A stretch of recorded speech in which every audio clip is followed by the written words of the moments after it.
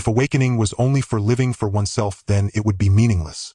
Evening arrived over the city of Jinling. Colorful clouds gathered in the sky, and the moon rose early, hiding behind the clouds as it peered down at the mortal world. In an alley whose walls were scrawled with the word demolition in paint, a handsome young man leaned against the wall. The sunset glow was enchanting, and the aroma of home-cooked meals rose into the air. Everything seemed peaceful. However, the few bruised and battered gangsters crouching beside him rather spoiled the atmosphere. In the afternoon, those gangsters had gotten drunk and wandered into the alley. As the saying goes, a full belly and warm drink lead to wandering thoughts of lust. They were looking for a shady barbershop that offered more than just haircuts. But the only barbershop in this alley was Xiao Zhang's salon, run by the martial-spirited owner Great Xia. After listening to their request, he politely led them inside and closed the door. Seeing this, the neighbors promptly started a betting pool. Come on. Guess how many minutes they'll last. Bet on odd or even. Amid cries of "Brother Jia, no please," the few gangsters staggered out of Xiao Zhang's salon, their faces black and blue, and crouched shivering in the corner. Great Xia walked up to them. "Dear customers, are you satisfied with this special service?" The gangsters nodded hurriedly. Satisfied. Good. They'll give you a thumbs up now, scram. Then he extended his hand, and a writing brush the size of a child's arm materialized out of thin air. After drawing a turtle on each of the gangsters' faces, Great Xia kicked them one by one and told them to beat it. The gangsters who had originally come to negotiate a shady deal ran away, covering their faces filled with shame and indignation. For the next 10 days or so, they would be forced to cry over their turtle heads, because the ink from Great Xia's brush was waterproof. Without 10 days or half a month, the ink wouldn't fade. Moreover, these gangsters dared not come looking for trouble because he was a superpowered being. Indeed, the brush was Great Xia's superpower. 8 years ago, he had transmigrated to this world and woke up naked on a bed in the Superpower Research Institute. In his hand was this ordinary-looking brush. Superpowers in this world were ranked from low to high as FEDCBANS. And Great Xia's superpower was assessed as Flevel by the Research Institute, the lowest possible rank. His former self had grown up in Tomato Orphanage. After the institute confirmed that his power was trash, they kicked him out. When he returned to the orphanage, he found it had burned down. Great Xia was dumbfounded. Was the starting line really this harsh? Fortunately, after wandering Jinling for a few days, he was taken in by an old man surnamed Yao and settled down in this alley. Since he was here, he made the best of it. Using his brush ability, Great Xia opened this Xiao Zhang salon. The biggest business of the shop was hair dyeing. He dyed the youngster's hair ash gray and the grandmother's hair jet black. 8 years passed, and his brush power hadn't improved much, but his body had grown quite strong. At the alley entrance, watching the turtle-head men flee in panic, Grandpa Yao, who was enjoying the evening cool, smiled at Great Xia. "Xiao Zhang, did you draw turtles on their faces again?" Great Xia grinned. "Grandpa, they wanted special service." "Isn't that what our barbershop's special service is? Could there be something else? Tell me about it, Grandpa." The smile on the old man's face froze. "Ahem. Kid, how would I know about the special services of a barbershop? Don't talk nonsense." "I'm old now," Great Xia said seriously. "Nonsense, Grandpa, you're still vigorous. Aunt Zhang, who dyed her hair at my shop, even asked me if you were single." An image of a woman as sturdy as a tank flashed through the old man's mind. He smiled wryly. Spare me, old bones like mine still want to." A shout suddenly came from not far away. "Xiao Zhang, your academy notice has arrived." Great Xia turned around. It was the mail delivery uncle holding a silver package. This made Great Xia's heart skip a beat. In this world, one could apply for a superpower academy at age 18. And the silver package was the notification, whether you were admitted or not. Over the past half-year, Great Xia had applied to superpower academies all across China, but the results were like stones sinking into the sea. Even when he got replies, they were polite rejections. There was only one criterion in this world to judge a superpowered person's talent: the rank assessed when acquiring power for the first time. If your initial awakening rank was F, then you would need to upgrade your rank twice just to catch up to someone whose initial rank was D. Naturally, academies gave priority to students with high early ranks and great growth potential. After all, no one wanted to ruin their reputation. As for frank admission depended on luck. Why did Great Xia fail?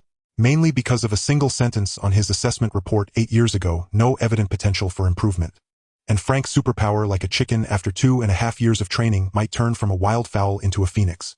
But a brush, no matter how much you upgraded it, would still just be a brush. Who would want such an frank superpower to drag down their academy's employment rate?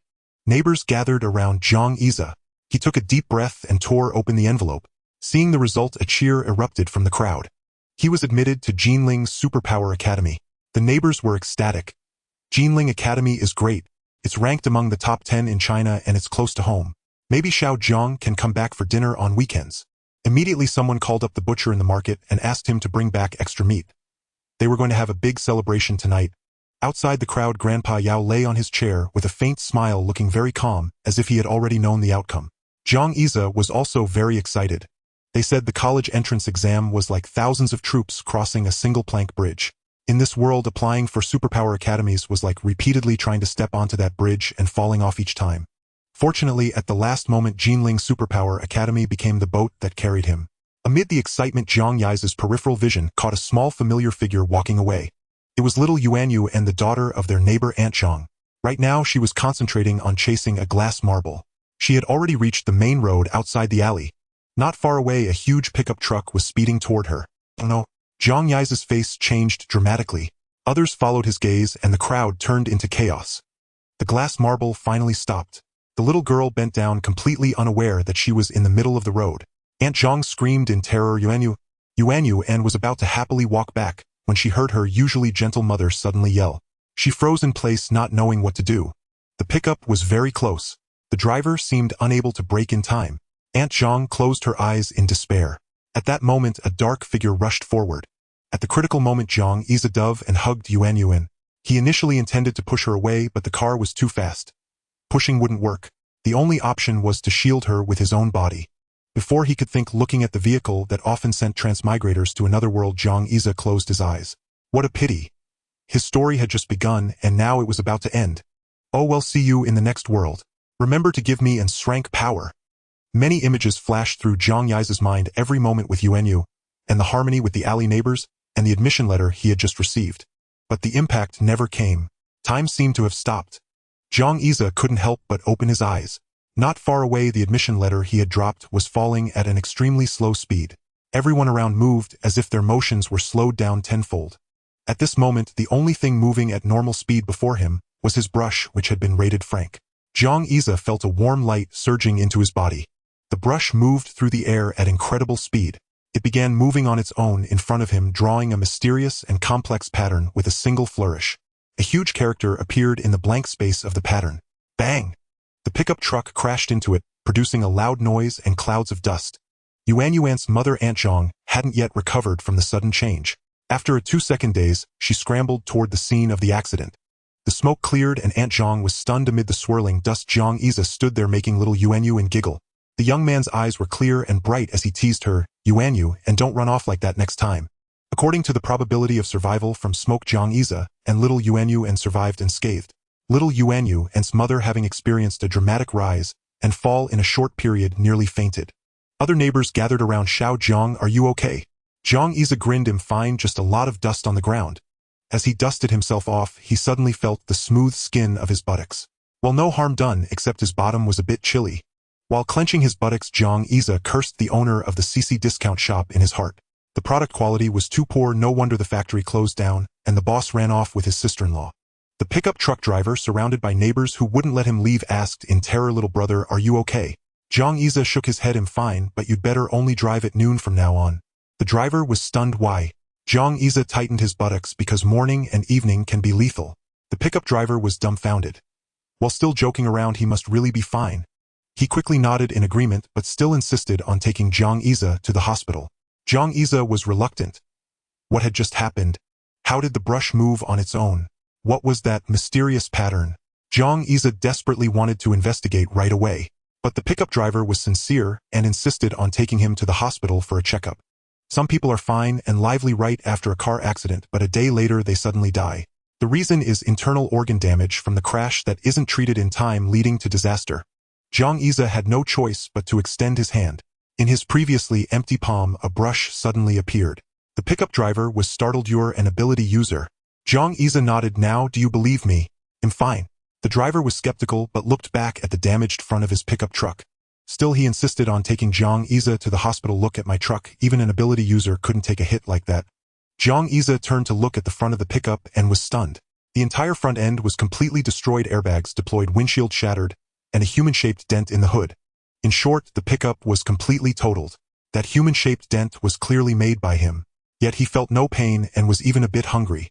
The driver knew the quality of his vehicle.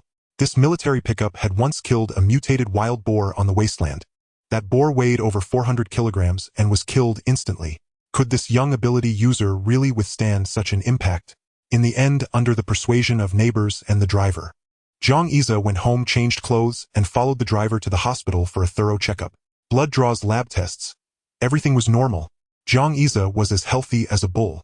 By the time he returned, night had fallen, but the neighbors were still waiting for him. A feast awaited the protagonist. Aunt Zhang toasted Great Xia several times until others stopped her. The greatest happiness is finding something lost and experiencing a false alarm. Everyone looked at Xiao Zhang with even softer eyes. 8 years ago, a solitary Xiao Zhang had come to this alley. At that time, he had just arrived in this world. These strangers had accepted him and given him the warmth of home, and his fearless dive proved that he was worthy of their care. After eating and drinking, Great Xia finally returned home. He sat at the desk, recalling the scene carefully. He was certain it was the mysterious pattern drawn with the brush that saved him and Yuan. Great Xia closed his eyes, recollecting in his mind.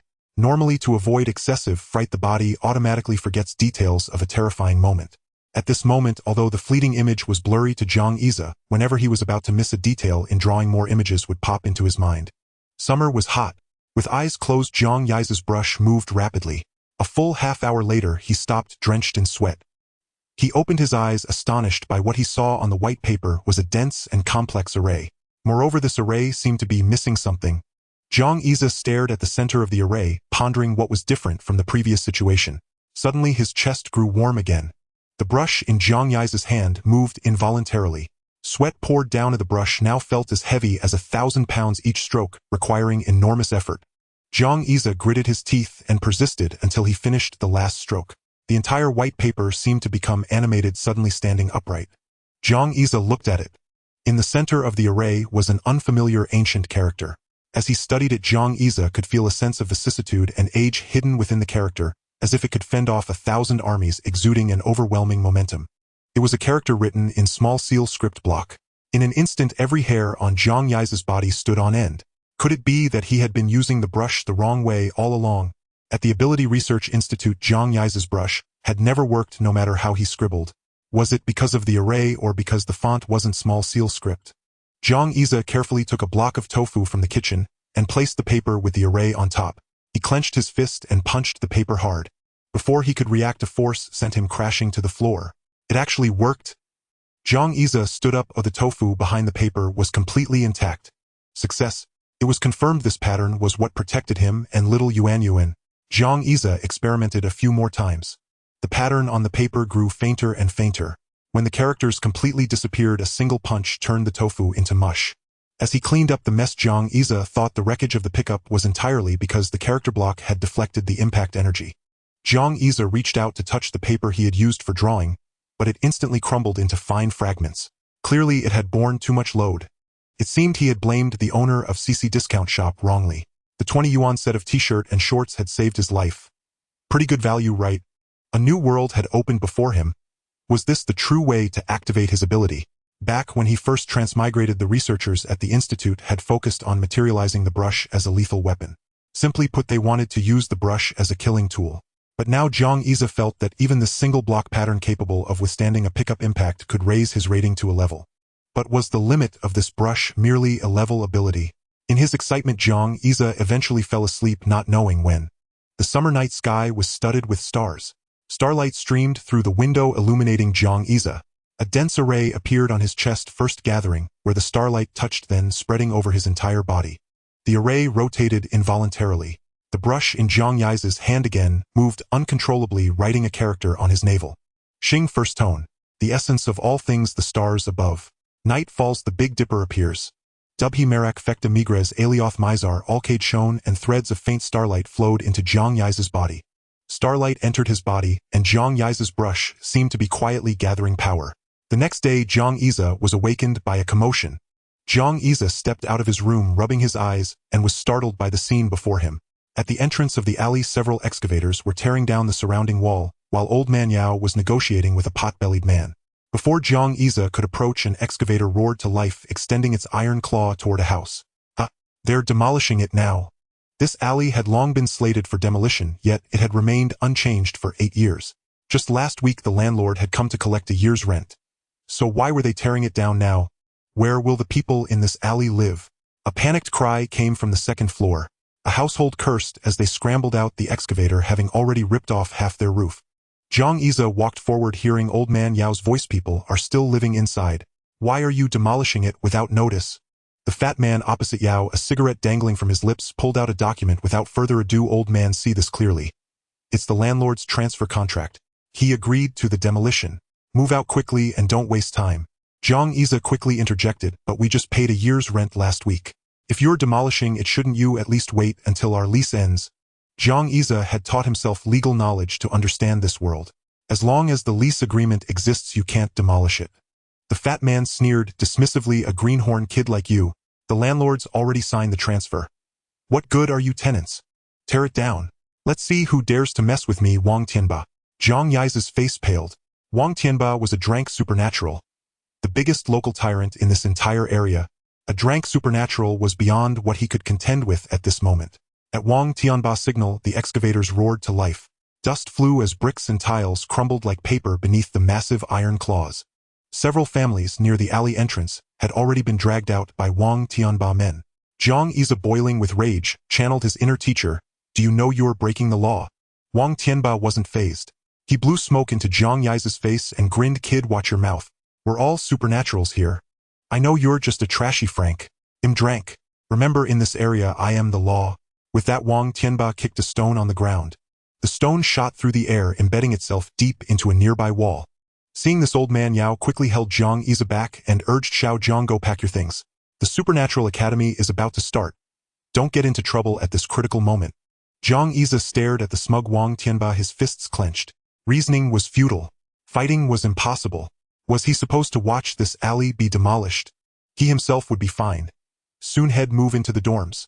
But what about these ordinary people? Where would they go? If they could afford a house, no one would choose to live in this leaky, damp, and dark alley. Great Xia looked at the giant demolished character on the wall, and a bold idea struck him. While Wang Tianba and the old man were distracted, he dashed into a house about to be torn down. The roar of the excavators seemed almost upon him. He closed his eyes, took a deep breath, and a brush appeared in his hand. With a brush in hand, the world was his. Great Xia opened his eyes, his right hand wielding the brush in a flurry of strokes. On the inner wall, about to be demolished, a massive character for block emerged. He didn't pause, slipping into another outer house and repeating the same pattern. The excavator's iron claw was already reaching for the roof. The moment the claw touched the roof, a screeching sound erupted like metal being crushed. The noise persisted for a while before the excavator's engine suddenly fell silent. The excavator operator stumbled out of the cab, dazed. Mr. Wang, the excavator seems broken. Wang Tianba, who was smoking in a nearby vent, stood up. What? The excavator's broken. Ow. Wang Tianba walked to the alley entrance and saw the iron claws of the other excavators falling off their machines. He squinted. Others might think it was a mechanical failure, but he could tell at a glance that a supernatural was at work. Wang Tianba's heart tightened. Could there be another supernatural among these people? He studied the twisted shape of the iron claws, a chill running down his spine. Having worked as a thug for years, he had risen to his current position by being bold, meticulous, and adhering to one principle: never provoke a supernatural stronger than himself. The iron claw had been twisted into a pretzel. Something he couldn't possibly do. Controlling such hard metal to that degree had to be at least crank, not D. Wang Tianba suddenly thought of a supernatural ability: crank metal control. Sweat dripped from his brow involuntarily. What he was doing was indeed wrong. By the rules, he should have waited until the lease ended. But the original owner of this area had lost everything at his gambling den, and sold him the deed to settle the debt. He had assumed this area was full of easy targets, ordinary folks. But there was a supernatural here. With a flicker of hope, Wang Tianba approached the excavator. He carefully examined the shape of the iron claw. Why hadn't this supernatural shown themselves? Could the wall really be that thick? Let's give it a try. He took a deep breath and kicked the wall hard, wanting to test if it was the wall's fault. Wang Tianba's drank ability was leg muscle enhancement. Whether for running or kicking, he was among the best of drank. That kick would have floored most drank supernaturals. Boom! Wang Tianba was sent flying. He slammed into the excavator, nearly tipping it over, and howled, clutching his leg. From his years of experience, that leg was broken, maybe even shattered. Wang Tianba was drenched in cold sweat from the pain, but fear had already taken hold. Even metal control shouldn't be this powerful. A thought crept into Wang Tianba's mind: either there's a second crank supernatural here no weaker than metal control, or there's a brank one. In short, he had hit a brick wall today. Wang Tianba struggled to shout, "Stop the demolition! Stop!" At this moment, the thug boss of Jinling just wanted to flee. He dropped a stack of cash and kowtowed 3 times. "Forgive my intrusion, senior. This is for the repairs. This alley won't be touched for 10 years. No 20. With that, Wang Tianba had his men help him up and ran off. The people in the alley stood dumbfounded. He just left. They had resigned themselves to the streets, even to surviving in the wild. But then a sudden turnaround. Wang Tianba was gone. It wasn't that they didn't want to resist, but against a supernatural resistance was futile. Old Man Yao chuckled, telling them to collect the money Wang Tianba had left. "Now we have funds to fix up the houses." While the crowd was distracted, he headed toward the house where Xiao Zhang was hiding. Zhang Yiza sat in a corner, pale with blood seeping from his lips, unconscious. Before passing out, he had silently vowed, "One day, I will use true power to protect these people I want to guard." What Zhang Yiza didn't know was that someone was watching him from the shadows. More than one person. In the afternoon, Old Man Yao led the group in repairing the houses. This ordinary alley in Jinling after renovations looked cleaner and tidier than before. Meanwhile, while nursing his injuries, Wang Tianba was betrayed by his men and died, stirring up the underworld of Jinling once more. But it seemed all the thugs had reached a consensus: don't mess with the people in that alley unless you're tired of living. After half a month in bed, Zhang Yiza was back on his feet, just in time for the opening day of Jinling's Supernatural Academy. During this time in bed, Zhang Yiza's meals were surprisingly good, especially Aunt Zhang, who seemed to have bought an array of peculiar meats from somewhere. After eating, Zhang Yiza felt a surge of excitement every day. Little Zay had been standing all morning, which was quite awkward. Perhaps due to the meat, Zhang Yiza surprisingly felt that his body had become sturdier, and even his painting techniques had improved noticeably. The alley was about 30 kilometers from the Jinling Ability Academy, and Zhang Yiza hurried to report on the day of registration. In the bustling dormitory, Zhang Yiza listened attentively to the information about ability users. He was currently staying in a room for 4. There were no freshmen who had reached Crade ability at the Jinling Ability Academy. Freshmen of Crade are rare geniuses, and once they appear, they are immediately recruited and secretly trained by major families. Zhang Yiza recalled that the land beneath his feet was in a prime location in Jinling, originally the territory of an art college with a history of 100 years. As ability users gradually gained a voice in this world, art fell into decline and was ultimately absorbed. A significant divide also emerged in the scientific field. Due to the persistent challenges in physics, the focus of scientific research gradually shifted to the field of life sciences. More precisely, it shifted to the domain of ability genes. Zhang Yiza's roommate finally arrived. The 4 of them, around the same age, found a restaurant outside the campus to have a meal. The eldest, Yang Kai, had dyed yellow hair, earning him the nickname Yellow Hair. The second, Gu Zhixin, wore thick glasses, and when he smiled his eyes squinted into a narrow slit. The third was Zhang Yiza. The fourth was Zhu Wenfeng. When the topic turned to abilities, the expressions of the group changed slightly. The eldest, Yellow Hair's ability was somewhat related to weasels. After releasing his ability, a pungent smell would linger. Yellow Hair wanted to demonstrate but was quickly stopped by the other 3. Gu Zixin's ability was lung-related, and his future direction would be towards sound-based ability users. Not only was Gu Zixin's voice highly deceptive, but he had also developed a new ability. He lit a cigarette, then inhaled the entire cigarette into his lungs in one breath, and when he exhaled, the entire room was enveloped in smoke. He looks like a seasoned smoker having taken it into his lungs. But to be fair, it did have a bit of a smoke bomb effect. Zhu Wenfeng's ability was related to trees. His fingers could stretch and had a wrapping effect. At that moment, Zhang Yiza even felt that Zhu Wenfeng resembled Groot from Guardians of the Galaxy, a bit goofy. As for Zhang Yiza's ability, he looked at his eager roommates. Zhang Yiza scratched his head and said, "How about I conjure up a brush for you?" With that, he extended his hand and a brush appeared out of thin air. The others fondled Zhang Yiza's treasure with great interest. "It's quite thick." Yellow Hair, clearly more experienced, remarked, "Third, although your ability seems a bit useless, this kind of object-oriented ability is truly rare." Yellow Hair thought for a moment and said, "I seem to recall hearing from my elders that there was an great ability user, known as the Judge's Brush, who also wielded a brush." Zhang Yiza became curious and asked, "Was his also a brush?" Gu Zhixin chimed in, "I know of him. He doesn't use a brush, but seems to be called the Kueishing brush." Zhang Yiza was taken aback, then nodded, "That's true. Oh, otherwise, I wouldn't be a great ability user." People in this world might not understand Kueishing, but Zhang Yiza from Earth certainly did. Since he was young, his father had told him about the stars in the sky, with the Big Dipper being the most talked about. Kueishing refers to the first 4 stars in the Big Dipper: Tianshu, Tianxian, Tianji, and Tianquan. As night fell, Jiang Yize lay on the bed in the Golden Ability dormitory. Today he found it hard to fall asleep, not because he wasn't used to the bed, but because the sounds from his roommates came too quickly. The 3 different frequencies of voices created a rather challenging trio to endure. Jiang Yize felt a bit out of place. Once he fell asleep, the starlight seeped in and the patterns on his body reappeared.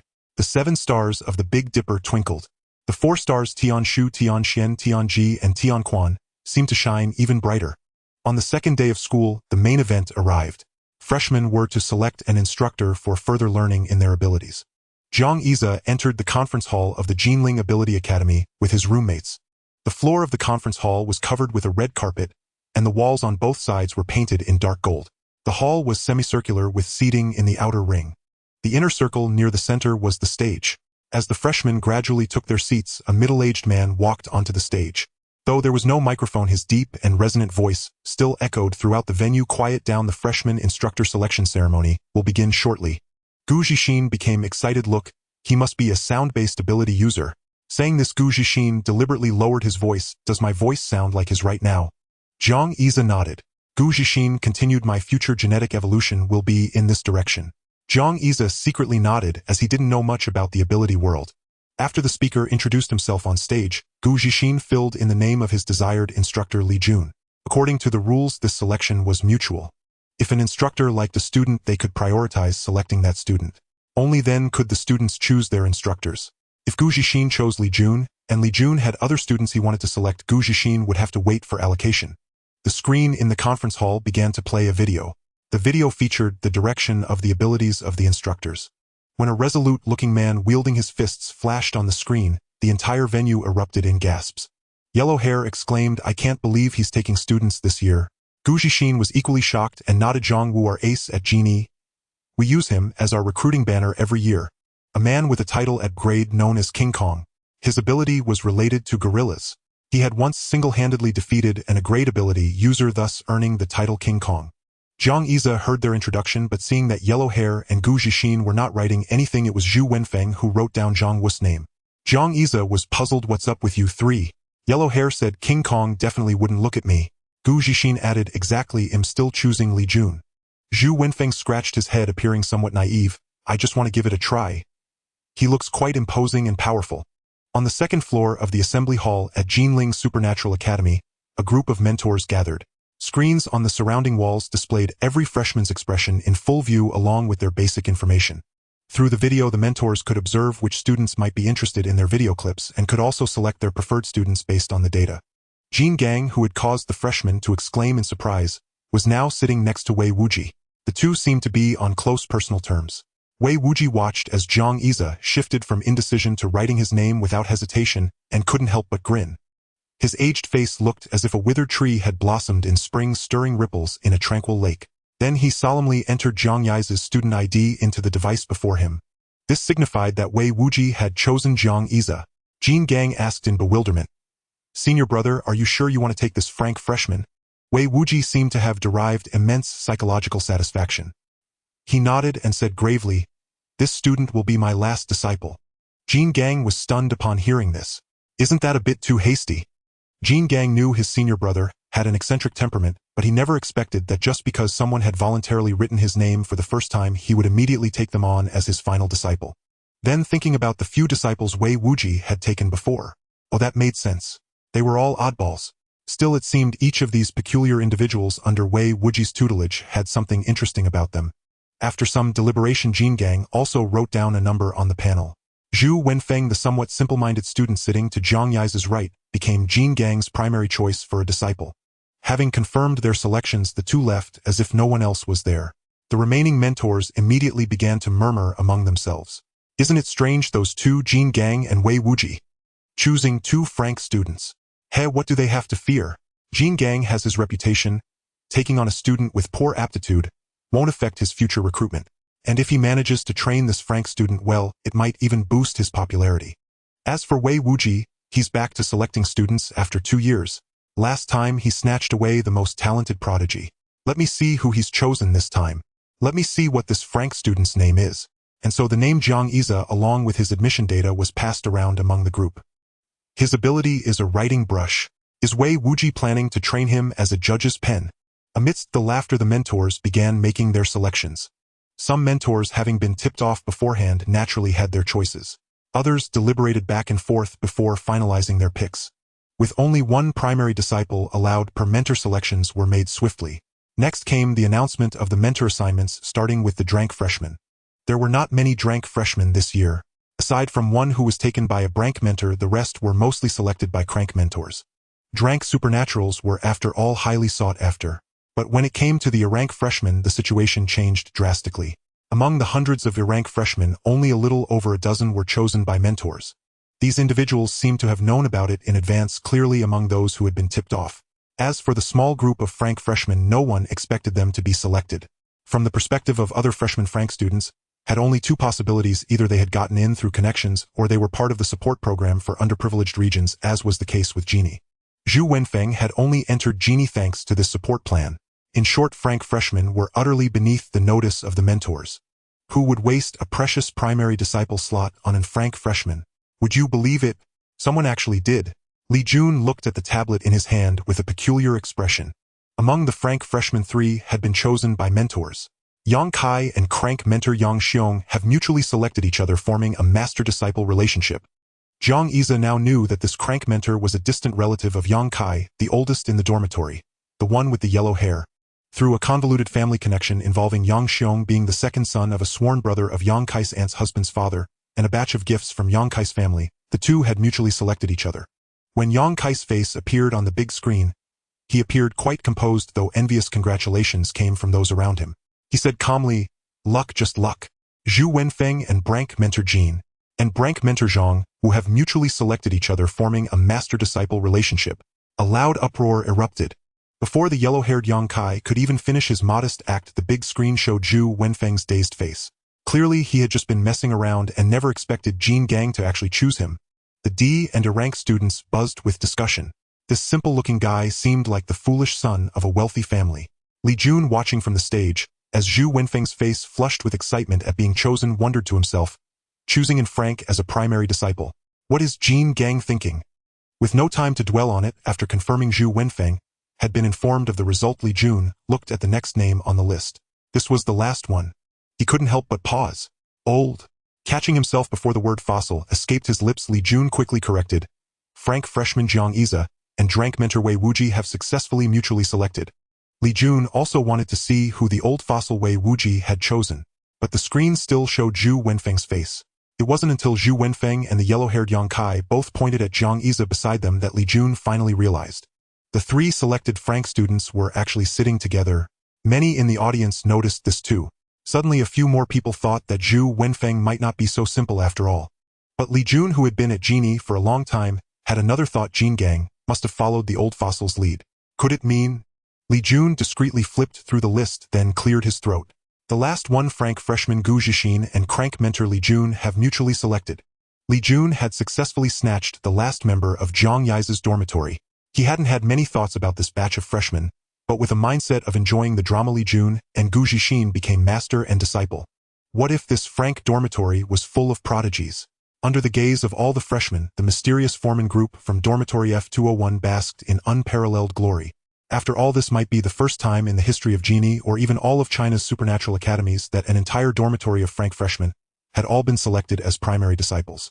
The yellow-haired one had initially been teasing Zhu Wenfeng for stealing his thunder, but now he strutted like a proud rooster, leading his dorm mates away with his head held high. He was the big brother, the dorm leader. F201 all followed his lead. Unaccustomed to being stared at, Zhu Wenfeng slipped away behind him. Jiang Iza also prepared to return and get ready for the upcoming freshman training. Seeing her dorm mates leave, Gu Zhixin didn't linger either. And so this F201, which had done its deed and vanished into the shadows, instantly became a hot topic among the freshmen. Have you heard? Among the Frank freshmen, there's a whole dormitory that got selected. This news grew in popularity as the freshmen discussed it, eventually spreading among the upperclassmen. Adding to the mystery, a petite little girl all on her own carried 4 large bags of things to dormitory 201 where Jiang Iza and the others lived. A freshman took a photo and sent it to an upperclassman. The upperclassman immediately called back and said, "Take my advice. Never mess with dormitory 201 from now on." F201 was engaged in a heated discussion about how Zhu Wenfeng had caught the attention of Jean Gang. Setting aside the matter of appearance for now, Zhu Wenfeng's face was dotted with acne, and even if Jean Gang's orientation were unconventional, he wouldn't have taken a liking to this. Gu Zixin's suggestions of a prominent family background or a connection from the past were also dismissed by Zhu Wenfeng. He had never even heard of Jean Gang's name before, and it was even less likely that he had ever provided aid to Zhang Wu in his days of destitution. A knock sounded at the door. Gu Zixin opened it to find a petite girl about 1.50 meters in height with a lollipop in her mouth and a large bag slung over her shoulder, curiously taking in the room. Gu Zixin was about to greet her, when with a thud the little girl dropped the large bag to the ground. Which one is Jiang Xia?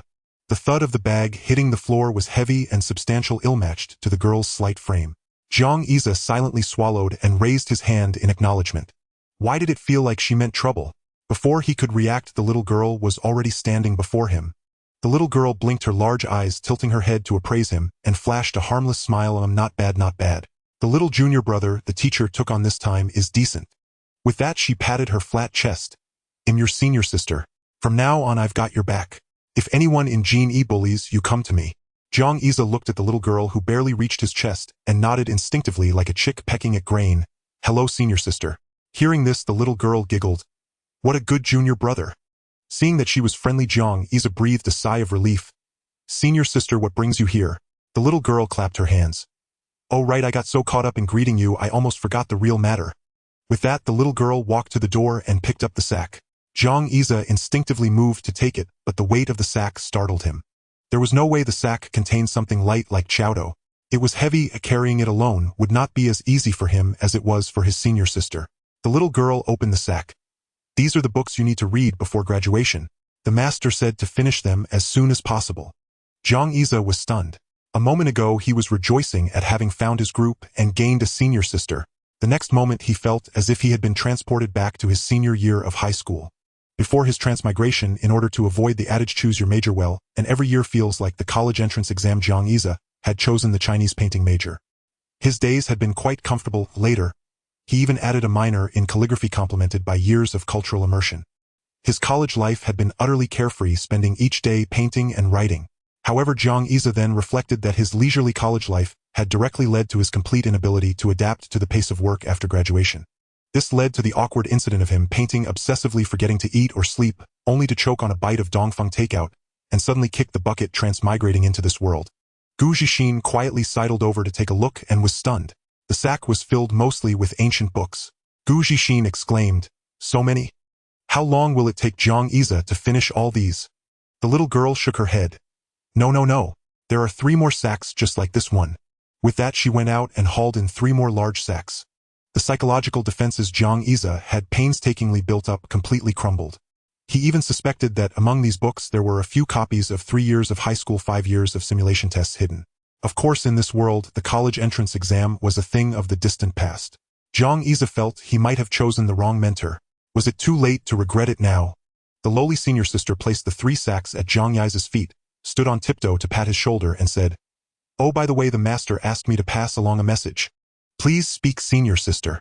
The little girl's brow furrowed slightly, as if she were recalling something, and then with a solemn expression that seemed out of place on her, she said, After reading 10,000 volumes you can write with godly power.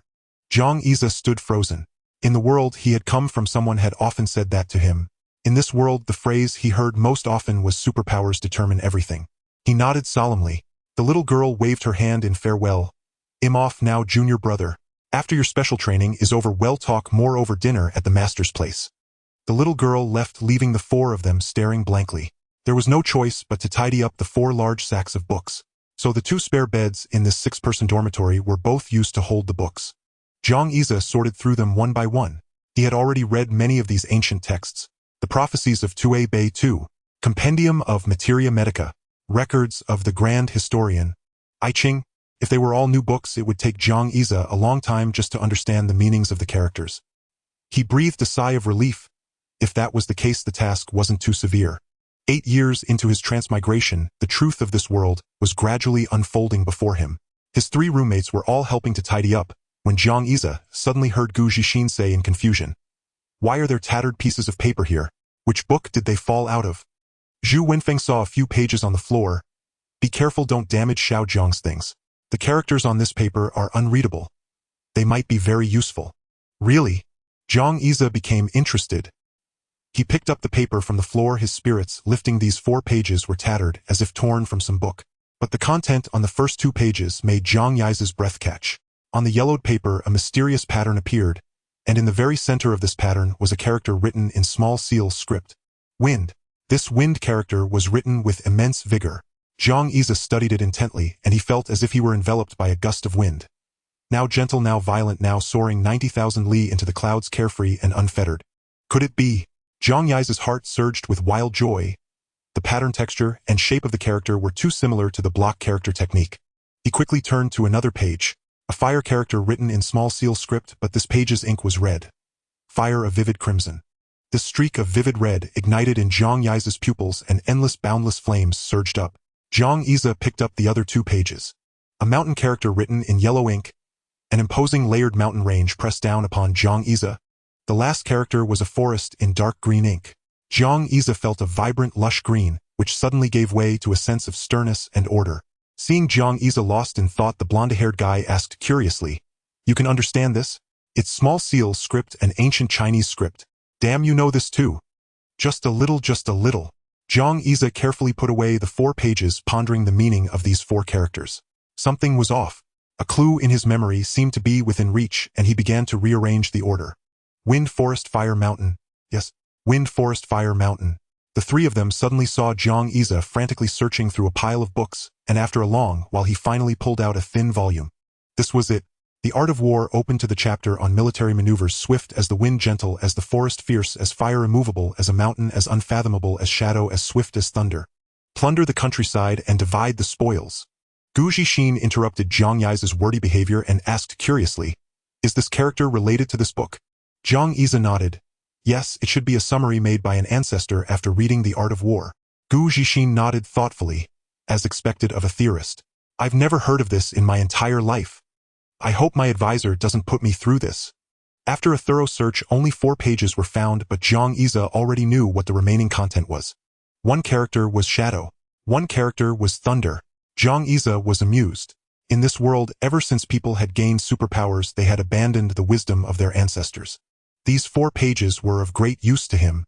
Zhang Yi carefully mounted the 4 pages, planning to finish organizing the books before trying out whether wind, forest, fire, mountain actually worked. Now when Zhang Yi looked at these books, he felt as if he were staring at a gold mine. The 4 of them worked together and finally finished tidying up the 4 sacks of books. At last Zhang Yi had time to sit at his desk. He extended his right hand and a brush appeared out of thin air. As he lifted the brush, Zhang Yi felt a moment of dizziness. The wind outside the window swept up fallen leaves, growing even stronger, and it seemed that there was a whisper in the breeze. Travel with the swift wind, but be mindful of what lies behind. A few days passed in a blur, and soon it was time for the special ability training. Rows of buses pulled up at the entrance of Jinling Academy of Special Abilities, carrying the new students toward the outskirts of the city, to the Jinling Military District's ability training base. They were to undergo training identical to that of new recruits. Zhang Yi felt a pang of nostalgia as the bus passed by the alley where he lived. At the mouth of the alley, Old Man Yao was still basking in the sun, and Zhang Yi wanted to greet him. Old Man Yao appeared to be asleep. What Zhang Yi did not see was that after he turned around, Old Man Yao stared in the direction of his bus and smiled. Under the sunlight, his beard gleamed a brilliant white. Upon arriving at the base, the new students leisurely disembarked and gathered, chattering noisily amongst themselves. Within the crowd, the 4 from room 201 stood together looking around. Gu Zixin suddenly tugged at Zhu Wenfeng's sleeve. "Fengzi, look, isn't that your mentor?" They all looked and saw that it was indeed Vajra Zhangwu. The moment Vajra stood there and swept his gaze over the crowd, the gathering point, which had been as noisy as a market, fell into a silence as deep as Silent Hill. Almost everyone's expression changed. Zhang Yi also felt for an instant as if he were being targeted by a ferocious beast. His adrenaline surged and his entire body stiffened. Was this the strength of a Brank ability user? Zhang Yi noticed that Blondie's ability was almost triggered, so he quickly pinched him. "No, he's on our side.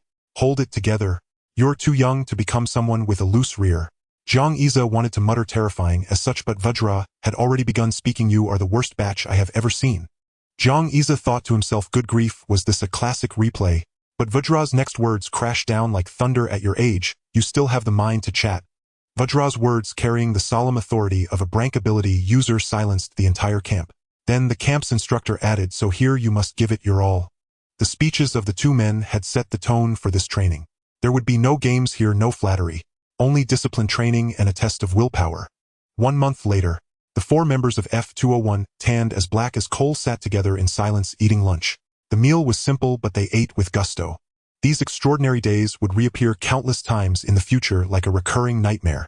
Among Genie's cohort of over 1000 students, more than 300 suffered injuries, over 100 had mental breakdowns and cried, and more than 30 ultimately chose to give up. Those 30-plus individuals were directly expelled by Genie. Many gritted their teeth and persevered for 2 reasons. One was that their performance in the training would determine the order in which they were assigned mentors. During the earlier mutual selection phase, a small number of students had been chosen, but many mentors still had not selected anyone.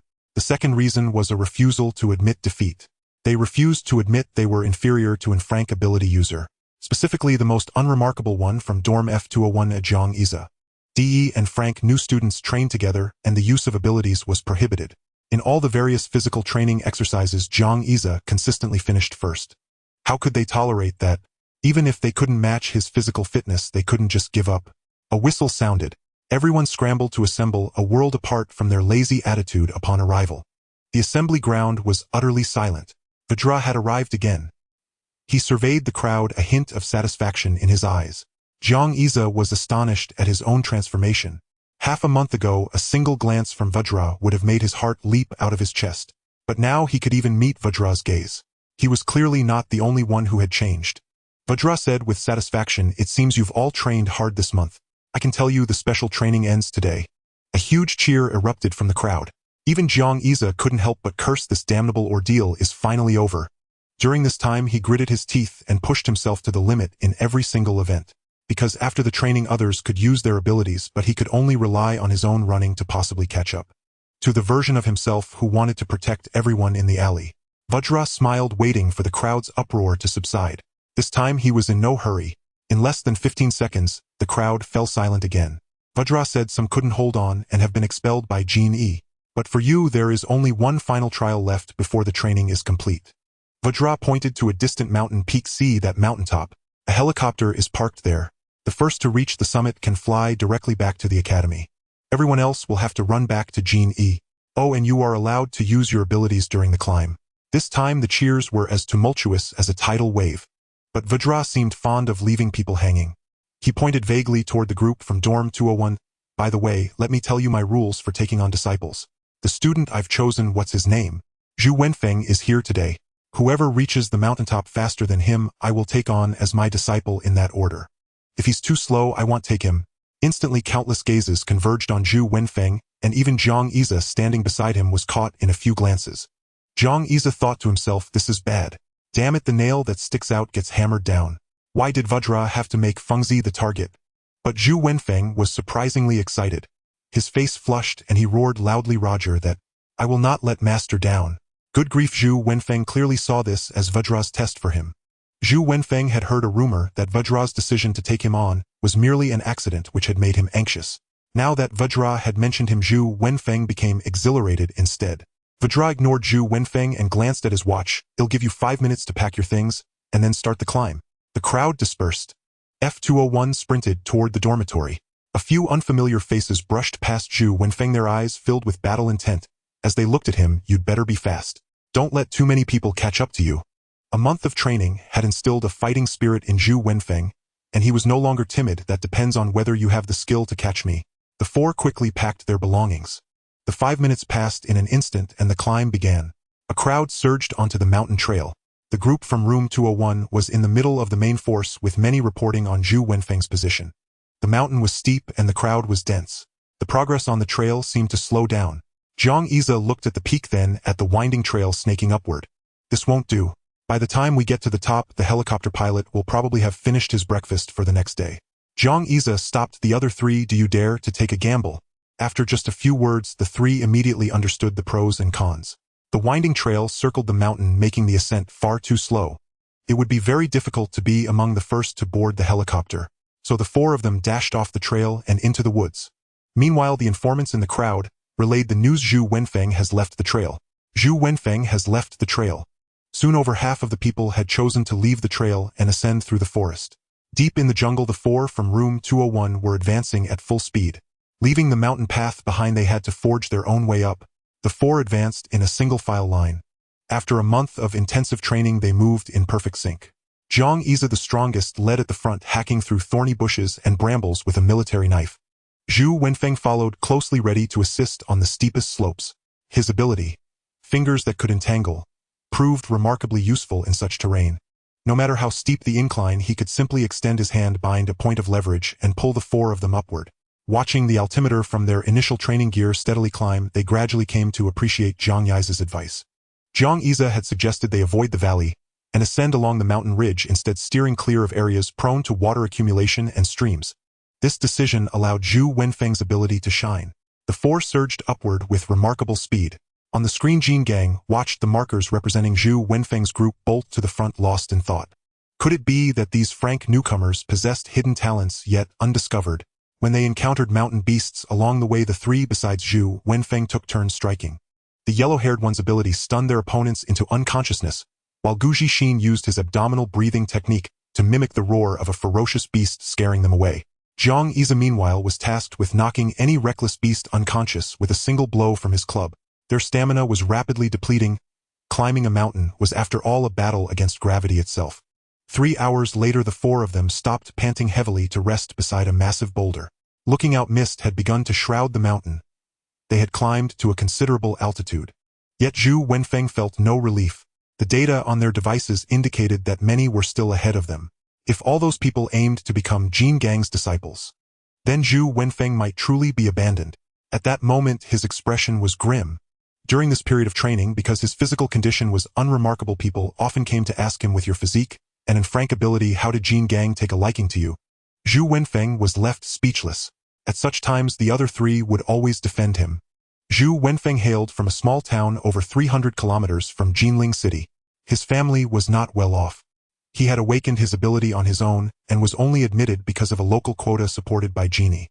Now his physical exhaustion seemed to whisper to him that he truly was unworthy of being Jin Gang's disciple. His plummeting spirits were quickly noticed by the others. Jiang Yize grabbed Zhu Wenfeng's hand to examine it. His hands, which had developed calluses from training, were now covered in wounds clearly cut during their ascent. At this rate, it was indeed affecting their speed. The yellow-haired one side looks like we'll have to walk back to Genie. Gu Zixin remained silent. His lungs could still push on a little longer. But abandoning his roommate to go ahead alone made him hesitate. Especially given Jin Gang's words, if Zhu Wenfeng was too slow, he might be discarded. At that moment, Jiang Yize asked Fengzi, why did you choose Jin Gang as your mentor back then? Zhu Wenfeng shook his head. I don't know. I just thought since everyone thought Jin Gang was good idea, put him down. I'm from a small place, I haven't seen much, so I just took a shot. But from what I've seen recently, it seems teacher Jin Gang is really popular. Zhu Wenfeng gazed at the mountaintop. The sky was darkening, the sunset clouds breathtakingly beautiful. He said bitterly, I want to see the view from the summit too. The wind rose. Mountain gusts converged. Before Zhu Wenfeng's eyes, Jiang Yize's familiar brush appeared. Lately, Jiang Yize had often used it to paint on their faces, claiming it had a sunblock effect. But now something seemed different. The three looked up. Jiang Yize was not the same as usual. Jiang Yize grasped the brush, pulled 4 sheets of paper covered in patterns from his bag, and carefully wrote a single character on each. Wind. Later, when Zhu Wenfeng, who had become Jin Gang's disciple, was interviewed and asked what left the deepest impression on him during his studies at Genie, he was dazed for a few seconds, recalling that day's scene. The 4 sheets of paper were lifted by the wind. The brush in Jiang Yize's hand seemed wrapped in the breeze, kicking up fine sand and stones.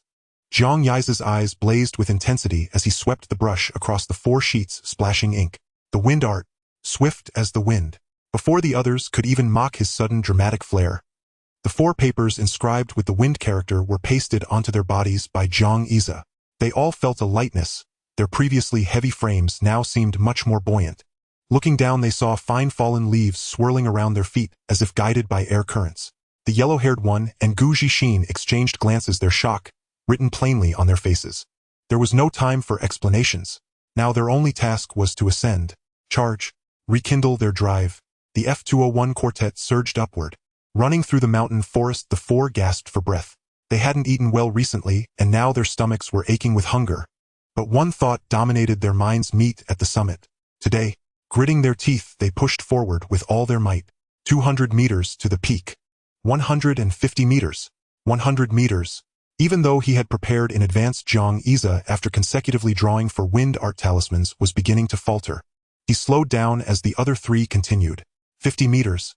The yellow-haired one also stopped. Gu Zixin, panting like an ox, looked at Zhu Wenfeng drenched in sweat and barely holding on and gritted his teeth. He hoisted Zhu Wenfeng onto his back and strode forward. 25 meters. Gu Zixin stumbled and fell on a small slope. The summit was right there. Zhu Wenfeng caught his breath for a moment. He tried to help Gu Zixin up. Gu Zixin pushed him away. Go. Get up there, don't worry about me. His nose stung. From not far away came the voices of the yellow-haired one and Jiang Yiza. Go. Fengzi, get up there. The wind talisman had faded. Now he was driven by sheer willpower alone. Zhu Wenfeng stepped forward. One step, then another. Finally, he stepped onto the summit. Several others had already arrived. Drank ability user freshman and Jin Gang himself, who had somehow already reached the top. Jin Gang approached, scrutinized Zhu Wenfeng, who was soaked through, and smiled as he helped him up. Good performance. Come on, apprentice, let's get on the plane and head back to rest. Zhu Wenfeng shook his head. Master, I'll wait for my roommates. Jin Gang seemed displeased by the refusal. What's there to wait for? Come on, there aren't many seats on the plane. Zhu Wenfeng didn't hesitate. Master, I want to wait for them. Jin Gang frowned. If you do this, you'll have to walk back. Zhu Wenfeng nodded, a bit of strength returning to his body. Then I'll walk back with them too. They're just a few frank ability users. Let me introduce you to some drank ones. Get on the plane. No, I want to wait for them. Jin Gang's face stiffened. He stared at Zhu Wenfeng with a frown, making him feel as if a mountain was pressing down on him. You'd still wait even if it makes me unhappy. I'd still wait. What if I refuse to take you as my disciple? Zhu Wenfeng clenched his teeth. I'd still wait. Jin Gang's brow relaxed and the oppressive pressure as heavy as a mountain vanished. Fine then. With that, Jin Gang turned toward the helicopter. Actually, even if you wanted to leave, you couldn't. There's only one seat left. I'm off now. Bye. Zhu Wenfeng stood there stunned. Was this acceptance? At that moment, people began arriving at the summit one after another. The yellow-haired one, Jiang Yiza, and Gu Zixin also crawled up, supporting each other. Some wailed when they saw Zhu Wenfeng had reached the peak. Their hopes of becoming a disciple dashed. Zhu Wenfeng, however, lay down on the ground with the other three who had collapsed. After hearing Zhu Wenfeng's account of his encounter with Jin Gang, they all sighed in amazement. Gu Zixin said, Fengzi is a real one. He had a plane and he truly didn't take it. Well, now the four of us get to walk back together. The yellow-haired one chuckled. You have to admit the stars look amazing from the summit. Jiang Yiza, gazing at the sky, murmured, enough talk. Let's order some food first. What should we eat when we get down? How about some chicken? Is that chicken legit? Get lost. On the plane, Jin Gang's expression was sour. Getting rejected by my own student. How annoying. The drank ability user students were too scared to speak. Then Jin Gang called his senior brother Wei Wuji to report the situation. After hearing the news, Wei Wuji, on the other end of the line, was furious. You, a drank ability user, flew back and left my disciple on the mountaintop. Jin Gang's expression froze. He said ingratiatingly, Senior brother, I was wrong. But I thought your disciple wouldn't abandon his roommates either. Bullshit. Couldn't you have just thrown a few of those drank ability users off? Jin Gang actually glanced at the drank students beside him, making their hearts skip a beat. Forget it, forget it. Senior brother, I want to have a few drinks and talk about your disciple's ability. No way. Senior brother. I may not have merit, but I've worked hard. The faces of the people on the helicopter went blank. Who was Jin Gang's senior brother? How could the mighty Jin Gang be scolded so harshly? Jin Gang hung up and swept his gaze over them. Panic set in. Help. Was Jin Gang going to silence them? Fortunately, the Brank powerhouse didn't stay with them long. As they flew over an area on the Zijin mountain range map that was marked as blank, Jin Gang, cursing, jumped out without a parachute. Ah, what a failure. My apprentice won't listen to me and my senior brother scolds me. Life is unbearable. That day, the mutated beasts of the Zijin mountain range suffered a fright. A man of immense strength grabbed them and demanded, say, do you know you were wrong? If the Jinling military region hadn't arrived in time, the mutated beasts of the Zijin mountain range might have been scared out of their wits. A sliding track wound down the mountain peak, making their descent relatively easy. Once at the foot of the mountain, they were already near the city's urban fringe. They sprinted straight to a local restaurant and each ordered a full table of dishes. The owner panicked. Were these customers planning to dine and dash? Only upon learning they had just returned from elite military training did he relax. Had it not been for that explanation, he would have assumed they were wild outsiders sprung from some remote mountain hollow. They devoured their meals with ravenous urgency, each finishing an entire table's worth before belching contentedly and paying up. No sooner had Jiang Yiza and his companions left than another group arrived. Faces smudged black with grime. That day marked the restaurant's all-time revenue peak. Every ingredient in the kitchen vanished beneath their collective appetite. Later arrivals even cradled steaming pots of rice, savoring every grain with unself-conscious delight. Sated and strolling to aid digestion, the 4 members of Class 201 ambled along the streets of Jinling. Atop a pedestrian overpass, they gazed out over the city's nocturnal splendor, bustling avenues alive with flowing traffic and wandering crowds. Huang Mao, unable to suppress his curiosity, finally spoke. Xiao Zhe, you're truly an frank esper. Your ability seems... Jiang Yize hastily cut him off. No. Please never call me Xiao Zhe. He recoiled visibly at the name. In his previous life, whenever someone addressed him as Xiao Zhe, they inevitably appended Maria. An unfortunate coincidence that evoked the name of a certain island nation instructor. Huang Mao nodded solemnly. Understood, Xiao Zhe. Jiang Yize stared blankly. Then, deftly changing the subject, what if I told you I only mastered this ability during orientation week? Would you believe me? Gu Zhixin perked up. Did you learn it from that book your professor gave you? Jiang Yize nodded. Yes, the Wind, Forest, Fire, Mountain Scrolls. Zhu Wenfeng grew animated. Then, what about the remaining characters? Forest, Fire, Mountain. What effects do they wield?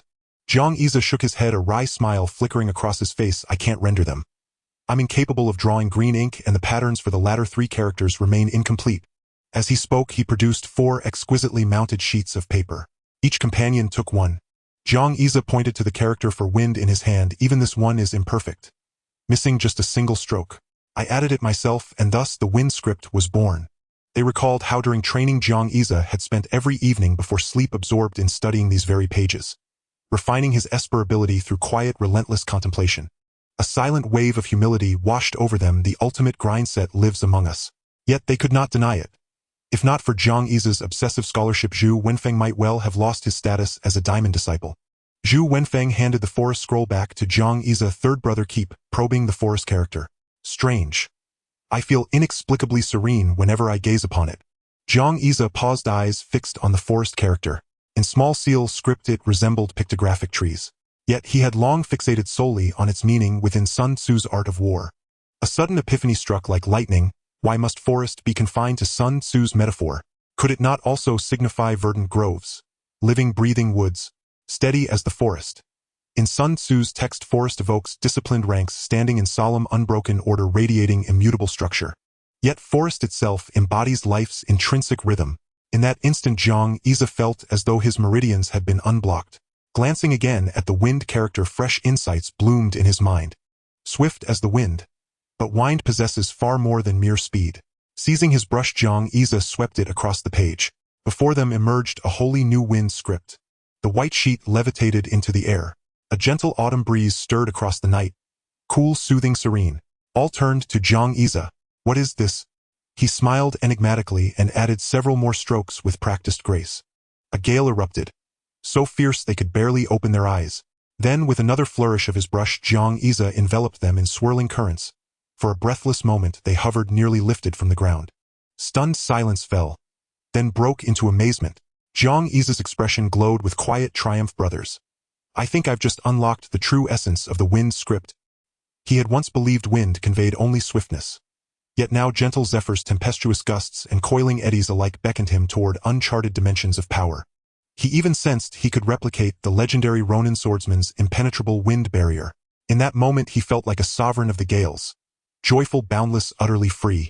Their gaze upon Jiang Yize shifted, deepened, reverent. Huang Mao spoke first. Xiao Zhe, you should retake your evaluation. Even without mastering forest, you're surely at least a rank now. The others nodded in agreement. Jiang Yize waved a dismissive hand. We'll see. That'll wait for you 3. Slung an arm around all 3, he declared, let's wait until you all reach your rank. Then I'll retest. And we'll stay in the same dorm just like before. Huang Mao feigned outrage. All right, boys. Someone's showing off. Get him. A boisterous tussle followed, ending only when Jiang Yize pinned all 3 beneath him. They sat dazed and tearful. How after such a feast did he still possess this much vitality? Under the amber glow of street lamps, their silhouettes stretched long and slender into the deepening night. After walking half the night, dawn's pale light crept over the horizon as they finally reached the gates of Jinling Esper Academy. It was then they remembered. Why hadn't they simply taken a taxi home? Back in their dorm, Jiang Yize slept deeply, then returned home. For a brief spell, Xiao Zhang barbershop reopened, and he gave haircuts to neighbors and elders in his old alleyway. The locals struggled to reconcile his transformation. Their once pale, clean-cut boy had returned from the Esper Academy not plump and pampered, but leaner, darker, weathered by unseen trials. 3 days in the alley restored some of his weight. Then he departed once more for Jinling. At the dormitory entrance he stood laden with homemade snacks. Gifts from grateful neighbors, including a generous handful of candy tucked in by Yuan Yuan. He noticed a luxury supercar parked beside the dorm, likely belonging to some heir of wealth. Its door swung sideways open, revealing a petite girl in black stockings, sucking thoughtfully on a lollipop. Zhang Yiza blinked. Wasn't this his senior sister? By now he knew her name, Zhang Xiaoxiao, a celebrated figure at Jinling Esper Academy, and already an accomplished crank Esper, her talent nothing short of extraordinary. Zhang Xiaoxiao spotted him instantly. Junior brother. Over here. Zhang Yiza approached, arms full. Senior sister, what brings you here? She studied his parcels, her delicate nose twitching. Is there something delicious inside? He nodded and opened the bundle. Inside lay a trove of neighborhood treats, including the candy Yuan Yuan had pressed upon him. Zhang Xiaoxiao wiped a bead of saliva from her lip. May I have just one? Zhang Yiza watched her, her entire focus riveted on the sweets, and laughed softly. Of course you may. Thus, on return day, witnesses saw Jinling's notorious little demoness squatting beside Zhang Yiza on the roadside, each happily munching a triangular sweet dumpling. They savored the snacks together, critiquing flavors. Though most ended up in the petite senior sister's eager stomach, their bond deepened swiftly. Zhang Yiza mused aloud about forming a sworn siblinghood, calling her Xiao Xiao Mimi, while she called him junior brother. Otherwise, he simply couldn't reconcile the fact that she was younger than him, yet already a crank Esper. After a long pause, he asked curiously, senior sister, what brings you here today? Zhang Xiaoxiao let out a soft belch, then froze rigid with dread. Junior brother, I think I've forgotten something. What is it?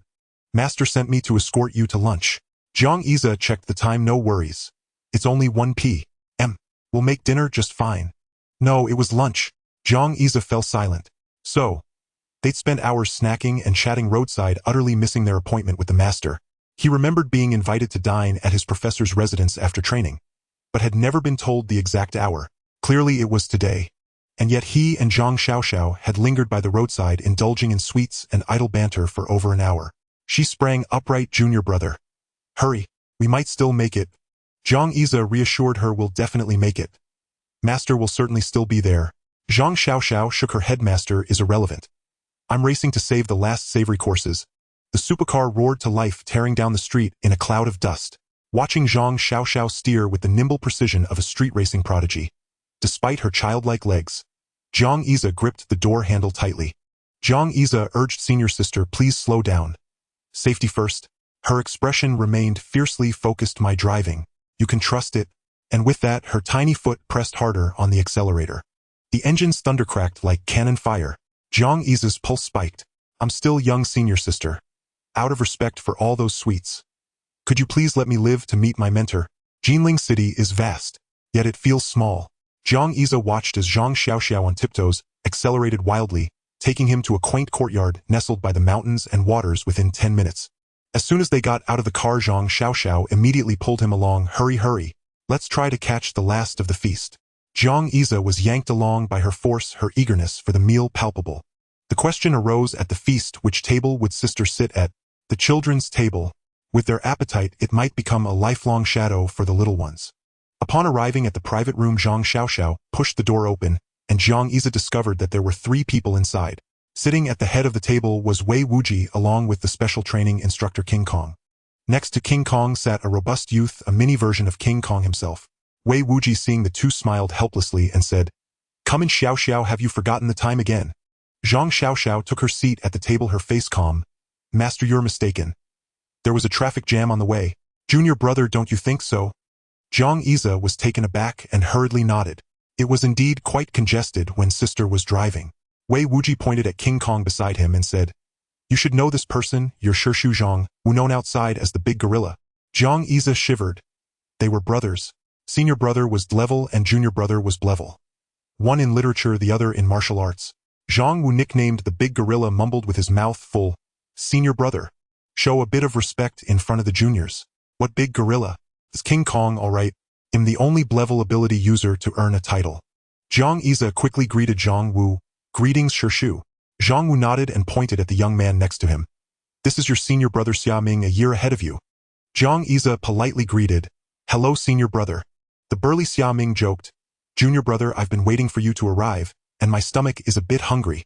Jiang Yize scratched his head helplessly.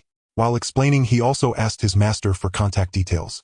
Seeing Jiang Yize asking for his contact information, Wei Wuji looked at King Kong helplessly. What can I say? Can't you pass down some good traits to your daughter? This terrible memory is just like yours. Jiang Yize was taken aback. Sister is King Kong's daughter. He had never thought of Zhang Xiaoxiao as Zhang Wu's daughter. Zhang Xiaoxiao was already clever. Why didn't she guide herself and instead wanted Master Wei Wuji to teach her? Moreover, while Zhang Wu wasn't unattractive, Zhang Xiaoxiao's features were delicate and exquisite. How beautiful must Zhang Wu's wife be to have turned the gene tide? Jiang Yize quickly explained for his sister. Reading extensively leads to effortless writing. Sister told me that as a disciple I gained a lot of knowledge from the books sent by Master. Taking the opportunity, Jiang Yize threw out his question. By the way, Master, I have a question I want to ask you. Wei Wuji nodded. Go ahead. Earlier Shu mentioned he was the only level ability user to earn a title. What does that title signify? Wei Wuji glanced at Zhang Wu. Since you know about showing off, why don't you explain it? King Kong chuckled. It all started when I was 8 years old. I saw a group of monkeys fighting and suddenly awakened my powers. Jiang Yize nodded. High emotional intelligence. King Kong. Zhang Wu understood the essence of combat.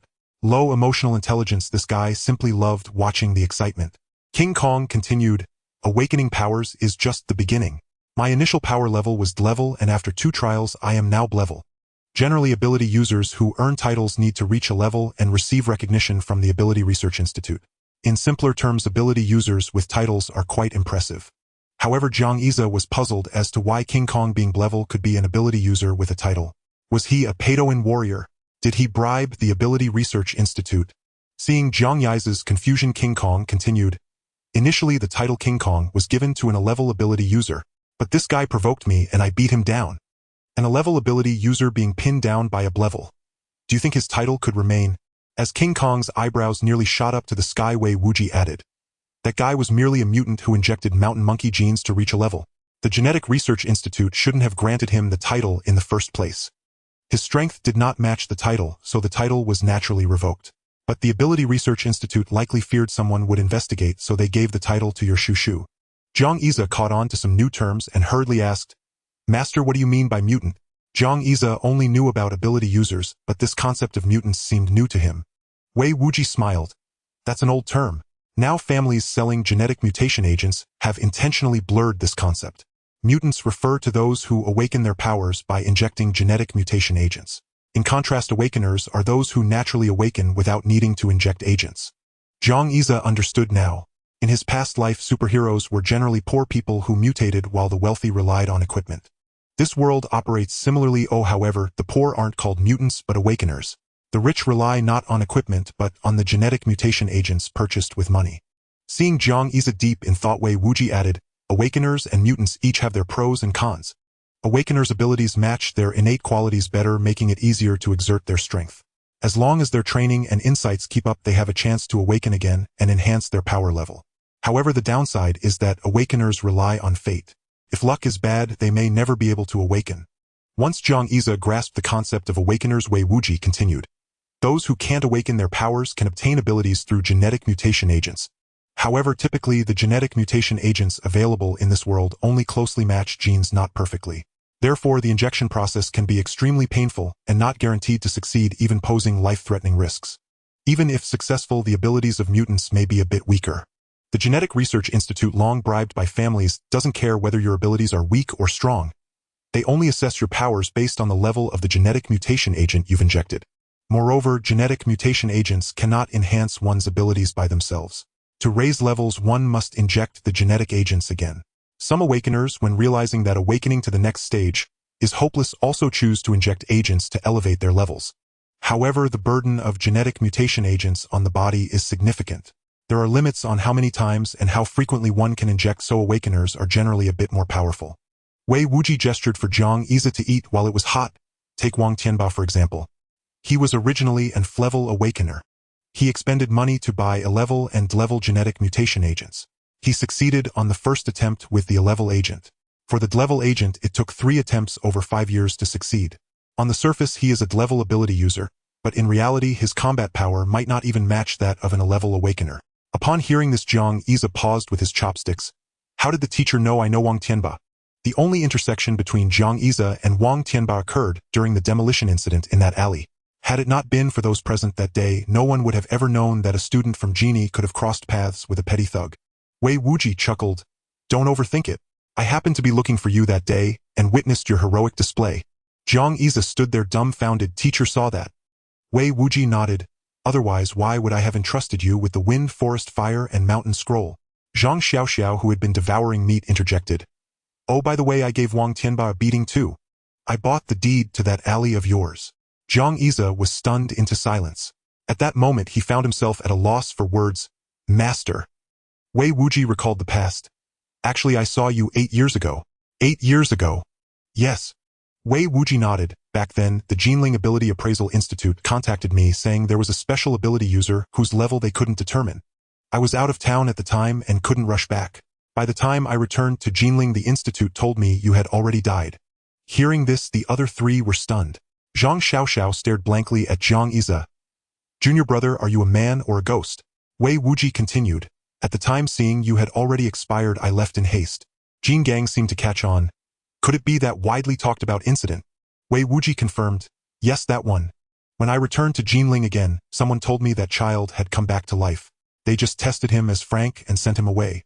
It was only later when I reviewed your file that I realized the child was you. Wei Wuji glanced at Zhang Xiaoxiao. Originally, I had decided to take no more disciples. After all, your senior sister alone was already enough trouble. But then I thought if your senior sister were the final disciple, it might be me who gets shut out of the sect. So I decided to choose a different final disciple. Jiang Yize was bewildered. So I am the final disciple. Wei Wuji nodded. Jiang Yize silently cursed his luck. Thank goodness Zhu Wenfeng had become Jin Gang's disciple, or otherwise wouldn't I be the lowest in seniority in this sect. Jiang Yize suddenly stood up and bowed to Zhang Xiaoxiao. Thank you, senior sister, for not shutting me out. Jiang Yize collected his thoughts. So master, you chose me, because I am a natural awakener. Wei Wuji shook his head. No, it's also because of what you did for others. My final disciple must possess benevolence and righteousness. Jiang Yize asked, puzzled. So how did senior sister show a lack of righteousness toward you? This question seemed to touch a raw nerve for Wei Wuji. His entire face contorted as if he had donned a mask of agony. Jin Gang quickly coughed. What's wrong with you, Xiao Jiang? Your unclemaster need to have a word with you. Why do you keep bringing up your master's painful memories? Your master is getting on in years. You need to consider his health. As he spoke, he helped soothe Wei Wuji's breathing. Jiang Yize had no choice but to change the subject. Master, how did you know I was a natural awakener? I seem to remember being injected with something at the Ability Appraisal Institute. Wei Wuji snapped back to reality. That's absolutely impossible. Jiang Yize was perplexed. Why? Wei Wuji explained. Gene mutation agents are very expensive. The most basic one costs at least 1 million per vial. Given your circumstances at the time, you definitely couldn't have afforded it. Jiang Yize's predecessor had grown up in an orphanage and was only sent to the institute because of fluctuations indicating an ability awakening. Jiang Yize strained to recall the predecessor's memories in the final moments of the successful awakening. Someone had indeed held him down and injected him with a vial of agent. Wei Wuji stated, the reason I only take natural awakeners as disciples is that mutants have completely lost the possibility of advancing further through their own awakening. Even with the most genetically compatible mutation agents, higher levels carry lethal risks. Wei Wuji glanced at Jingong, a hint of pride in his eyes. Take your unclemaster, for example. Though he's only rank now, if he can further develop his ability one day, it's not impossible for him to become an A-rank ability user. Jiang Yize gave a bitter smile. Master, you may have guessed wrong about one thing. What? I remember clearly that before I lost consciousness, I was indeed injected with an agent. Wei Wuji's expression shifted. Are you certain? Jiang Yize clutched his head, and from his mind surfaced the predecessor's memory of writhing in agony after the injection, along with the cold, indifferent face of the person who had quietly entered the lab to administer it. Wei Wuji shook his head. Impossible. No laboratory in the world could have developed your brush ability. Suddenly, a thought struck Wei Wuji. He stared intently at Jiang Yize. Do you remember the color of the agent you were injected with? Jiang Yize remembered it vividly. Red. Only half of that thick red vial had been injected before the instrument readings began to blare abnormal alarms, and someone noticing the trouble burst in. The predecessor's eyes slowly closed. That was the entirety of his memories from his life. Bang! A thunderous crash. Wei Wuji's face was flushed crimson as he slammed his palm heavily onto the table. The room fell into dead silence. Even Zhang Xiaoxiao was startled, having never seen Wei Wuji so furious. Not even when she had caused a huge disaster that led him to consider taking another disciple. She had never witnessed such rage in him. His eyes bloodshot. Wei Wuji panted heavily. It was a long while before he let out a sigh. That was not a gene mutation agent. It was a gene suppression agent. Boom! A clap of thunder resounded and the autumn rain began to fall gently over Jinling City. As for what Wei Wuji said afterward, Zhang Xia only caught the gist. Some people did not want natural awakeners to develop abilities that were too powerful, as that would greatly diminish the status of mutants and the perceived value of gene mutation agents among ordinary people. All he knew was that the predecessor's death was not due to a failed awakening but because someone at the most critical moment of his awakening had injected him with a dose of gene suppression agent. It was like capping a volcano about to erupt or plugging a bullet already chambered and fired, leaving only internal collapse and explosion. Had Zhang Xia not transmigrated here, the predecessor might have died without ever knowing the truth. Had it not been for that vial of gene suppression agent, the predecessor's ability might have been incredibly powerful. Drank or crank, Zhang Xia was lost in thought. Even if the predecessor was exceptionally gifted, could he be so easily manipulated and destroyed just because he was an orphan? The hearty dish the senior sister mentioned was an grade mutated mountain chicken. Though called a chicken, it took 6 people to carry it to the table. The enormous platter occupied most of the table's space. This wasn't something the hotel could supply. It was wild game that Jean Gang had accidentally stepped on while jumping off the plane. Originally, Jean Gang planned to accidentally step on a grade wild boar. But the commotion was too great, and he was dissuaded by an acquaintance from the Jinling military district. Thus, the hearty dish became this mutated mountain chicken. Zhang Xiaoxiao started eating with gusto while the other 4 also busied themselves. Zhang Xia was eating it for the first time and felt it resembled the meat Auntie used to cook. After the meal, the group went to the backyard. Jean Gang's visit today was related to his disciple Xia Ming. Xia Ming was also an awakened with a grade ability rating. Jean Gang brought him to seek some guidance from Wei Wuji. Xia Ming's weakness was simply too glaring. Jean Gang's ability was related to gorillas. When activated, it primarily granted a massive boost in strength, but agility was not lacking either. Xia Ming's ability was similar to a rhinoceros, making him nearly invincible in strength at the same grade, but he was extremely slow. In another month, Jean Yi would hold an intra-school competition to select this year's list for the national superpower competition. In terms of strength and defense, Xia Ming ranked in the top 3 among the current students at Jinling Superpower Academy. But in terms of speed, he might also rank in the bottom 3. With such an easily exploited weakness, Jean Gang deliberated repeatedly and decided to seek guidance from his senior brother. After hearing Jean Gang's description, Wei Wuji said, "Let me see Xiao Xia's ability in action." Xia Ming activated his ability, and his skin rapidly turned black and rough while a sharp horn emerged on his forehead. Zhang Xia was dumbfounded. Senior brother Xia Ming had nearly transformed into a half-rhino man. Xia Ming's steps were heavy and slow, and the thick bluestone slabs beneath him had already begun to crack. Wei Wuji squinted, pondered for a moment, then suddenly said to Zhang Xia, "Disciple, use your wind art to spar with your senior brother." Zhang Xia nodded and stood before Xia Ming. Xia Ming's facial skin had hardened, and his voice was muffled. "Junior brother, be careful. My punch might hurt a lot." With that, he attacked Zhang Xia. Zhang Yi's brush appeared, and he quickly wrote the character Wind on himself. Wind rose beneath his feet, and he dodged Xia Ming's heavy punch. Xia Ming was momentarily stunned by the missed punch, but his extensive combat experience under Jean Gang prompted him to quickly sweep his leg in response. Zhang Xia leaped up like a kite, suddenly taking flight, evading Xia Ming's leg sweep. Over the next 10 minutes, Xia Ming was panting heavily, while Zhang Xia remained energetic. From start to finish, Xia Ming couldn't even touch the hem of Zhang Yi's clothes. The situation was clear. Wei Wuji called them to a halt. "Disciple, has your wind art improved again?" Zhang Xia demonstrated his new understanding of wind, showcasing gale, whirlwind, and gentle breeze one by one. Xia Ming watched with envy but couldn't help being stubborn. "It's a pity, it can't withstand a solid punch." Wei Wuji glanced at Xia Ming and pointed at Zhang Xia. "Xiao Zhang, come here, let him hit you. You can use your ability." Zhang Xia understood upon hearing this. He currently only had 2 characters, Wind and Block, and his master said he could use his ability. So he decided to use the block art to surprise the senior brother. Zhang Xia stood firm and inscribed the block art on himself. He stood ready. "Senior brother, prepared. Please enlighten me." Xia Ming nodded. "Junior brother, be careful." He gathered his strength, determined to see how an Great Awakened could become Wei Wuji's direct disciple. Boom, boom, boom. Zhang Xia felt the ground tremble beneath his feet as Xia Ming charged like a small mountain. Jean Gang was a bit worried. A hit like that. Will he be alright? Wei Wuji looked relaxed. It's fine, as long as your disciple goes easy. Jin Gang nodded but felt something was off. Wei Wuji was usually so protective. Why was he so calm? Xiaming collided with Zhang Yize. Dust rose and the thick bluestone slabs cracked from the impact's shockwave. Jin Gang's eyes widened. Impossible. How is Xiaming the one down? Wei Wuji chuckled. I told you it's fine as long as he went easy. Jin Gang went over to check on Xiaming. Xiaming was unconscious and only woke up after Jin Gang slapped him several times. Jin Gang realized besides wind you've mastered other characters. Facing his unclemaster, Zhang Yize scratched his head sheepishly. There's also the block character for reflecting damage. Jin Gang turned to Wei Wuji on the verge of tears. Senior brother, how did you end up with another freak? Jin Gang seemed to snap back. Did you already know the block art before meeting your master? Zhang Yize nodded. Master came to find me that day. He must have seen me drawing the block art. Jin Gang immediately looked like he'd been duped. No wonder. Why would you suddenly take an Great Awakened as your direct disciple? Xiaming slowly came to and heard his master muttering, no more fighting, no more. I won't let you bully my disciple. Xiaming jolted upright, still a bit dazed. Master, I still have strength. Let me spar with junior brother again. Jin Gang rolled his eyes at him. Why were all his disciples such simpletons? No more fighting or you won't be able to compete in the upcoming tournament. Wei Wuji spoke up. Go spar with your junior brother. Let him use the wind art to assist you.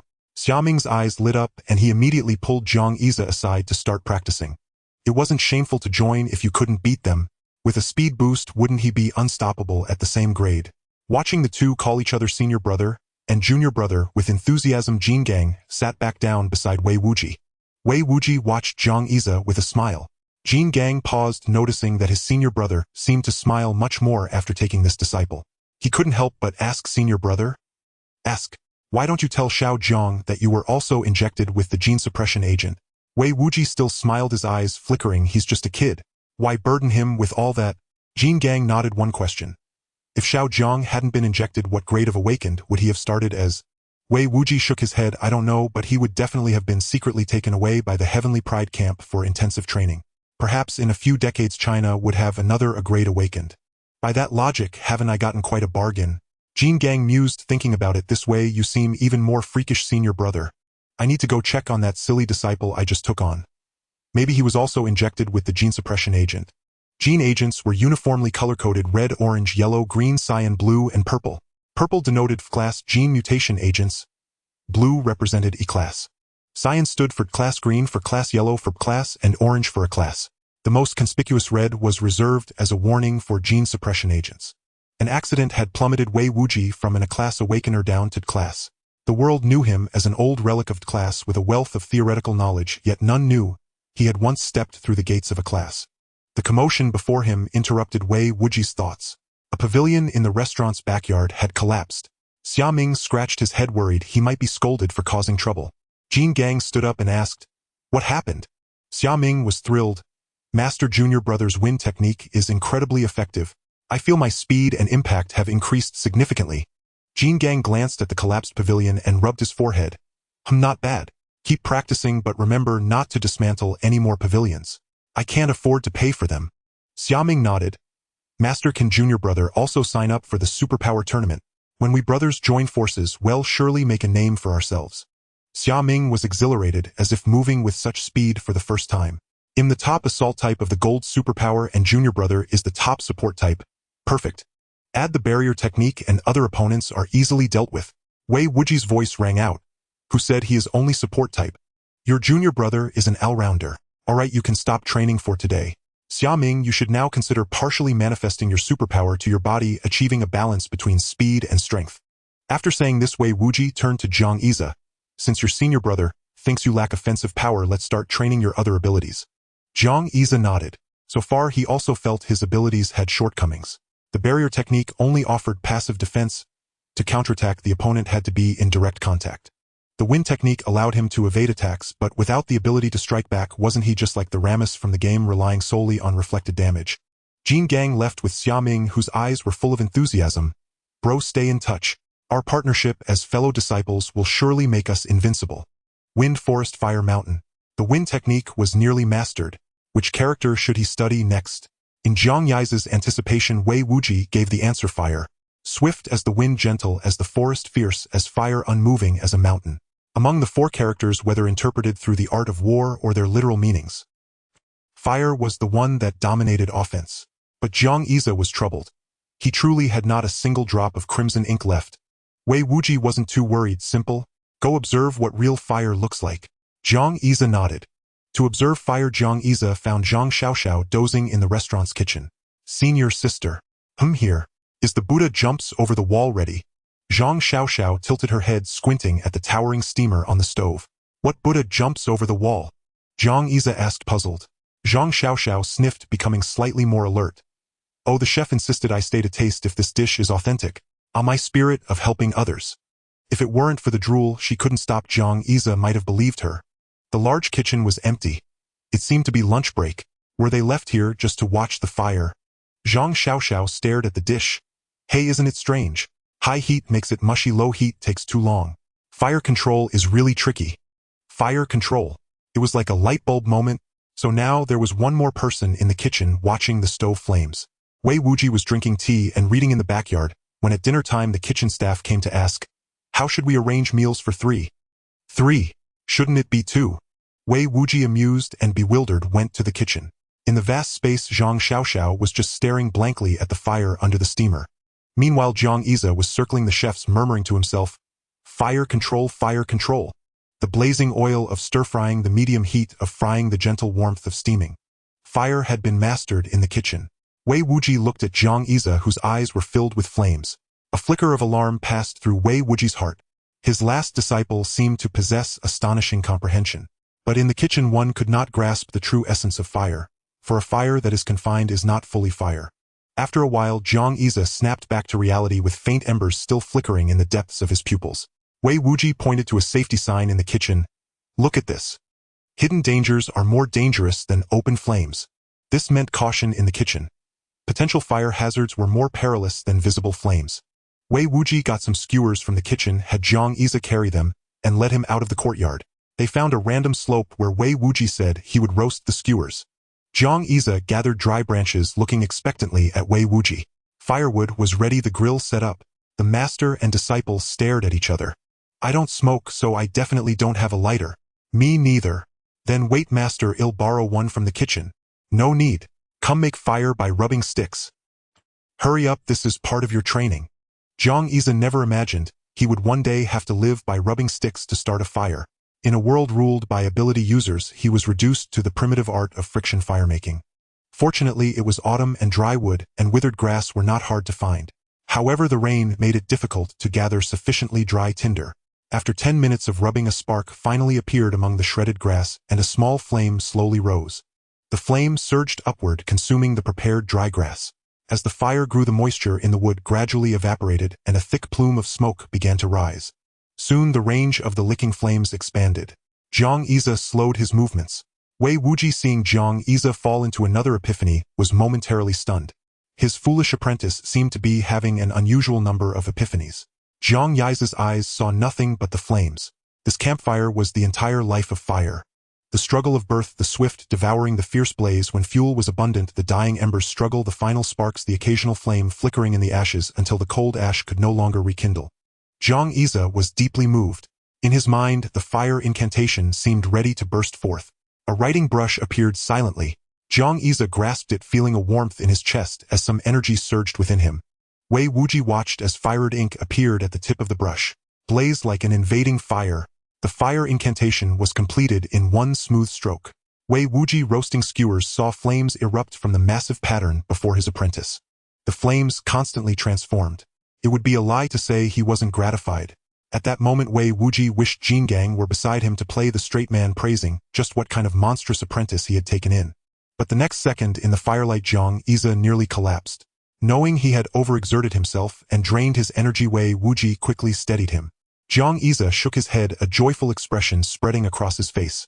Seeing him come to, Wei Wuji handed him 2 skewers. Success. Taste your master's craft.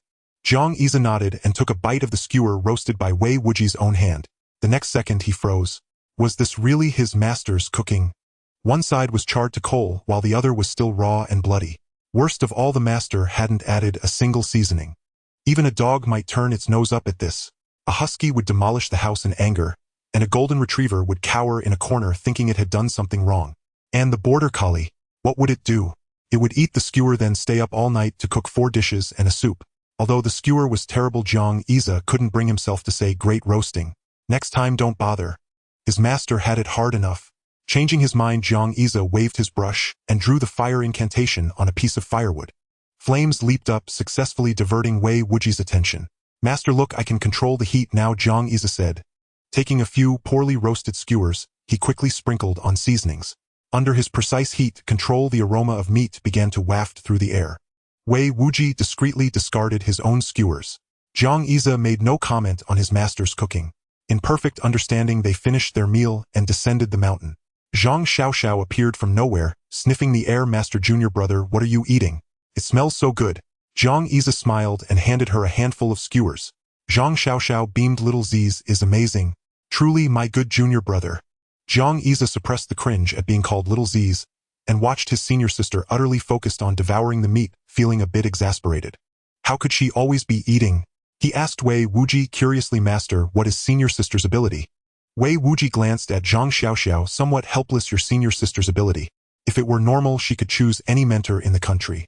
Wei Wuji paused. Your senior sister doesn't have just one ability, but her strongest one awakened at crank. That is random flash. Random flash, Great Xia repeated. Wei Wuji nodded. Your senior sister has a nickname in Genie, the Little Witch, all because of this random flash. Simply put, flash is a wormhole jump. Using this ability is like drilling a hole in space, ignoring real-world distances. Your senior sister's random teleport lets her jump to any location within a certain range. Once a young teaching assistant, thinking himself a crank ability user, tried to harass her. Your senior sister immediately used random flash and he ended up in the hospital for a year. Great Xia was puzzled. Does random flash have offensive properties? Wei Wuji nodded. The ability itself has no attack power, but it only guarantees your senior sister's safe teleportation. That fool grabbed her arm and it was torn apart by the spatial rift. Wei Wuji added regretfully, the spatial cut from the flash was quite clean, so his arm was reattached. But your senior sister suffered. Since awakening this ability, her bonus energy demands have been enormous, which is why she's always eating. He also understood why Jingong, a brank ability user, was so poor. Yes, eaten into poverty, an extremely high angle coefficient. But at brank, your senior sister should have much better control over her flash. Great Xia nodded. His master wasn't just protective of him, but of Zhang Xiaoxiao too. Then what's senior sister's other ability? Wei Wuji's eyebrows twitched. Are you sure you want to know? Great Xia nodded. Of course. I could help senior brother Xia, maybe I can help senior sister too. Wei Wuji said with satisfaction. I'm pleased you have such a thought, but your senior sister really doesn't need your care. Her first ability is called Jingang Babi. Jingang Baby? Great Xia was confused. What kind of ability is that? Wei Wuji shook his head. Not Jingang Baby, but Jingang Babi. Although your senior sister is your uncle's daughter, she's far stronger than him at the same rank. Don't be fooled by her being just 1.50 m now. When she activates her ability, she grows to over 2 meters and her speed, strength, and defense rank among the top 3 of all cranks. And I mean all cranks, not just Genie. Once Wei Wuji explained, Great Xia understood. Good heavens, his senior sister's contrast was enormous. Anyone who learned that a 1.50 m loli could transform into a mighty steel-bending Jingang Babi would be utterly shocked. An image of Neza in a purple tight suit with a red bun and a doll face appeared in his mind. He looked at his senior sister. She was actually wearing the same purple outfit as that Jingang Babi Neza. Only with a physique like his senior sister's Jingang Babi could she withstand the space-slicing flash. It was nearing midnight when Great Xia finally returned to the dormitory at Genie. Reflecting on the day of the school's reopening, he felt that he had gained a great deal. The greatest gain was undoubtedly the fire character art. Although his exploration of it had only just begun, the brush could summon red ink through its perception of fire. Mastering the character's forest and mountain was now merely a matter of time. Moreover, his relationship with his fellow sect members had improved during this meeting. At the very least, the next time he saw Jingong, he felt he wouldn't be as afraid as during the special training. After all, he now had the backing of his master. As for senior sister Zhang Xiaoxiao, after tasting Great Xia's grilled skewers, her attitude towards him underwent a remarkable transformation. Previously, she had carried herself with the air of a big sister, but now, when speaking with Great Xia, she harbored thoughts of acknowledging him as her leader. Zhang Xiaoxiao's reasoning was simple. Following Great Xia meant good food. With a smile, Great Xia stepped into the dormitory courtyard, only to hear a commotion mixed with cheers from the crowd. Driven by the human instinct for gossip, he edged closer. The crowd was packed several layers deep. Jiang Yize tapped the guy who was watching the excitement. Buddy, what's going on? The guy, having watched for a while and eager to share the gossip, replied, some rank freshmen came to our area to pick a fight. It started as a verbal spat, but now it looks like it's about to turn physical. Jiang Yize's interest was piqued. Tell me more.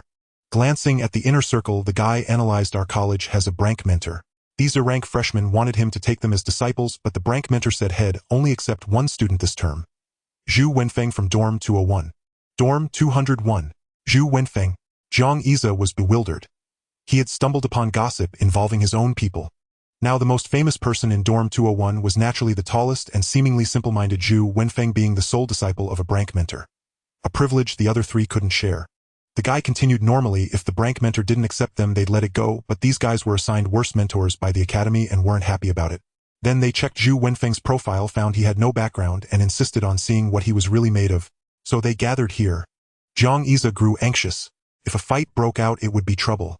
He had thoroughly studied the school's code of conduct before the term started. The code stipulated that fighting was allowed at Genie, but only in the designated sparring area. Fighting in the dormitory zone. Losing meant a trip to the hospital, and winning resulted in at least a major demerit, with all privileges for ability users revoked. For Zhu Wenfeng, losing those privileges would make his studies very difficult. Moreover, if he were expelled, wouldn't the opponents have succeeded? Thinking this, Jiang Yize pushed through the crowd. Excuse me, coming through. The dense crowd refused to let him pass. No one wanted to give up their spot for the spectacle. Forced into a corner, Jiang Yize bellowed at the top of his lungs, you scumbags over there. The boss of Dorm 201 is here. If you've got a problem, take it up with me. At these words, the crowd parted like the Red Sea before Moses, creating a clear path for Jiang Yize.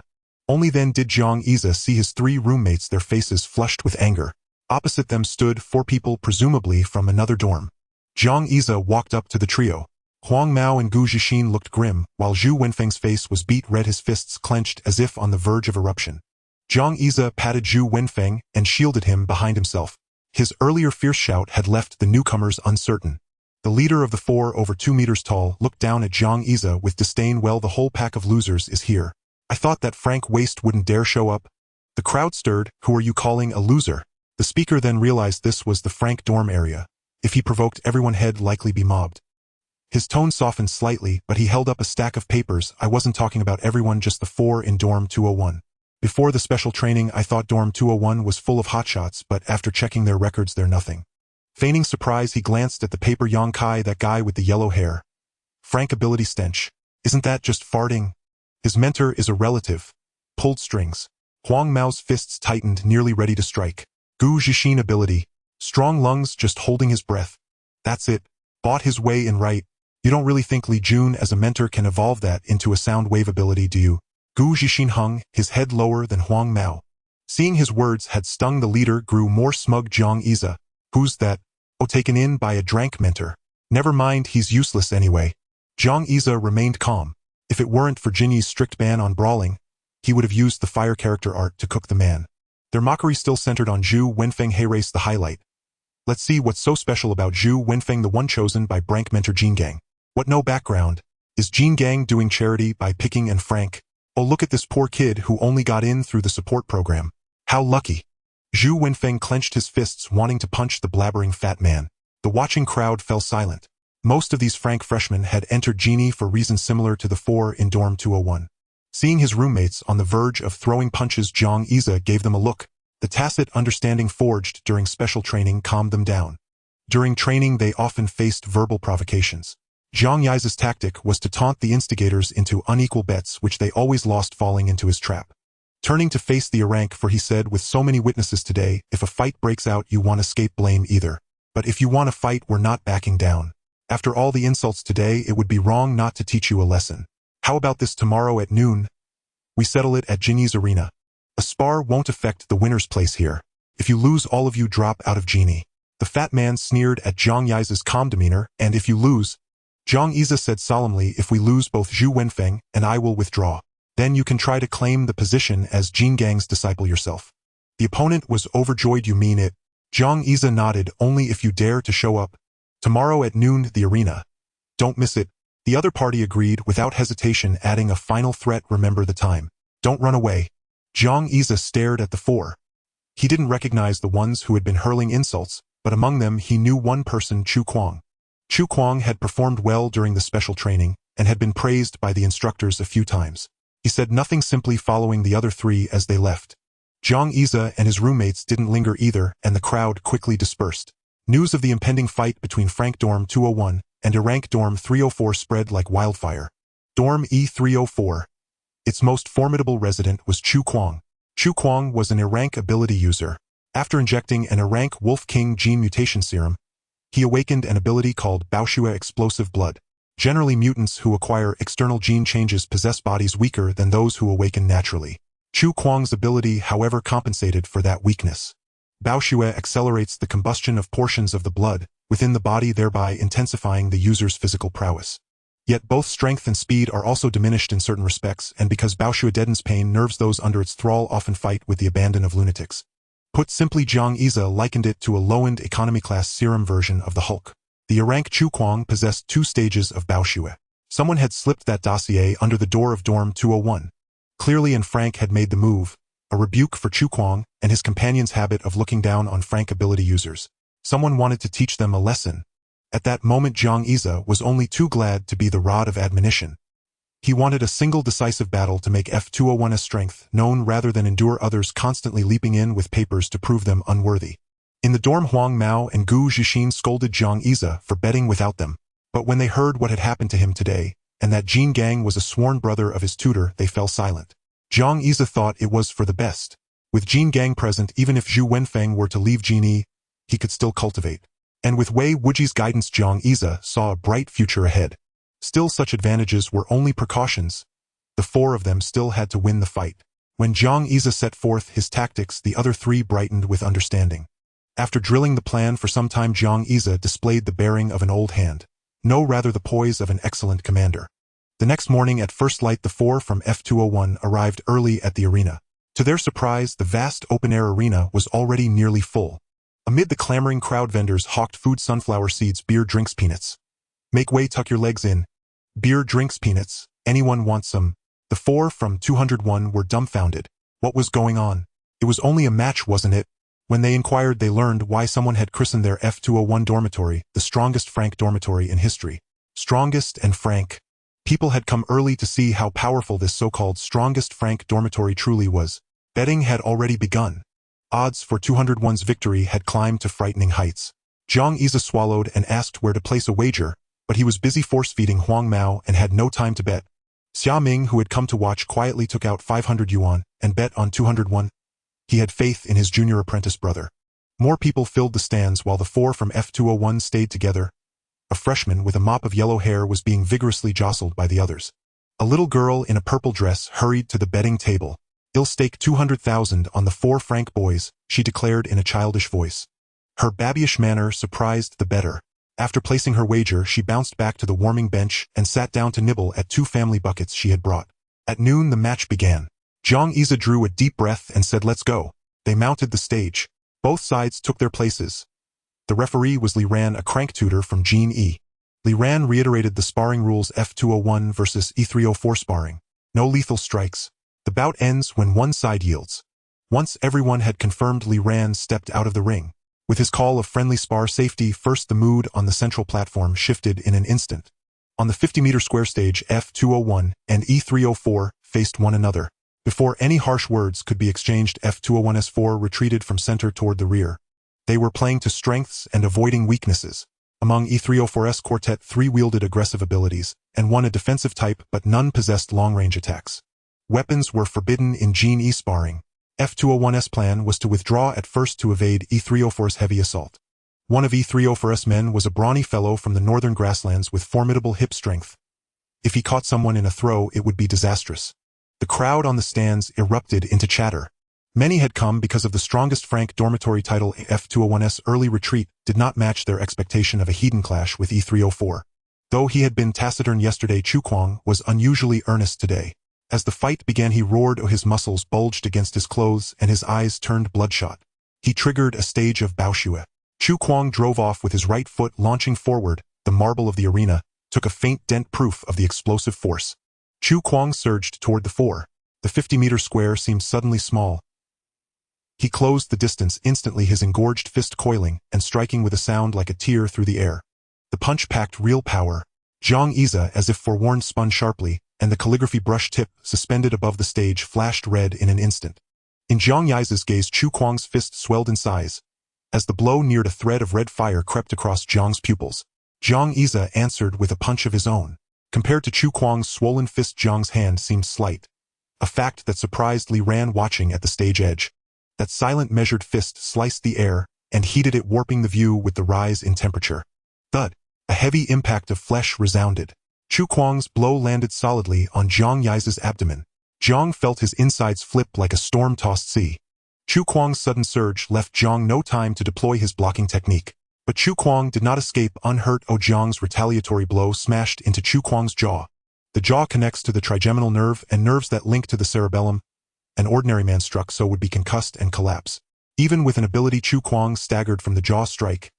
A searing heat and dizziness left him woozy. Gritting his teeth, Jiang swung a second blow again, scorching Chu Kuang's belly. Chu Kuang's teammates arrived belatedly. The loudmouthed fat fellow stretched out his calloused wrestler's hands and lunged to grab Jiang Yiza. But Zhu Wenfeng rushed to assist.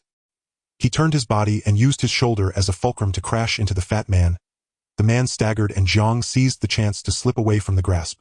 A roar like a tiger's burst in the ears of Chu Kuang and the fat man. Gu Zixin had activated her ability.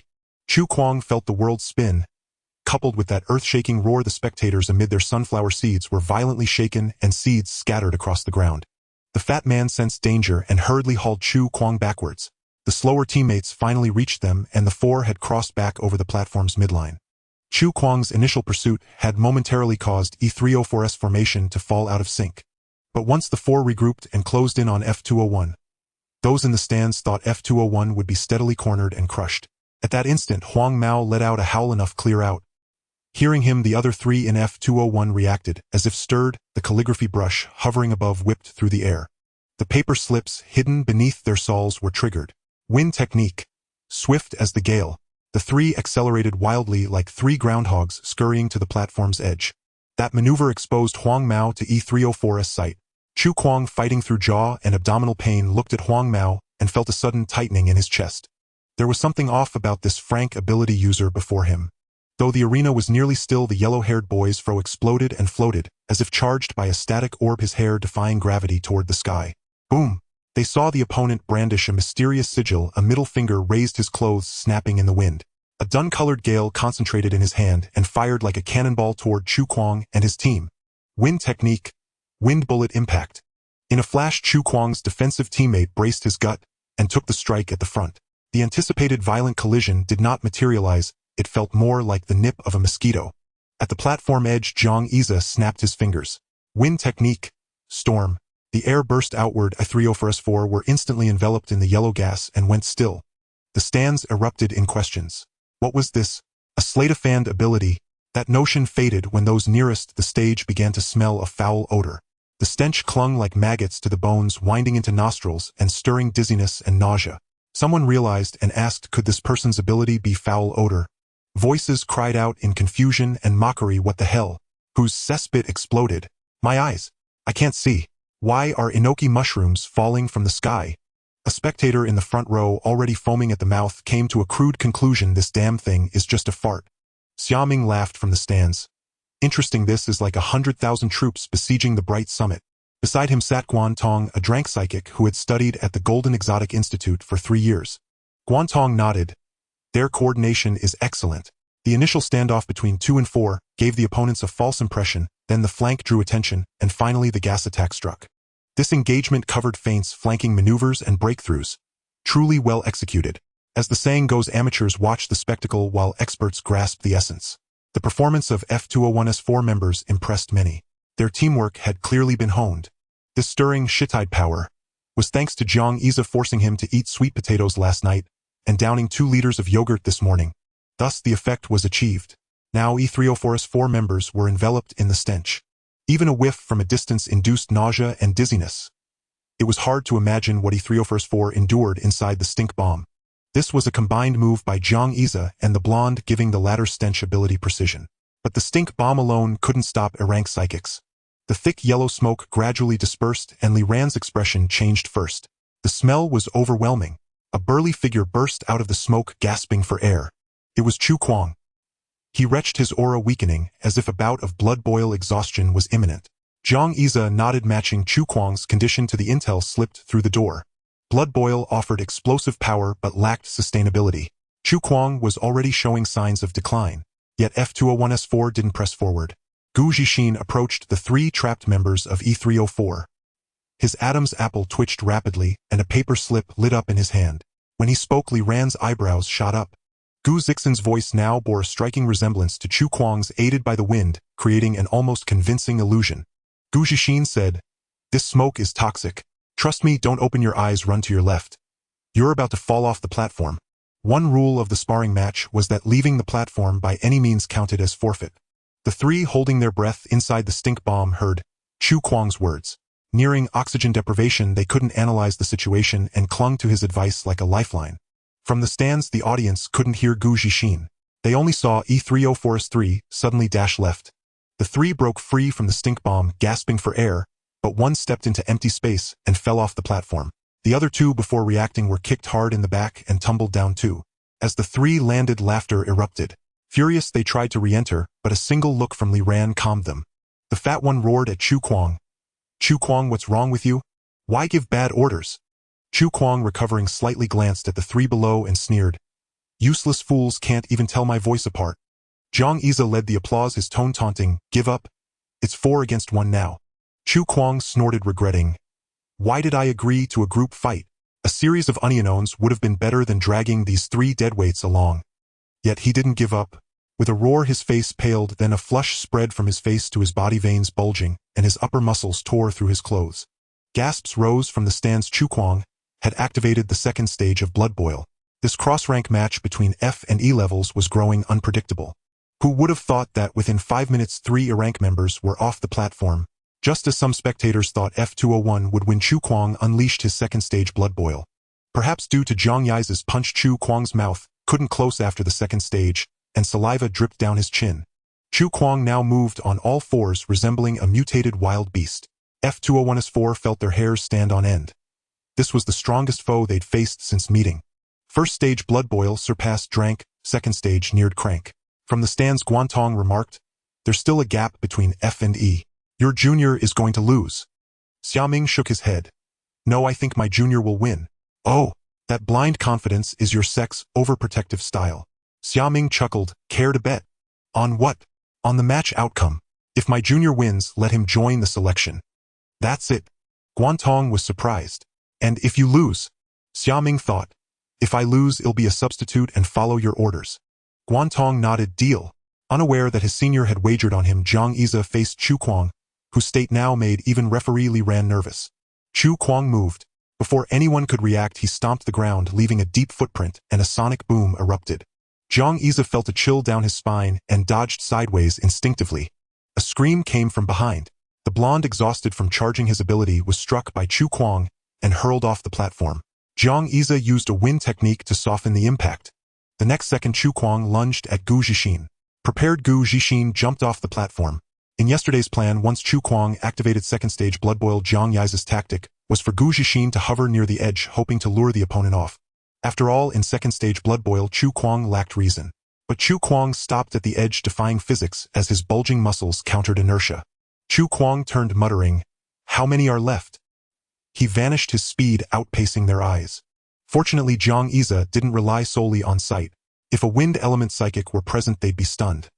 The arena's wind all converged on Jiang Yize. Jiang Yize closed his eyes, the wind on the platform bowing to his command. Every gust reported to him. "He's close, 10 meters. He's close, 5 meters. With eyes shut, Jiang Yize decomposed Chu Kuang's every move.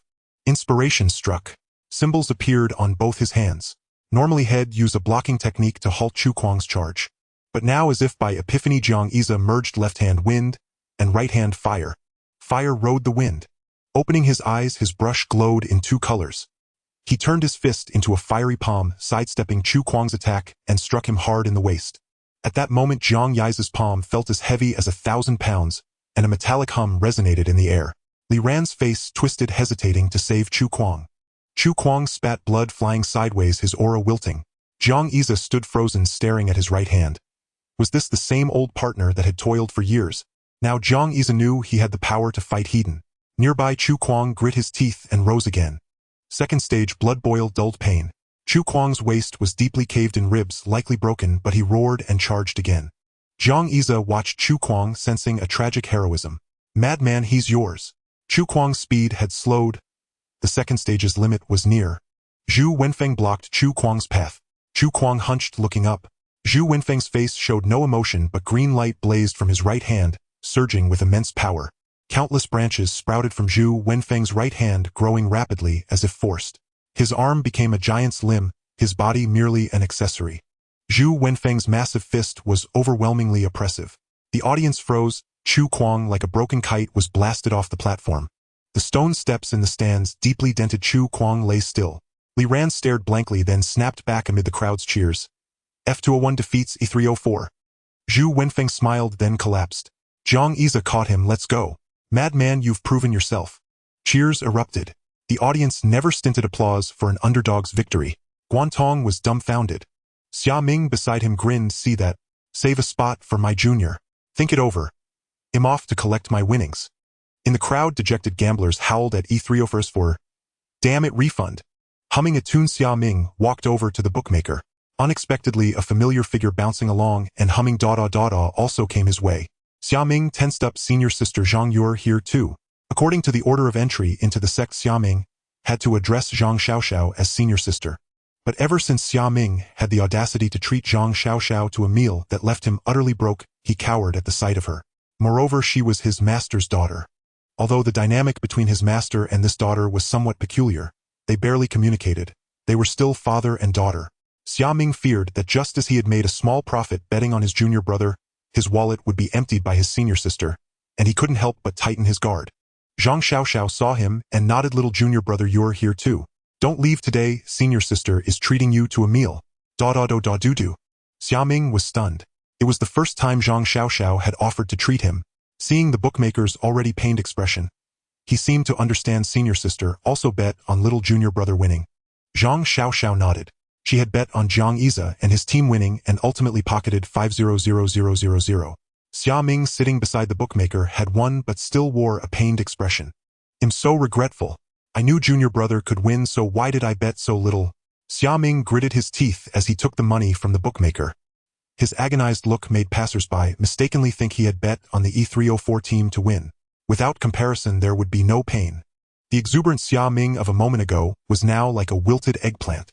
Guantong approached him. The selection match is no joke, but a bet is a bet.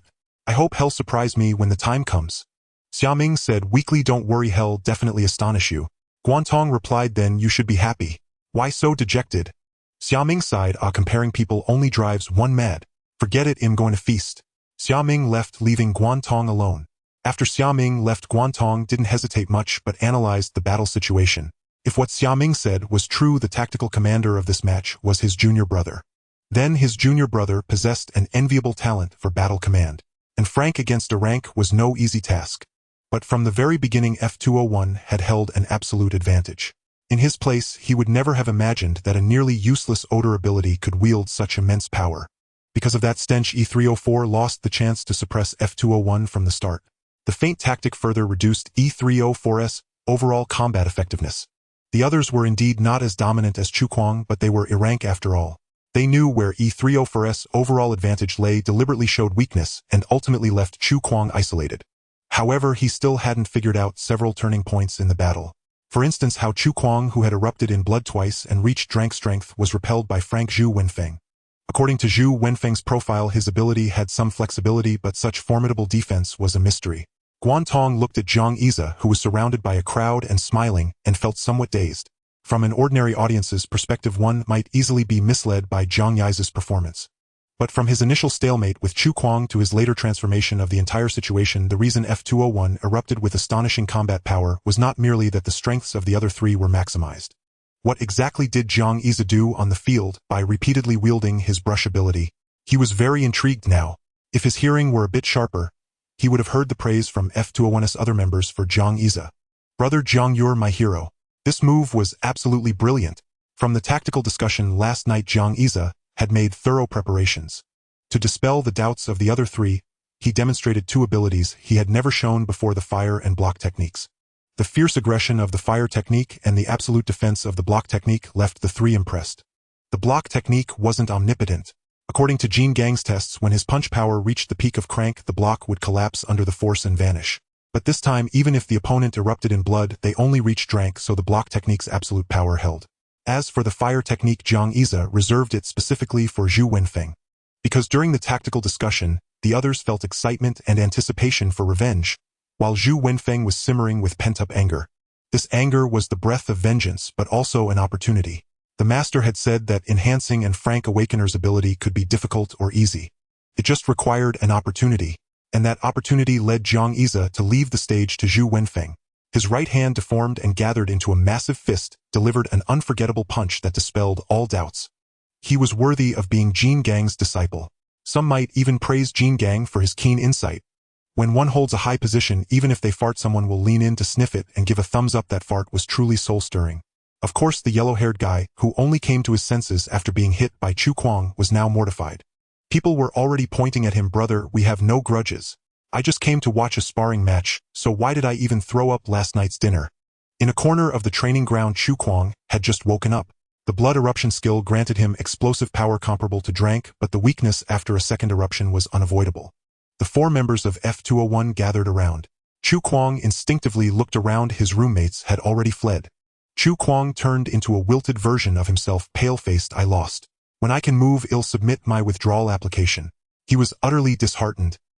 His roommates had boasted the most outrageous bravado, but he was the one who took the heaviest beating. However, to his surprise, a tall figure helped him up. A deep, muffled voice came from beside him. "We're all classmates. Don't talk about withdrawal. Just cultivate well." It was Zhu Wenfeng speaking. At that moment, Great Xia breathed a sigh of relief. Having lived two lives, he knew Zhu Wenfeng needed guidance at this moment. So he said something to Zhu Wenfeng, who was stunned for a while before approaching Chu Kuang. Chu Kuang's roommates had long since slunk away, leaving him unconscious there. Zhu Wenfeng's punch had been reckless, and he didn't know if Chu Kuang was injured. The moment Zhu Wenfeng helped Chu Kuang up, Chu Kuang burst into tears, sobbing so hard he couldn't speak. The four of F201 supported him to Great Xia's medical room. Before leaving, Zhu Wenfeng thought Great Xia's words were cool, so he turned his back to heighten the atmosphere. "Don't let hatred cloud your eyes." On the sickbed, Chu Kuang fell into deep thought. This man was indeed worthy of being Jean Gang's disciple. He had misjudged him. Zhu Wenfeng left the ward and immediately dropped the act. "Third brother, how cool was my act just now?" Great Xia rolled his eyes at him. "Good act, but don't do it again." Chu Kuang stayed in the school medical room to recover while his three boastful teammates were stopped by a burly man. "I heard you doubted my judgment. My disciple needs your scrutiny." From the corner, wails echoed for a long time. In an unknown underground base within a sinister laboratory, researchers were buried in their data. The dim dark green light cast an eerie gloom over the lab, where figures occasionally moved, exchanging data. A figure in a black robe passed through layers of security verification and entered the laboratory. As the black-robed figure entered, the whispers in the lab ceased instantly. Someone approached. A gaunt, emaciated man in a white coat that had not been washed in ages, stained and filthy. He bowed respectfully. "Special envoy." From beneath the black robe, a voice processed through software synthesis spoke. "How is the gene agent code named E3457 progressing?" The man straightened up, a fawning smile on his face, pale from lack of sunlight. "Reporting to the special envoy, it's in its final stages, but there is a minor issue." "What issue?" The black-robed figure seemed displeased. "The gene sequence of agent E3457 has decent effects, but it lacks stability. Many test subjects have died after injection." The man paused. "If we could capture E3457's offspring and conduct a gene sequence comparison study, we might determine the sequence's awakening direction." The black-robed figure snorted heavily. "Easier said than done. The risk is too great." As if prepared, the man handed over a stack of documents. "Before E3457 arrived, we had already registered him. His family background was investigated. No connections. He reported having a newborn daughter. The only active superhuman nearby is in Frank, who has already left their residence." The black-robed figure glanced at the documents and uttered an "oh." "In that case, to avoid further complications, send the Vulture Squad." The man accepted excitedly. The black-robed figure then issued a strict order: deliver an agent with over 95 success rate before December, as the client was already pressing. The man bowed and scraped, seeing the black-robed figure out. Following the order, the Vulture Squad assembled and deployed. Target: Jinling. After the black-robed figure left, the man who had received him walked to a massive container marked E3457. A mysterious smile on his face. E3457, did you hear that? Your daughter will soon come to reunite with you. Inside the container floated the robust body of an adult man. The man's body was covered in dense, thin tubes, but they did not seem to sustain his life. Rather, they appeared to be draining it away. His name had lost its meaning by now. The pages the black-robed figure had glanced at were casually discarded on the floor. Soon those pages would be disposed of. But for now, in the photo column on the documents, there was a simple, honest smile showing teeth. The address: Reed Lane, XXX, Jiangpu District, Jinling City. Autumn in Jinling City was capricious, but today seemed gracious, clear and crisp. Jiang Xia and his group of 6 left Jin planning to find a place to eat and celebrate. Joy put them in high spirits and vengeance sharpened their appetites. The 4 from F201 had thoroughly enjoyed beating up E304, and the fight had made them hungry. Zhang Xiaoxiao felt great. Following her junior's advice had netted her a cool 50,000. Her personal treasury suddenly swelled, giving her energy for the meal. So today Miss Zhang was treating everyone. Xia Ming, having experienced the dramatic reversal of his bet, followed the group with ease. What better way to drown sorrows than sudden wealth? And without wealth a feast would do. Although their senior sister was paying, Jiang Xia thoughtfully suggested a buffet. As superhumans, they had high energy demands. Eating at a regular restaurant would likely be costly, especially given their senior sister's appetite. Ordinary places couldn't keep up with her digestion. So Jiang Xia took out his phone, searched for a while, and recommended a highly rated buffet. Everyone nodded in agreement except Zhang Xiaoxiao, whose expression seemed odd. Thus the group arrived at a buffet restaurant in Jinling City that cost 3,000 per person. As they prepared to pay and enter for a feast, the receptionist seemed to recognize Zhang Xiaoxiao, who was hiding behind the others. The receptionist was shocked and spoke into a microphone. Jiang Xia only caught the words, "The Demon King is here," and then a portly manager rushed over. The manager apologized profusely, saying they had been remiss in their hospitality, then burst into tears, lamenting that he had elderly parents and young children to support. The group was dumbfounded. What was this all about? The manager's final words made it clear. "One of you eats too much. Please go cause trouble at another restaurant." The other 3 from F201 looked confused, but Jiang Xia and Xiaoming understood, instantly shielding Zhang Xiaoxiao behind them. Jiang Xia waved his hand grandly. "If they don't want us here, well, find somewhere else. Let's go." The manager thanked them profusely as he saw the 6 off, even pressing 1,000 yuan into Jiang Yi's hand. "Brother, thank you for your kindness. Take this money and have fun." Jiang Xia stared at the 1,000 yuan in his hand, stunned. Was making money this easy?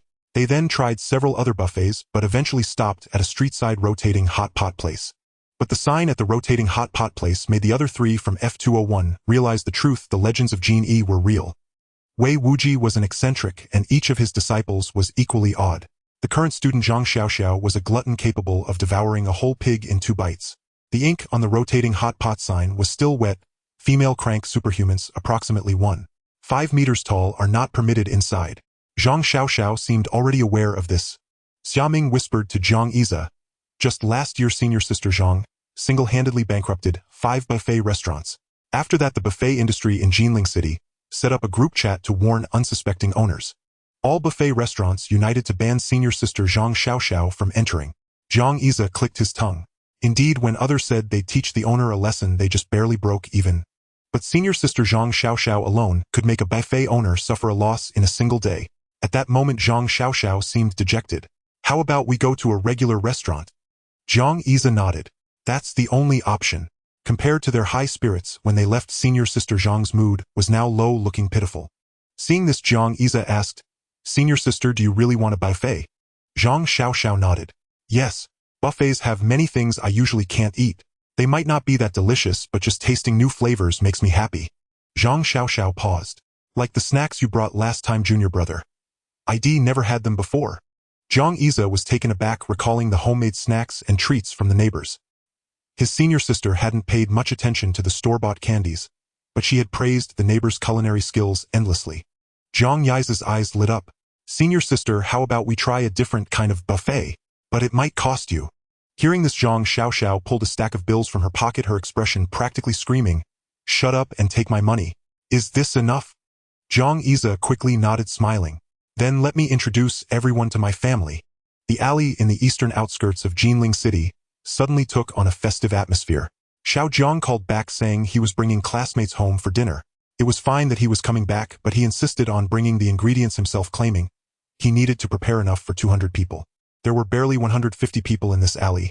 Could it be that he was bringing 50 classmates? The alley buzzed with tension and activity as smoke rose from every household and the air filled with a delightful aroma. Every family brought out ingredients usually reserved for the new year, meticulously preparing dishes. They had originally thought that after Xiao Jiang left for Genie their relationship would fade. But unexpectedly, having just returned yesterday, he was already bringing friends he met in Genie, ability users, to visit his home today. He didn't say come back, he said come home. What did that mean? It meant Xiao Jiang considered this place his home. A surge of pride as his family from his mother's side swelled in their hearts. After half an hour, 5 men and 1 woman appeared at the entrance of the alley. Jiang Xia shouted from the alley entrance and back. People streamed out of the alley, each carrying plates of food. Zhang Xiaoxiao's eyes lit up as she caught the scent of the food in the air so fragrant. Uncle Aunt Zhang, Uncle Li, Uncle Xiao. Jiang Xia greeted everyone warmly, and the crowd waved back at the 6 of them. Little brother, shall I unload the goods here?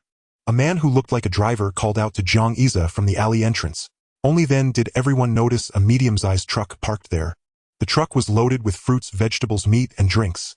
Everything imaginable.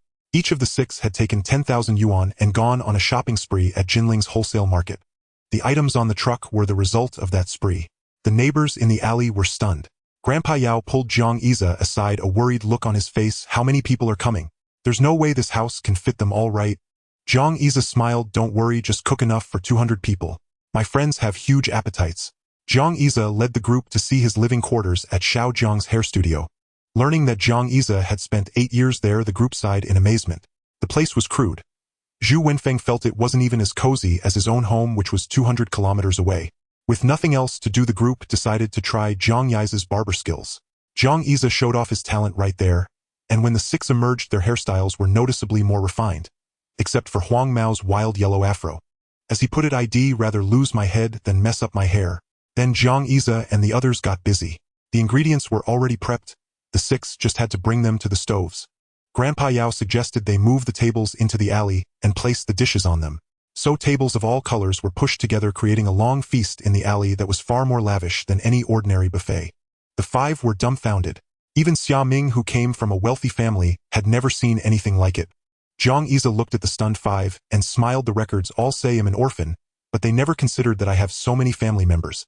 Amidst the thick, smoky atmosphere of everyday life, Zhang Xiaoxiao was the first to dig in. She savored every bite of the simple, home-cooked dishes. Though the cooking might not match a master chef's food, made with heart never tastes bad. Zhang Xiaoxiao was as thrilled as a weasel in a melon patch.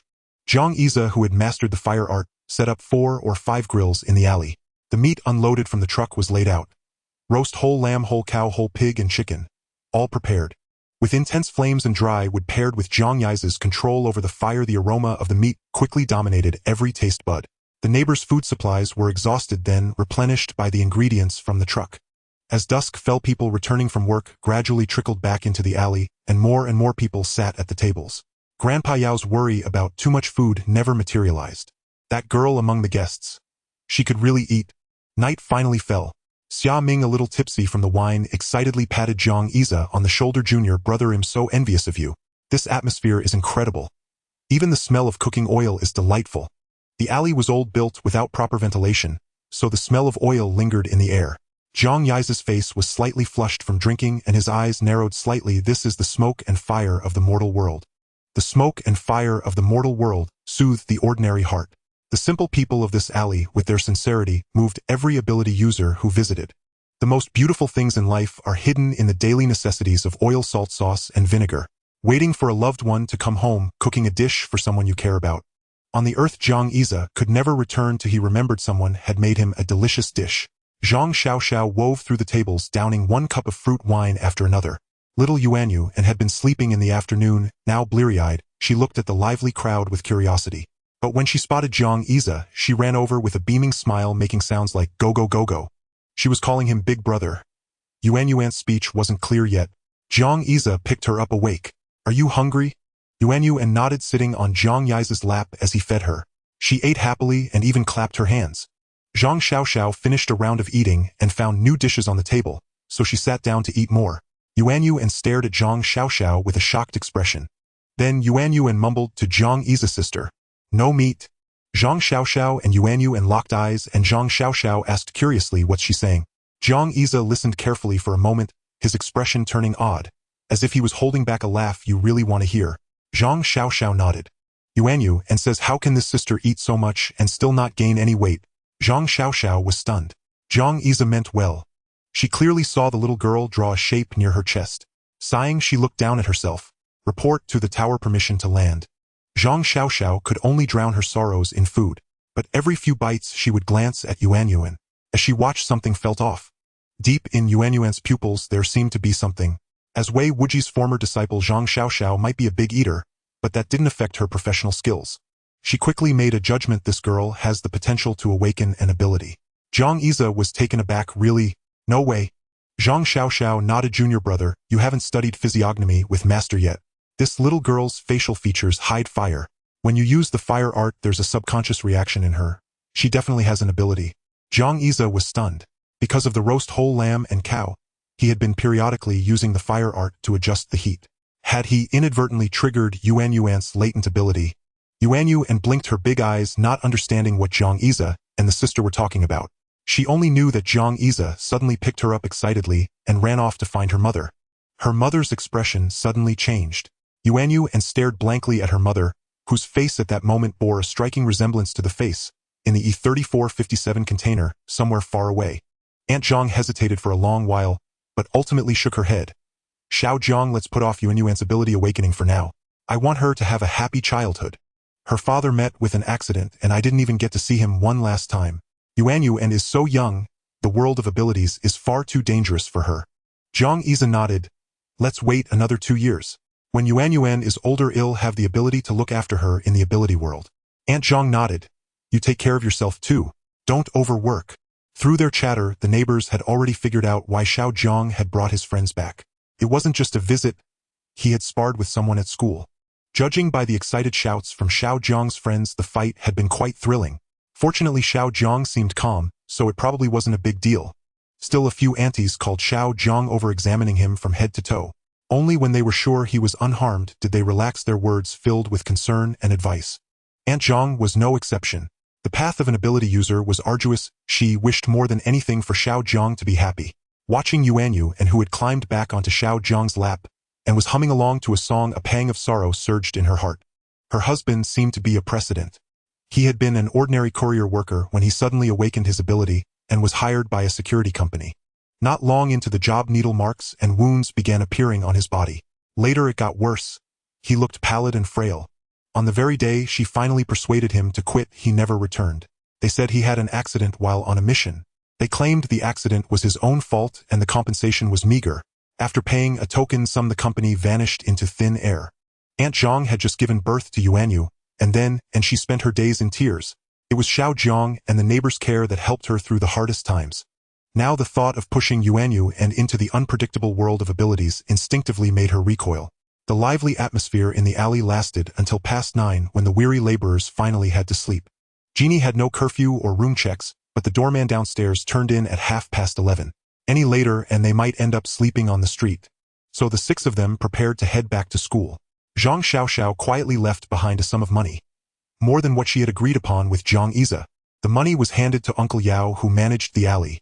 Uncle Yao tried to refuse, but Zhang Yiza's words stopped him. This is my home. I want the alley to look better next time. Uncle Yao nodded. There were many things in the alley that needed fixing, like rebuilding a flue, so the kitchens wouldn't be filled with choking smoke. Uncle Yao stopped refusing. He saw Zhang Yiza and the others out of the alley, then headed to the job market to find a handyman. According to Uncle Yao, the people still hanging around the job market at this hour were mostly those who couldn't find work easily. If he haggled now, the money might buy a few extra tiles for the alley. The old man ambled off happily. The 6 of them, belching contentedly, decided to take a walk to digest their food. Zhang Xiaoxiao was the most satisfied. The neighbors in the alley had been so warm to her. No one thought she ate too much. Instead, they beamed with satisfaction as she devoured her meal. In the world of ability users, dining had its etiquette: eat slowly, don't eat too much or too fast, and maintain a graceful appearance. But in the ordinary world, finishing all the food someone made for you was the highest compliment. Seeing this, Zhang Yiza didn't bother asking his senior sister if she was satisfied. Pleasure was priceless. At this moment Zhang Xiaoxiao's joy was evident from the little humming sounds she made. The six of them laughed and joked with Huang Mao and Gu Zhixin pulling out their phones to log into Jinyi's forum. The forum was already in an uproar with heated debates over whether F201 was the strongest Frank team in history. The most popular posts were about Huang Mao and Zhu Wenfeng. Some spectators were posting to thank Huang Mao. "Where's that guy with the yellow hair?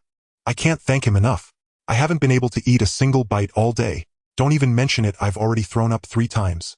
I had nightmares. Every time I lifted the blanket there were enoki mushrooms." As for the discussions about Zhu Wenfeng, someone had uploaded a video. Zhu Wenfeng's visually stunning punch sparked widespread debate.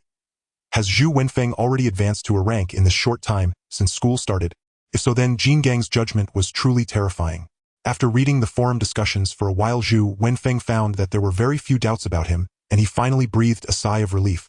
Having a renowned master was indeed a heavy burden. Thankfully, he had made it through this trial. He looked at Zhang Yize with gratitude. The man who had put so much effort behind the scenes now appeared utterly unconcerned, already discussing how to elevate Huang Mao's ability to a rank.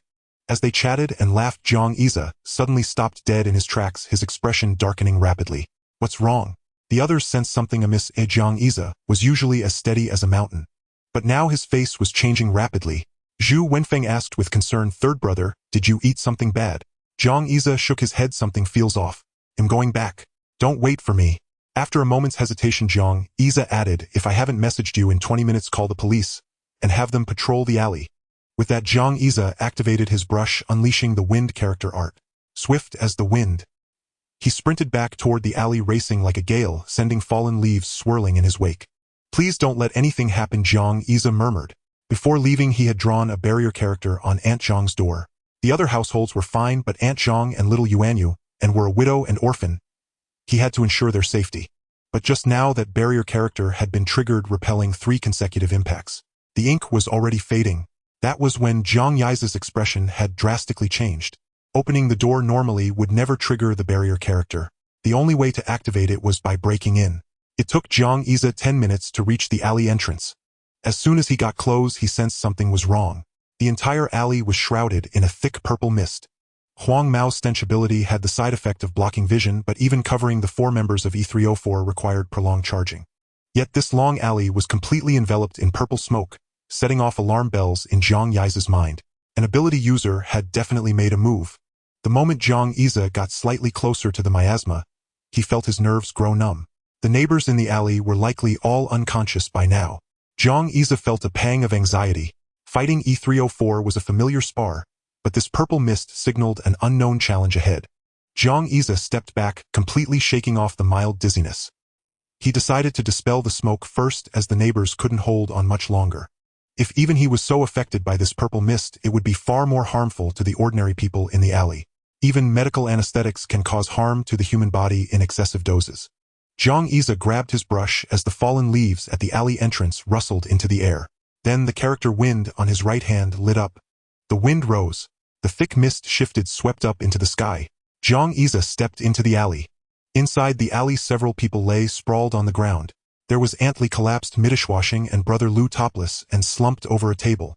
In short, they had all suddenly fallen unconscious while doing something. Zhang Yize had no time to wake them. He neutralized his footsteps with the wind and swiftly reached the building where Aunt Zhang and little Yuanyuan lived. Just as Zhang Yize was about to step onto the stairs, the wind reported to him a person on the eaves not far away breathing at an extremely low frequency. He was definitely no ordinary person. His breathing rate had dropped to twice a minute. One more step and Zhang Yize would enter his line of sight. The sound of mechanical parts clicking echoed. The man was armed. The sudden dissipation of the mist puzzled him, and he began communicating through his microphone. "Why did the smoke clear?" "I don't know. The wind picked up. This place is eerie. The door is about to break. Any other anomalies? The ground floor is clear. Hurry up." The man put away his microphone and continued his tense surveillance, unaware that Zhang Yize had silently crept up behind him. A leaf scraped against the ground at the alley entrance. Hearing the sound, the man instantly aimed his gun. There was no movement. Out of the corner of his eye, a dark figure suddenly appeared. Zhang Yize struck. He chopped his hand toward the man's neck. The neck is where the artery is closest to the skin's surface, and the heavy, forceful strike aimed to knock the man unconscious. Zhang Yize's plan was to eliminate them one by one. However, the expected instant knockout didn't happen. Instead, the man let out a sharp cry, his head twisted a full 180 degrees, and he leaped backward. An ambush. The piercing whistle made the faces of the few at Zhang's door change. Seeing his attack fail and sensing that the block charm had only one hit left, Zhang Yize quickly turned back. Aunt Zhang was on the second floor of the alley. Zhang Yize rushed up and found 4 people before him. All were dressed in special black gear. As he scanned their equipment, his heart sank. During special training, Zhang Yize had a class dedicated to identifying gear and uniforms for superhumans. Their individual combat equipment was even more comprehensive than China's main superhuman forces. Clearly, they meant trouble. As Zhang Yize sized up the 4, they did the same to him. One muttered, "This is that class superhuman," and the other 3 relaxed. Under his mask, the leader said in a low voice, "Nightingale, you go. Finish him quickly before anything unexpected happens." The slender Nightingale among the 4 nodded, broke away from the group, and charged at Zhang Yize. Zhang Yize shook his head. It seemed being class was a real disadvantage. Every superhuman felt the need to step on him. A faint scuff sounded as Nightingale drew 2 slender daggers gleaming coldly. He moved low and fast, thrusting the blades forward. Under the moonlight, the daggers were like the fangs of a giant serpent hunting, aiming to pierce Zhang Yize. Such speed. When facing Chu Kuang, Zhang Yize had the advantage with the wind's warnings. But now Nightingale's daggers came almost as fast as the wind's alerts. The cold gleam closed in on his heart. A killing blow. Nightingale stared into Zhang Yize's eyes, thinking this class was truly useless, when Zhang Yize's lips curled slightly. Before he could react, the dagger struck Zhang Yize, but the expected sensation of cutting into flesh never came. Zhang Yize wasn't foolish. He had activated the block charm early. As long as it held, the superhuman called Nightingale couldn't break his defense. Still, the strike dimmed the ink on the block charm by a third. It seemed this was a speed-focused superhuman. But the block charm did more than defend. It also rebounded.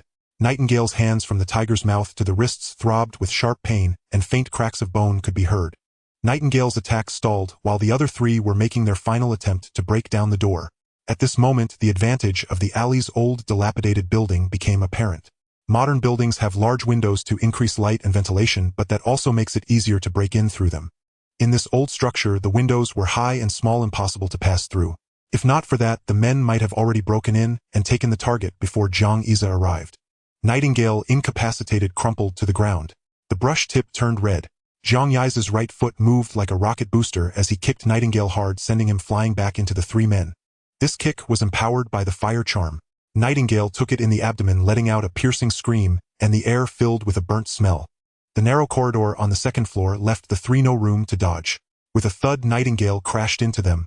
They quickly scrambled, and a short man suddenly opened his mouth wide, extending a thick, slimy tongue that just managed to wrap around Nightingale before he hit the concrete wall. A cold gleam flashed. Zhang Yize didn't hesitate. He hurled one of Nightingale's dropped daggers toward the group, the wind charm propelling it straight at them. This was a brutal move. If they dodged, the dagger would hit Nightingale. To his surprise, as they retreated, a purple mist quickly gathered over Nightingale's chest. The dagger, as if sinking into a stone sea, lost its force and clattered to the ground. Zhang Yize looked at the already battered door. His brush appeared again, and he wrote another block charm. But this time the door panel might not hold much longer. Ever since he rushed back, Zhang Yize had been constantly using his abilities. Exhaustion crept through his limbs. He had sparred earlier that day, and now he was fighting 5 alone. Yet he still stood at little Yuan's door. The lookout from the eaves had joined the foreman team. His neck was now crooked. Zhang Yize remembered striking his right neck, but the man's left side seemed swollen. In the narrow alley, 6 superhumans gathered again. The man with the vulture mask said in a low voice, "It seems the intel was wrong. You're not just in class. My apologies. Could we take someone and leave? Name your price." Zhang Yize shook his head. "You can say that you tried to stab me and now you're asking for a favor." Vulture replied, "Do you think I'm negotiating? Take the money and scram or die right now." Zhang Yize scratched his head. "Don't be so fierce. You've got numbers, so I'm scared. Who do you want to take? Let me think about how much to charge." A man behind Vulture said, "We're taking that little girl." Before he could finish, Vulture snapped, "Shut up." The man realized he had slipped up. Vulture turned to Zhang Yize. "You're fishing for information." Zhang Yize nodded. "Yes, I'm fishing and stalling for time. You 5 are tough. I've already called the police. The Supernatural Investigation Division is on its way. Better leave now." Vulture's voice turned grim beneath the mask. "Called the police, have you? Then let's see if you can hold out until they get here." Nightingale warned through gritted teeth, "Be careful. He's strange. When I attacked up close, his reaction was just like this door." Nightingale clutched his stomach, the burning sensation growing intense. Vulture's eyelids twitched. The intel was completely off. The target was indeed the person in the file, and he hadn't been here at first. But what was with this door that wouldn't open? Even if his ability wasn't primarily for offense, he was still a class. His rotting corpse mist was highly effective in covert operations, as his team knew well. But why was capturing an unawakened little girl so difficult? A superhuman completely different from the file had thrown the entire operation into chaos. This mission was likely doomed to fail. Standing at the entrance of Yuan Yuan's home, Great Xia gripped the dagger that Nightingale had dropped. His mind raced, analyzing the current situation. Vulture's ability seemed to be this purple mist. Abilities generally fell into two categories. One was a large-scale smoke bomb effect with a stunning property, a crowd control skill. The other was a small-scale defensive skill. Great Xia looked at the dagger on the ground, which had already begun to show signs of corrosion. It seemed the concentrated mist was far more potent. The ability user he had failed to ambush earlier likely lacked combat prowess, otherwise he wouldn't have been assigned to keep watch. The fact that he fled at the mere sight of Great Xia suggested he was a scout type, probably with enhanced vision and concealment abilities. Nightingale's combat effectiveness was largely neutralized. Even if his hand wasn't broken, the kick imbued with the fire art to his abdomen wouldn't leave him feeling too well. The long-tongued man remained an unknown. Only his tongue-related ability had been revealed so far. Among the 5 members of the Vulture Squad, only one had yet to display his power. As for himself, he didn't know how much longer he could hold out. The situation was dire, but the one thing in his favor was that his opponents were pressed for time. Moreover, the narrow corridor on the second floor limited their movements. Even if they wanted to gang up on him 5-tune, they'd have to consider the order of engagement. From the looks of it, as long as the last member wasn't some extraordinarily powerful fighter, he should be able to hold on until reinforcements arrived. Great Xia silently estimated the time. 20 minutes had passed. His senior sister should have called the police by now. He felt he had learned a new art. The art of delay. The 5 of them muttered among themselves, and the man Great Xia had ambushed showed the others the spot where he had been attacked. They called him Owl. Great Xia now understood why this man could turn his head so quickly. Vulture coughed. Owl, are you sure? Owl nodded. This kid is at most an A-rank ability user. When he hit me it stung a bit, but it had no real effect. He's still an A-rank, just with a greater physical boost.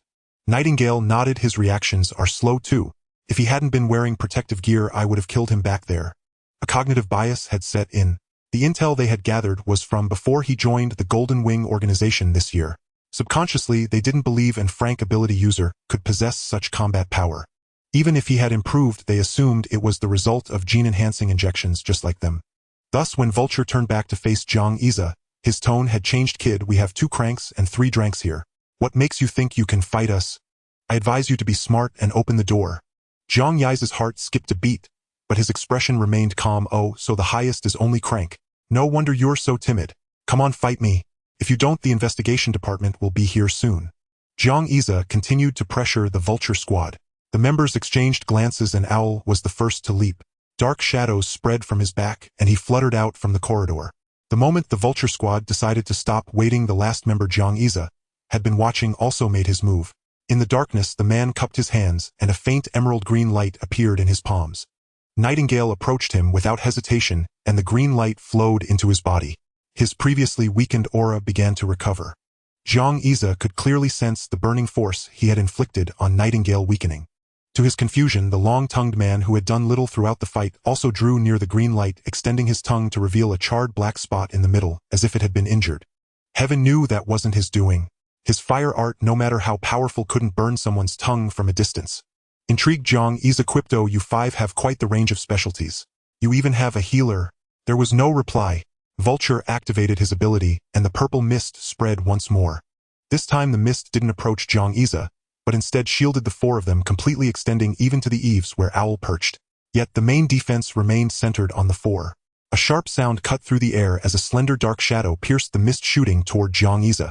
He sidestepped with a quick step, and the shadow embedded itself into the wall. Looking closely, it was a feather half buried in the concrete. Judging by the trajectory, it had been fired by Owl, who had just flown out. Now Great Xia ran his hands over his eyes. Through the thin purple mist, he spotted a pair of bright gleaming eyes perched on a nearby eave where the temperature was noticeably different from the surroundings. The assault continued.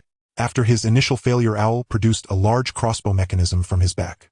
Whoosh, whoosh, whoosh. A triple shot. Owl locked onto Zhang Yi's position, plucked 3 iron feathers from his body, loaded them into the mechanism, and fired them fiercely. The trajectory of these 3 arrows was insidious, targeting the weak points around Zhang Yi's body. Even if he dodged one, he would be hit by another. But that was assuming they hit. Zhang Yi raised his hand and his sleeve billowed in the wind. The wind art wind shield. The 3 feathers shot forward at incredible speed. But when they reached Zhang Yi, they froze in midair, as if a movie had been paused. Only the faint sound of friction between the feather quills and the wind proved they were still struggling to break through. Zhang Yi pocketed the 3 feathers and pulled a handful of fallen leaves from his bulging pocket. We should practice reciprocity, shouldn't we? He tossed the leaves into the air. As they descended, his eyes sharpened and all the leaves halted in midair, as if infused with a soul, arranging themselves in neat formation. With a wave of his hand, the leaves split into 2 streams and shot into the mist. Was the purpose of a fallen leaf merely to return to its roots? Now they embarked on a new journey, carrying the force the wind had granted them. The man codenamed Owl was startled as countless leaves burst forth from the purple mist. They fluttered like dead leaves, dancing gracefully in the air. Initially, the purple mist could corrode the leaves' momentum, but subsequent leaves quickly passed through the holes the first leaves had created. Owl widened his eyes, dodging the leaves. Suddenly, a leaf before him burst into flame, and a sharp pain seared his eyes. He howled, clutching his eyes. Owl's eyes made up 3% of his body weight, granting him exceptional night vision by dilating his pupils to absorb more light. The risk, however, was that when exposed to even slightly intense brightness, his eyes would suffer damage from the overwhelming luminance. Zhang Yi recalled reading a book about an owl that strayed from the wilderness into the city and developed severe eye problems due to the erratic flashing of neon lights at night. Now, with his vision pushed to its limit, Owl was struck hard. Leaves rained down on his face and body, cutting his fingers. Several leaves landed on him, and soon a burnt smell arose. The vulture squad tensed, or in the blink of an eye a single exchange had left Owl temporarily incapacitated. On the other side, the leaves struggled to navigate the purple mist and fell to the ground. Zhang Yi repeated his tactic, the leaves burning themselves as they fulfilled their final purpose. The mist thinned, revealing a gap. Breakthrough. The leaves surged in, shooting toward the 4. But in the next instant, a sticky tongue whipped around with impenetrable speed, blocking all the leaves. Zhang Yi finally confirmed the abilities of the 5 vulture, owl, toad, nightingale, and firefly. He laughed inappropriately. No way. You've got a toad in your squad. The man retracted his tongue, grinding his teeth. It's Golden Toad. Zhang Yi nodded. All right, Mr. Toad. Golden Toad's face darkened. He hadn't wanted the gene-enhancing injection in the first place, and now being humiliated by an ability user weaker than himself made him ready to attack. Golden Toad crouched low, his thick thighs coiling before he sprang forward, a croaking sound emanating from his throat. Zhang Yi braced himself. He had thought the long-tongued man would rely on his tongue, but he hadn't expected a direct physical confrontation.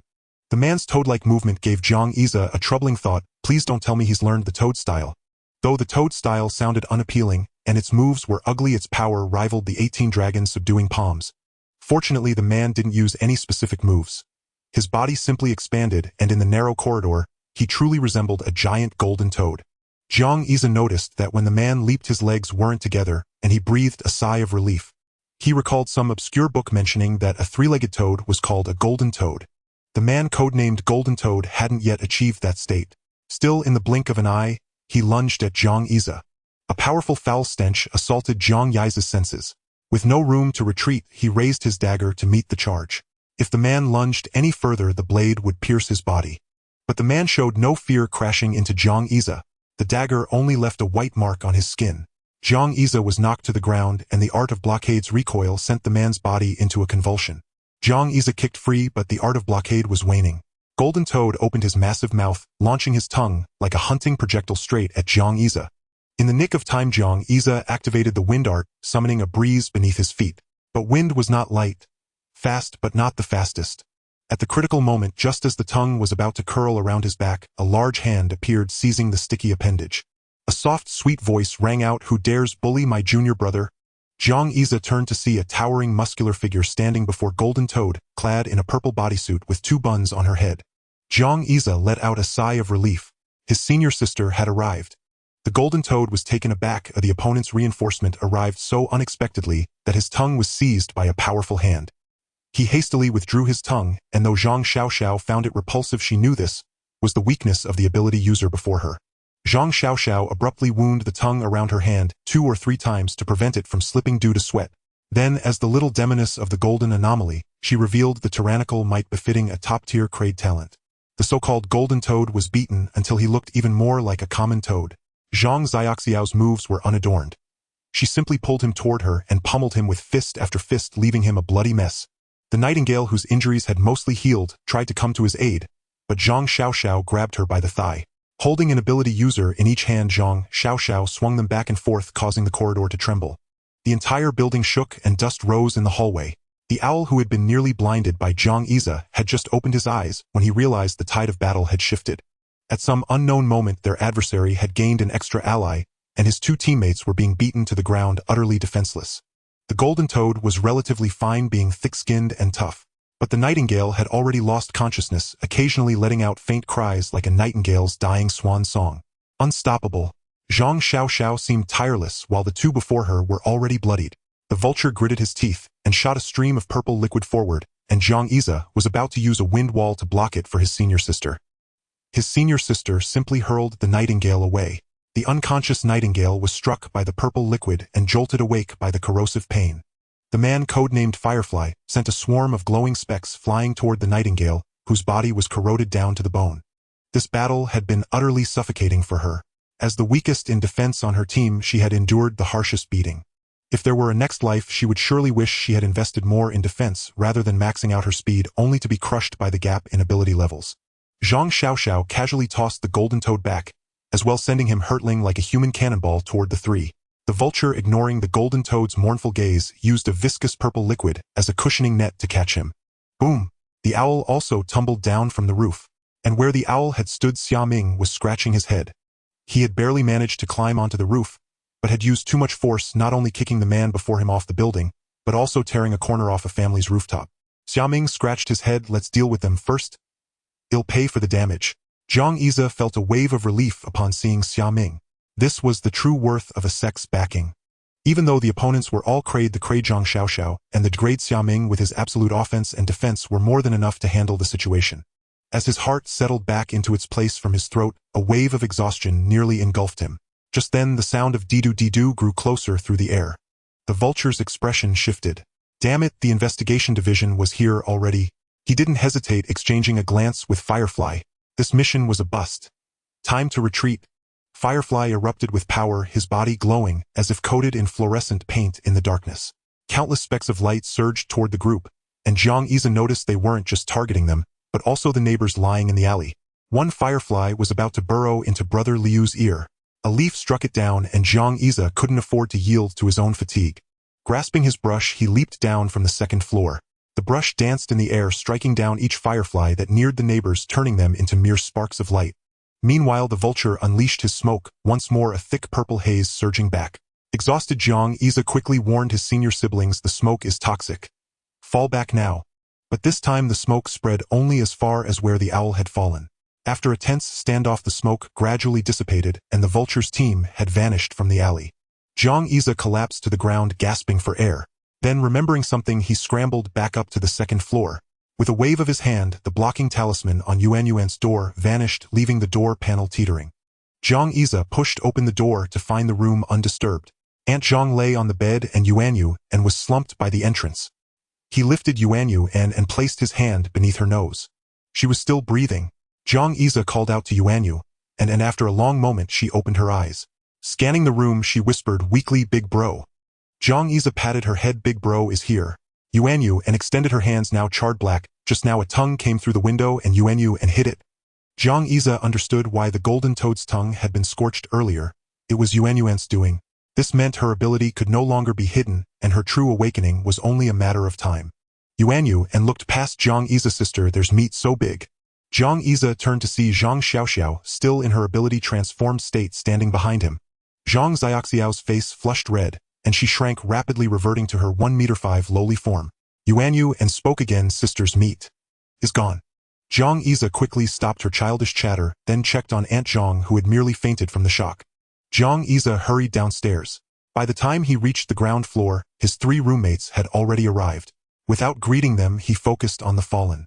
Aunt Li at the outermost edge of the alley was fine, nearly awake. Zhang Xia checked on each household one by one. The poor ventilation in the chimneys had a silver lining. Since indoor and outdoor air didn't circulate well, most people indoors were unharmed. But outdoors, those who had fallen deep in the mist wouldn't wake no matter how much they were called. After so long, Jiang Yize grew puzzled. Why hasn't the investigation division arrived? The others exchanged awkward glances. They refused to come. Jiang Yize was incredulous. Why weren't there sirens just now? He looked at Gu Zhixin and the answer became clear. It was Gu Zhixin who had been mimicking the investigation division's sirens. Jiang Yize couldn't dwell on it. Those in the mist were in mortal danger. Forget it, call an ambulance first. The ambulance arrived quickly and the unconscious were loaded in. Having been unconscious for too long, resuscitation efforts failed. The doctor kept increasing the voltage on the defibrillator, but eventually emerged from the emergency room drenched in sweat. 2 were dead and 3 were in a vegetative state. After waiting at the hospital for ages, 2 officers from the investigation division arrived, eyeing Jiang Yize and the others with disdain. Did you report this? Jiang Yize nodded numbly. The officers looked them over. All students from the Golden Anomaly. You guys okay? Everyone shook their heads. Jiang Yize pulled out a feather. 5 or 6 people from the alley are in comas.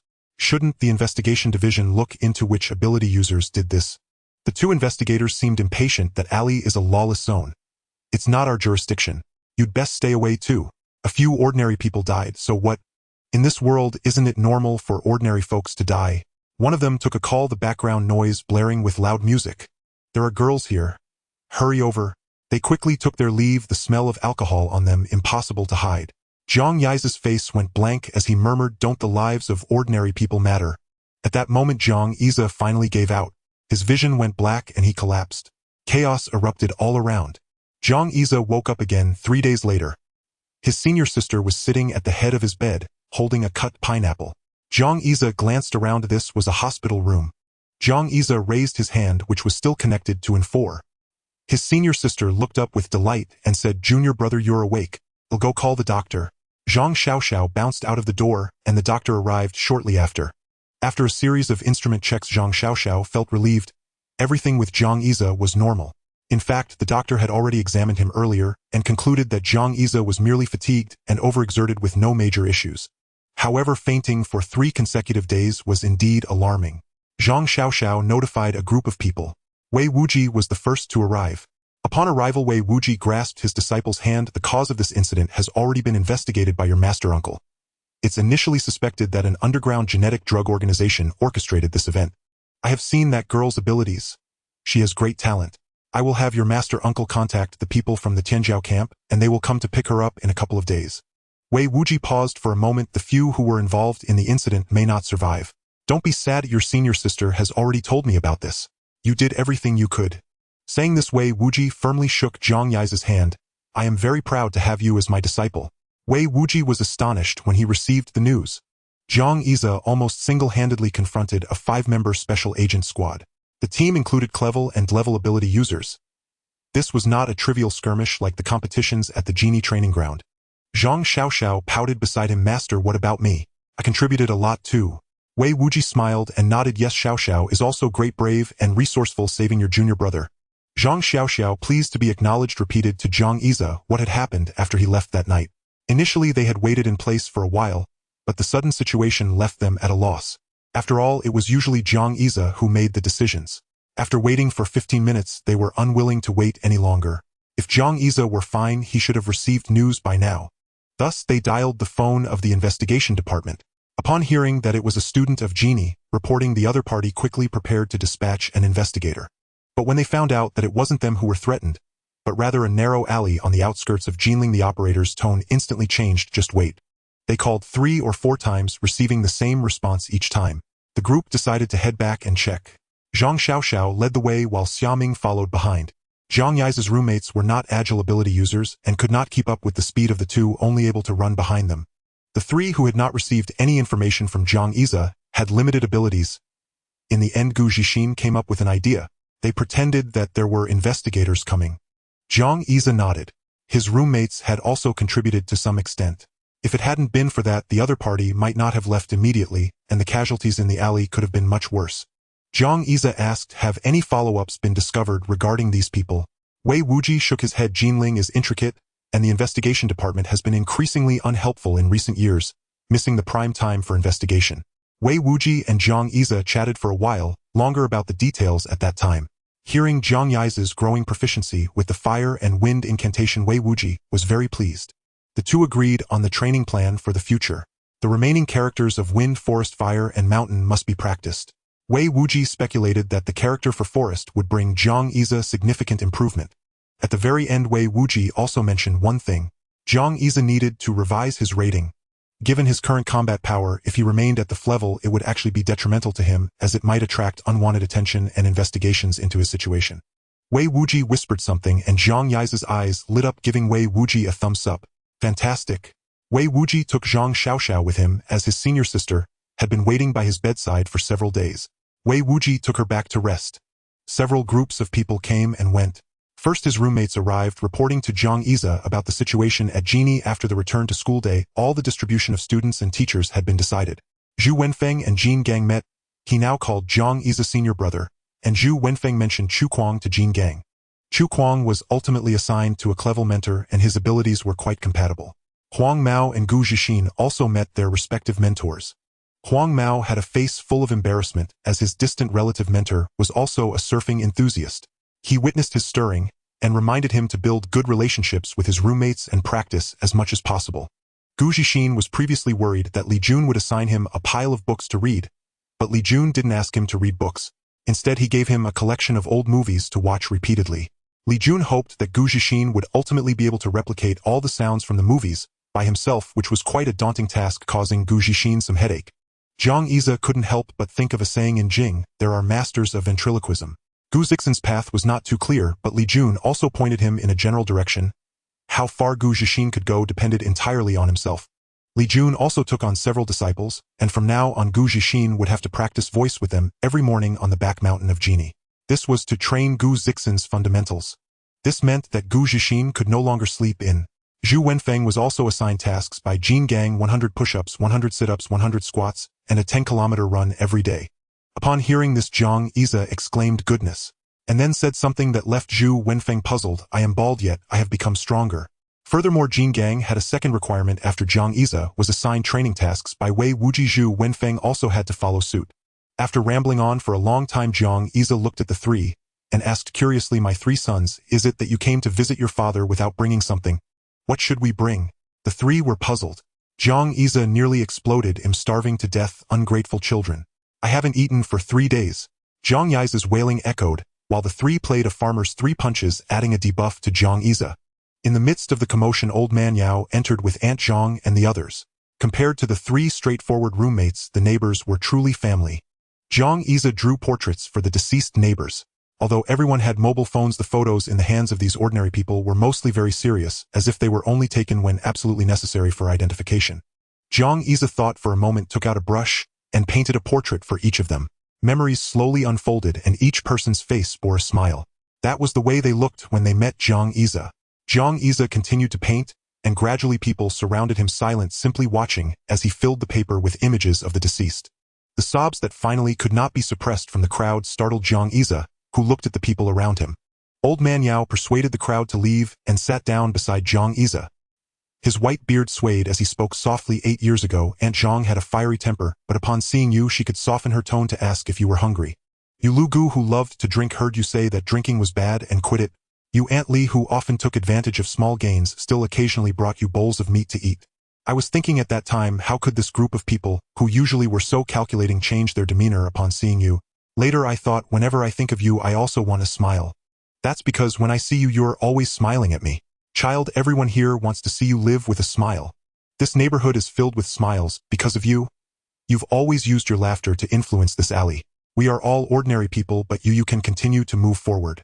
Do not let this incident extinguish your laughter. We all hope to see you walk forward with a smile. The aroma of food made everyone's mouths water. Although he had received glucose for 3 days, nothing could comfort the heart like food. Zhang Yi saw familiar faces drinking hot porridge, the steaming porridge rising in vapor, and large tears falling into it. To avoid worrying his roommates, Zhang Yi acted very calm. However, when he noticed that a few familiar faces were missing from the crowd, Zhang Yi couldn't help but feel a bit disheartened. Were the lives of ordinary people not precious? Quietly it felt as if some notion had collapsed and shattered into pieces. Some things hidden in memories surged to the forefront of his mind, and a new city began to rise from the ruins. Every brick that built the city wall was inscribed with words. At first glance, only one character was written on the bricks: person. But upon closer inspection, each brick had a different character for person. This one read: to establish a heart for heaven and earth, to establish a destiny for living beings, to continue the teachings of the ancients, to bring peace to all generations. That one read: to those who gather fuel for the masses, they must not freeze to death in the wilderness. Another one read: may the youth of Huaxia shake off the cold, simply strive upward, and not heed the words of those who self-destruct. Those who can work should work, and those who can speak should speak. With a bit of heat, give a bit of light. Just like a firefly, it can emit a little light in the darkness without waiting for a torch. Another one: a spark can ignite a prairie fire. A dialogue echoed in Zhang Yi's mind. Mom, they are so pitiful. What's so pitiful about them? Hurry up and leave, don't look. If you don't study hard, you'll end up like them. Zhang Yi heard a familiar voice: Xiao Zhe, what that ant said is not right. Dad, what should it be like? A warm voice replied: you strive upward to make this world better, so that they do not have to suffer like this, so that everyone can live well. Boom! A towering spire stood erect in the center of the city, with bell sounds ringing long within. Jinling City suddenly experienced thunder and lightning. Wei Wuji looked out through the car window. The clouds clashed as if a flood dragon was weaving through the sky. Old Man Yao, who had already reached the hospital entrance, turned back to look at the ward where Zhang Yi was. The sky rumbled with thunder, and he smiled, murmuring to himself, the weather is changing. The neighbor beside him chided Uncle Yao: hurry up, the rain is getting heavy. Old Man Yao shook his head: this rain, no one can avoid it. In the torrential rain, soon only Old Man Yao remained. He rummaged through his pocket. Inside were a few feathers of firefly and half a long tongue. Old Man Yao pinched these items, which instantly turned to powder flowing into the sewer, with the water leaving no trace. Old Man Yao softly began to hum: I want this sky to never cover my eyes, this earth to never bury my heart. I want all beings to understand my intent, and for all Buddhas to vanish into smoke. After another day in the hospital, the doctors confirmed he was fine, and Zhang Yi was finally discharged. He intended to pay the bill, only to find it had been charged to Wei Wuji's account. Glancing at the statement, he wondered how his private room could be so expensive. Every extra second spent there was money. Thinking back carefully, it seemed his master was quite wealthy. He recalled the rumors at school about his master having a peculiar personality. Zhang Yi now felt that his master simply refused to flatter others, choosing to follow his own whims and do as he pleased. In short, he was rich and willful. Zhang Yi even suspected that his senior sister had chosen to become his disciple, just because she could get enough to eat under his master's care. His 3 roommates had intended to pick him up, but Zhang Yi decided to return to the alleyway first. After a few days away, several plain white flags had been hung in the alley. The mourning halls for a few neighbors used the portraits Zhang Yi had drawn. Zhang Yi paid his respects, lingering for a while. Turning around, he saw Aunt Zhang holding Yuanyu and waiting for him. Zhang Yi's face broke into a radiant smile. Auntie Yuanyu, and reached out her hands. Go hold me. Zhang Yi took Yuanyu from Aunt Zhang's arms. The moment their bodies touched, he felt the surging fire energy within Yuanyu. Her awakening was imminent. Aunt Zhang spoke: Xiao Zhang, we're leaving this afternoon. Yuanyu's condition can't stay any longer. Zhang Yi nodded. Once you're settled in the capital, Auntie, send me a message. Aunt Zhang nodded. In just a few days, a few strands of white hair had appeared on her forehead. From being unwilling to let her daughter embark on the path of superpowers to watching her enter the Tianjiao camp, this emotional journey had been difficult for an ordinary woman. Zhang Yi comforted her. Once Yuanyu awakens her powers, and I found my footing, I'll come visit you. In a few years, I might even be clinging to Yuanyu's coattails. Hearing this, Yuanyu tugged at the pants on her legs. Go hold me. The childish lisping words made Aunt Zhang and Zhang Yi laugh, momentarily dispelling the somber mood of parting. In the afternoon, the people from Tianjiao camp arrived with a special car to take the mother and daughter to the capital. Zhang Yi stood by the roadside watching little Yuanyu and Aunt Zhang get into the car. He waved, standing there as the vehicle drove away. Little Yuanyu seemed to sense that this separation might mean a long time before they met again. Her eyes widened as she gazed at the young man standing outside the window. The autumn day was not particularly bright, and at that moment, the tall, slender young man had a clean face adorned with a smile. Little Yuanyu kept watching, as if trying to etch this scene completely into her memory. After a brief pause, Zhang Yi returned to Genie. Following the orientation, special training, sparring, fainting, and hospitalization, his life at the Superpower Academy was just beginning. In the evening, Zhang Yi received a message from Aunt Zhang. Arrived safely. He breathed a sigh of relief. Meanwhile, in the capital, Aunt Zhang, who had just stepped off the plane, shed her gentle and delicate demeanor from the alley, exuding the powerful aura of a strong woman. She held her head high, leading little Yuanyu, and toward the welcoming party from Tianjiao camp. A large group of people quickly approached. The elderly man at the front, who seemed weathered by worldly affairs like a steward, bowed respectfully and said, "Second Miss, welcome home." Aunt Zhang glanced at the old man, who was bent nearly at a 90-degree angle. "Spare me the formalities. Go back and tell the old man that I returned to the capital solely for my daughter, nothing more." With that, Aunt Zhang picked up Yuan and followed the Tianjiao camp reception staff, leaving the old man and the crowd behind, exchanging bewildered glances. In Jinling, inside Wei Wuji's tea room, Zhang Wu was whispering something to Wei Wuji. Wei Wuji looked surprised, then fell into deep thought. "Are you sure?" Zhang Wu nodded. "At first, because of the child's age, I didn't pay much attention. But when I saw the child's mother, I felt I'd seen her somewhere before. Then I remembered. So her surname is Ji, not Zhang." "Yes, Ji Wanqing." Wei Wuji fell into contemplation. "Does Xiao Zhang know about this?" Zhang Wu shook his head. "Probably not." Wei Wuji looked at the map on the wall. On it, the alley where Jiang Iza had lived for 8 years was a tiny spot. Extending from the spot, and the point marking Genie a location was marked in red. Jinling Museum. Wei Wuji's mind swirled with thoughts. "Don't tell Xiao Zhang. Ji Wanqing has returned to the capital and probably won't come back. By the way, did you find out anything about those mercenaries, the vulture and owl that Xiao Zhang mentioned?" Zhang Wu nodded. "We found them 30 kilometers outside Jinling, but they were already dead." Then he hesitated. "It's just the way they died." "What about it? The method used to kill them was very similar to your techniques back then, senior brother." Wei Wuji chuckled dryly. "You're not suspecting I did it, are you?" Zhang Wu shook his head. "Could there be a possibility?" Wei Wuji stared at Zhang Wu. "Speak your mind." Zhang Wu cleared his throat. "Could it be our senior brother?" Wei Wuji's expression shifted. Their master had taken on 4 disciples in total. The senior brother had the best talent. Reaching class superpower was only a matter of time, but he had gone missing in an operation. The second senior brother? Neither he nor Zhang Wu wanted to mention him. The third senior brother was Wei Wuji himself. The fourth junior brother was the ever-oblivious sudden father Zhang Wu.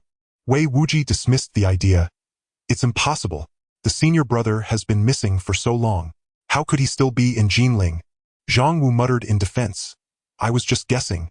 After all, you and I are still in Jinling." Wei Wuji shook his head. "Enough of that. Let's talk about my disciple instead.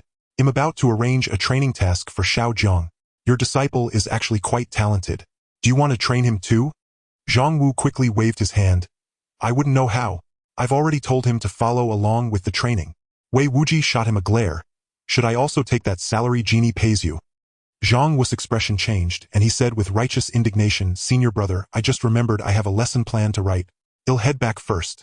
Zhang Wu hurried away as if there truly was a Schrodinger's lesson plan waiting in his cabinet. Wei Wuji chuckled dryly. He downed the tea in his cup in one gulp and strolled into the study. There he pulled out a notebook with yellowed dog-eared pages. It was a journal, and Wei Wuji began to read it intently. The autumn sunlight streamed through the window, the words on the page already faded and blurred. Based on the current integration of historical materials, the ancients' mastery of superpowers likely far exceeds our imagination. The descriptions of Laozi and the Queen Mother of the West in the records are strikingly similar to superpowered individuals. This worries me. If the Queen Mother of the West truly existed, does it mean someone could have survived until now? 800 soldiers charged the northern slope where artillerymen ran side by side. Spit the grapeskin if you eat grapes. If you don't eat grapes, spit the grapeskin anyway. Black fertilizer turns gray, gray fertilizer turns black. Ah! At the rear mountain of Genie, a group of students with sound-related abilities were practicing their morning exercises. Do you not see the yellow river's waters descending from the heavens, rushing to the sea, never to return? Amid the cacophony of clearing throats resembling a barnyard, a bold poem suddenly emerged. Gu Zixin's eyes lit up. Brother Jiang, that's truly impressive. Just reciting this poem makes me feel like a flamboyant swordsman. Jiang Iza was accustomed to his roommate's lack of discernment. I didn't compose this. It's an ancient poem. Today was Gu Zixin's first day of vocal warm-ups at the rear mountain, as instructed by Li Jun. Jiang Iza had woken up early, as well dragging along the bleary-eyed yellow hair and Zhu Wenfeng. They were sending Gu Zixin to kindergarten recitation class. Upon reaching the rear mountain, almost every slope had someone with sound-related abilities standing there, not just freshmen but also many upperclassmen with sound abilities. Gu Zixin felt a bit embarrassed to start, so Jiang Iza had him recite Invitation to Wine. Sure enough, after reciting it once, Gu Zixin's entire demeanor became invigorated. Seeing him enter the zone, Jiang Iza led Yellow Hair and Zhu Wenfeng for a morning run around the rear mountain of Genie. The terrain had many ups and downs with few flat paths. After just 2 laps, they were drenched in sweat. Yellow Hair felt somewhat frustrated. Why was he even here? Gu Zhixin was warming up his voice without running. Zhang Yize was already a physical anomaly, and Zhu Wenfeng insisted on following Zhang Yize due to his Vajra ability. What about him? He had only wanted to coast through, but now everyone seemed to expect him to be someone significant. What should he do? Should he lie low or lie low? As Yellow Hair panted, pondering how to speak up, Zhang Yize's concerned voice came. Are you feeling low blood sugar? 2 more laps and we'll go for breakfast. Thus breakfast became Yellow Hair's only sustenance to endure. Little did he know the 2 laps Zhang Yize mentioned was an algebraic term. They ran a full 10 laps with Zhang Yize and Zhu Wenfeng practically carrying him by the end. Yellow Hair felt like a pig being rescued during a flood. But the morning exercise was finally completed. After a simple stretch, Yellow Hair, who usually didn't care for breakfast, thought, hey, the breakfast at Jinyi's cafeteria is actually delicious. Just as a full and drowsy Yellow Hair was about to lie down, Zhang Yize came to call them for theoretical classes. Yes, in the first year at Jinyi there were numerous theoretical courses that all freshmen regardless of their D or F grades had to attend. The purpose of these courses was exactly what the neighbors in the alley had referred to as a secure job. Not everyone could rely on powerful abilities to stand out after graduation. Those with weaker ability grades and talents could still pursue theoretical work related to abilities. Jinyi mandated that everyone must choose at least 3 theoretical courses. These courses were taught by grade instructors, usually 1 big class per week, with all enrolled students attending in the same room. Those who saw a bright future in their abilities generally paid no attention to these classes. Only those with somewhat mediocre abilities would diligently take notes, curry favor with the instructors, and aim for high scores to secure a good job after graduation. Overall, embarking on the path of an ability user meant taking a route more likely to lead to success than an ordinary person's. Although Jinyi was not a top-tier National Ability Academy, graduates could easily find a high-paying leisurely job. This led most students to treat theoretical classes with indifference. Upon hearing that there was a theory class the next day, they simply saw it as an opportunity to catch up on sleep. The diligent ones stayed up late honing their abilities, while the lazy ones stayed up watching shows or playing games. Most theory teachers turned a blind eye, and Wei Wuji was no exception. However, Wei Wuji went even further. During his lectures on the history of ability research, a few students occasionally raised their hands to ask questions, but Wei Wuji ignored them. Somewhat dissatisfied, a student asked why he didn't accept questions. Wei Wuji silenced him with a single sentence. It took me 20 years to understand this part. Do you think you can grasp it in 10 minutes of class?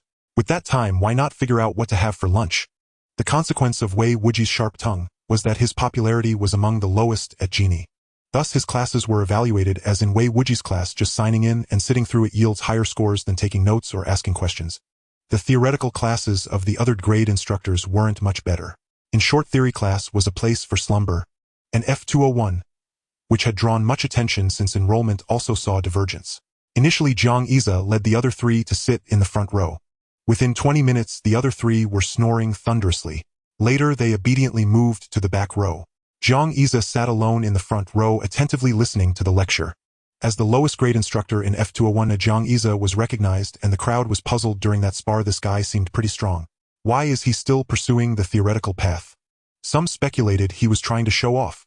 But over several weeks, Zhang Yize consistently sat in the front row, diligently taking notes.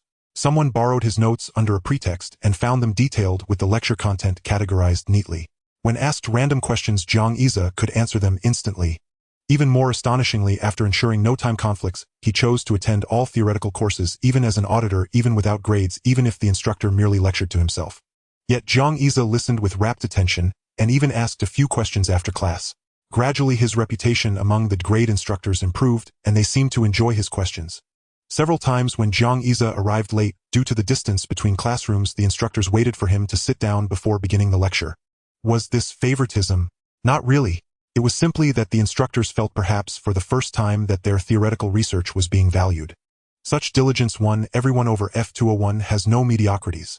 And freshmen noticed that Wei Wuji, who used to often scold students, would now pause at profound points and ask if the students understood. Observant individuals noticed if Zhang Yize shook his head, Wei Wuji would patiently explain again. But if Zhang Yize nodded in understanding, he would no longer care whether others grasped it. Thus Zhang Yize earned a nickname second only to Yellow Hair's in fame. Zhang Yize was called the Grinder, and Yellow Hair was called the Farter. There was a reason why Zhang Yize was so driven. Somehow, after waking up in the hospital, he noticed changes in himself. First, his body seemed stronger than before. Second, his brush no longer faded. Even after a full day of theoretical classes utterly exhausted, the notes he recorded with his brush never dimmed. This delighted Great Xia. Many shortcomings of his ability seemed to be gradually improving. He recalled that every time he fainted his body grew stronger. Suppressing the urge to knock himself out, Great Xia continued grinding away. As days passed, freshmen remembered a serious-looking back of a head and a handsome face that would smile warmly when greeted. Except for a very few, most people unconsciously developed a fondness for Great Xia. Just like in the alley, whenever Great Xia walked to class, someone would greet him, "Grinder off to class again." His response was always a bright smile revealing white teeth. "Yes, I know too little.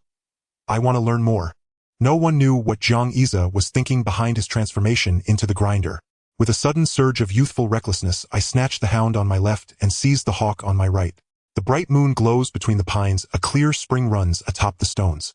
Across 1,000 hills no bird flies, along 10,000 paths no trace of man remains. He exhaled, leaned against the railing and stretched. The sound-type ability users on the back slopes of Jin were growing ever more fiercely competitive. Since Gu Zixin's recitation had astonished everyone, a few ability users drifted over and asked, "Brother, what are you reading?" Gu Zixin pointed to Great Xia running about across the hills. "My third brother gave me a selection of classical poems." The man accepted the little book with caution, and seeing the imposing brushstrokes across the pages was immediately drawn in. Following the characters with his eyes, he tried to read aloud. Although these poems did not demand the tongue-twisting agility of nursery rhymes, classical verse prized tonal patterns, the art of rhyme, and elevated imagery. What had seemed ordinary before swelled with poetry the moment they read it. So they stopped Great Xia, who was quietly contemplating the meanings of the characters Lin and Shan on the mountain. When they explained their purpose, Great Xia was bewildered, but seeing their earnest faces, he could not refuse and agreed to let them collect the book the next day. The next morning, to their eager delight, Great Xia brought out a poetry collection identical to Gu Zixin's. Each copy was penned by Great Xia himself. At first, Great Xia had intended to give them away free. After all, they were classmates. He thought that listening to classical recitations along the journey was surely preferable to the crude shouting of others. But when the others insisted on paying, Great Xia's sincerity was already apparent in the volumes, the hand-brushed characters, and the faint scent of ink and paper put one at ease. Great Xia dismounted smoothly and said, "Why don't you treat me to breakfast instead?" Thus his breakfasts for the week were taken care of. The mountain wind carried more and more clear reading voices through the hills. When Great Xia went to call Gu Zixin to eat, he found many people standing around him. Indeed, their intentions were not good.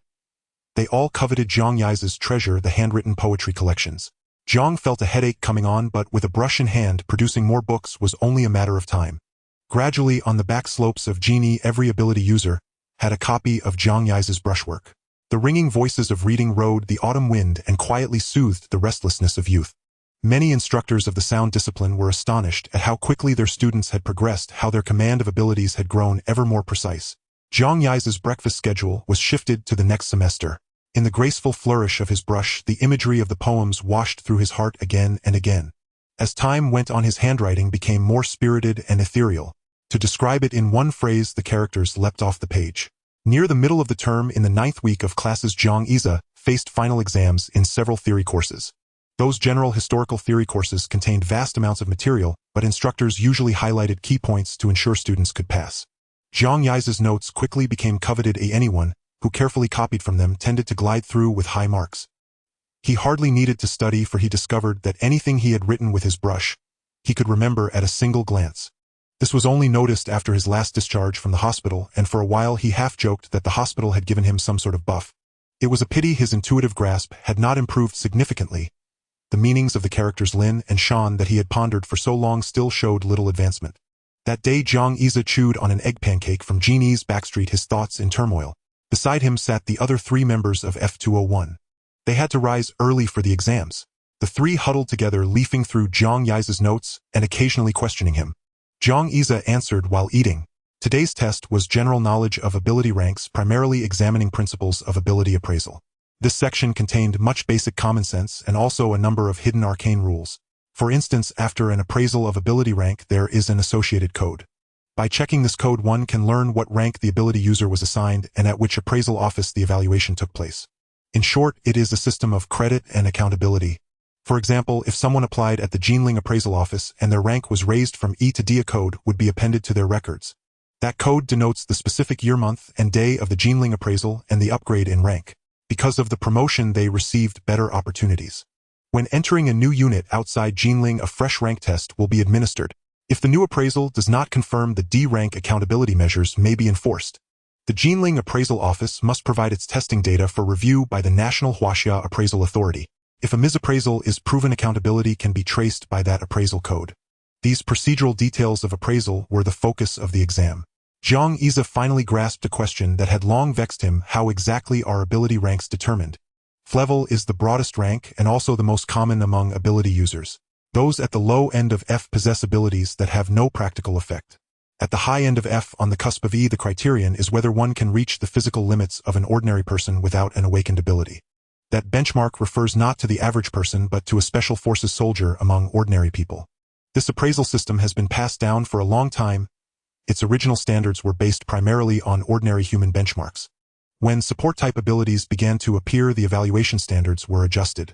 For example, how should one judge a girl who possesses a healing ability? If she appears physically weak and not combat capable, does that relegate her to level? Certainly not. A healer can alter the course of a battle in a short time. Therefore, later appraisal protocols added support-type evaluations encompassing healers and amplifiers among others. Support-type appraisal requires testing with cooperating ability users.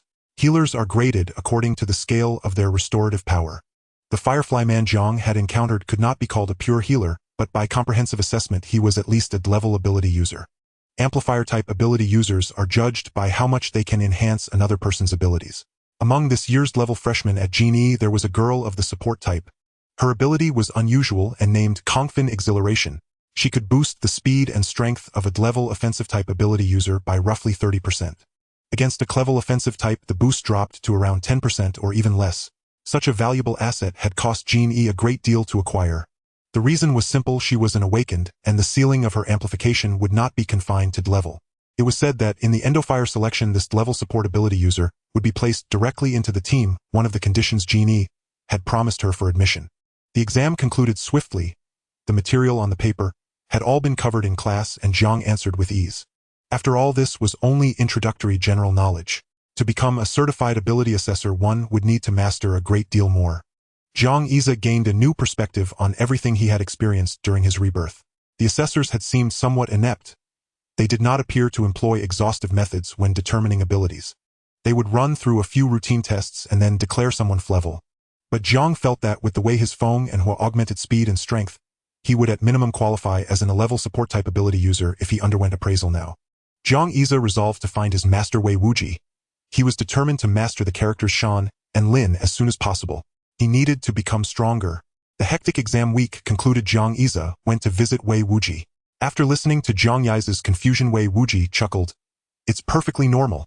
Even if you spent 100 years running on that mountain, you wouldn't gain enlightenment. Jiang Yize scratched his head. Please enlighten me, master. Wei Wuji dipped his finger in tea and wrote the characters mountain and forest on the table. Find what they have in common. Jiang Yize pondered for a moment, then shook his head. One is written in green ink, the other in earthy yellow. Could that be the difference? Wei Wuji immediately realized Jiang Yize had hit a dead end. Swift as a forest, immovable as a mountain does exist, but these two characters mean more than just that phrase. Is a forest only meant to be swift? A mountain only immovable? Go to the mountain where we grilled meat last time and meditate. When you've comprehended those two characters, you may come down. Jiang Yize nodded. After thanking his master, he went alone to the hill behind the restaurant. The hill was mostly undeveloped, and Jiang Yize wandered freely among its slopes. Falling leaves blanketed the wilderness endlessly, the green before his eyes nearly spent, replaced by a sea of withered yellow. Jiang Yize breathed in the decadent air of the wilds, seeking that glimmer of insight. Suddenly a gust of wind swept through, stirring the fallen leaves in the forest. Jiang Yize vaguely felt that the great secretive eggshell before him had cracked a little. Another leaf was blown onto Jiang Yize's head by the wind, and a flash of enlightenment struck him. His understanding of the wind art deepened by another degree. The wind in this world never exists in isolation. Wasn't it the same for mountain and forest? Jiang Yize immediately sat down in meditation, closing his eyes to perceive the transformations within the mountain woods. For 3 consecutive days, Jiang Yize remained in meditation without eating, drinking, or sleeping. He sat there like an old monk in deep samadhi, leaves piling up to cover his entire body, and a few mountain sparrows even perched on his head. Days and nights cycled. Jiang Yize became as if a part of the mountain itself. Starlight shone unceasingly, the brilliant constellations scattering their light across the wilds, and Great Xia felt the breath of life. Though his eyes were closed during those 3 days, Great Xia seemed to have traversed every inch of that mountain forest. He knew where the bird nests and squirrel dens were in the trees, where a clump of mushrooms grew, and where the ants were crossing the ridges. He even knew exactly how many leaves had fallen from the trees on the mountain. He knew which chrysanthemums were in bloom and which fruits had dropped. A verdant glowing brush appeared. Great Xia pointed with his finger, and a gust of wind blew the leaves off his body. In the palm of his hand, the character would materialize. From the pile of withered leaves before him, a bamboo shoot poked its head out. The wood character quickly gained more strokes, transforming into forest. The bamboo shoot grew rapidly, reaching half a man's height. But forest was not the end. The moment the character grove appeared, the bamboo shoot shot skyward. Soon amidst the autumn leaves, a tall, jointed green bamboo stood defiantly, attempting to explore the forbidden heights of the mountain forest sky. Immediately after, the tip of the brush turned an earthy yellow like a receding tide. The bamboo joint before him gradually withered and yellowed until, unable to bear its own weight, it crashed down with a thunderous roar, startling the birds and beasts of the woods. A smile spread across Great Xia's face. The forest art had been mastered. During these 3 days, the forest was no longer simply the swift as a forest. It was as if Great Xia had dissected it infinitely. A single tree, a grove, a dense forest. Within boundless vitality lay nature's established laws of survival, seemingly devoid of joy, anger, sorrow, or happiness. The myriad changes of the 4 seasons were merely an interpretation of the laws of life. Great Xia felt as if he stood at the threshold of the laws of life, peering in. He was close but not yet fully there, and the meanings derived from splitting the character mountain were even more numerous. Mountain. 2 mountains standing together. To emerge.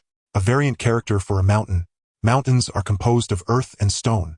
The variations were endless. The bamboo shoot's growth was because Great Xia had perceived the shoot gathering strength within the soil, and being in the mountain everywhere was earth and stone. The brush transformed between yellow and green. The scenery before Great Xia kept changing, the earth and rocks were at his command. After experimenting for a while and confirming his mastery of the mountain art, Great Xia finally descended the mountain. In the pavilion at the foot of the hill, Wei Wuji sat drinking tea, while Jin Gang and Zhu Wenfeng were also present. Great Xia greeted everyone. Master, uncle, master, junior brother. Previously, he wouldn't have noticed, but now, seeing the slight accumulation of dust beside his master, a surge of emotion welled up within him. Though nothing was said, Wei Wuji must have waited for him for a long time. Before Wei Wuji could speak, Jin Gang blurted out boorishly, "Xiao Zhang, your training sure took a long time. We've been waiting forever." Wei Wuji shot him a glance. "You've only been here for 2 hours and you have the nerve to say that." Jin Gang chuckled sheepishly. "But didn't you see your brother wait a long time?" Wei Wuji shook his head. "I was waiting for my disciple to succeed in his cultivation to bring me honor." "What were you waiting for?" Jin Gang looked at Zhu Wenfeng, whose eyes showed grievance. "I thought senior brother was going to consult uncle master, so I didn't follow." Jin Gang said helplessly, "Next time try to follow your senior brother wherever he goes. Otherwise he'll really leave you behind, and you won't even be able to learn from him." Great Xia scratched his head. "It was nothing really. I just spaced out on the mountain for 3 days. Jin Gang's words faltered. "Spaced out?" Great Xia nodded. Jin Gang looked at Wei Wuji. "Senior brother, why did you tell him to space out? Isn't training his ability better?" Wei Wuji took a sip of tea nonchalantly. "Sometimes spacing out is cultivation. Drinking tea is also cultivation." Jin Gang didn't understand. "So is senior brother cultivating right now?" Wei Wuji shook his head. "I'm holding back my laughter." Jin Gang was utterly confused. "What are you laughing at, senior brother?" Wei Wuji pointed at Great Xia. "Look at your disciple. Has he changed at all?" Jin Gang said instinctively, "What change? Isn't he just—" Before he could finish, Jin Gang sensed something was wrong. Logically, he could see through any young ability user these days. Low-level ability users couldn't control their aura well and were easy to detect. But Great Xia now seemed like an ancient pine on a solitary peak. Had Wei Wuji not pointed it out, Jin Gang might have even overlooked the fact that someone was standing right next to him. Jin Gang scrutinized Great Xia. His breathing was very faint and his body barely rose and fell. Yet simultaneously, Jin Gang's instincts told him that a vortex had formed around Great Xia's body, inhaling and exhaling. Jin Gang was startled. "He's already mastered the breathing art." Wei Wuji shook his head. "It's more advanced than the breathing art." Jin Gang patted Zhu Wenfeng and said earnestly, "If the school's ability competition weren't about to start, I'd really want you to space out here for a few days too." Wei Wuji had indeed been waiting for Great Xia to come down from the mountain. The purpose of Jingang's visit was to inform Wei Wuji that he would be in charge of this ability competition. He didn't want to organize those other events. Instead, he wanted a genuine practical exercise. Send everyone up the mountain. Survival time plus elimination count. Whoever has the highest score wins. Wei Wuji nodded. Let's do it then. It's fine. I'll pretend I don't know you're creating an opportunity for your disciple to cultivate on the mountain. Senior brother, what are you saying? Don't tell anyone.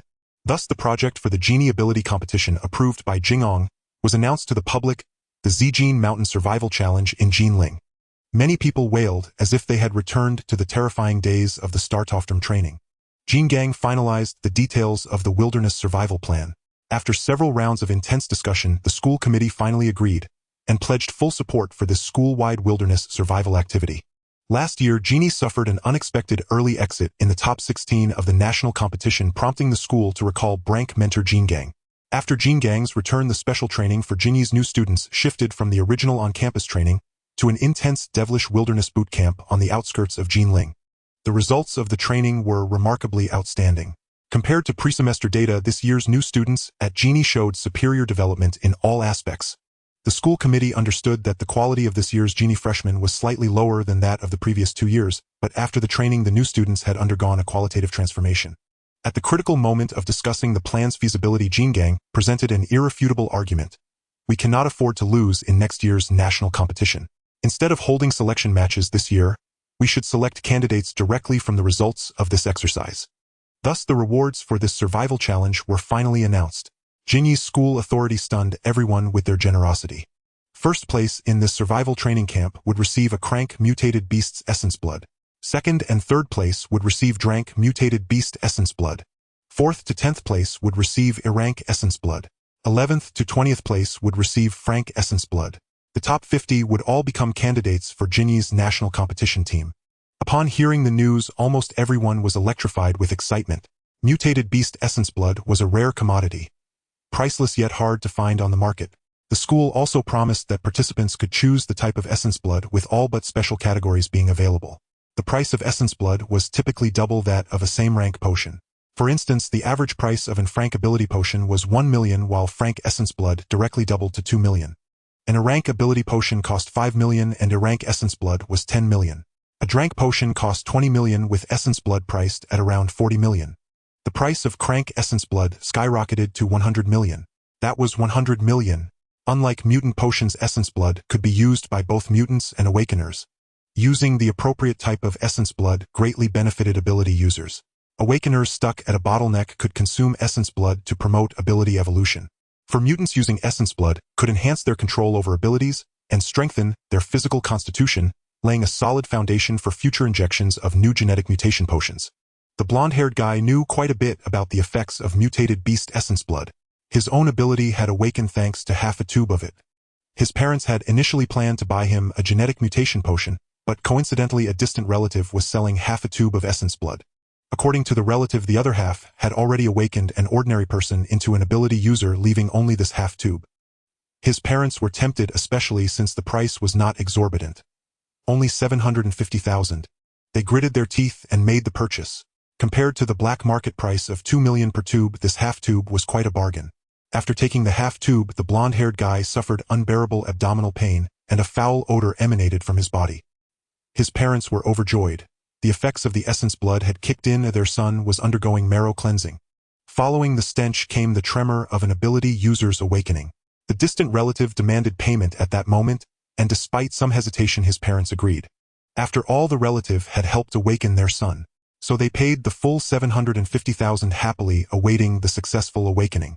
Even the foul odor seemed slightly more bearable. Later, when they discovered that the blonde's ability was precisely this stench, the distant relative's phone was already unreachable. The blonde was rated as an Frank ability user. Subsequently, the money originally reserved for his genetic potion was used to bribe a path into Genie.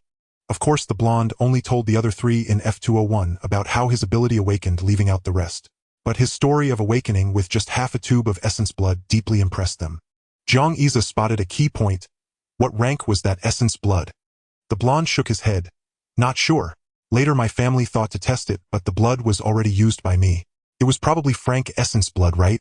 Jiang Iza nodded calmly, but his mind was racing. If half a tube could awaken someone, Could a full tube raise one's ability rank? With this question, Great Xia sought out Wei Wuji and recounted the blonde story, sharing his doubts. Wei Wuji shook his head. Your roommate's tube of essence blood was most likely a rank, which is why half a tube could awaken an ability. An ordinary half tube of frank essence blood wouldn't achieve that. Otherwise, so many people wouldn't be so eager for genetic mutation potions. As for Great Xia's question about whether a full tube of same rank essence blood could awaken a same rank ability, user Wei Wuji pondered and replied, there's a chance, but it's very slim. Same rank essence blood only serves as a supplement. Only higher rank essence blood can unlock potential. Wei Wuji paused, then asked hesitantly, are you planning to use frank essence blood to speed up your development, or E-rank essence blood to enhance your ability? Great Xia shook his head. No. I was originally aiming for the top 3 to get drank essence blood, but now it seems you'll have to go for first place. Wei Wuji was taken aback. You can't use C or drank essence blood yet. It would rupture your body. Since you've been injected with a gene suppression potion, we have to take it slow or it will backfire. Suddenly Wei Wuji sensed something amiss. Given Great Xia's intelligence, he surely understood this. Wait. Who are you planning to give that potion to? Great Xia remained composed. I have a friend. Wei Wuji stared at him. Is this friend's surname Wei by any chance? Great Xia stubbornly denied it, his eyes shifting away. Probably not. I'll ask him his name later. Wei Wuji sighed. Apprentice, you have a good heart, but these essence bloods are useless to me. Great Xia was stunned. Why? Wei Wuji smiled without speaking. Suddenly Great Xia felt his master transform before him like a towering mountain, whose peak was hidden in mist. Standing at its base, he felt as though he could be crushed by falling rocks at any moment. Wei Wuji withdrew his pressure, and Great Xia gasped for air, drenched in sweat, as if pulled from water. Even when he first met Jingong, he had not felt such immense pressure. Jingang was renowned as the only Brank ability user with a title, while his master was merely Drank. Yet just now, even without killing intent, Great Xia felt enveloped by a suffocating aura. The fear was like an ant seeing a giant. The giant bore no malice, but the ant dreaded being accidentally crushed underfoot. Crushing you has nothing to do with you. In a flash, Great Xia arrived at an answer. Master, are you an A-rank ability user? Great Xia suddenly felt awkward. Initially, he had only wanted to try for the top 3 to obtain a Drank ability potion, hoping to help his caring master regain strength and awaken to crank. But now his master had just revealed he was an A-rank ability user. Even the champion's crank essence blood held no appeal for him. Wei Wuji took a sip of tea. I was a rank before, now am only Drank. Great Xia was puzzled. Why? Does ability rank decline that much with age? Wei Wuji shook his head. I'm not that old yet, and ability decline wouldn't be this severe. He revealed his arm, showing a large needle mark to Great Xia. When I was awakening my A-rank ability, someone injected me with a gene suppression potion. In an instant, Wei Wuji's words connected all the memories in Great Xia's mind. Why was Jingang so respectful to his master? Because his master had once been an A-rank ability user. Why was his master so furious when he learned Great Xia had been injected with a suppression potion? Because he had suffered the same fate. And why was Jingang comfortable leaving his daughter under Wei Wuji's guidance? It all made sense. Perhaps years ago, before Jingang rose to fame, there was an even more brilliant genius named Wei Wuji. Wei Wuji's voice was calm, devoid of emotion. I won't go into details. I trusted the wrong person, and at the critical moment of my A-rank awakening, I was injected with a gene suppression potion. My ability rank dropped directly from A-rank to Drank. Although my rank fell, I've long since tested it.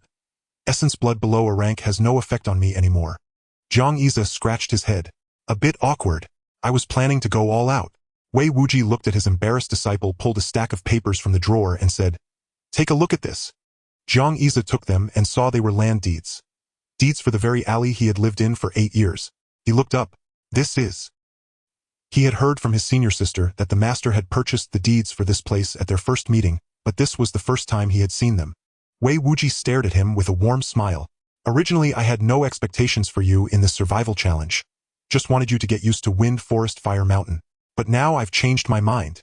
Wei Wuji pointed at the deeds before him. See this pile? Top 10, you can take 1. Top 5, you can take half. Top 3, you can take them all. Great Xia was stunned. Although the alley wasn't in a prime location, the entire set of deeds would still be worth a few million, at least, even at a steep discount. Yet now these deeds lay before him. Reason overcame impulse, and Great Xia shook his head. Master, I can't accept this. Wei Wuji glanced at him. I know that friend of yours, the one whose name you never mention, has a disciple who is sensible and ambitious, but sometimes a person must learn to strive. That disciple humbly declines opportunities, But has he ever considered that striving would benefit not only your friend but also those he protects? Wei Wuji's words steeled Zhang Yi's resolve. Master, I understand. Wei Wuji nodded. Good. Go for it. How many deeds you can claim depends on you. Zhang Yi blinked. Master, I'd like to ask on behalf of my friend. If he takes first place, could he get a little extra money to repair the alley's road? This time Wei Wuji was taken aback. He spat out a mouthful of tea and glared at Zhang Yi. Your friend says you're quite the negotiator, you little rascal. If you can take first place, the houses will be torn down and rebuilt. Zhang Yi stood up. Good, prepare. By the way, should my friend put this in writing? Wei Wuji waved his hand dismissively. Get out of here. If you can actually get a Great Essence blood, you won't be short on money. Zhang Yi smiled and bid farewell to his master. Wei Wuji, however, remained seated staring absently at the spot where Zhang Yi had been. Then he made a phone call. Hey, I have a friend who wants to know if there's any brain-enhancing essence blood available. Yes, in stock. 1 each of D, E, and F grades. In early November, the autumn air in Jinling City was crisp but carried a hint of chill, with frost seeming to form on the leaves of evergreen plants. Buses lined up at the entrance of Genie, double the number from the freshman training, and they had to make several round trips. Except for a very small number of students focusing on theoretical studies of superpowers, almost all Genie students were taken for wilderness survival. Apart from China's unified graduation exam, Genie's graduation requirement was to complete a superpower level upgrade within a specified time. Grade meant 3 years. A grade was 4 years. A grade was 5 years. Grade was 10 years. Those who completed the upgrade could take the graduation exam early, but most chose not to.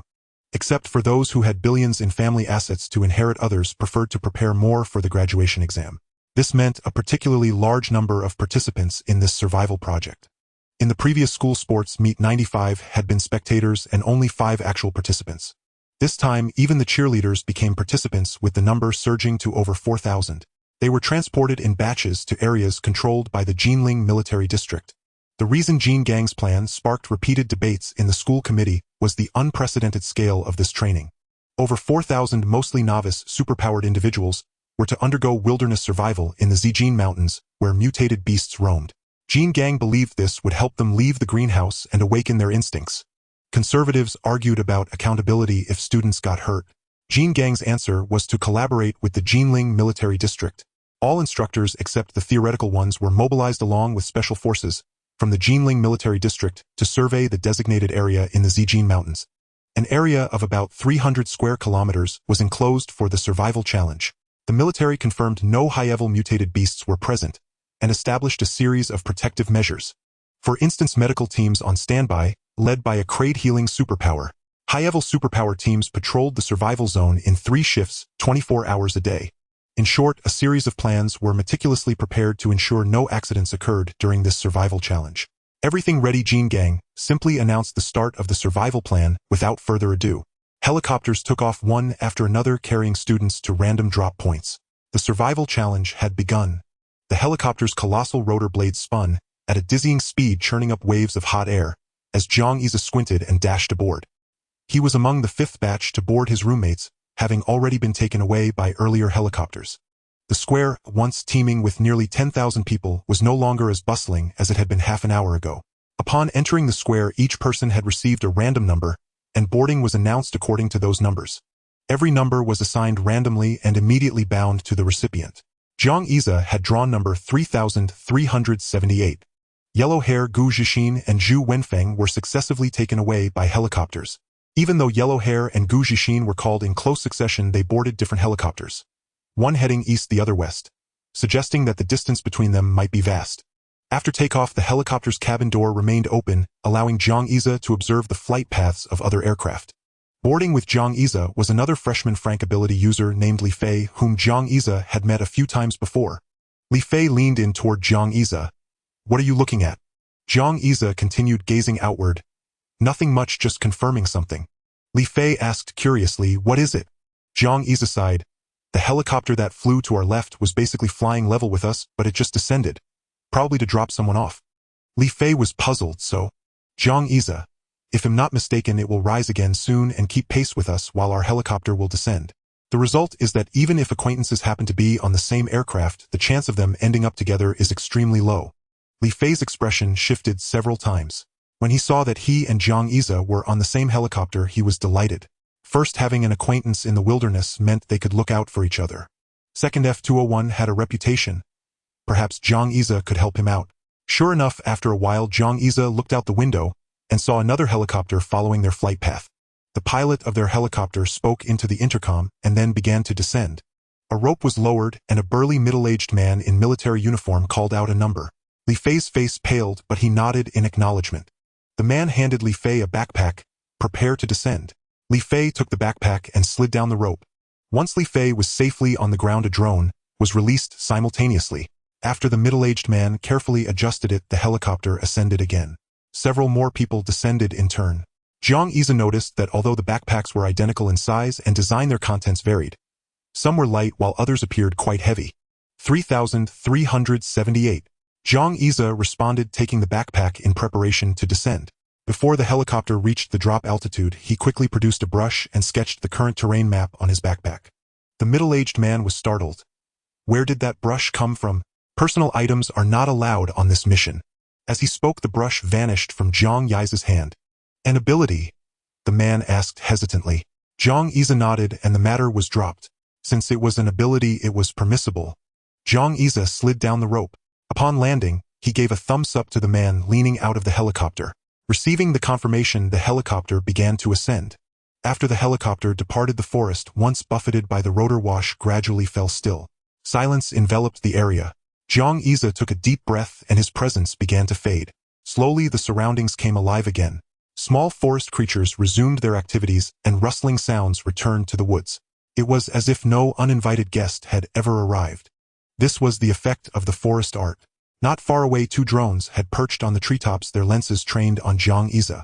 Unbeknownst to Jiang Yize, after he descended, the middle-aged man had reported his terrain mapping action to his superiors. They quickly responded by assigning the two drones to record his survival journey. Clearly, Jiang Yize's act of mapping the terrain was a point in his favor, drawing the judge's attention. However, his subsequent decision to sit cross-legged momentarily diminished their curiosity. Instead of immediately opening his backpack or surveying his surroundings, he chose to meditate on the spot. Before the monitor, one observer lost interest and switched to watching another ability user. That observer, not being present, could not perceive what the other creatures of the mountain felt. Jiang Yize's breathing seemed to synchronize with the forest, reducing the risk of attracting predators. This was Jiang Yize's approach to the unfamiliar terrain, caution above all. Only after the ecosystem returned to normal did he open his pack. Inside the pack were only 3 items: a military knife, a canteen, and a first aid kit. Jiang Yize was stunned. Where's the food? He turned the pack inside out, realizing just how intense this test was. This wasn't a trial for ability students. It was a selection for special forces. With no food at all, it was pure wilderness survival. Jiang Yize opened the canteen. It was empty too. A buzzing sound approached as a drone neared Jiang Yize. Attention, ability user 3378. A general broadcast for the wilderness survival exercise is about to commence. Please prepare to receive information. Jiang Yize tensed. Here it was. Prior to this, except for being told to go on a wilderness survival mission, Jin Gang had revealed nothing to Jiang Yize or Zhu Wenfeng about the exercise. Presumably, the other Golden Anomaly students were equally in the dark. Indeed, after a brief microphone test, Jin Gang's voice came through the drone speaker. Attention 4210 ability users of Golden Anomaly. You have been randomly assigned to the Purple Mountain Range. Now open your backpacks and inspect your items. Each of you has received random supplies. Using your abilities and these 3 items, you must complete a 72-hour survival plan. A new task will be announced after 72 hours. If you cannot endure, report to the drone at any time, and someone will escort you out of the Purple Mountain Range. However, leaving means you will be fully eliminated from this wilderness survival exercise and lose the chance to compete for ranking. The message repeated 3 times. After hearing it, Jiang Yize quickly calmed down. The immediate task was to survive for 72 hours, 3 days. Jiang Yize sat cross-legged, planning what to do over the next 3 days. More than 70 kilometers away, in a straight line, Yellow Hair had just unpacked his backpack. It contained a tent and a pair of binoculars. At that moment, he was immensely grateful to Jiang Yize. Early that morning, they had to board a bus for training. Jiang Yize had left half an hour early to buy breakfast for everyone in the dorm. Back then, he thought he could just make do with a poor meal, but he never imagined there would be no food at all. First, find a water source. After pondering, Jiang Yize made his decision. Jinling was located in the Jiangnan region, which was relatively humid, so finding a river in these mountains shouldn't be too difficult. Jiang Yize recalled the topographic map. he had sketched while disembarking from the plane. Water flows downhill. He headed towards the lower terrain. There were no paths in the wilderness. Every step required caution. Fortunately, it was already late autumn, and the shrubs had withered considerably. With his brush, Great Xia inscribed the character for wood on each of his shoes. A path of green moss appeared through the woods. It seemed as if Great Xia was walking along the moss, but in reality the moss sprouted beneath his feet the moment they touched the ground. The advantage of this was that the moss left a trail only Great Xia could perceive, while wild beasts would pay no heed to the moss that was ubiquitous in the mountains. After walking for nearly half an hour, the wind carried a message. Great Xia faintly heard the sound of a stream. He quickened his pace, for the wind brought many tidings and the streamside was currently safe. Arriving at the stream where a clear trickle flowed along a shallow channel, Great Xia cupped some water in his hands and tasted it. The stream water was clear and sweet. After drinking his fill, he filled his canteen and marked the surrounding trees. With water taken care of, it was time to solve the food problem. The stream was too small, harboring only a few tiny fish, hardly enough to fill the gaps between his teeth. However, the footprints by the stream caught his eye. In his past life, Great Xia had watched plenty of nature documentaries. These tracks belonged to a rabbit. Rabbits are so cute, how could anyone eat them? Well, they'd need some cumin. Following the tracks, which soon disappeared into the fallen leaves, Great Xia still managed to locate the rabbit's burrow by observing the gnawed vegetation nearby. Seeing Great Xia open the rabbit hole and blow into it, the observer on the other side of the screen sneered. Just a student, no common sense at all. The observer was a special forces soldier from the Jinling military region with over 20 years of service. On past missions, when food ran out, he had tried catching rabbits but never succeeded alone. Rabbits were too cunning. Typically, they built their warrens with multiple exits to escape from crawling predators like snakes. And this reckless kid was blowing into the hole as if he wanted to tip the rabbit off and make it run faster. The observer's snort caught the attention of a colleague nearby. What's wrong? The two seasoned soldiers discussed and concluded Great Xia was wasting his time. The camera shifted as the observer turned to watch other students. He didn't see that after blowing into the hole, Great Xia's gaze wasn't fixed on the entrance but scanned the surroundings. With a flick of his brush, the character for wind appeared on the skin beside his eye. Now he could clearly perceive the subtle air currents. Windsight Eye. This was a new application of the wind art born from his enlightenment of the mountain forest. Soon he located the rabbit's other exits. 5 in total. A single breath was too faint to alarm the rabbit inside, but the air circulation was still detectable. Having identified all exits, Great Xia firmly blocked them. The fire art flared. He found a damp piece of wood, lit it, and tossed it into one of the holes before returning to crouch nearby. Incomplete combustion produced thick smoke. With all other exits sealed, the smoke filled the burrow, driving the rabbits into a frenzy as they dashed from hole to hole. All exits were blocked except the one beside Great Xia. Hearing the commotion, he quickly wove a grass basket. The rabbit burst out and plunged straight into it. Thump, thump, thump. 3 rabbits emerged one after another. Great Xia's eyes lit up. A family should stay together. The gray wild rabbit struggled in the grass basket, but it was reinforced by the forest art, making the weave incredibly sturdy. The rabbits couldn't break free. Great Xia dispatched the rabbits swiftly and began skinning them on the spot. When the observer switched back to Great Xia's livestream, he had already neatly butchered the 3 rabbits with his military knife and set the meat aside on a rock. The observer was stunned. What? Where did the rabbits come from? He quickly rewound the video and witnessed an astonishing sight. 3 rabbits hopped one by one into his basket. Not long ago he had mocked Great Xia as a survival novice who couldn't catch a rabbit. Now not only had he caught them, but he had done so with remarkable ease. He simply crouched by the hole and the rabbits came out on their own. Could it be that the rabbits in the Purple Mountain were particularly stupid? The observer scrolled further back in the footage and discovered Great Xia's method. But where did he get the fire? In the video, he picked up a piece of wood and the next moment sparks ignited. The observer had checked Great Xia's backpack, knife, canteen, first aid kit, none of which could start a fire. Could he be a fire-type superhuman? The observer wasn't inexperienced. A few superhumans had already caught prey, but none with such ease. Just sitting there waiting for the rabbits to jump out. Waiting by the stump was a parable for stubbornness, but Great Xia's waiting by the hole seemed remarkably efficient. Great Xia was spotlessly clean, not even a scratch from the bushes. Unaware of the curiosity he had sparked, he patiently processed the rabbit meat. Though not a professional chef, Great Xia had lived in the alleyways for 8 years and possessed plenty of life skills. Neighbors who were butchers or cooks often enlisted his help because of his strength. He had assisted with slaughtering cattle and sheep and cooking large feasts. Through osmosis, he had become adept at handling animals. The 3 rabbits were plump from their mountain diet. After cutting the meat, Jiang Xia decided to divide it into 2 portions. One portion would be his rations for the next 3 days. The other he would smoke dry to remove moisture and use as jerky. Uncle Vajra had said the next task would begin after 72 hours, meaning he had to survive for 3 days before facing another challenge. Whether he'd have another chance to find food remained uncertain. Soon Jiang Xia found a clearing and started a fire to roast the meat. As the fatty rabbit sizzled and dripped grease, the observer on the other side gritted his teeth. It looked so delicious. Thank goodness there are no seasonings or I'd want to eat the screen. But to his despair, Jiang Xia walked back and forth several times, gathering wild plants that the Special Forces soldier knew were edible seasonings. Tears of frustration welled in the observer's eyes as he cursed and switched channels, unable to bear watching Jiang Xia devour the rabbit leg with such relish. The 72-hour survival challenge had already passed 6 hours. Jin Gang furrowed his brow. He was also in the command room not far from the observer monitoring Jiang Xia. At that moment, only one number was displayed on his large screen: 3,997.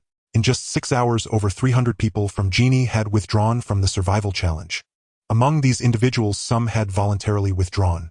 As ability users, they were pampered and delicate, suddenly thrust into the wilderness, terrified out of their wits, let alone capable of survival. Some discovered their backpacks lacked food. After searching for a long time, they spotted a bright red mushroom, and without a second thought, devoured it. Then they foamed at the mouth and collapsed. The moment they ate the mushroom, their observer issued a warning, and Genie's instructors and medical team sprang into action. By the time the person fell, the rescue team had already arrived. It was a matter of common sense. Could a bright red mushroom be eaten? Certainly not. Others climbed trees to raid bird nests, apparently misjudging their own weight. They snapped branches, fell, broke bones, and lay helpless on the ground. There were also ability users who, despite being rank and capable of fighting, burst into tears at the sight of a fox frantically signaling the drone to withdraw. Some twisted their ankles, unable to walk or find food, and had no choice but to quit. Others deliberately gave up, convinced they couldn't make the top 50, and preferring to return early for rest. In short, among the over 300 who withdrew, not one had a reason Jin Gang deemed justified. Withdrawing within 6 hours was inherently unreasonable. Yet Jin Gang knew that wilderness survival was inherently a screening process.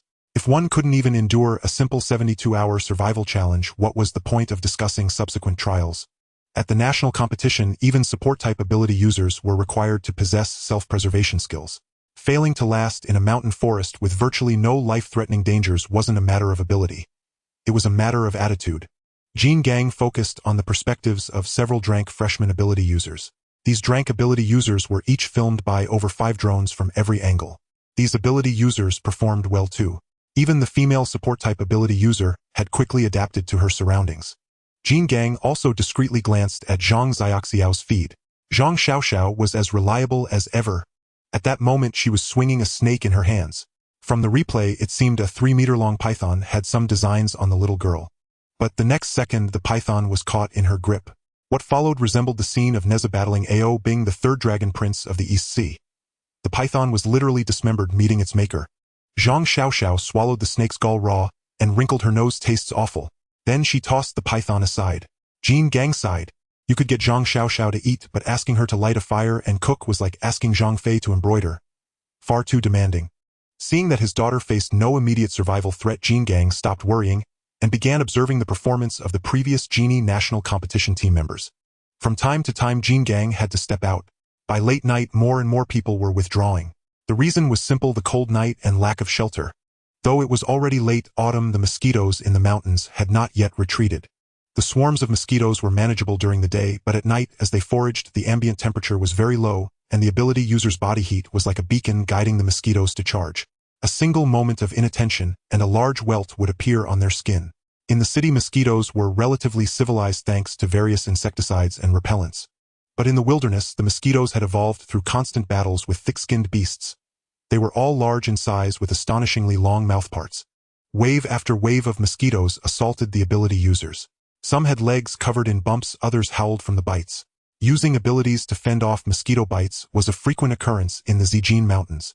At this moment, a student named Chu Kuang was extremely frustrated. Not long ago, after using Bloodburst to catch a roe deer, he hadn't even cleaned himself up before being targeted by a pack of wild dogs. Chu Kuang didn't want to abandon his food, but he was also reluctant to activate Bloodburst a second time. If he used Bloodburst again, he might have a chance to wipe out the wild dogs, but he didn't know if they carried rabies nor what kind of beasts the scent of blood might attract. Night was the best camouflage for wild animals.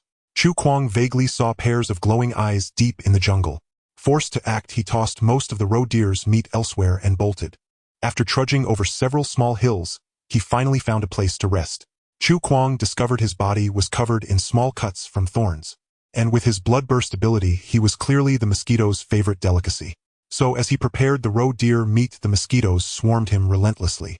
Gritting his teeth, Chu Kuang started a fire by friction. By the time he roasted the roe deer leg, his exposed limbs were swollen beyond recognition. Chu Kuang roared, cursing under his breath, flailing his arms to slap at the mosquito bites while biting into the meat. The roe deer meat was still raw inside, but Chu Kuang could no longer care. The taste of blood filled his mouth, and he recalled the scene before he joined the survival challenge. Back then he saw Jiang Xia boarding the plane and had wanted to say something harsh. He was still a bit dissatisfied with their last spar, feeling that Jiang Xia had tricked him given the advantage of his ability. Thinking about his own miserable state now, the F201 bunch, those frank nobodies, must be in even worse shape, right? Maybe they had already quit.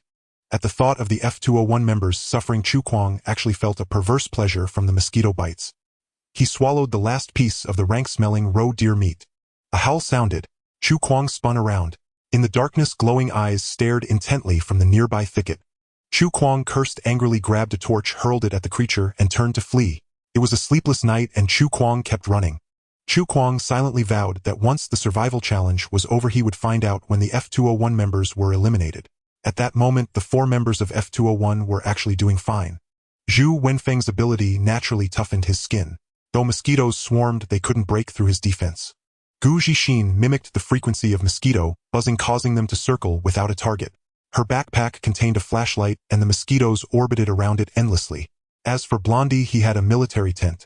He laid it out, activated his ability, then exited the tent. After waiting 5 minutes, he re-entered to find the tent floor covered in dead mosquitoes. Blondie ate a few wild fruits and fell asleep, his mind heavy with worry. The mosquitoes outside the tent tried to get in. The mosquitoes inside the tent tried to get out.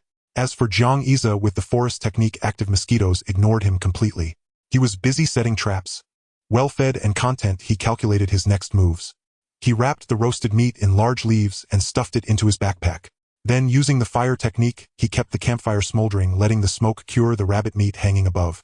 Once the moisture in the rabbit meat was fully dried, the smoked meat could be stored for a long time. Jiang Xia placed the bloodied rabbit entrails at several windward points and used the mountain technique to slightly alter the terrain. Then he sharpened branches and planted them in the pits, covering them with a thick layer of moss using the forest technique, and finally placed the rabbit's entrails and fur on top. A fully natural, pollution-free trap was complete. Jiang Xia estimated that if he only ate rabbit meat given his appetite, it would last him no more than 5 days, so he needed to stockpile more. In case he encountered others, he could trade meat for goods. After setting 3 traps, Jiang Xia began searching for a place to sleep. First and foremost, it had to be high ground. Jiang Xia climbed an ancient gnarled tree, startling several birds nesting there. He glanced at the nest. It was autumn, so there were no eggs. He couldn't be bothered to catch the birds. Too little meat. He climbed to a thick branch branching off the trunk. With a flick of his brush, the forest technique once again displayed its magic, causing branches and vines to rapidly grow, forming a tree bed for Jiang Xia to lie on. After lying down, Jiang Xia painted another forest technique on himself, seemingly merging with the ancient tree. Exhausted from the day's journey, he fell into a deep sleep. The stars shone brilliantly, densely packed in the sky, casting their light upon the earth. Array patterns emerged densely over Jiang Xia's body. With each breath, the patterns revolved at an extremely slow pace, absorbing the gifts of the starry heavens. As if sheltering Jiang Xia, the ancient tree which had grown for who knows how many years seemed to radiate renewed vitality under the starlight. This was the first night of Jinyi's wilderness survival project. Early the next morning, Jiang Xia opened his eyes, somewhat surprised that the ancient tree he had slept under the night before with withered yellow leaves now bore lush green foliage, as if welcoming the arrival of spring. Despite his puzzlement, Jiang Xia stretched lazily and hurried to check the traps for any catch. He casually broke off a budding twig to use as a toothbrush and made his way to the first trap at the wind gap. The first trap had collapsed. The spikes Jiang Xia had laid at the bottom had done their work.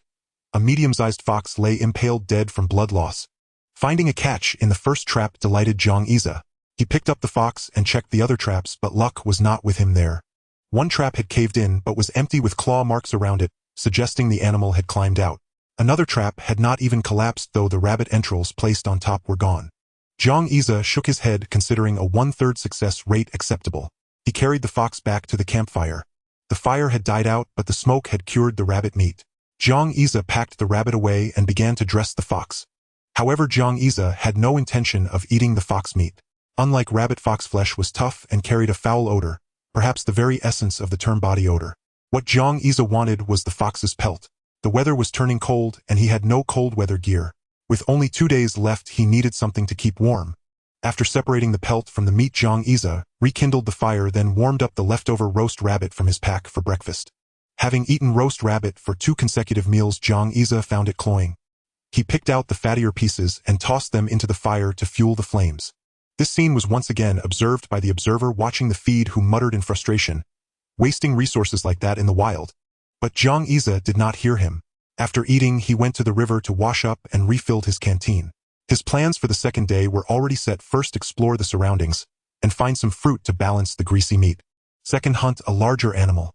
From his meals over the past 2 days, Jiang Yize realized that the rabbit meat from the first day only kept his hunger at bay, far from filling him up. The mountain temperatures were low, and traveling without paths consumed a great deal of energy. As Jiang Yize crouched by the stream to drink his fill, a rustling sound came from the grass. Jiang Yize looked up and found a silly roe deer standing before him. He was dumbfounded.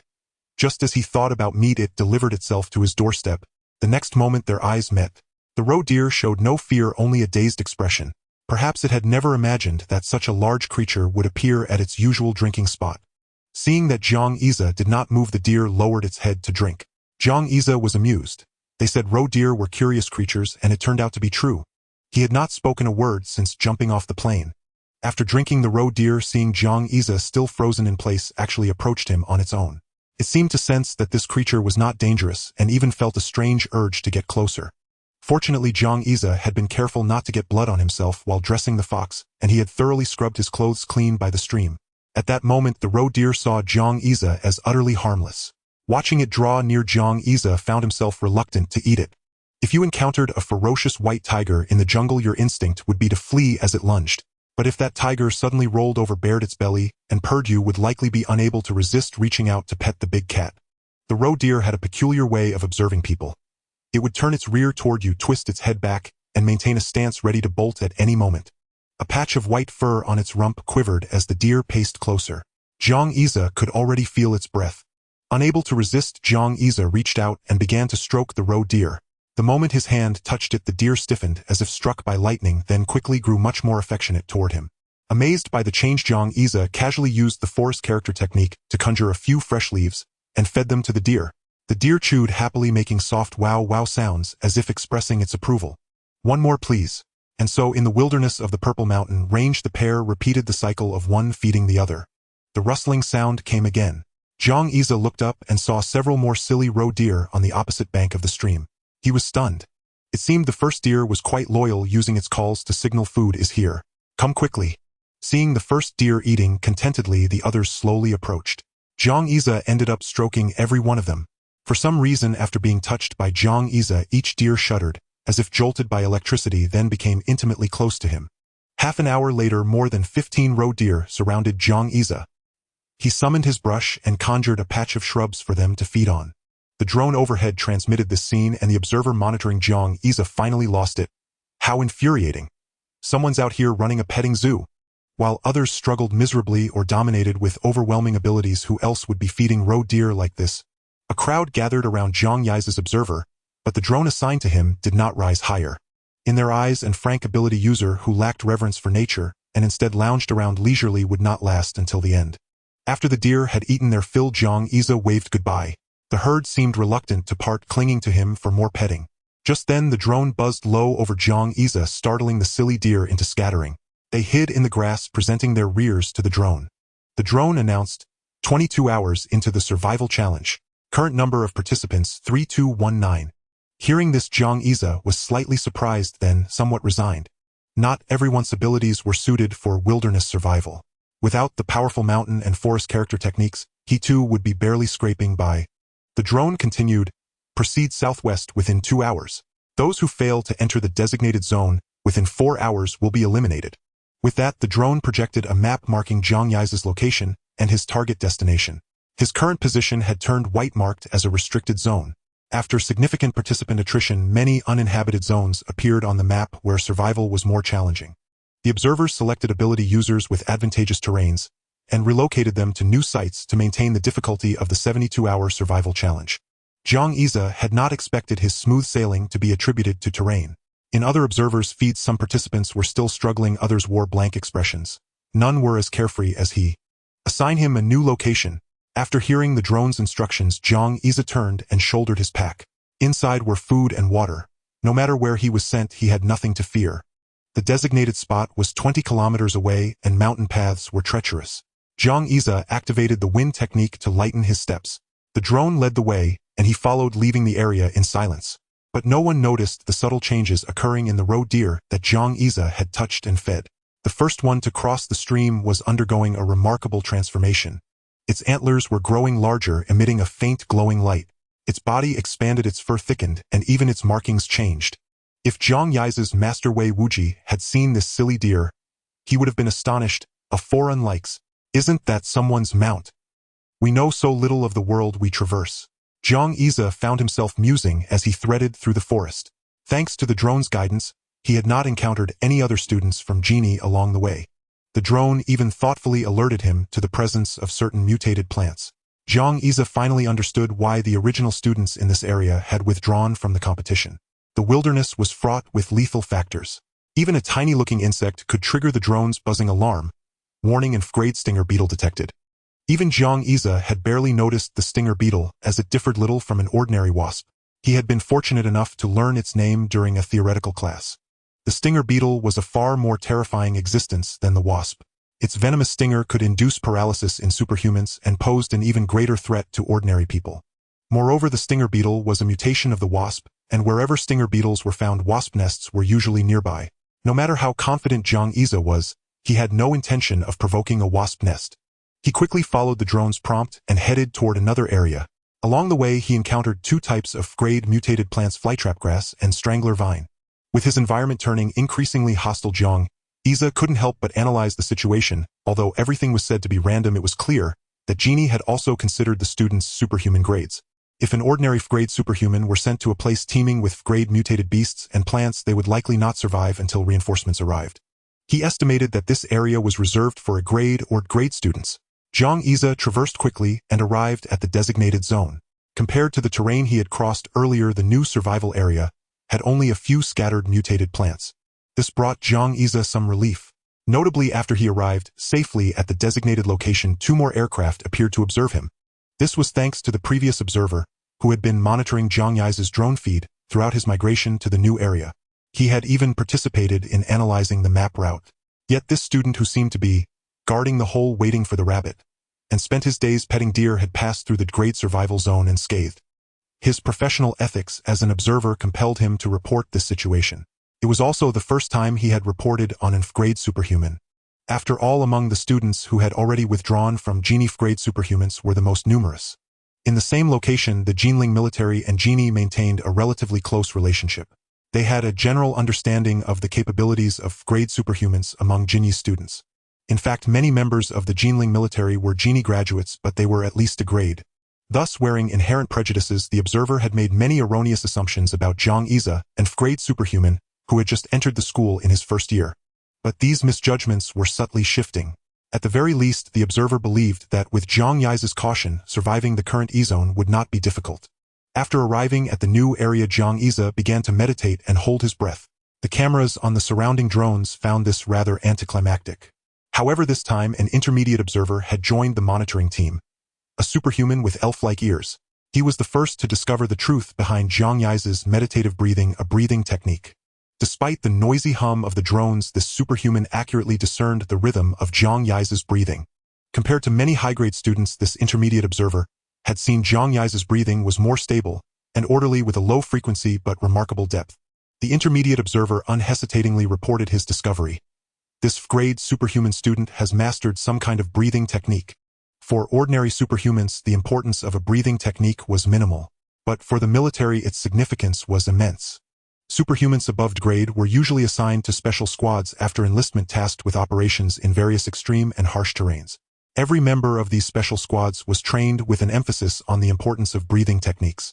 During missions, each extra breath could lead to total annihilation, and the breathing technique this grade superhuman possessed was exactly such a method. It could both ensure calmness and keep the bodhi's functions in a state of readiness.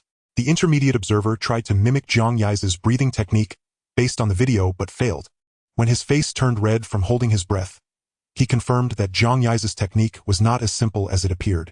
The Jinling military had been attempting to perfect a complete version of a breathing technique to replace the one currently in use. The current technique had only one flaw: it was easily detectable by thermal sensors. The drone in front of Zhang Xia switched on its infrared camera to analyze his body temperature. As expected, after he held his breath and employed the technique, the temperature of his exhaled breath did not rise quickly, blending into the surrounding air. The intermediate observer's report caused the number of drones around Zhang Xia to increase again. Their goal was simply to see exactly how he breathed. When Zhang Xia saw so many drones, he assumed it was because so many had withdrawn, that the drones were idle, or perhaps that this area was particularly dangerous, warranting extra surveillance. If he had known they were there to capture every angle of his breathing rhythm, it would have been quite embarrassing. Zhang Yi's breathing technique was actually a practical application of the three principles: wind, forest, and mountain. The wind swept over hills and woods, invisibly aiding the dispersal of seeds and carrying scents far and wide, allowing animals to discern the coming phase of the mountain forest through the odors borne on the breeze. The mountain forest was bleak and desolate. Zhang Xia maintained the same breathing frequency as the forest, rapidly memorizing the terrain map in his mind. It wasn't until nearly 6 in the evening that the drone announced the new number of participants. Compared to the significant reduction on the first day, over 300 more had withdrawn on the second. Zhang Xia listened to the information about those eliminated while preparing his dinner. He found no wild rabbits, so he had to settle for some wild vegetables and smoked meat to stave off hunger. This scene was faithfully recorded by the drone. It was mealtime and most observers were still hungry. Watching someone gnaw on a smoked rabbit leg inevitably drew curses. But the first observer had long grown accustomed to Zhang Yi's lavish dinners in the forest. Now he could only hope that the second phase of the test would begin soon. The first phase was meant to weed out the weak. The second phase, the true trial, was just about to begin. Before the campfire, the flames cast flickering light upon Zhang Yi's face. Amid the occasional crackling of bamboo joints, he calculated his next source of meat. While exploring the map, Zhang Xia had already discovered the paw prints of several small animals, and even found a bamboo grove with numerous bamboo rat tracks. Catching these bamboo rats was a challenge. They could only be caught if they were ugly, suffered from heatstroke, or broke their teeth fighting with other bamboo rats. In short, Zhang Yi's memory of ordering takeout and browsing bamboo rat cooking guides in his past life finally came in handy. At this moment, as day turned to dusk, the bamboo rats emerged unsteadily from their burrows to forage. Having slept through the entire day, they were clumsy and slow. Under the watchful eyes of many observers, Zhang Xia once again executed a waiting by the stump survival tactic. The bamboo rats' eyes closed, stumbled out of their dens, seemingly lured by the enticing scent of bamboo leaves and thatch grass. They followed their noses straight to Zhang Xia, who dispatched them one by one. Bamboo rats were indeed adorable, but Zhang Xia feared encountering another animal like the roe deer that he couldn't bear to kill. Zhang Xia didn't waste time bonding with the bamboo rats. After emptying their entire burrow, he swiftly finished them off using the heatstroke knife technique he had learned from videos in his past life. Zhang Xia regretted that it wasn't summer, or otherwise the mountain forest would offer more food. He could have gathered wild vegetables to make a stew with the bamboo rats. Observers were eating their boxed lunches. One of them, swallowing hard as he watched the bamboo rats sizzling over the fire, whispered, "Do you think bamboo rats taste good?" The others were visibly startled. They looked at their own now unappetizing meals, then, as if by unspoken agreement, zoomed out Zhang Yi's camera feed. Other frank ability users were nearing their limits, barely holding on through sheer willpower, while Zhang Xia had already moved on to a variety of food. It was as if the mountain forest was his own backyard. If not for his initial display of unfamiliarity with the terrain, the observers would have suspected someone had given him a map marked with food locations. But, even with a map, things shouldn't have gone this smoothly. Gradually, the observers unanimously concluded that his file was inaccurate.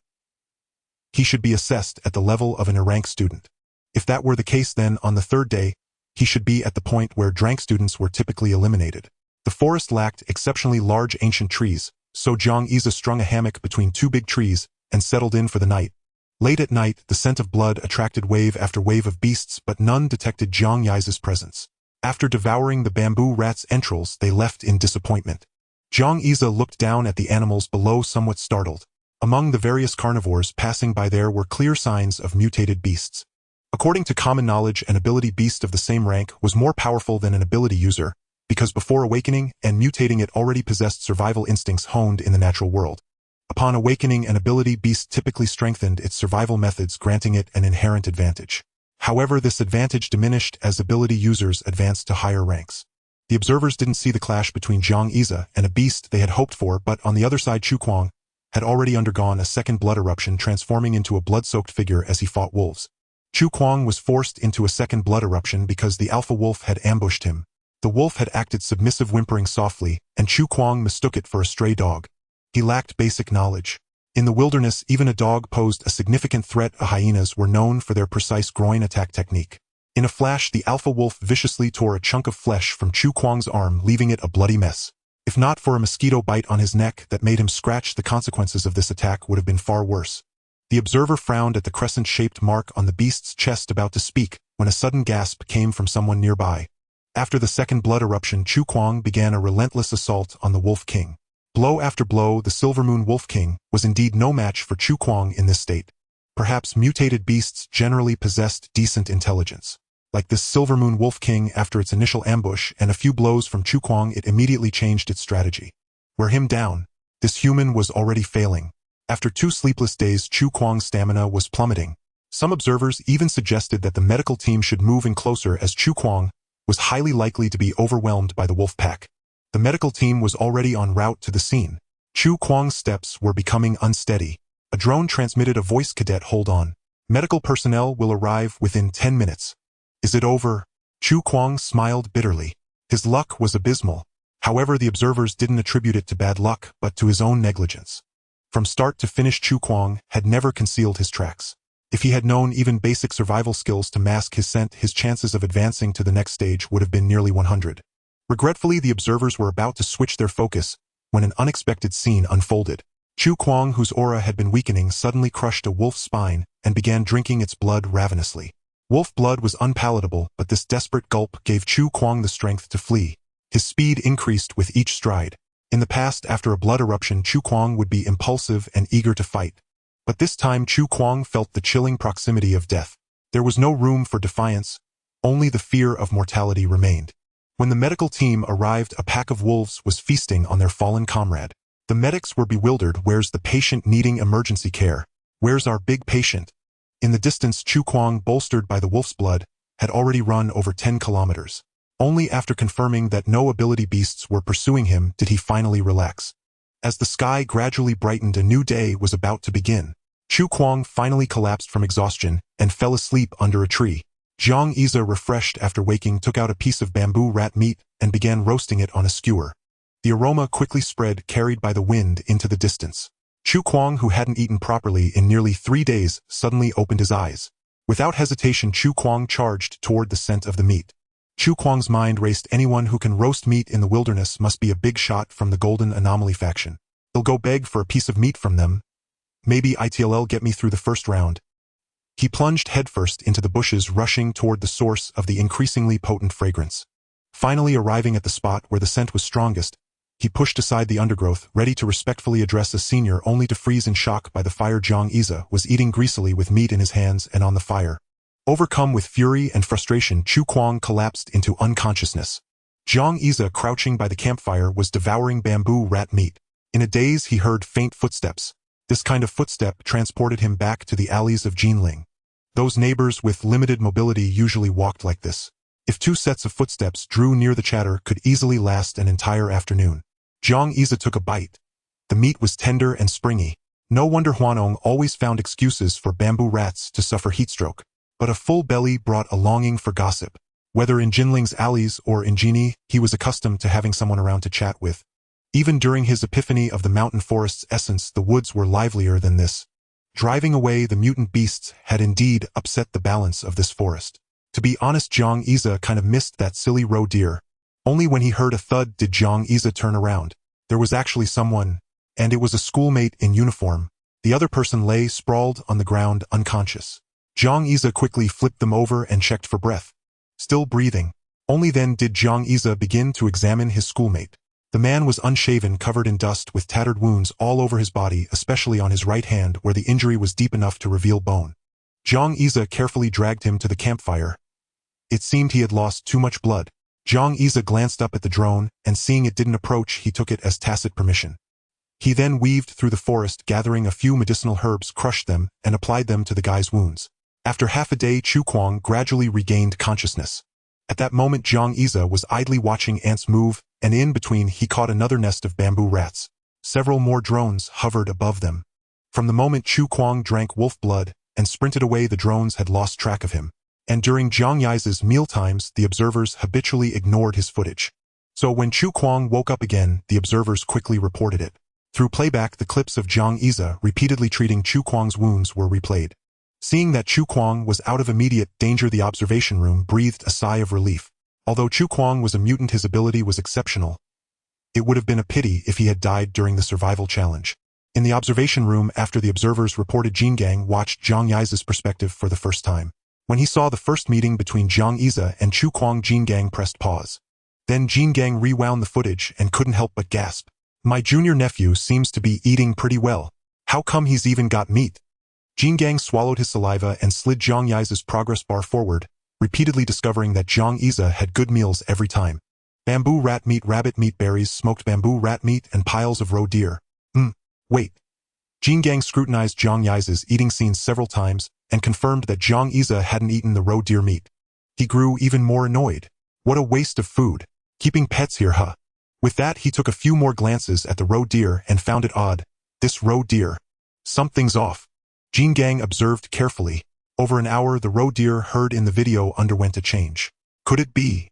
As the commander of the survival challenge, Jin Gang knew well that all large mutant beasts in the challenge area had been completely driven away.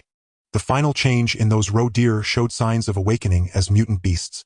Since Zhang Yize was frank, the observers monitoring him earlier had noticed nothing unusual.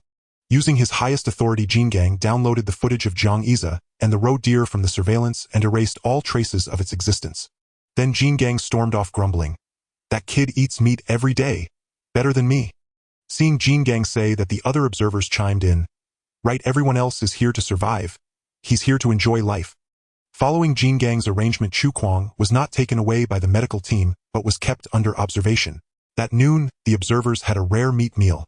Previously, Jin Gang had claimed to share hardships with the trainees, limiting meals to barely filling levels. Watching the trainees go hungry, the observers hadn't felt much hardship.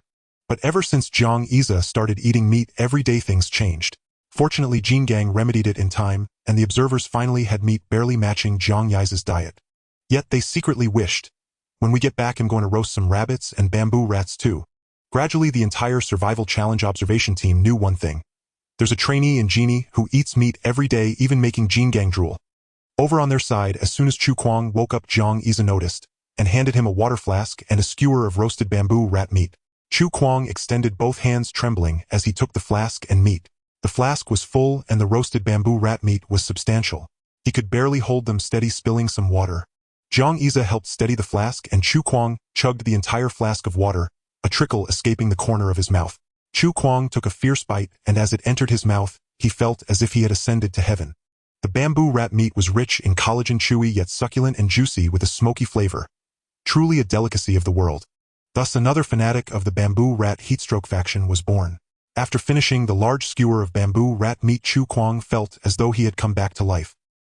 He let out a burp, his stomach full of water and meat, and lay half reclined lazily. The person who had handed him the meat and water finally came into view. Wait. Wasn't that the guy from F201? Chu Kuang instinctively tried to stand, but his body jerked, tearing open the newly scabbed wounds, and he couldn't help letting out a low growl. Don't move. Rest for now. Zhang Yize's voice came from beside him. After a while longer you should recover. By the way, I don't know your name yet. Chu Kuang froze. When he realized he was disheveled and Zhang Yize couldn't recognize him, he relaxed and stammered without speaking. Seeing this, Zhang Yize said, All right, same as me. Haven't talked to anyone in a long time, don't know how to speak anymore. Get some rest. Chu Kuang nodded and breathed a sigh of relief. He slowly lay down. His stomach was full and blood flowed to his stomach to aid digestion. Chu Kuang gradually fell asleep again, but this time he slept deeply. That Zhang Yize hadn't recognized him seemed to be a lifeline that put his mind at ease. After being defeated by F201 back then, Chu Kuang had a fight with his E304 roommates and never associated with them again. Meanwhile, on Jinyi's forum, mockery and ridicule toward him flooded in. Comments like Chu Kuang only has the strength of a fart is that all his explosive blood ability amounts to. Chu Kuang should kowtow to the others in E304 tormented him endlessly. But he didn't realize that these people were just sore losers who had guessed wrong. As the most well-known contestant in E304, Chu Kuang naturally became a target. After all, he was so easily provoked. In the time leading up to the survival challenge, Chu Kuang grew increasingly withdrawn but trained even harder. He longed for the day he could trample F201 underfoot and tell them fiercely, "Do you know how I've spent these 6 months?" In his dream, everything unfolded as he imagined, and a smile crept onto Chu Kuang's lips. Then a rich aroma jolted him awake. Jiang Iza was roasting rabbit meat. Chu Kuang felt a bit disoriented. Hadn't this guy just been begging for mercy with snot and tears? Now he was acting all contemplative. Jiang Iza, lost in thought, was startled by the noise and saw Chu Kuang struggling to sit up. He grabbed a skewer of rabbit meat. "Awake. Come on, have some rabbit." Chu Kuang's reason tried to take over, wanting to refuse Jiang Iza fiercely. But his hand reached out involuntarily, and after one bite, only one thought lingered in his mind. Rabbit meat is delicious. All the harsh words Chu Kuang had stored up in his dream turned into a feint. "It's a bit burnt." "Is it? Sorry, I was daydreaming and forgot to watch the fire." Chu Kuang slept soundly, drifting from breakfast straight through until dinner. Had it not been for his intermittent snoring, Jiang Iza would have summoned the medical team to check on him. Time finally reached the 7-tit-wo-hour mark. The announcement signaling the end of the first stage of the survival challenge rang out. Jiang Iza and Chu Kuang both breathed a sigh of relief. Thus began the second stage. Drones swarmed around Jiang Iza and Chu Kuang, their cold synthesized voices narrating the rules of the second stage of the survival challenge. There were no rules. The second stage was a no-holds-barred survival challenge where the sole objective for everyone was to survive. The second stage would only end when the number of genie participants still in the challenge dwindled to 100. At that moment, just over 1700 genie challengers remained. From then on, the remaining count would be announced every hour. Chu Kuang and Jiang Iza exchanged bewildered glances, both finding the rules of the second stage utterly perplexing. What did a no-holds-barred survival challenge even mean? Hadn't the previous 72 hours been the same? They surely weren't the only ones with questions, but they soon realized something was amiss. Helicopters arrived, but instead of dropping supplies, they deployed special forces soldiers one by one. Jiang Iza and Chu Kuang sprinted towards the landing point of one helicopter. The landing site was 3 to 4 kilometers away. By the time they arrived, a genie participant was already being pinned to the ground by a special forces soldier. The nearby drone then announced that the participant had been eliminated. Jiang Iza and Chu Kuang's hearts sank. This was too extreme. They had thought the Jinling military region was merely responsible for clearing the area. They never expected them to actually send special forces to eliminate people. Jiang Iza and a dirt-streaked Chu Kuang were about to head back when Jiang Iza suddenly reached out to stop Chu Kuang. Chu Kuang was puzzled. 2 helicopters roared overhead, heading towards their previous resting spot. Their eyes met and Chu Kuang hesitated. "Are they coming for us?" Jiang Iza glanced at the surrounding drones and nodded. "It seems so. There's good news and bad news. Which do you want first?" Chu Kuang chose the good news. "The good news is that although these drones are still following us, they haven't reported our real-time location. Instead, they went to where we were half an hour ago. Either the drones report our information every half hour or they don't report our location to the enemy at all." Chu Kuang frowned. "That's good news. Then what's the bad news?" Jiang Iza shook his head. "The bad news is that the number of people hunting us has doubled. It seems to be based on the number of participants." Chu Kuang fell silent. His injuries had nearly healed after the rest. He rolled his neck. "It's fine. This time I'll watch your back." Jiang Iza let out an "oh" of curiosity. "If you're so formidable, why were you in such a sorry state when I found you?" Chu Kuang's face flushed, but thankfully night had fallen, and his face was unwashed, so Jiang Iza probably couldn't see it.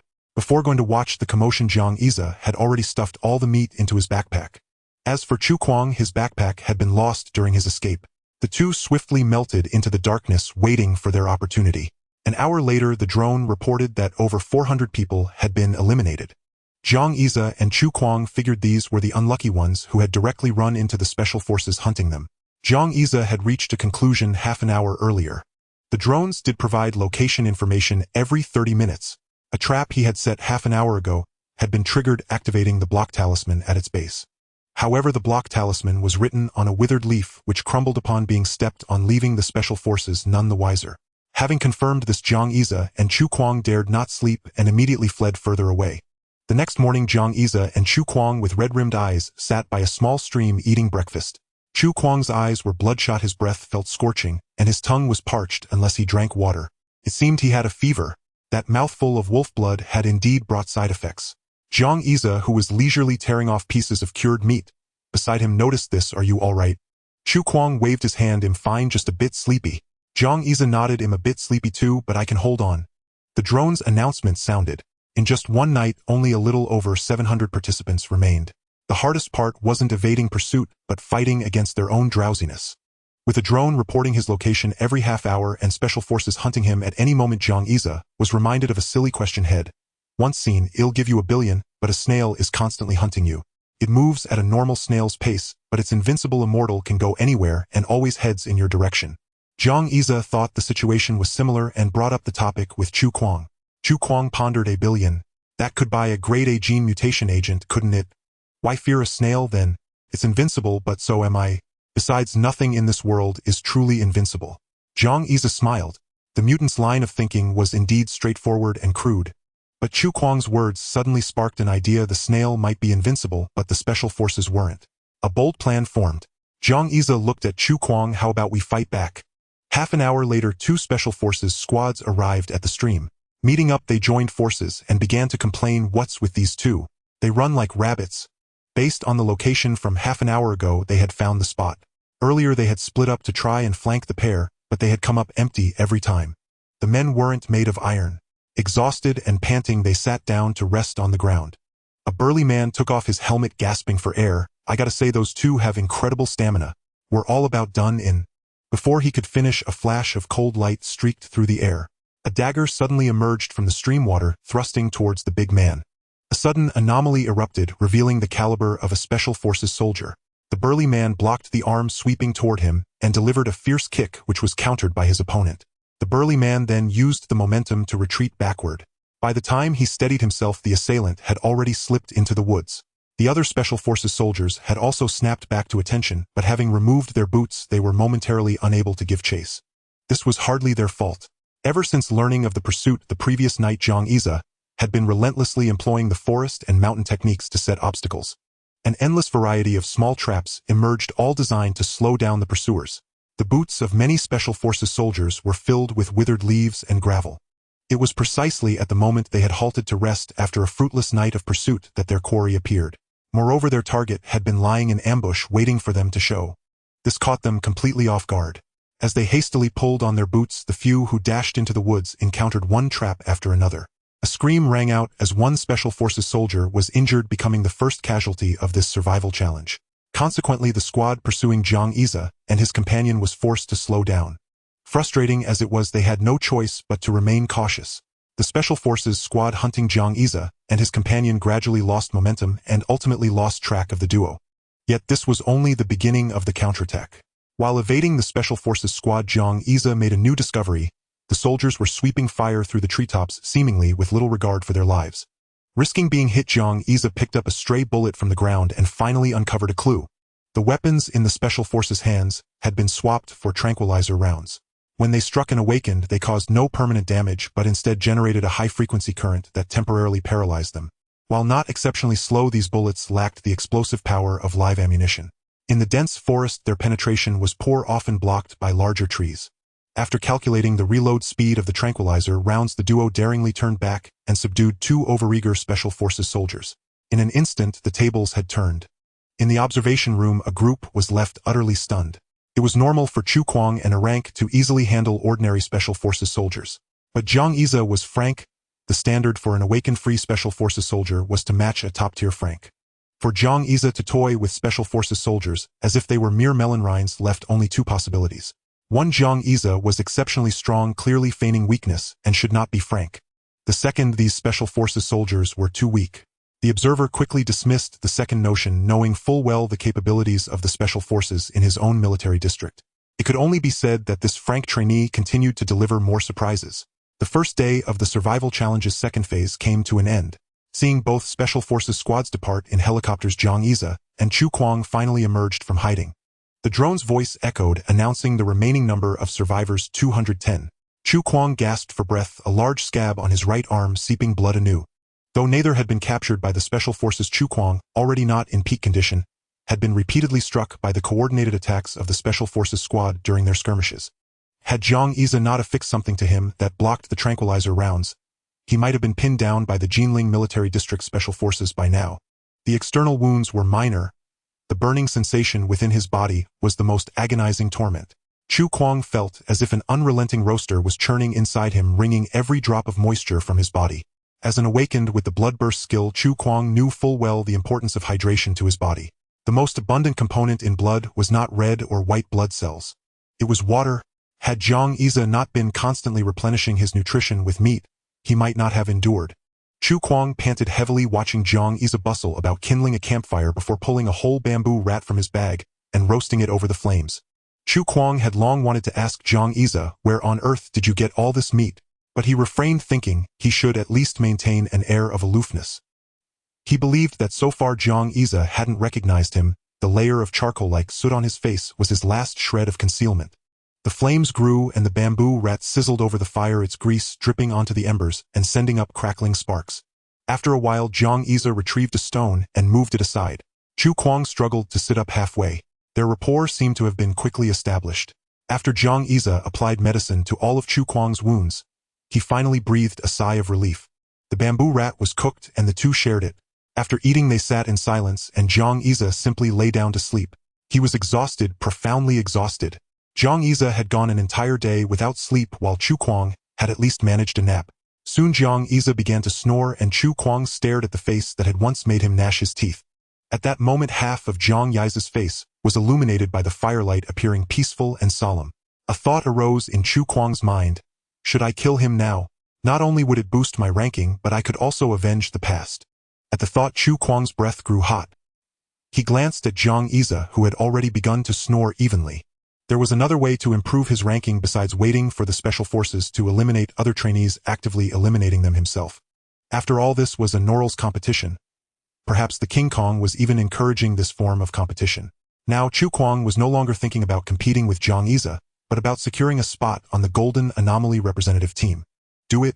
Something seemed to be whispering to Chu Kuang from within. What does the black-faced man's deed have to do with me, Chu Kuang?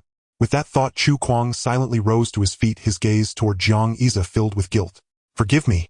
He walked step by step toward Jiang Yize, moving with difficulty, but striving to make no sound. A second bloodburst was about to occur, but when he once again saw Jiang Yize's face, a phrase he barely understood suddenly surged into his mind. Do not let the one who brings firewood for all freeze to death in the wilderness. Chu Kuang's tense body suddenly relaxed. Then he grumbled a few curses under his breath. Sleeping so soundly, not even afraid of danger around. Later, it's my turn to sleep. You keep watch. In his sleep, the corners of Jiang Yize's mouth lifted as if he were having a pleasant dream. Chu Kuang, staring at the campfire, began snoring loudly within 2 minutes. There was no help for it. Everyone was exhausted. The Special Forces had returned to rest, but they had to grit their teeth and carry on. Suddenly, Jiang Yize sprang up, his entire body hurtling toward Chu Kuang like a cannonball. Chu Kuang had no time to dodge, just waking from his slumber. As he was about to activate Bloodburst and strike, Jiang Yize's voice reached his ears. Watch out, enemies are coming. Chu Kuang's heart clenched. Not far away, the spot where they had just been was now riddled with bullet holes like a honeycomb. From the south, a new group of Special Forces soldiers emerged. Jiang Yize inwardly cried out in alarm. We've been tricked. Trapped. This move was called feigning to advance along the main path while attacking in secret. Within the scope that Jiang Yize and Chu Kuang could perceive, they would directly send a helicopter to retrieve the soldiers. However, another large portion of the genie trainees had been eliminated, so their troop numbers were more than sufficient. Even if they pretended to send a few soldiers back, the remaining troops could still fight as a cohesive unit. Jiang Yize quickly analyzed the situation. After the first day, the opponent has leveled up. Evidently, the number of Special Forces units hunting them had increased. Without time to overthink, Jiang Yize activated his brush, and 2 talismans of protection, written on leaves, materialized to shield him and Chu Kuang's chests. Break through from the front. Chu Kuang was about to charge into the woods, but abruptly halted. His instincts urged him to plunge into the forest depths, yet Jiang Yize's uncanny predictions over the past few days compelled him to trust instead. Before he could ask why, Jiang Yize swept his brush, and Chu Kuang felt his body transform. Dazed by fever, he had been lethargic, but after the brushstroke, he felt as light as a swallow. Without hesitation, Chu Kuang dashed out. The encirclement at the front had not yet fully formed. Braving bullets, Jiang Yize and Chu Kuang tackled 2 Special Forces soldiers, and fled into the distance. As Jiang Yize had predicted, the front's encirclement was weak. Both were hit by tranquilizer darts, but the undulating energy on the leaves only made them feel slightly sluggish. Chu Kuang experienced once again the formidable nature of Jiang Yize's ability. A pang of shame struck him. He had mocked Jiang Yize's power earlier, but clearly the fault lay with the appraiser. With just this buff-enhancing skill, Jiang Yize seemed to merit a rank evaluation. Both defense and acceleration, each was nothing short of miraculous. After escaping the encirclement, the wind talisman's effect waned. Noticing Chu Kuang slowing down, Jiang Yize stopped. "Let's rest for a while." Chu Kuang panted heavily, sweat droplets the size of soybeans rolling off his forehead. "How did you guess the front was empty?" Jiang Yize, searching for herbs to crush and apply to Chu Kuang's wound, didn't look up. At that moment, though there were several people in front, I heard birds chirping and insects buzzing in the front jungle. But the woods behind were dead silent. Hearing this, Chu Kuang understood.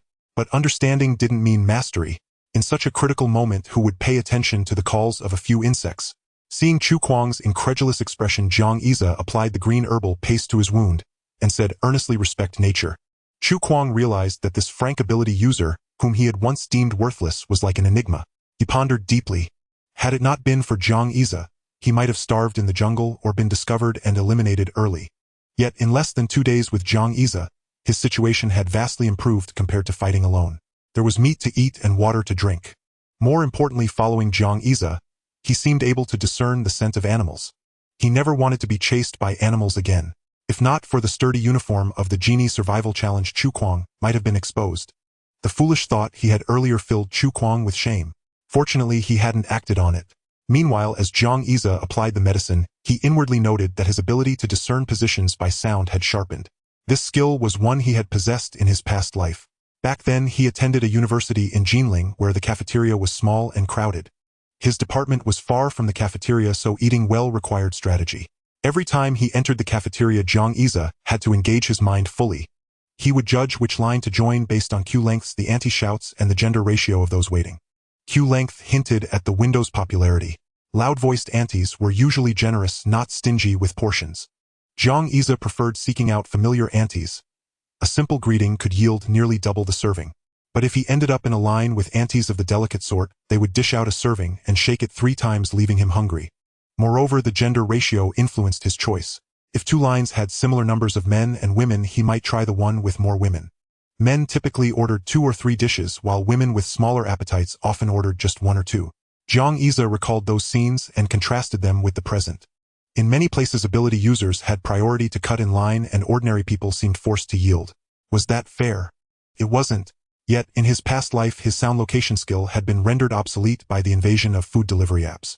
No matter how good the cafeteria was, it couldn't compete with the novelty of delivery apps. After graduation, Jiang Yize relied on the rising Dongfeng delivery for meals. One year, during a heavy snow in Jinling that reached knee-deep, only Dongfeng delivery still made rounds. It seemed he was fetching a delivery just before he transmigrated into this world. His memories were hazy. He couldn't recall what he had ordered. Or perhaps he hadn't ordered anything at all. The final moments before his transmigration seemed veiled by something. "What's our next move?" Chu Kuang asked, noticing Jiang Yize lost in thought. Jiang Yize snapped back and considered. "Since those special forces can team up, so can we." Curious, Chu Kuang asked, "Team up with whom?" Jiang Yize smiled mysteriously. "An ability user who can carry us into the top 100. Shocked, Chu Kuang said, "The challenges will only get harder." "Who can carry us?" Jiang Yize chuckled. "There is one. Genie is full of hidden talents." As he spoke, he gathered wood and lit a fire, laying out bamboo rats and smoked rabbit from his pack to roast. The aroma of meat wafted around them. Jiang Yize handed a piece to Chu Kuang. "Eat up. This will be our last hearty meal for a while." Chu Kuang was suspicious, wondering if Jiang Yize had recognized him and was about to send him off. But Jiang Yize had never asked his name or called it. After finishing his portion, Jiang Yize turned the bamboo rat meat, now golden and juicy. He pulled out his brush as wind stirred. "Let me show you my second ability, leg to cling to summon."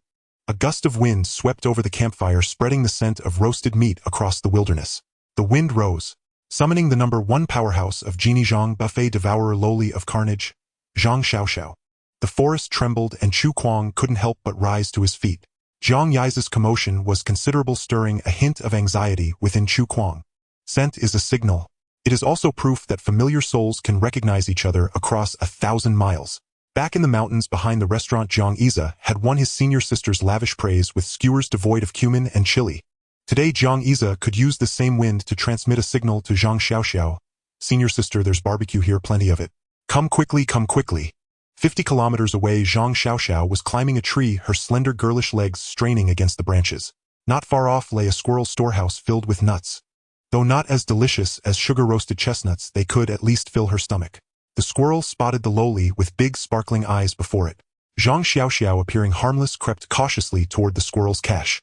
Just as the squirrel chattered, incessantly vowing to defend its food sovereignty, Zhang Xiaoxiao's hand froze. The next second, a thunderous crash echoed.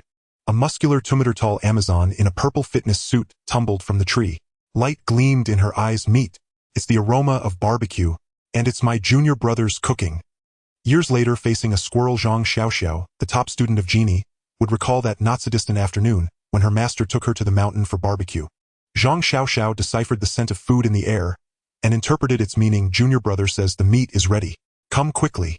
A whirlwind swept through the jungle. Zhang Xiaoxiao, who had been trudging along listlessly, now shot forward like a rocket. Each stride carried her 20 meters as she raced toward Zhang Yi's location. The growing aroma of barbecue on the wind served as her beacon.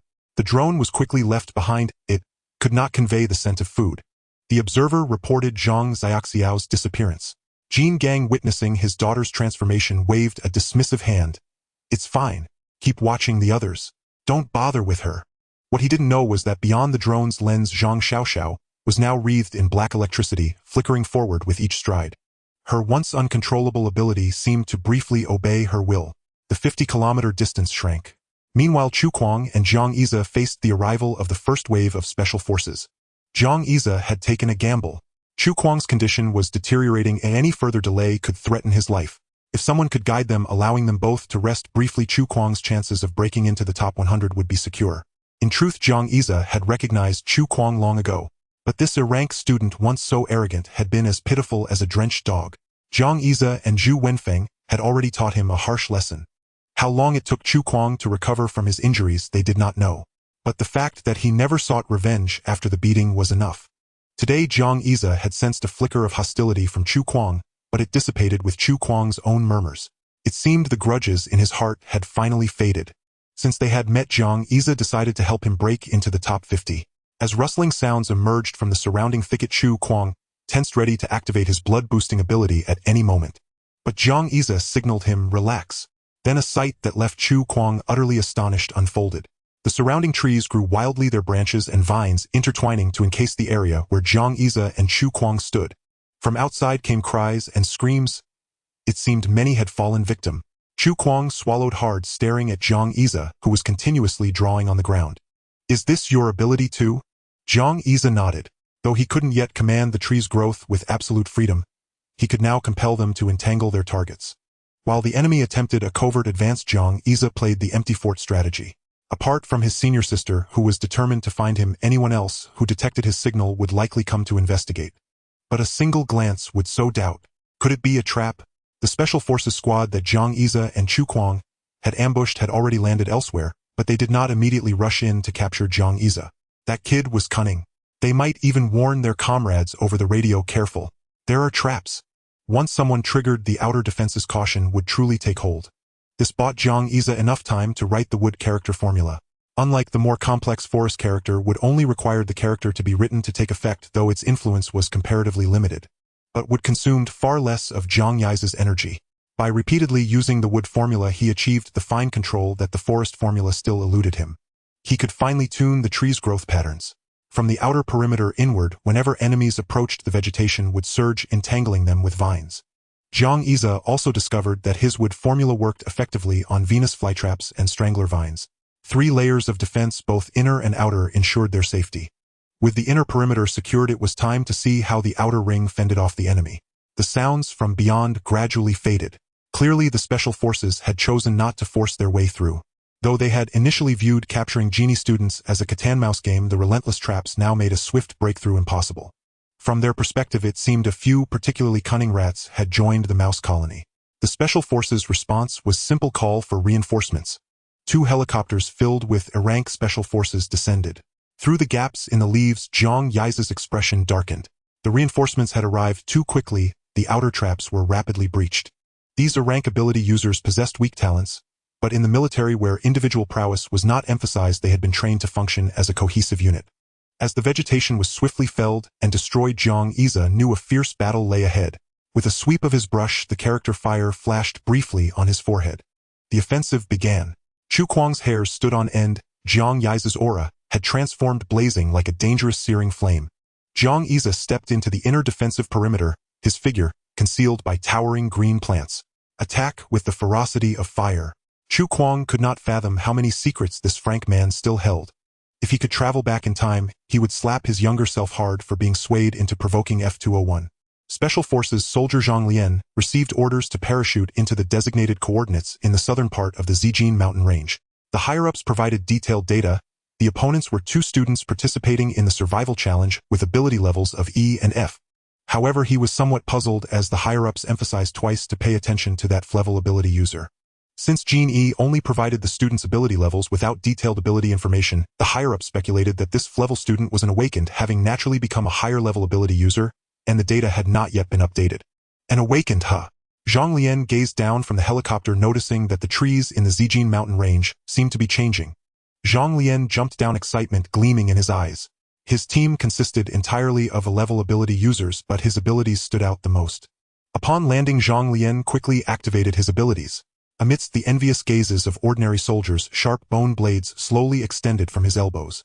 This was Zhang Lian's way of showcasing his level abilities. In many physical combat competitions, elbow strikes are strictly prohibited and considered malicious fouls. The reason is that the elbow is the hardest part of the human body. During the era of savages seizing territory, a full-force elbow strike could even pierce an enemy's skull. Zhang Lian's physical condition was already sufficient to withstand level ability potions, but he had yet to advance due to a lack of military merit to purchase level ability potions. With his bone blades unfurled, Zhang Lian charged into the forest. The flevel strangling vines attempted to entangle him, but before they could bind him, a flash of white light appeared, and the vines fell limply to the ground. Nearby, the mouse-catching grass also tried to ensnare him, but Zhang Lian crushed it beneath his military boots. The ordinary soldiers on the periphery swallowed hard, filled with envy. Not only Zhang Lian but the other level ability users also advanced effortlessly, while they had been entangled by those vines moments ago, struggling just to break free. Zhang Yi's defense was crumbling layer by layer. The aroma of grilled meat wafted into Zhang Lian's nostrils, causing him to frown. Surely these two wouldn't be staying just to grill meat. After all, they were still students oblivious to the cruelty of the battlefield. Even if they were awakened, how much could they do? Zhang Lian's bone blades spun faster, and he felt a growing disdain for the student whom the higher-ups had warned him to watch out for. This level team had a strong synergy, and even as they progressed, they continued to relay information to one another. The advance was going smoothly. The number of vines diminished, replaced by more trees, making the bone blades a bit more laborious to wield. Suddenly, the communication channel in the team buzzed with static. Someone reported losing contact. Zhang Lian's heart tightened. He was momentarily distracted. As he swung down with his bone blade, it got stuck between the branches of a tree, just as he attempted to pull it out. Suddenly, a fallen leaf shot towards him. Zhang Lian felt a chill down his spine, and instinctively turned his face aside as the leaf brushed past. With a sting on his face, Zhang Lian quickly touched his skin, revealing a shallow blood mark. Just then, a fist broke through a small tree in front of him, and struck his abdomen, catching Zhang Lian off guard. He was hit in the lower abdomen. The pain was immediate, followed by a searing, burning sensation. Zhang Lian knelt on the ground, feeling as if boiling water was being poured into his stomach. With no time to react, Zhang Lian swung his elbow bone blade forward, slicing through the opponent's fist, forcing it to retract suddenly. Although he had merely fended off the attack, Zhang Lian had to admit it.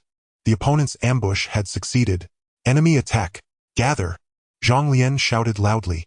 In an instant, all the scattered teammates quickly converged towards him. At this moment, they unleashed their abilities, forming a protective shield around Captain Zhang Lian. Zhang Lian felt some numbness in his face. He shook his head to clear his thoughts. Damn! Perhaps it was because Zhang Lian's bone blade was too sharp that the opponent's assault came to an abrupt halt. Holding his abdomen, Zhang Lian said, "Count the number of people. 1, 2, 3. 9". There were 12 people in the team and 3 had gone missing. Zhang Lian hesitated as the communication officer's voice came through. Captain Zhang, 3 of your team members are showing abnormal life signs. What's the situation? Zhang Lian remained silent for a moment before replying, please arrange for level special forces to parachute in. With the terrain advantage, the level team didn't have much leverage.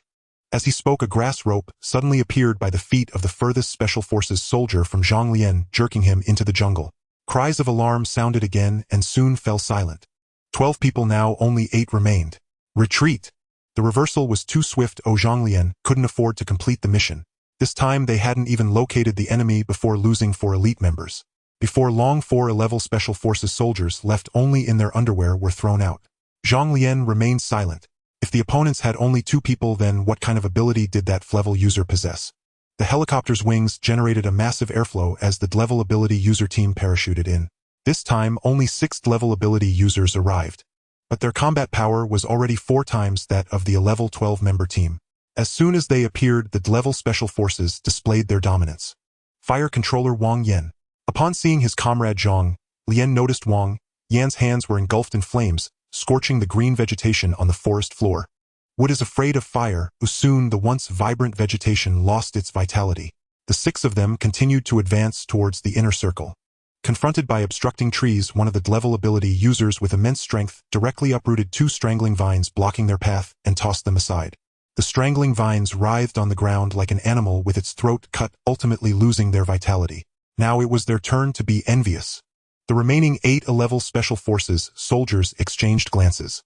In the face of absolute power, the so-called traps were futile. The level Special Forces communicated very little, standing apart in 6 positions to cover different angles. Zhang Yi's green cage was on the verge of collapse. Zhang Lian stared at the inner circle, eager to see what kind of ability user had put them in such a desperate situation. This time, the level ability users were taken aback. In the center of the vegetation camp, there was only one unextinguished bonfire, and the EF student duo was nowhere to be found. Zhang Lian was the first to react.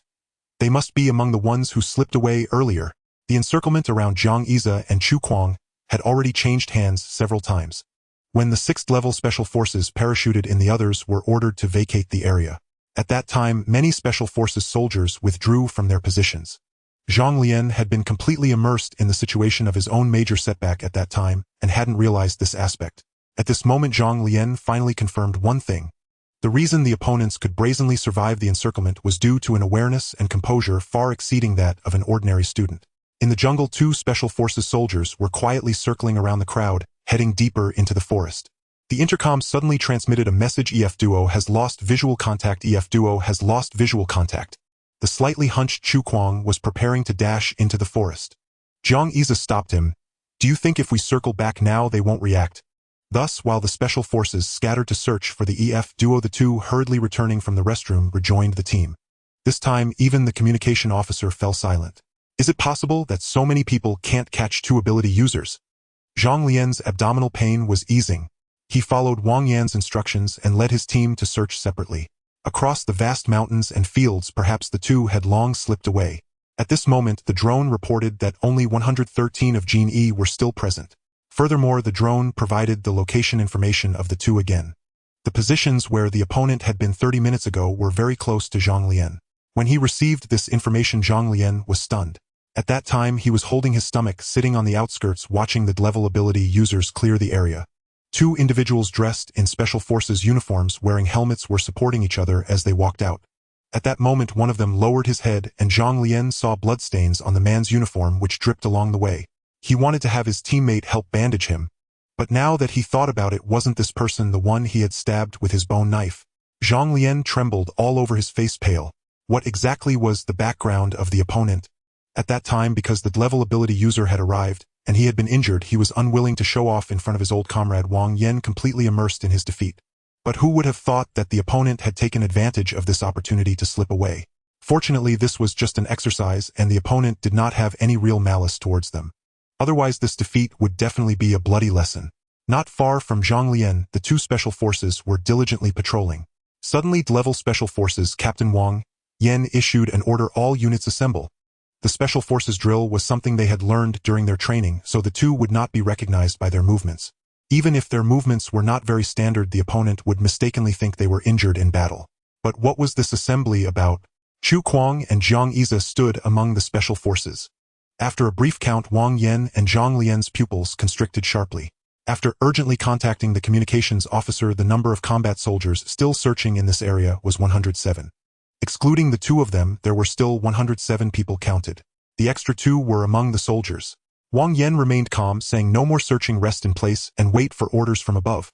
Although the drone was still tracking the locations of the 2, the location information was delayed after all.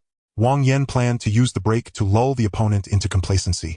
Zhang Lian was also searching among the crowd, but every face in front of him was painted with green tactical camouflage. Who could tell at a glance? However, Wang Yan's teammate, another ability user, suggested after hearing the information provided by Zhang Lian, these 2 ability users are simply waiting for the scene to have only 100 students left. We can quietly ask for the unit numbers one by one. I don't believe they can still know the unit numbers, can they? If all else fails, we can ask them what they had for breakfast today. Wang Yan and Zhang Lian exchanged glances and nodded. They gathered their teammates, and they were certainly not impersonators. The orders for the 2 were assigned. Thus a group of somewhat low-spirited soldiers welcomed a baffling inquiry. Bro, what did you eat for breakfast? Rice porridge and disgustingly bad cabbage. What's up? Nothing, just one of us. Zhang Lian and Wang Yan watched as the people under them asked questions one by one. After asking for a long time, it was like searching for a needle in a haystack. At this moment, Zhang Lian's subordinate looked at a brother who was half leaning against a tree and dozing off. Hey, wake up, what did you eat for lunch? I had porridge and cabbage. Zhang Lian's subordinate nodded and directly skipped over another person who was dozing next to him. It seemed that the 2 knew each other. No need to ask this person. Unexpectedly, the dozing person suddenly grabbed his hand. Hey, why don't you ask him what he had for breakfast? Why not ask what I had for lunch? Zhang Lian's subordinate laughed. With so many people, what could we have eaten for lunch? Didn't we all have compressed biscuits to catch people? Stop joking. The person nodded. Oh, so you guys are that poor. I had meat, it was especially delicious. Zhang Lian's subordinate thought he was joking and ignored him. Who are you trying to fool? Stop joking around, I still need to ask others. The person nodded. Everyone settled down and the accounts were basically consistent. This made Zhang Lian furrow his brows. Could it be that he had been played again? Zhang Lian's teammate complained. It really seems like we've been played.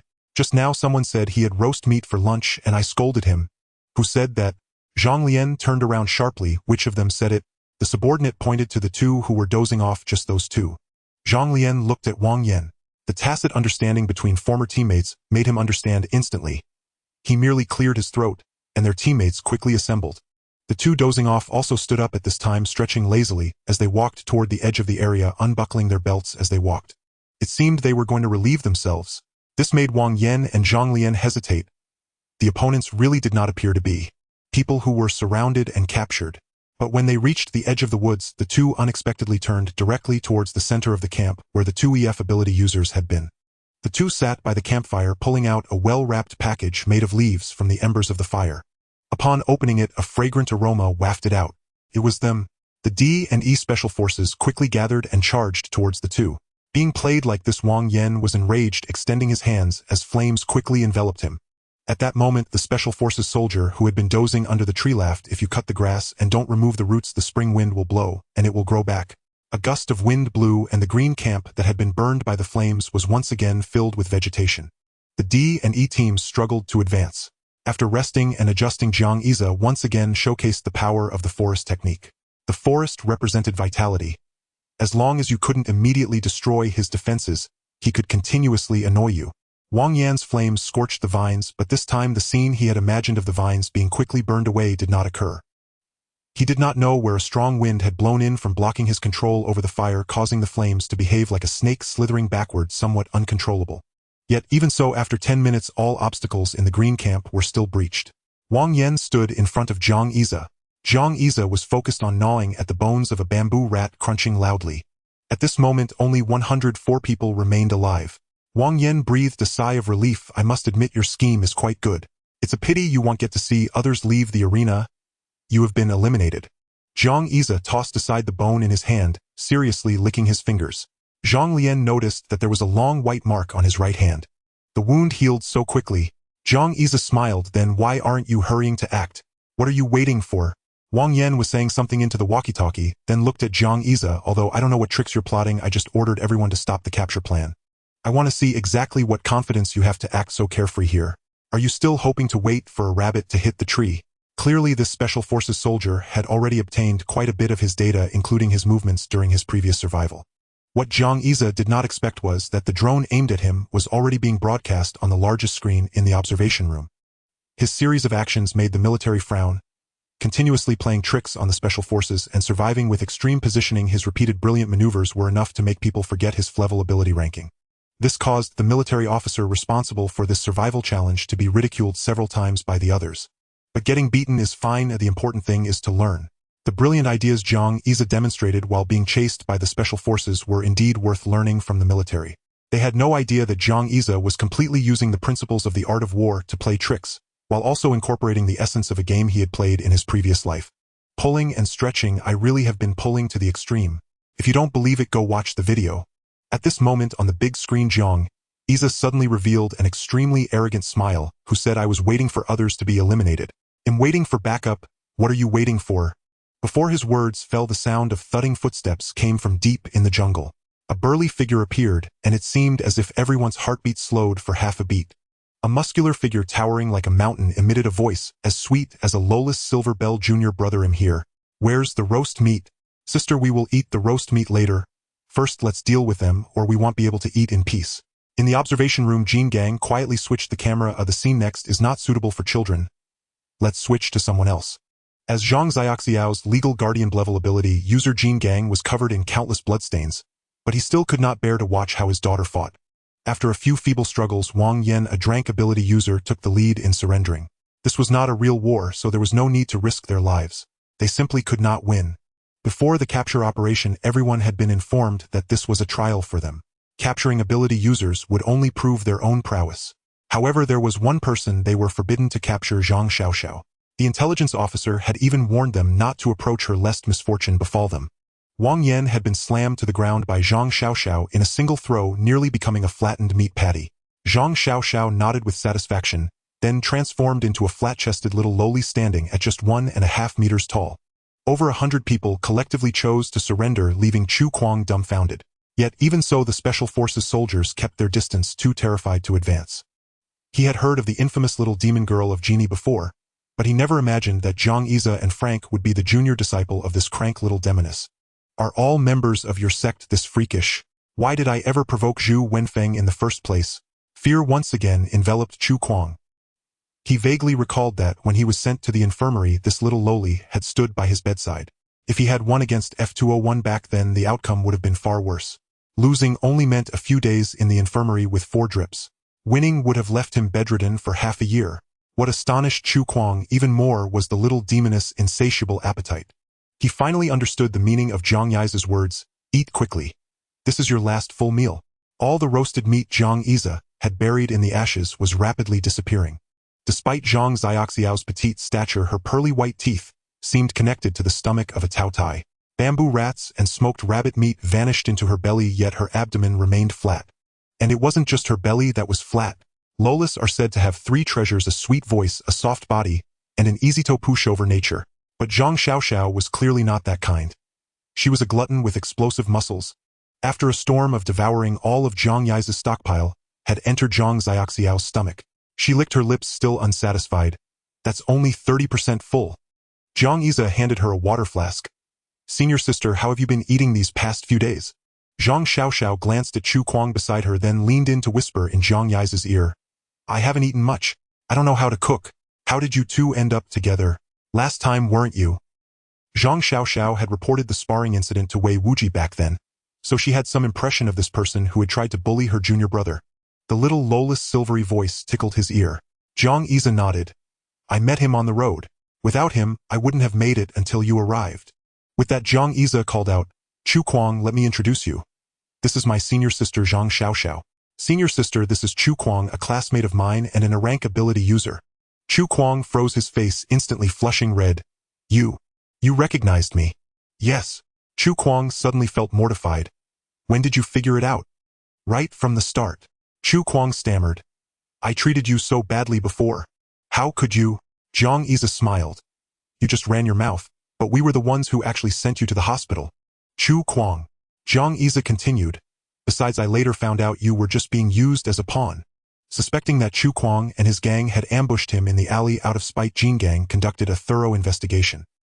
He discovered that Chu Kuang had only been instigated to act as the scapegoat. The truly despicable ones were those behind him. Jin Gang had already dealt with them, so Great Xia let it go. Moreover, the words Chu Kuang had spoken were nothing compared to what Jiang Yize had endured before, the trials his past self had faced in the orphanage, the ordeals at the Ability Appraisal Institute, and a tabloid reporter's relentless denigration of his ability. Those were the real buckets of cold water poured over his head. Yet after 10 years of drinking ice water, his passion remained unquenched. The people in the alley had warmed each other's hearts. He had also met his master and senior sister, and even F201's son's uncle Jingong, and many classmates from Genie, all of whom had shown him kindness. At that moment, the last trace of Chu Kuang's resentment toward Jiang Yize vanished completely. He even felt that the Jiang Yize before him was glowing, radiating a warmth that drew people in. Once that thought crossed his mind, Chu Kuang shuddered violently. Could he be turning gay? After careful consideration, he decided that wasn't the case. Yet Chu Kuang still felt a warm and reassuring presence beside Jiang Yize. This sensation wasn't unique to him alone. No one ever mentioned it. Even Zhang Xiaoxiao, with her somewhat spoiled temperament, felt a gentle aura radiating from Jiang Yize whenever she was near him. This aura was most familiar to the people of that alley. Perhaps only Old Man Yao understood its origin. That alley had gradually transformed from a lawless zone where neighbors bickered over trivial matters and hurled insults at each other into a sanctuary that purified the soul. During their conversation, the drone's announcement finally rang out. 100 participants remain in the survival challenge. Entering the final phase. The survival challenge had finally entered its third phase. Jiang Yize let out a sigh of relief. His senior sister had arrived just in time, though he wondered how his 3 foolish sons were faring. After a moment of silence, the drone's loudspeaker crackled with a test tone. Once the microphone was confirmed to be working, it was handed over to another person. The resonant voice of Jin Gangzhong Wu echoed through the speaker. Listen carefully, all trainees of Genie. What follows will be the final stage of this survival challenge. The ultimate survival challenge. Jin Gang paused, and the rustling sound of pages turning came through the microphone. It seemed the rules were rather lengthy. Jiang Yize glanced at his senior sister, who was leaning against his backpack with her eyes closed. Judging by the rise and fall of her belly, she had fallen asleep. What a carefree soul, Jiang Yize silently remarked about his senior sister. Yet it made sense. Her crank ability was her shield, allowing her to walk unhindered in Genie. This ultimate survival challenge will take place in a designated area. Drones will guide you there. The challenge ends only when a single trainee remains on the field. Jiang Yize's heart skipped a beat. Could it be? As expected, Jin Gang continued. The final ranking will be determined by points. First place in survival earns 10 points. Second place gets 6 points. Third place receives 5 points. Following this pattern, 8th place earns 1 point. Those ranked 9th to 100th receive no points. Additionally, eliminating an opponent grants you 1 point. Note: elimination is defined as the opponent being completely incapacitated. The drone will assess and update your points accordingly. Jin Gang added another rule: pay attention to drone alerts. After a certain period, the survival area will shrink. Failure to reach the designated zone in time will result in elimination. Jiang Yize chuckled. He was familiar with these rules. Wasn't it just winner winner chicken dinner? After Jin Gang finished, the drone began repeating the rules. Chu Kuang was bewildered. What do these rules mean? I can't quite grasp them. Seeing Jiang Yize's confident demeanor, he asked, you seem to understand it all. Jiang Yize nodded. I've mostly figured it out. Let me break it down for you. He gently shook Zhang Xiaoxiao awake.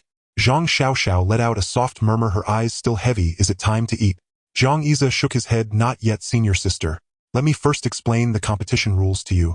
Seeing her nod with eyelids half closed and a bubble forming at her nose, Jiang Yize smiled. Have you heard of a battle royale? Both shook their heads. A battle royale is a game where only one person wins, the one who survives to the end without being eliminated. Our ultimate survival challenge follows a similar format. Jiang Yize took out a pen and began sketching on the dirt. They understood. The ultimate challenge ended when only one remained. But unlike a battle royale, the final survivor might not be the champion. There are 2 ways to earn points: surviving to the end or eliminating opponents. Jiang Yize pointed at Zhang Xiaoxiao. For instance, if you eliminate 30 opponents but are eliminated in 9th place, while Chu Kuang eliminates only 1 but survives until the end, who do you think scores higher? Zhang Xiaoxiao counted on her fingers. It must be me. I'd have 30 points. Jiang Yize nodded. The essence of this challenge is a clash between offense and defense. If you're an attack-type ability user, try to rack up elimination points. But if you belong to other categories, consider alternative ways to earn points.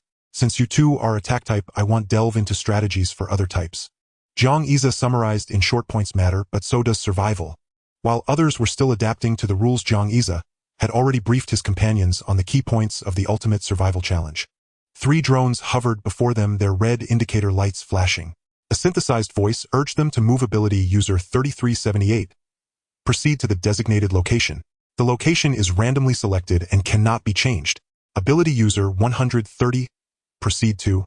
Ability user 4119. Proceed to. Seeing the drones rush them with a countdown, Great Xia gave his final advice: beware of others. Once the competition begins, you can only trust yourself.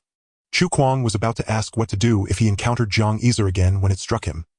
The champion's reward was crank mutated beast essence blood. Men die for wealth, birds for food.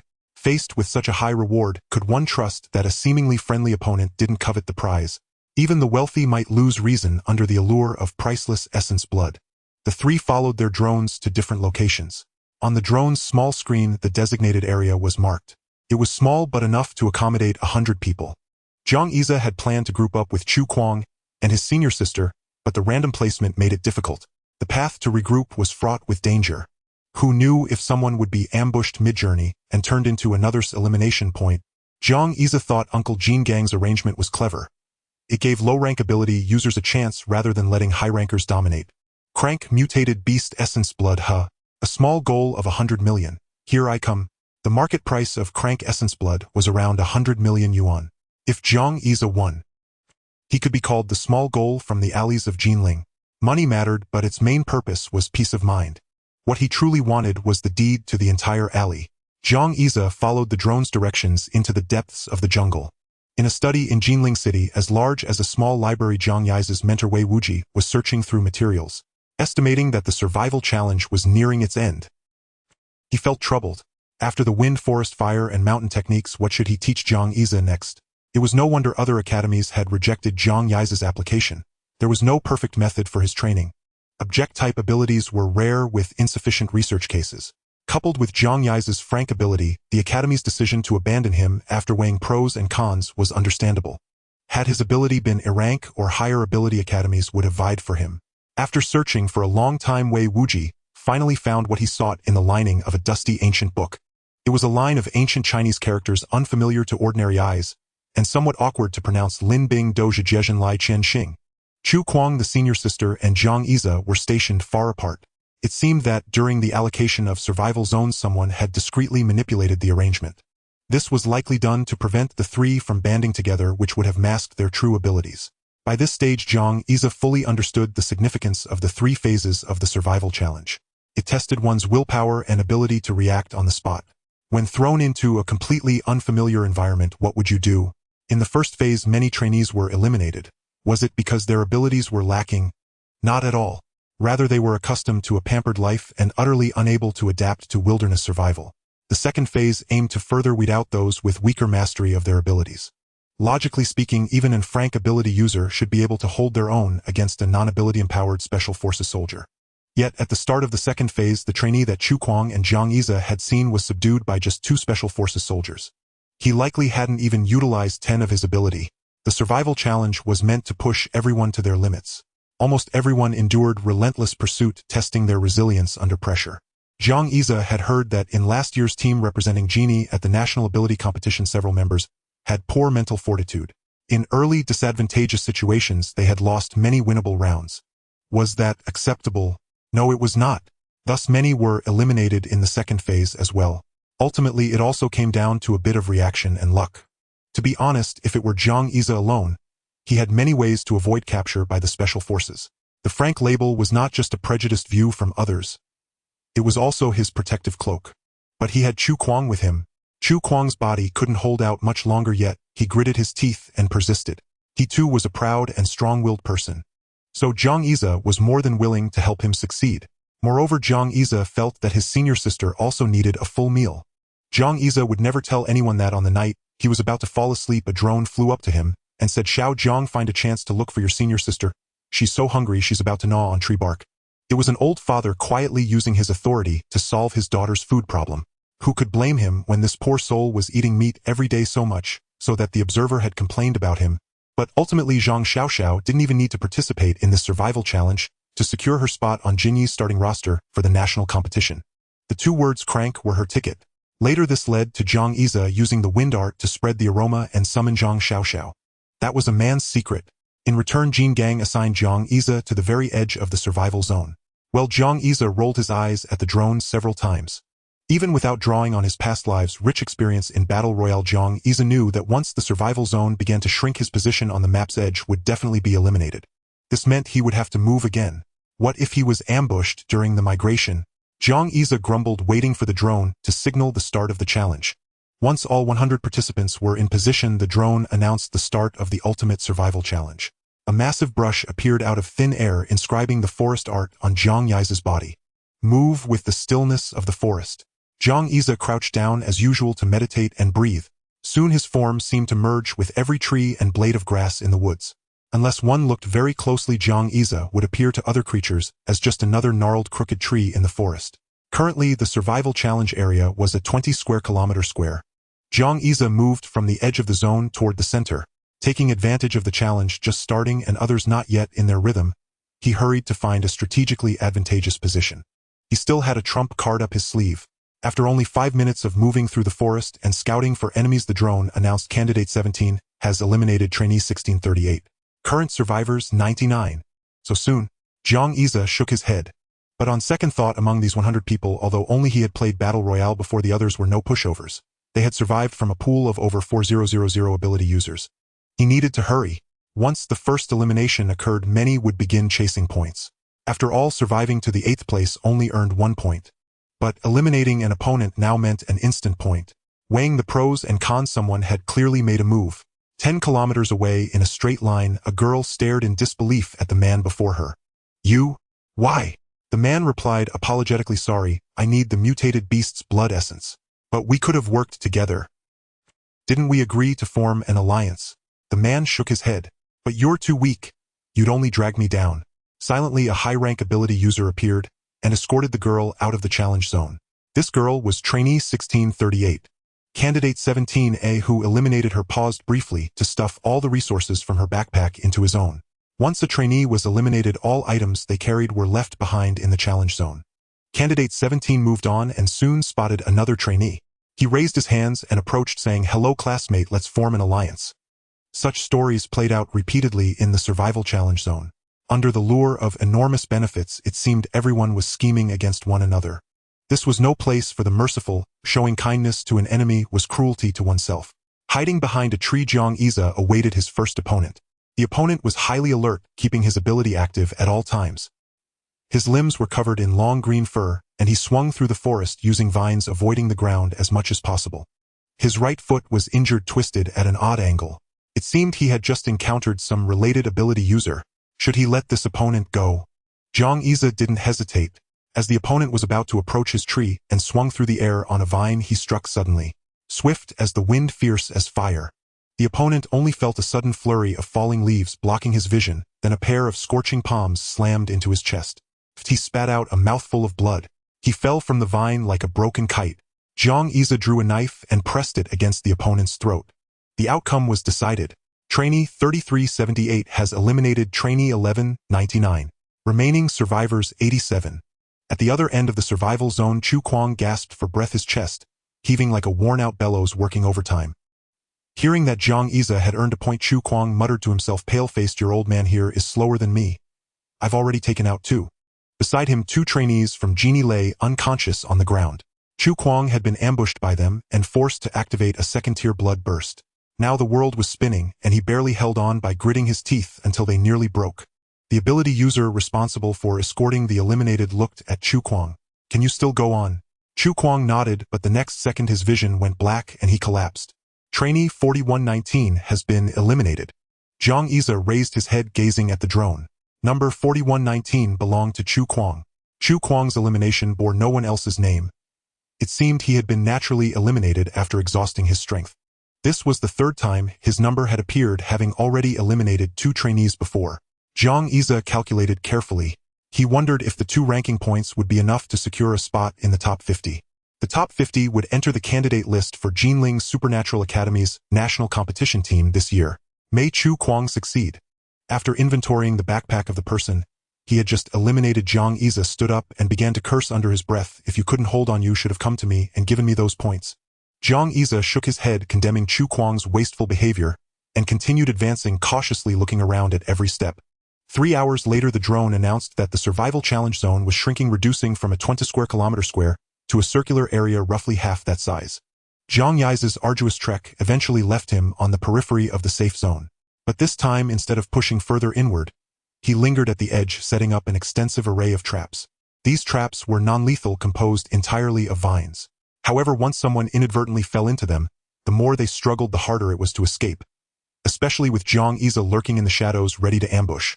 The observer who had been monitoring Zhang Yi brightened. Here it comes the classic wait for the rabbit. But this time he felt Zhang Yi would face a setback. The previous 2 ambushes had caught only low-intelligence animals. But now he was up against trainees who had emerged from over 4,000 supernaturals. In the frame, Zhang Yi was chewing on a bitter leaf to stay alert. His current points ranking placed him at 17th. On the large radar map in the observation room, the positions of all remaining supernaturals were marked. Around Zhang Yi, 2 supernaturals were indeed approaching him. The next shrinking circle had been determined, and Zhang Yi was somewhat far from it. Yet he remained unmoved, instead lowering himself into the thicket. On the professionalism of a camper. In his past life, Zhang Yi had no supernatural abilities or exceptional gaming talent, but he was among the fastest to rank up in battle royale games. Simply put, he played with his mind. When you become reliant on your abilities and feel invincible, you develop blind spots. The sound of a dry branch being crushed drifted over with the wind, and Zhang Yi remained perfectly still. The opponent stopped 50 meters away to observe. Most who survived into the top 100 were cautious. And for this caution, Zhang Yi had 2 strategies prepared. Trainee number 2971 paused to survey the mountain ahead. On one side, there were clear climbing marks with fresh footprints. On the other, a waist-high thicket. Should he follow the other's tracks? Or take a different path? Without hesitation, trainee 2971 moved toward the thicket on the right. Being cautious, he first tossed an object from his backpack into the bushes. The thicket showed no reaction, but he still wasn't reassured. He listened carefully from the perimeter. Only when he heard the insects, startled by the object, resume their chirping did he relax and step into the bushes. The drone issued a warning: prolonged stay outside the zone. Beware of elimination prompt. No longer hesitating, trainee 2971 stepped into the thicket. But the moment both feet touched the bushes, he sensed something amiss. The usually prickly, rigid vegetation suddenly turned soft. With a roar, trainee 2971 activated his ability. A cyan texture rapidly spread across his body, and a layer of white bone armor covered his abdomen. But just before his ability fully enveloped him, a drifting leaf landed on his face. In his moment of distraction, a massive wooden club came crashing down. Zhang Yi didn't know what the opponent's ability was, but from his reaction he could deduce it. This was likely a defense-oriented supernatural. As expected, even after taking a full-force blow to the head from Zhang Yi's wooden club, the opponent didn't lose consciousness, but instead retracted his head into the bone armor. Zhang Yi chuckled. A turtle retreating into its shell. This move had helped the trainee evade many crises. But was it really effective this time? The strangler vines outside had already coiled tightly around the turtle shell. Ignoring the time pressure, Zhang Yi gathered damp wood and set the shell atop it to roast. Thick smoke billowed. Trainee 2971. Overwhelmed with indignation, deactivated his defense. I surrender. Put me down. This isn't fair. Zhang Yi shook his head. Think about it. If this were a real battlefield, would you still be alive? Or would someone have stewed you for soup? Trainee 2971 left reluctantly. Before departing, he shouted at the top of his lungs, don't come here. Don't come. There's a cunning old fox here. Whether anyone in the wilderness heard his voice, Zhang Yi didn't know. With 2 eliminations, he had matched Chu Kuang's count. Grabbing the discarded military backpack, Zhang Yi waited by the edge for a while longer and successfully eliminated 1 more person. 3 points. However, he wasn't the top scorer. With over 60 survivors remaining, 1 supernatural had already achieved 5 eliminations. But that didn't stop the endearing observer in the observation room from being proven wrong yet again. By now, Zhang Yi was the only frank supernatural left. Most supernaturals were at D or E rank, and their methods were relatively more sophisticated. Their eliminations weren't as complicated as Zhang Yi's. Spot someone, chase them, activate the ability to eliminate them. This approach was satisfying, but some had capsized, eliminated by lower-ranked supernaturals. The observer set another flag. This tactic of his won't work when there are too many people. Where will he find a place to hide then? Arriving once again at the edge of the survival challenge's safe zone, Zhang Yi was drenched in sweat. But this time, to the observer's surprise, he didn't wait for prey or set any traps. He merely scribbled a few words and pressed deeper into the zone. The observer quickly took a sip of water. He couldn't count how many times Head muttered, betting my professional dignity, I bet this kid gets ambushed. Yet even as Great Xia circled the center of the map several times, no one bothered him. What was going on? He switched to another drone's perspective. Before him lay a thin mist. This was Great Xia's ultimate trump card for this survival challenge. The mist rose. The 8 trigrams opened. A rumbling sound echoed as a formation constructed from trees, vines, and rocks emerged within a 300-meter radius around Great Xia. The observer could no longer hold back. Report to the commander. Someone's cheating here. This mist was not Great Xia's ability. His wind, forest, fire, mountain barely encompassed the 3 elemental attributes of wood, fire, and earth, yet he could only manipulate them indirectly through the 3 incantations. This mist was a natural phenomenon. The significant temperature difference between morning and night in the mountains, coupled with excessive humidity, gave rise to fog. Great Xia had noticed this as soon as he arrived. The vegetation in this area grew more luxuriantly, and the soil was moister. Thus the mountain mist became Great Xia's aid in constructing the 8 trigrams formation. Night was approaching, and the thin mist would persist for a while longer. Using the mountain incantation, Great Xia subtly altered the terrain, eventually creating a simplified version of the 8 trigrams formation. The moment the 8 trigrams formation rose from the ground, Great Xia was filled with soaring ambition. If Master Zhuge could trap an army of thousands with his 8 trigrams formation, then I, Great Xia, can certainly trap a mere 10 people with my simplified version. For some reason, Great Xia suddenly sneezed, and an impulse surged within him, as if he were about to blurt out, I, Lu Ben. I, Great Xia, am not cheating. This 8 trigrams formation was not a killing move for Great Xia, but merely an adaptation to the local conditions. The ability to draw the formation was a result of the combined efforts of his past and present lives.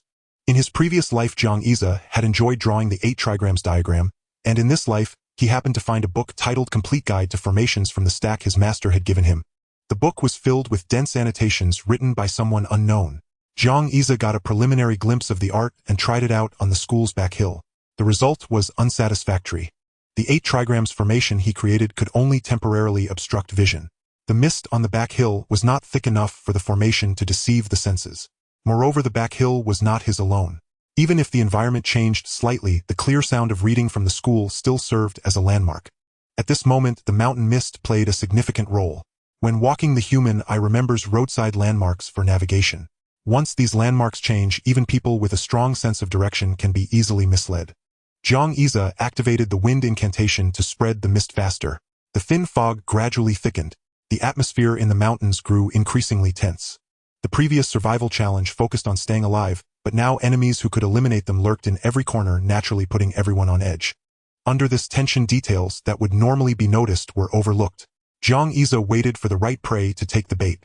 The observer, of course, couldn't claim that Great Xia was cheating. He reported to his superiors that the Frank ability user was using an unknown ability to jam the drone cameras. But he stopped mid-sentence. Looking at the screens of others, he saw that almost all drone feeds were affected. No matter how impressive he thought Great Xia was, there was no way he could simultaneously control every drone camera in an instant, was there? His superior glanced at the flustered observer and said calmly, switch all drones to infrared thermal imaging. The observer's face flushed with embarrassment. Yes, why hadn't he thought of that? Silently returning to his seat, the observer felt a pang of frustration. He felt as though his intelligence had been suppressed ever since he started observing this Frank trainee. If Great Xia had shown even a hint of surprise at the mist, he wouldn't have felt so toyed with. This was an Frank trainee who defied common sense. And Great Xia precisely used the subtlest details of common sense to repeatedly gain the upper hand. Catching a rabbit. A wily hare has 3 burrows. The rabbit's blind confidence in its escape system naturally led it to panic and run headlong when its burrow was blocked. Catching a bamboo rat was even easier to understand. One could catch them reliably by following their habits. It's a pity that people today lack knowledge of animal behavior, focusing instead on mutated beasts and abilities. And predicting the mountain fog was simply common sense for someone with knowledge of climate and meteorology. Under the infrared thermal imaging, Great Xia's figure finally appeared. Due to the fog, several people had indeed approached Great Xia's vicinity. The first and second individuals entered the area enveloped by the mist. No one noticed anything unusual except that the fog was slightly thicker, but this subtle change was attributed to the approaching night. The 2 entered the 8 trigrams formation from different directions. Great Xia carefully controlled the changes in the terrain within the formation. Unbeknownst to them, the path the enemy ability users had taken was completely altered. Looking at the thermal imaging screen, the observer saw the 2 trainees near Great Xia become directionally challenged one after the other. He watched as they circled a small mound of earth, completely unaware they were going in circles. At one point, the two trainees were less than 5 meters apart. The observer anticipated a fierce confrontation, but alas, both continued their blind circling. Great Xia laughed heartily from a distance. The two schoolmates had become donkeys working in a mill. Donkeys in a mill always work blindfolded. The reason for the blindfold is that the millstone is round, requiring the donkey to move continuously to grind the grain. The hard-working people of ancient times discovered that blindfolded donkeys were more efficient at pulling the mill than those without. The ancients summarized the reasons: 1. With a blindfold, the donkey doesn't easily get dizzy, otherwise anyone going in circles would feel nauseous. 2. When the donkey doesn't know it's walking in circles, it believes it's moving forward, which gives it more motivation. At this moment, the two trainees, believing they were moving forward, muttered to themselves, "Why is the fog still so thick? I'm so hungry. Should I just camp here for the night?" After the two had walked for nearly half an hour, Great Xia was finally confident that he could master the variations of the 8 trigrams formation. Even if 10 more people entered, it would pose no problem. Then Great Xia arranged for the two trainees to meet. From a distance, he alerted them with 2 small pebbles. The 2 ability users immediately activated their abilities. As the saying goes, when 2 donkeys meet, their eyes are especially red with rivalry. Both unleashed their abilities and launched a fierce attack on each other. Great Xia watched the donkey fight from a safe distance. When both were exhausted, he stepped in and claimed 2 eliminations. He gained 2 elimination points. Great Xia's elimination points now totaled 5, placing him second on the leaderboard. The first-place contestant had 6 points. Great Xia's surge to second place was enough to draw more attention from the observation room to this frank trainee, especially since several elite squads dispatched by the Jinling military had all failed against Great Xia. His drone footage began to be reviewed with increasing frequency. Everyone marveled at Great Xia's performance. Under the thermal imaging, his body temperature barely changed, indicating that his exertion was nearly 0. And he had just eliminated 2 trainees. However, the observer most familiar with Great Xia glanced at a nearby large screen and felt that Great Xia might soon be eliminated. The observers held little hope for Great Xia. For a simple reason, only 30 minutes remained before the survival zone contracted once more.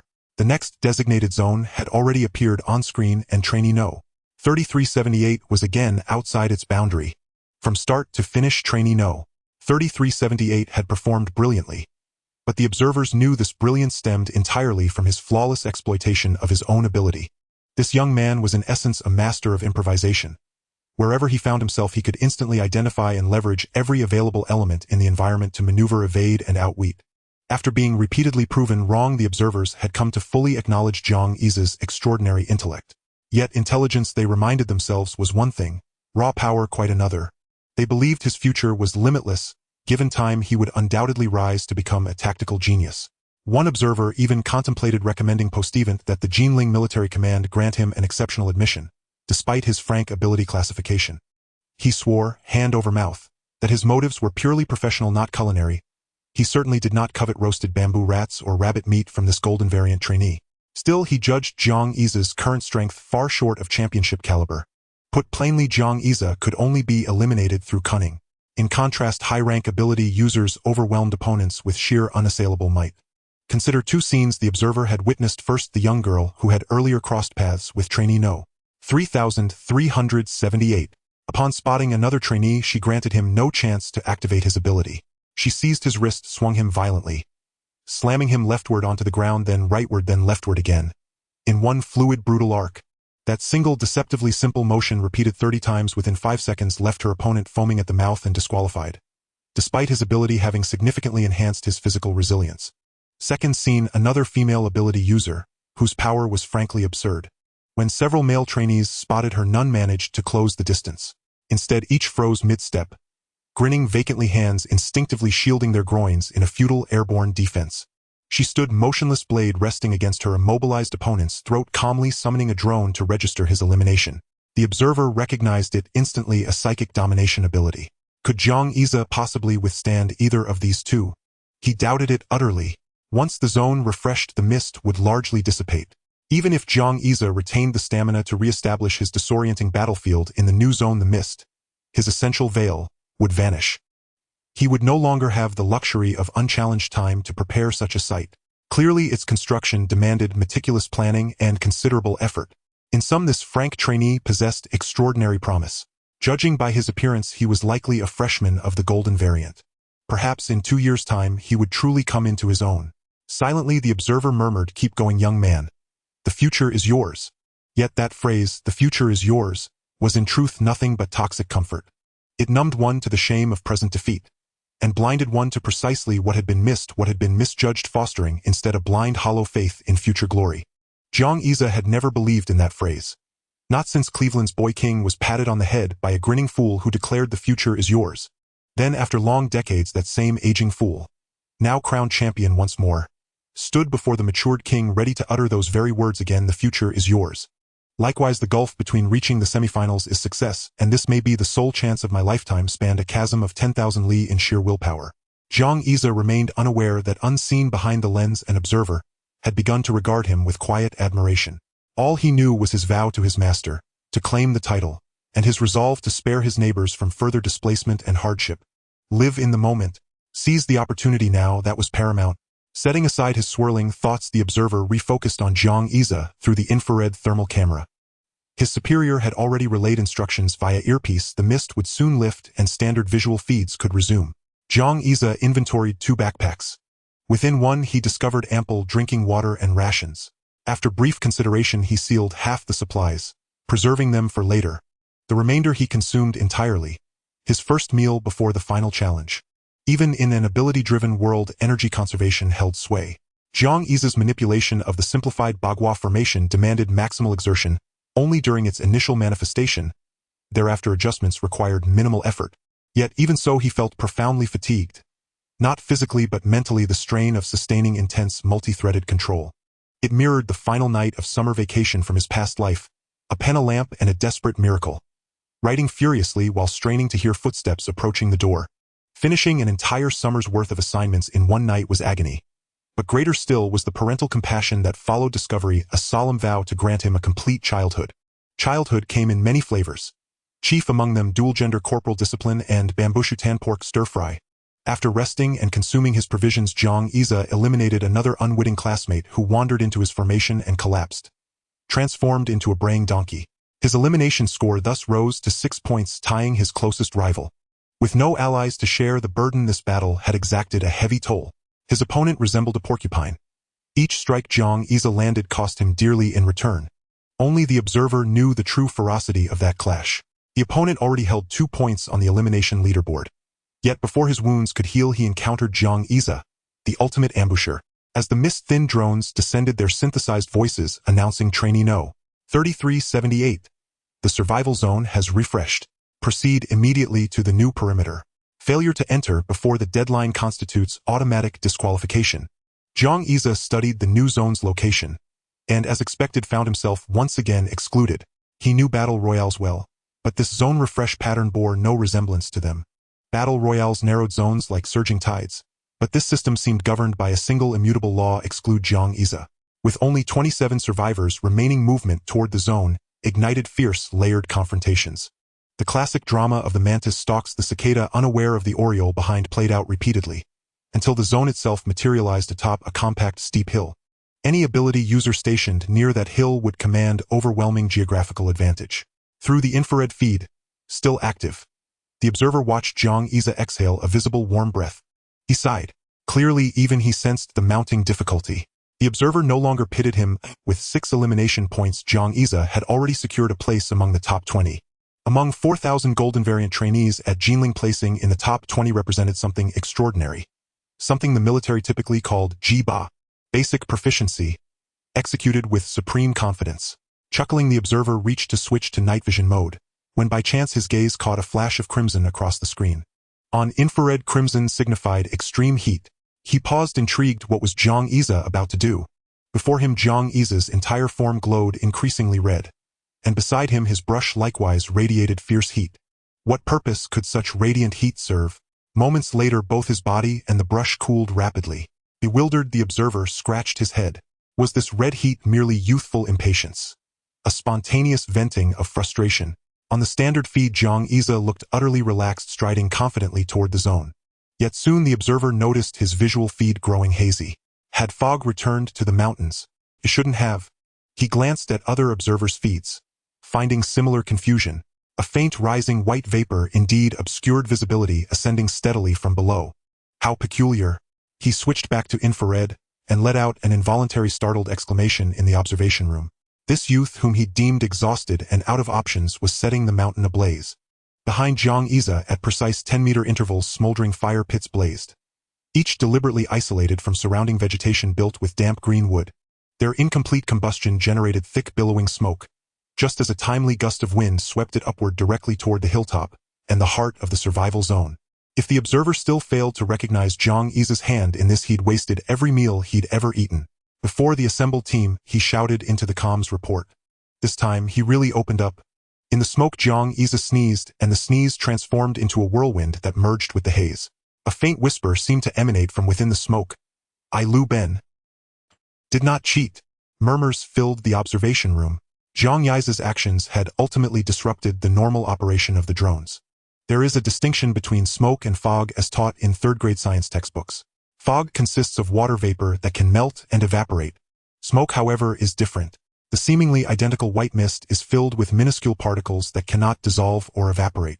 Drones could monitor the scene through fog using infrared thermal cameras, but their effectiveness was significantly diminished when penetrating smoke. The observation room buzzed with discussion. Some even requested that higher-ups dispatch an esper to disperse Great Xia's smoke. But a single statement from the higher-ups quashed the objections.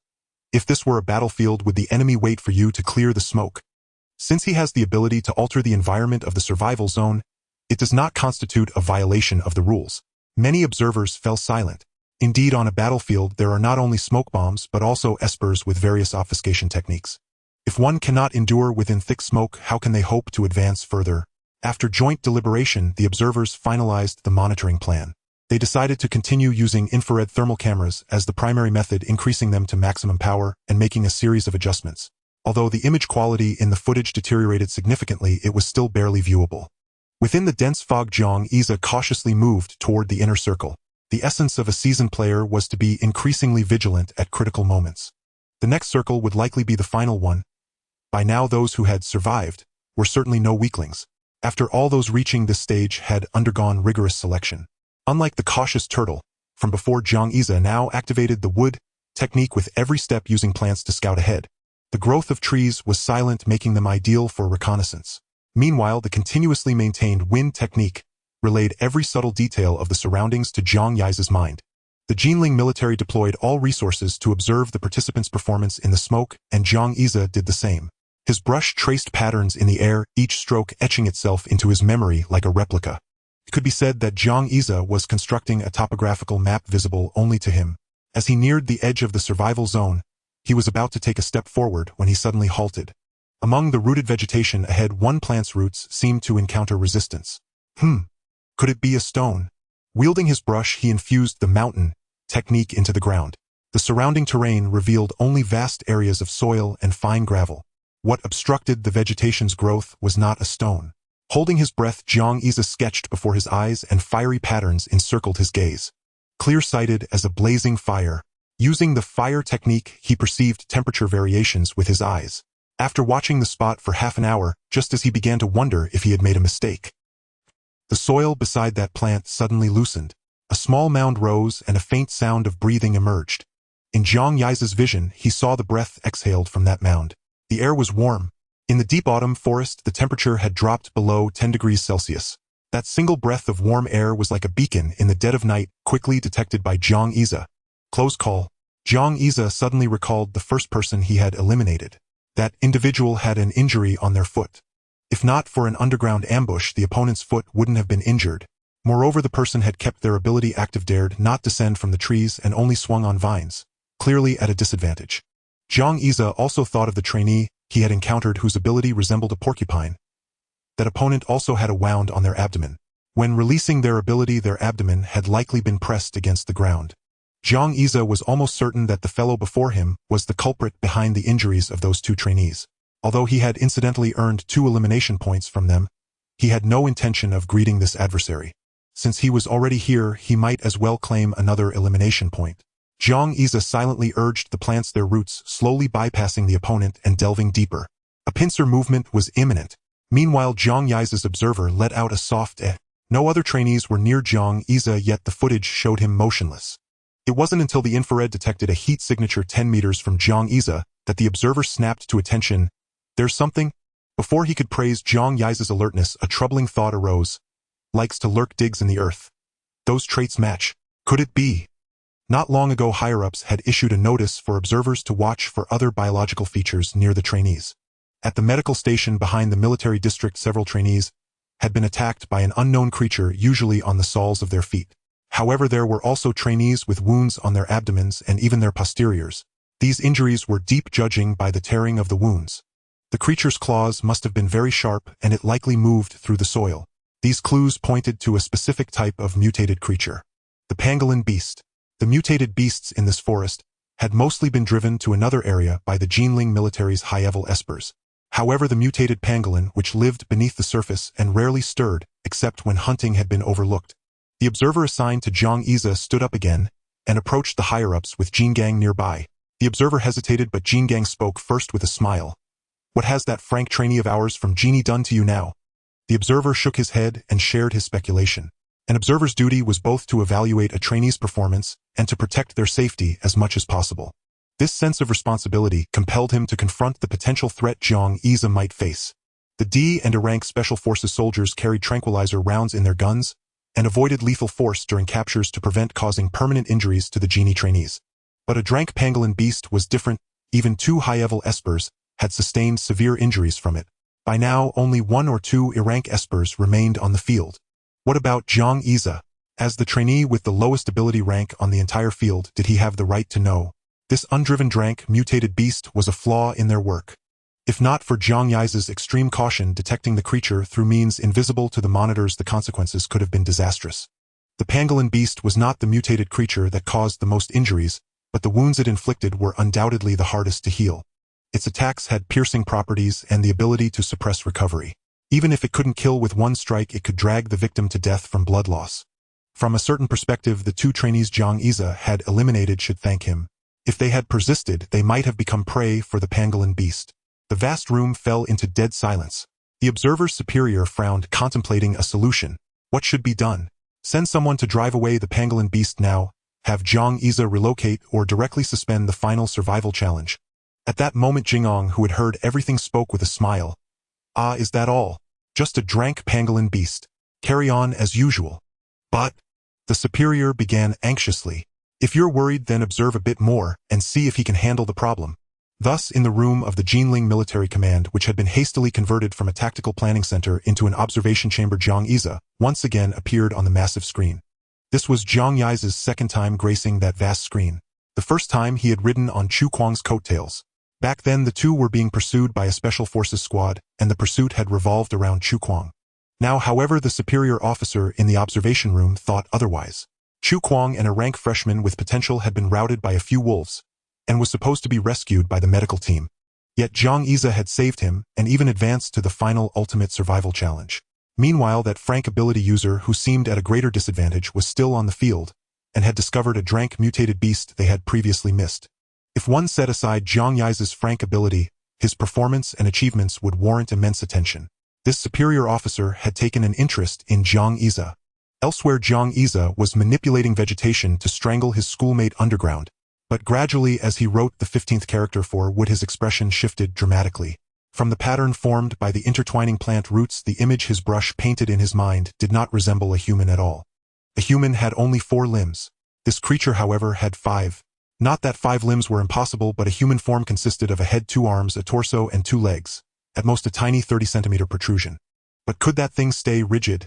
Zhang Yiza knew he couldn't manage that, and this creature with 5 limbs and 1 head had its longest limb opposite the shortest.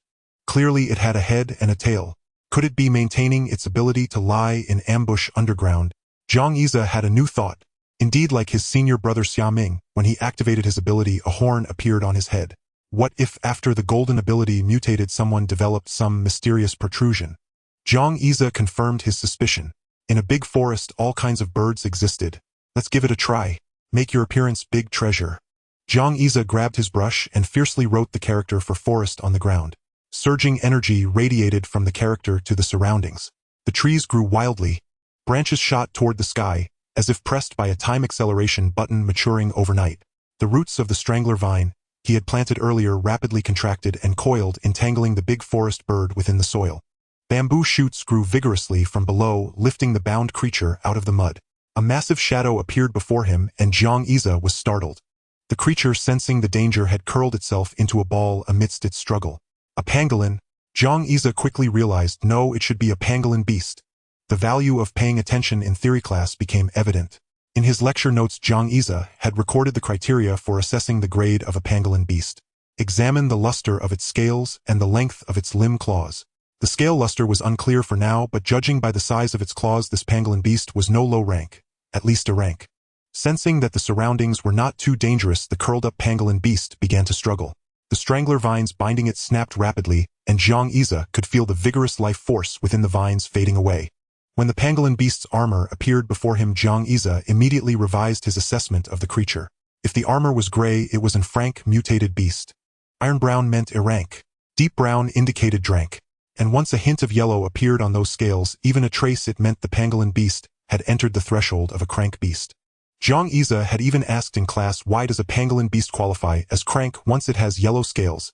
The instructor had replied that the grading standards for ability beasts were also set by humans, but for pangolin beasts and most terrestrial mutated beasts there was a saying. That saying was gilded in gold, revealed in silver. Gilded in gold meant the beast's exterior showed a golden hue, whether in fur or carapace. Revealed in silver meant the beast's claws reflected a silvery metallic sheen. The former signified that the beast's defense had entered a new phase, while the latter meant its offense had reached a higher level. In short, neither was to be trifled with. The pangolin beast before Jiang Yize was entirely deep brown without any yellow scales, and its claws were also deep brown, showing no signs of silvering. Yet even so, a drank pangolin beast was not something Jiang Yize could break through. Wait! Suddenly a thought struck him. He had gone through all this trouble to dig this fellow out, thinking it was his elimination score. Since it wasn't, why bother dealing with it? Jiang Yize still retained a clear awareness of the laws from his past life. Set fire to the mountain and you'll rot in prison. Thus he strictly adhered to a no-fire policy. When creating artificial smoke bombs, he avoided flammable materials, achieving smoke-scenting the mountain. As for pangolins, Jiang Yize recalled they were a first-class protected animal in his past life. Was that something he could kill? But the drank pangolin beast didn't think that way. It was accustomed to staying in the soil because its vision had almost completely degenerated, while its sense of smell was exceptionally keen. Now, having identified the unique scent of vegetation emanating from Jiang Yize, it quickly burrowed into the earth and moved toward him. The roots on the pangolin beast conveyed information. Jiang Yize climbed a tree to evade its claw thrust, but the pangolin beast persisted, soon uprooting the tree he had climbed. The great tree slowly toppled. With some resignation, Jiang Yize leaped to another tree. Watching the pangolin beast wreak havoc below, churning the surroundings into chaos, a bold plan struck him. This thing is so tough, why not? Let it work for me. Without hesitation, Jiang Yize transformed into a ruthless boss, taking this drank worker under his wing. Thick fog rose, and Jiang Yize guided the pangolin beast toward the interior of the survival zone. In the observation room, the superior officer was incredulous. What is he doing? That's a drank pangolin beast. How dare he?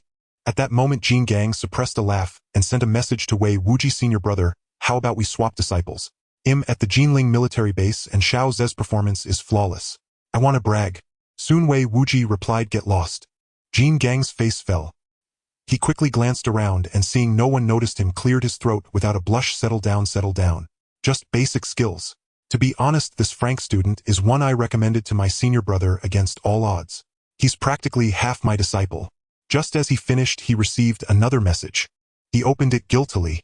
His senior brother's message flickered on the screen. I bet you've already finished showing off. Then remember to bring back your junior nephew's video footage for me to see. In two different parts of Jinling City, the two senior brothers put down their phones, simultaneously, identical mysterious smiles spreading across their faces. Truly the disciple IMY senior brother took on. Jiang Yize felt that he could write a book. It would be titled, How to Freeload. That is, to maintain a good relationship with the one who benefits from free resources. Jiang Yize has always kept his distance from the mountain-dwelling creature that chases after him. Distance creates beauty. This is Jiang Yize's earnest teaching to his first employee. If he gets any closer, he fears the mountain-dwelling creature will launch its attack. Fortunately, with his knowledge of pangolins, Jiang Yize attempted to find a nest of termites in the forest. The mountain-dwelling creature evolved to level from the pangolin still had a strong affection for termites. It paused briefly, extending its tongue to slurp up the termites. Jiang Yize thought they had a good relationship, but after the mountain-dwelling creature finished eating the ants, it continued to pursue him. Additionally, due to its brief feeding and resting, its speed and strength of attack increased slightly. Jiang Yize was somewhat bewildered. I haven't even given you any motivation yet. Why are you trying so hard? Communication was lacking, and before Jiang Yize could make any promises, the creature was already putting in effort. It was evident that offering promises was not as effective as giving some small benefits. To keep the mountain-dwelling creature following him, Jiang Yize frequently searched the forest for termite nests. Fortunately, the humidity in this forest was relatively high, making termite nests not particularly difficult to find. Within a 2-kilometer radius of their survival zone, Jiang Yize discovered 3 termite nests. For a while, the mountain-dwelling creature was overwhelmed by the abundance of food. Its tongue was agile, but it couldn't handle so many termites at once. Sunflower seeds are tasty, but they cannot substitute for a meal. While eating, the mountain-dwelling creature searched the air for that unique aroma of grass, and would even developing a vague fondness for this unfamiliar being. It seemed as if the creature had come to feed it. The mountain-dwelling creature vaguely felt a trace of the sensation of being fed during its youth. Ah, this cursed sweetness. No, this cursed termite accept the punishment of my tongue. At this moment, one person and one creature had already reached the foot of the mountain. On the large screen of the observation room, a section was flashing red. That was the mountain-dwelling creature's tongue extending and retracting. Shangfeng's gaze shifted away from the large screen, looking at Jin Gang with some confusion. What is he doing? Jin Gang replied calmly, I don't know, maybe he wants the other party to be well-fed. If it's well-fed, won't the danger from the level mountain-dwelling creature be reduced? Shangfeng remarked, you make a valid point, but I can't bring myself to believe it. Can such a large creature really be satisfied by just eating some termites? Jiang Yize had already sensed someone nearby from the sound of the wind. He leaned against the iron-eating beast, continuously painting and writing on the ground with a brush. As the footsteps grew closer, Jiang Yize softly commanded, rise. A small-scale bagua array appeared, covering only 100 meters. He didn't have much time to prepare, but this smaller version of the bagua array had a much greater offensive capability than the previous one. The main reason was that this formation included a guarding beast. The term guarding beast was something Jiang Yize learned from complete explanation of formations. It referred to high-end ingredients. A very few high-end formations often had the most straightforward methods of causing harm. For example, a formation that everyone could use. Close the gate and let the dogs out. Once this formation was activated, it would either lead to death or injury, posing an immense threat. Jiang Yize prepared the mountain-dwelling creature as a hard dish for those who entered the bagua array. Previously, when he activated the bagua array, although it confused his opponent, acquiring 3 elimination points was not easy. The first 2 points were achieved by letting 2 ability users fight each other, allowing him to reap the benefits. Not to mention that now they were in the final stage. Whether there was still time for the opponent to wander carelessly in the bagua array was debatable. Time did not permit. The 3rd elimination point was relatively difficult for Jiang Yize to obtain. Even if the opponent was injured, his sneak attack still came with a cost. Jiang Yize hoped to embody the essence of the 6th principle, never strike easily, but when you do, ensure there is gain. He looked forward to the mountain-dwelling creature, which was sniffing the surrounding air with its nose peeking out from the ground. Years ago, your ancestors brought the Calabash kids to save Grandpa and completed a total annihilation. I don't ask for much. Just work a bit harder while you are working for me. The person in the distance unwittingly stepped into the range of the bagua array. Jiang Yize's eyes brightened, and as he activated the wind technique, a gentle breeze carried the scent of the other party to the tip of the mountain-dwelling creature's nose. Buddy, it's time to work. Sure enough, upon catching the unfamiliar scent, the mountain-dwelling creature burrowed into the soil. Hunting time. With the range of the bagua array reduced, Jiang Yize's control became more effortless. The other party walked cautiously forward, and Jiang Yize also carefully guided their path straight towards the mountain-dwelling creature. The mountain-dwelling creature lay motionless in the soil. If it weren't for Jiang Yize having a small plant wrapped around its tail, he would have thought the creature was slacking off during work. As for whether the other party would work hard, it all depended on this moment. The footsteps grew closer. The person in the bagua array stopped, their scalp tingling as they subconsciously felt that danger was approaching. Hesitating, they took a step forward. No sound. They took another step, and it was still the same. Safe. Just as the other party relaxed, the soil beneath their feet suddenly erupted. Deadly strike. The electric dragon drill. A somewhat mournful scream echoed through the woods. Jiang Yize, who was still energetically explaining from the tree, was stunned. The prey is female. From the volume of the wind and the force of the grass being trampled, Jiang Yize thought the other party was a robust man. But the somewhat delicate cry of pain caused Jiang Yize to be dumbfounded. After a successful hit, the mountain-dwelling creature swiftly burrowed into the ground. Jiang Yize noticed that the other party had fallen and hurriedly approached. His left eye drew wind while his right eye drew fire. The wind and fire eyes opened, but when he truly saw the other party, Great Xia was stunned. His judgment was not wrong, with the information carried by the wind and the scent conveyed by the grass were all accurate. The only mistake was Great Xia's misjudgment regarding the sound a person could make.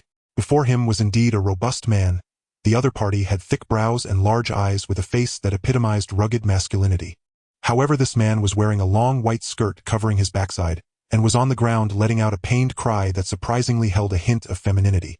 A man in women's clothing. Great Xia was instantly filled with fear. Oh no, oh my goodness. Every hair on his body stood on end. Great Xia turned and fled. The thick smoke even created a vacuum due to his speed of escape. It was terrifying. He now knew who the other party was. This person in front of him was infamous in Genie, known as the Flower Monster. One of the Flower Monster's famous quotes was widely circulated: "You are still young. There is no need to open the gates for others." And the person who uttered such a classic line, like his senior sister, was a clever ability user. The chrysanthemum monster has been residing in Genie for nearly 5 years. Great Xia does not know its real name. During the theoretical class, Great Xia was listening attentively, while Huang Mao and Zhu Wenfeng were napping and Gu Zhixin enjoyed surfing the forums of Genie. It was also during the idle moments that he shared the story of the chrysanthemum monster with the members of F201. The tale was full of twists and turns. In his previous life, Great Xia was also a surfing enthusiast, aware that much of it was exaggerated, so he did not listen closely. After all, the gossip he had consumed in the past was rife with reversals. One moment equality idle, the next moment embroiled in infidelity. One moment he was enjoying a large bowl of noodles, the next he had to eat prison food with a toothpick. Just look at this noodle. It is both long and wide. What Great Xia knew for certain was that this chrysanthemum monster, known, alongside his senior sister Zhang Xiaoxiao, was a bona fide clever ability user. There was no hint of exaggeration. In this world where power reigns supreme, everyone relishes the juicy gossip of the strong. Take Huang Mao, for instance. Although his dramatic flair left a deep impression, if he weren't at F201, and happened to have a mentor who was a roommate of the Iron King, he would hardly be mentioned. Half a semester has passed, and Huang Mao's popularity has significantly declined. The owner of the Genie cafeteria has noticed this clearly, as the frequency of Genie students consuming enoki mushrooms has notably increased. After that sparring session, the enoki mushrooms were almost left to rot. Regardless of the past or present, Great Xia has always respected everyone's sexual orientation. He did not discriminate, but he also did not enjoy watching romantic dramas. In his previous life, while traveling in the Fog City, Great Xia happened to stay next to a same-sex couple. In the dead of night, the two made indescribable sounds, a duet of thunder and fire. The hotel he stayed in happened to have poor sound insulation, and this wave of homosexual encounters BGM left a psychological shadow on Great Xia, causing him to retch at the toilet. After fleeing in panic, Great Xia had some strange associations. Previously, he thought that people from the Fog City liked spicy food, which is why the best proctology hospital in the country was located there. But later, Great Xia felt that perhaps some people came here seeking salvation for their loose ends under the guise of hot pot. When Great Xia and his peers enrolled, the chrysanthemum monster was in its last year before graduation, and the two had never met before. Their first encounter would be a critical moment of life and death. Gu Zhixin had previously mentioned that the last generation's chrysanthemum monster participated in the national competition, and was the only contestant in the Genie team who did not lose balance. As for whether the mental state of the other contestants was influenced by him, there was much discussion online. However, this was not the time to overthink. How to eliminate the chrysanthemum monster was the key. Or rather, how to avoid the chrysanthemum monster. Originally leaning back on the sofa with crossed legs, the Iron King sat up straight. Seeing him frowning, his superior could not help but chuckle. "What's wrong? Are you worried about your half-disciple getting eliminated?" The Iron King nodded. Indeed. How did these two end up facing each other?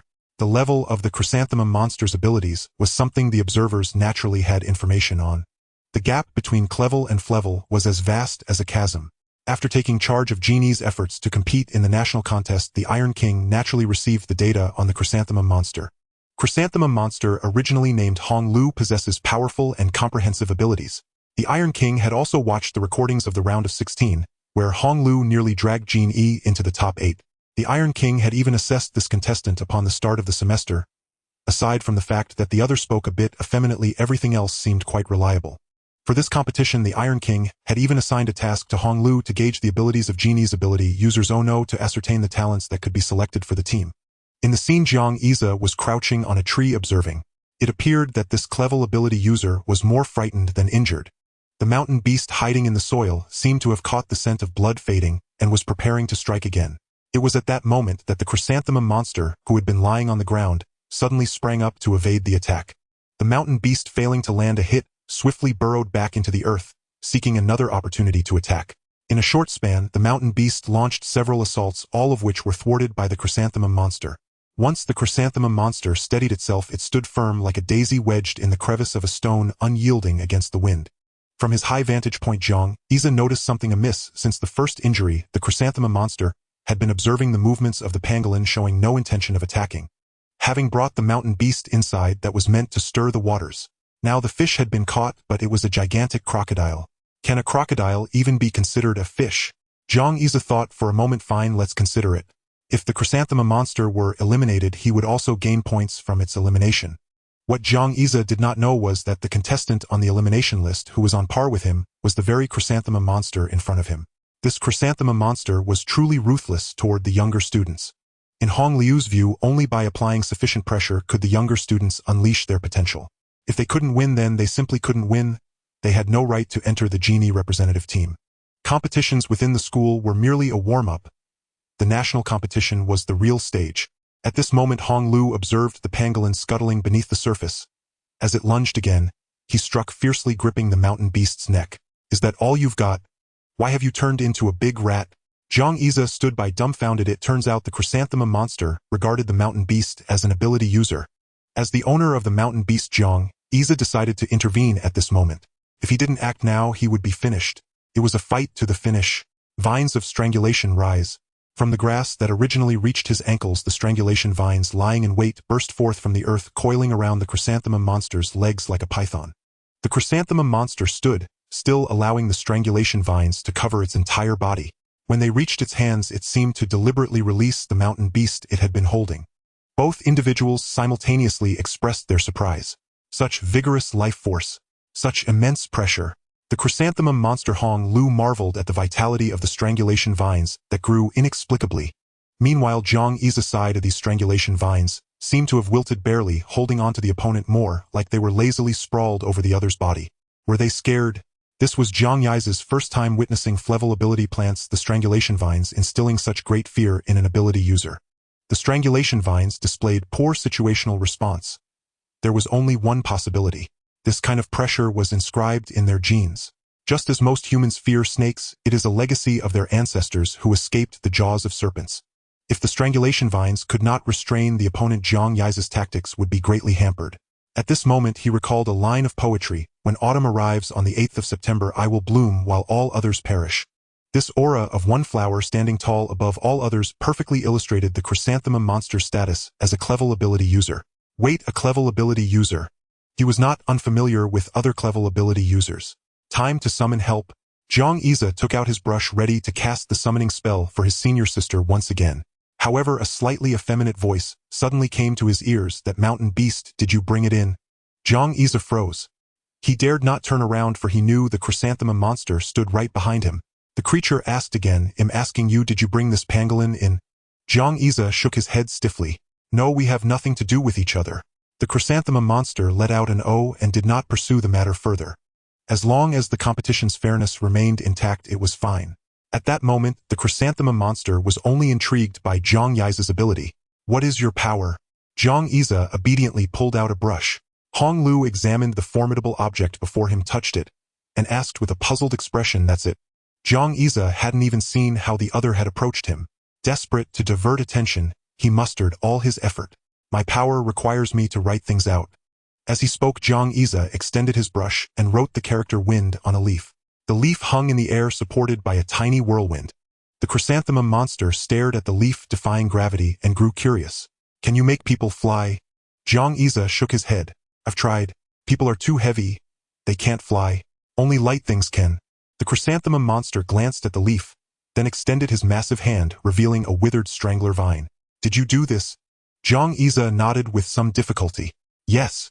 Sorry about that." Admitting his wrongdoing to the person's face was somewhat. At that moment, Jiang Xia felt like a child who had done wrong, afraid of being punished while confessing. A beating wouldn't matter, but he feared the other might strike too hard. If he got eliminated, it would be disastrous. He wanted to win the championship. No, he had to win. Suddenly a flash of inspiration struck Jiang Yize.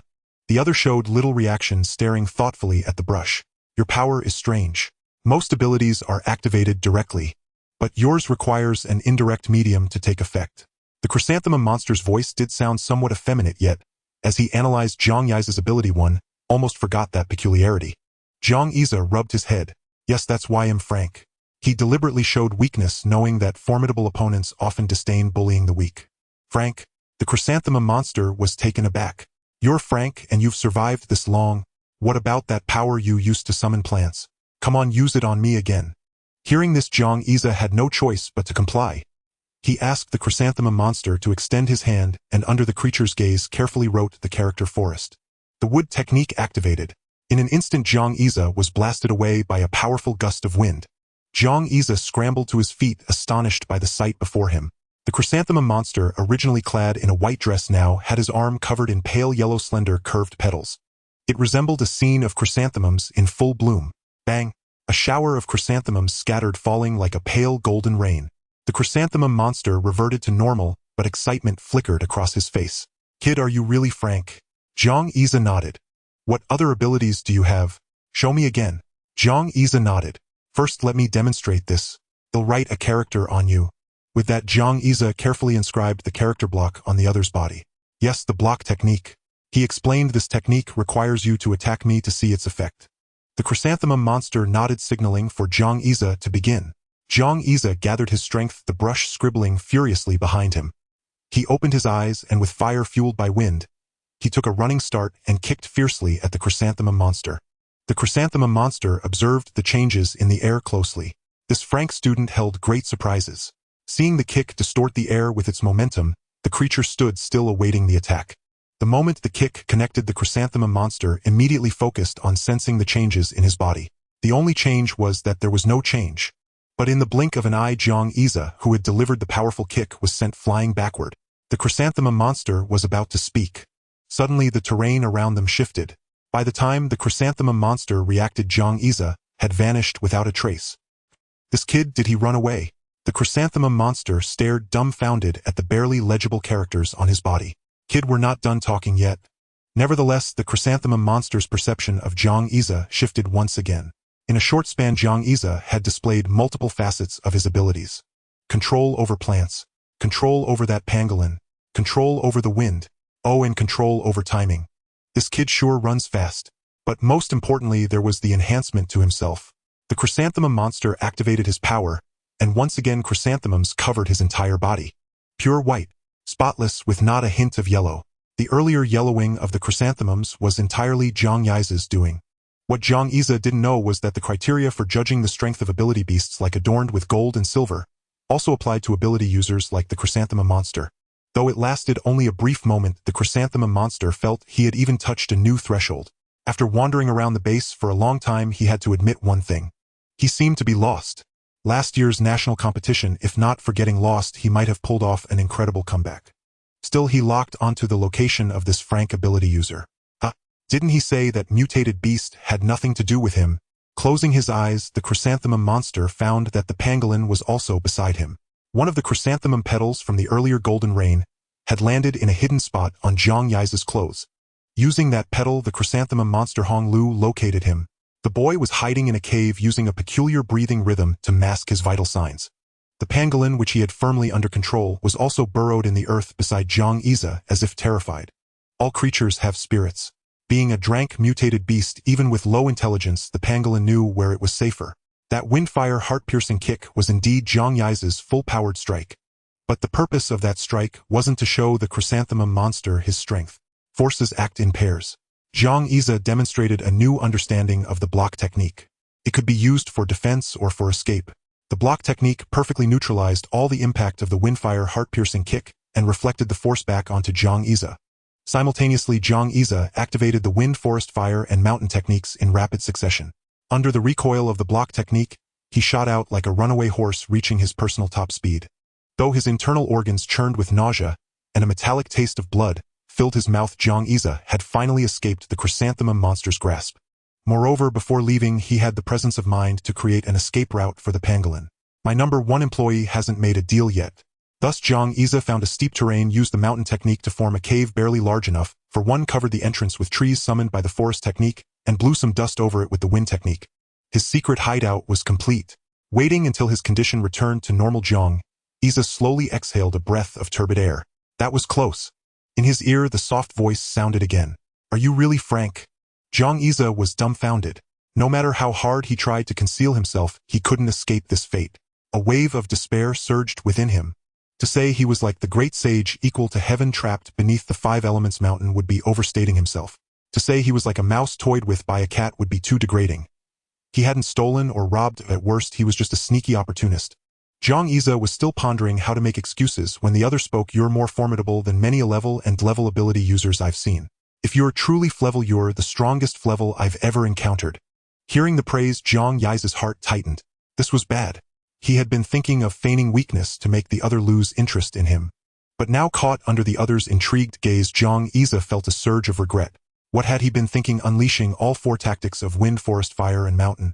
Why did he have to use all five techniques? 5 was too many. He was in for it. Jiang Yize prepared to fight with all his might, even if it meant shouting for his senior sister to save him. Yet the other's attack never came. Looking up, he saw the other still deep in thought. Keep up the good work in the survival challenge. Chrysanthemum Monster seemed to have made a decision. He reached out toward the distant drone, which promptly arrived. I withdraw. Jiang Yize's pupils dilated. What was happening? The drone confirmed Chrysanthemum Monster's information, notifying him that someone would soon come to escort him. Seeing Jiang Yize's stunned expression, Chrysanthemum Monster chuckled, kid surprised. What's the goal of this survival challenge? Sensing the crisis had passed, Jiang Yize answered without hesitation, to win. Chrysanthemum Monster's face twisted oddly. That brave, huh? Afraid the other might say something like, let Brother Xia take a look. Jiang Yize quickly nodded. I have a reason I must win. Chrysanthemum Monster nodded. Ambitious. Keep it up. The escorting ability user soon arrived, and Chrysanthemum Monster waved at Jiang Yize. Not knowing what the other was up to, Jiang Yize replied politely, goodbye, senior. Midair, Chrysanthemum Monster paused, his effeminate voice drifting down. Call me queen. No, call me senior sister. See you at the national competition. Jiang Yize quickly corrected himself. Yes, senior sister. Once the other had vanished completely, Jiang Yize slumped to the ground. He had broken out in a cold sweat, his clothes clinging to his skin. The oppressive sense of crisis receded and exhaustion washed over him like a tide. Jiang Yize collapsed in the cave, his eyelids almost too heavy to keep open. The feeling of surviving a disaster was wonderful. Was this the pressure of a Clevel? He had no time to ponder why the other had spared him, but he vaguely sensed he might have gained another powerful ally.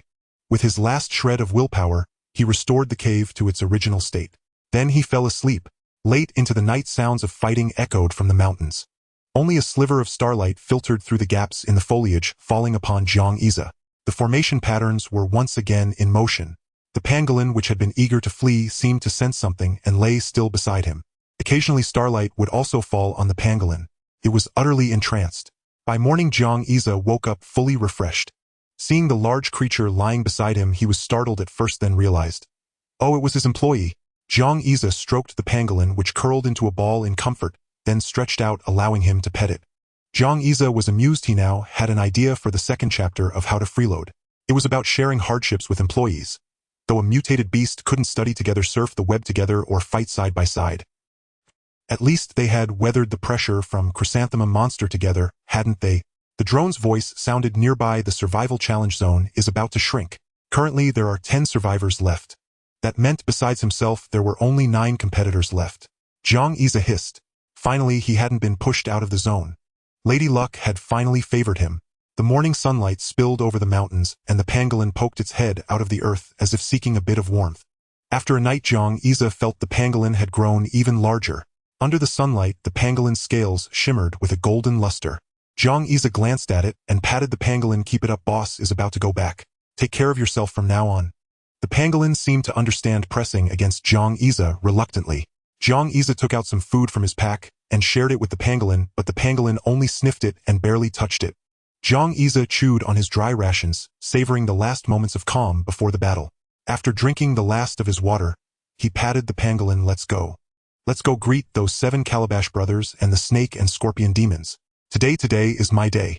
Jiang Yize took a deep breath and his brush began to move swiftly. The morning mist had yet to dissipate. The 8 trigrams formation rose. Great Xia walked through the mountains followed by a moving mound of earth. This time we were of one mind. The hunt began. At the Jinling military region, Vajra brought breakfast to the weary chrysanthemum monster.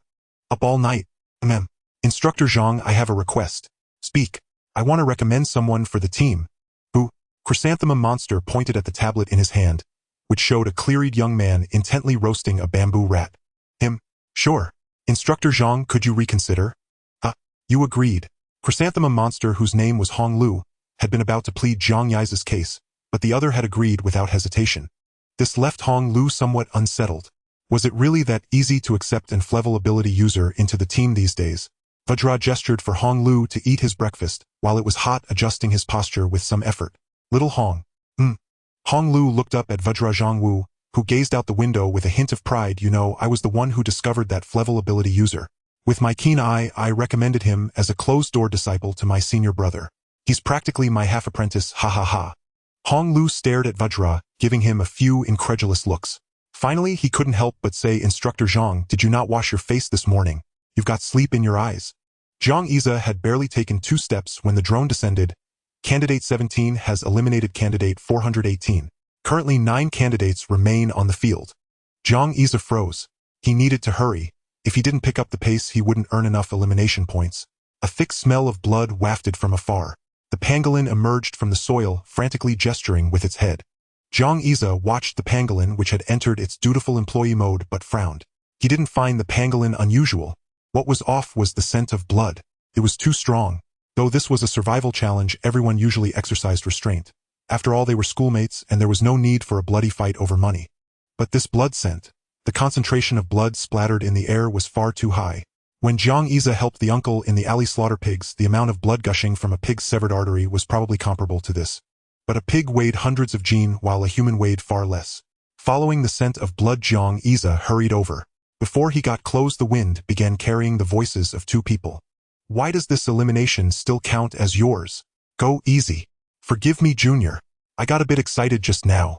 The next elimination will definitely be yours. Help me up. Great Xia approached the bushes. Not far away, a pool of blood stained the ground. Before him stood a stout man and a lean man. The stout man clutched his stomach weakly, a wound on his abdomen gushing blood. His hand pressing down on the injury was already stained red. The lean man, though supporting the stout man, wore an expression of undisguised disgust. He perfunctorily helped the stout man sit by a tree root, then turned to pack up the bag on the ground. The stout man held his stomach. Don't you have bandages in your bag? Help me bandage this. The bleeding's fast. The lean man ignored him, picked up the blood-soaked backpack, and rummaged through the supplies patiently. Great Xia observed the situation. The smell of blood in the air grew stronger. The stout man was likely on his last legs. Still, the blood came from 2 people, and though the injury was severe, it wasn't as bad as the pig slaughtering scene. The stout man's face grew paler, his weakness evident in his voice. Quick, Senior, bandage me first. The lean man, having finished inventorying the eliminated person's bag, approached slowly. Seeing the lean man pull out bandages, the stout man urged, Hurry, hurry. The bleeding won't stop.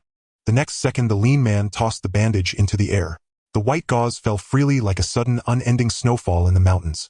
The stout man froze, then erupted in fury. What do you mean? The lean man chuckled. What could I mean? Can't you figure it out, Junior? You're about to be eliminated. As he spoke, Candidate 17 pulled several small knives from his backpack. These knives had all been taken from the packs of eliminated candidates. One knife, then another. The lean man seemed casual, but his words instilled fear in the stout man. Junior, come on, let me see if you can still move. Senior, we're allies? The stout man stammered, struggling to rise. Allies? What are you thinking? You don't have the strength to be my ally anymore. A cold glint flashed as the lean man threw a knife. A sharp scream pierced the forest. The stout man couldn't dodge, the knife struck his thigh. Another knife lodged into his other thigh. You tricked me. The stout man's voice cracked and he began to wail. We agreed to cooperate. If I'd known this, I would have eliminated you from the start. Don't get cocky. This is just a simulation survival challenge. When we get to Genie, just wait and see. The lean man. Why be so stubborn at death's door? Isn't it better to become the senior's elimination points? Acting like this, the senior might have to go all out. The lean man. Oh, and I forgot to mention. The senior was already part of the Genie representative team last year. Do you think you can touch me in Genie? The stout man clutched his wound and sneered. With your skill level, you think you deserve to represent Genie in the national competition. I must have been blind not to take you out the first moment I met you. The lean man's expression shifted several times. You're asking for death, aren't you? Then let me give you a quick end. The lean man's face twisted with malice. His entire face squared and his eyes narrowed. He was set on killing. Great Xia was still hesitating whether to act. Suddenly a voice came urgently from the drone. Xiao Jiang, hurry! Stop him! Great Xia was startled, then moved into action. The lean man's attack aimed straight for the stout man's heart. The stout man gasped, heavily preparing for a final counterattack. In a flash, two dark figures charged from different directions. They collided and the shockwave kicked up dust like a massive wave. Caught in the shockwave's aftermath, the stout man coughed up more blood. Several of his ribs were already broken, and he was truly unable to move. But when he opened his eyes, he froze. Before him stood a person whose hand had blocked the lean man's strike. Flowers may bloom again, but youth never returns. We're all schoolmates. Why be so ruthless? Great Xia deflected the lean man's knife and casually dusted off his clothes with feigned ease. Seemingly nonchalant, he was actually discarding the block technique he had just expended. The lean man's knife was knocked away by an almost irresistible force. Seeing the calm expression on the other's face, he realized he had encountered another tough opponent. His expression shifted several times before his eyes darted around, and he spoke with forced amiability. Well said. Hello there, schoolmate. Do you know this stout man? Great Xia shook his head no. The lean man breathed a sigh of relief. Great schoolmate. How about we form an alliance and look out for each other? As a token of sincerity, why not let you have the elimination points for this fat pig? Don't listen to him. That's exactly what he said to me. The stout man struggled. The lean man's face darkened. Who gave you the right to speak? Schoolmate, make your decision. Eliminate him and we'll both be in the top 8. The lean man's words were enticing. Eliminating him gets you 2 points. Seeing the person before him gradually fall into hesitation, a hint of smugness flickered in the lean man's eyes. This lean man was candidate 17, Hu Ji. Hu Ji had indeed been part of last year's Genie representative team, but he had never played. Always a substitute. His ability wasn't strong in attack but had a mental-like capacity. Though his mental power was weak, last year's Genie competition committee chose him as a substitute in case of emergencies with the starters. During this ultimate survival challenge phase, Gene Gang discovered that this guy had merely charmed his way into the top 10. Great Xia wasn't the biggest fraud in the top 10. Candidate 17 was.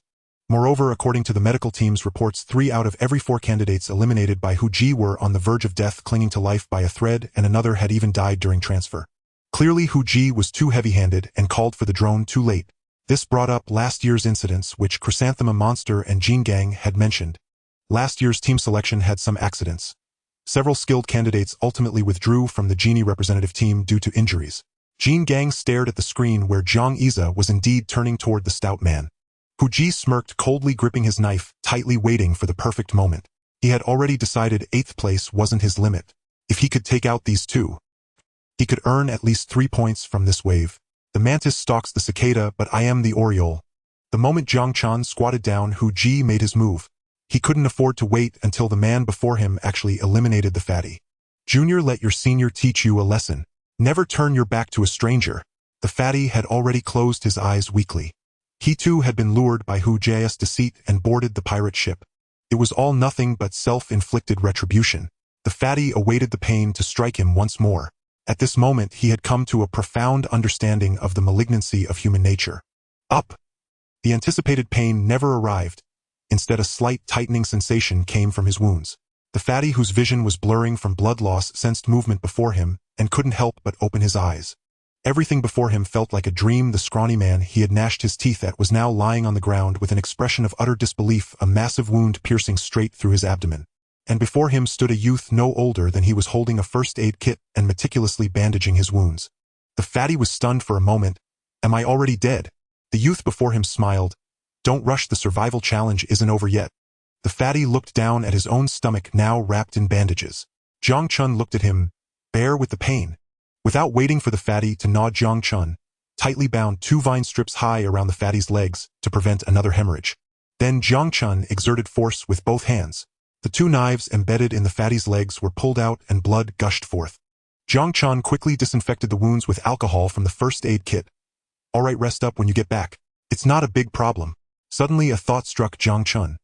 He himself had a first aid kit, but back then, because his backpack was stuffed with too much meat at the very bottom, he never remembered to use it for Chu Kuang. He had even gone through all the trouble of finding herbs to disinfect his wounds. Jiang Chun looked around guiltily. The eliminated ones probably wouldn't get to see this, right? With the bleeding temporarily stemmed, the fatty regained a bit of strength. He looked at the scrawny man lying not far away. What happened to him? Jiang Chun let out an "oh" and said nonchalantly, "Oh, him. He wanted to be the mantis stalking the cicada, but got hit by a pangolin." The fatty's mind was slow to process. What mantis? What pangolin? Seeing his sluggish reaction, Jiang Chun just smiled and said no more. For now, all this fatty needed to do was rest. Just moments ago, when he was face to face with Hu Ji, Jiang Chun clearly sensed the other party using his ability. But Jiang Chun only felt a slight dizziness. It seemed the other's ability was blocked by his own mind. That temptation, like the whispers of a demon, didn't affect him at all. He merely wanted to see just how vile the human heart could be. In the face of profit, Hu Ji's greed was displayed in full. But Jiang Chun was not this simple-minded fatty before him. The moment the other drew his blade, Jiang Chun knew. The wind is the most loyal herald. The instant the sound of air being rent rang out, Jiang Chun's counterattack was triggered. The block technique deflected the other's sharp blade, and a tremendous force sent Hu Ji reeling. Immediately after, rapidly growing strangler vines bound Hu Ji tightly. But this was not the true killing blow. As Hu Ji struggled, a black shadow suddenly shot out from a small mound before him. Hu Ji's body tensed. His frame, better suited for intellect, took the full force charge of the pangolin. Whether it was because the pangolin had regained its strength after resting overnight or because Hu Ji's constitution was too frail, it was unclear. The pangolin, which had only inflicted wounds on others, now pierced straight through Hu Ji's abdomen. Intestines and undigested food spilled out through the opening. Hu Ji was somewhat incredulous. The pain took several seconds to reach his brain. Hu Ji let out a piercing scream. The pangolin sniffed the flesh and blood on its claws and felt a flicker of disgust. The reek of the flesh and blood carried a thick, foul stench that the pangolin found most displeasing. One man was unconscious, another lay fallen. Jiang Chun looked at the drone not far away. What happens now? The drone remained silent, offering no response. Yet an answer seemed to materialize. And so the scene of Jiang Chun bandaging the little fatty came to be. The fatty was temporarily out of mortal danger. But Hu Ji was not. Hu Ji pleaded for help from the drone, which remained in a state of silence. With no rescue forthcoming, he could only look at Jiang Chun. "Save me. I beg you. Save me. It hurts so much." At this moment, tears streamed down Hu Ji's face. It was hard to tell how much was genuine and how much was feigned. Just like before when he had begged the fatty to spare him, and they fought side by side, his tears seemed cheap, wandering endlessly down his cheeks. Crocodile tears are worthless, but a fox's tears are even more so, especially for a stinking fox that even a pangolin wouldn't deign to sniff twice. Jiang Chun turned to Hu Ji. "But I don't want to. If I eliminate you, I get 2 points, you know." Panicked Hu Ji said, "Save me first, we can talk about anything. When this is over, I can give you all my essence blood rewards." A look of excitement appeared on Jiang Chun's face. "Really?" A flicker of hesitation passed through Hu Ji's eyes, then, as if he had come to a realization and grasped at his last lifeline, "Yes. Once I'm out, I'll definitely give it to you." Hu Ji even now was already thinking about how to renege on the deal once he was out. Before joining the Golden Anomaly, when he hadn't yet awakened successfully, he already had a tarnished record. It was only thanks to a vial of dubious origin that he managed to awaken. And at this moment, he was already prepared to go back on his word. Watching Jiang Chun approach with the first aid kit, a fawning smile spread across his face. Maybe he wouldn't even be eliminated after all. If he could just hold on a little longer, perhaps he could even score another 2 points. Jiang Chun walked over slowly, as if to confirm, "Deal, your essence blood is mine." The fatty mustered a bit of spirit and called out weakly, "Don't listen to him, he's a liar." Jiang Chun paid no heed, stepping closer and closer to Hu Ji. Just as he was about to reach Hu Ji, Jiang Chun suddenly slipped as if tripped by something, and the first aid kit scattered all over the ground. Jiang Chun lay on the ground groaning, I fell down. I need a kiss from a pretty lady to get up." Then he thought it wasn't right.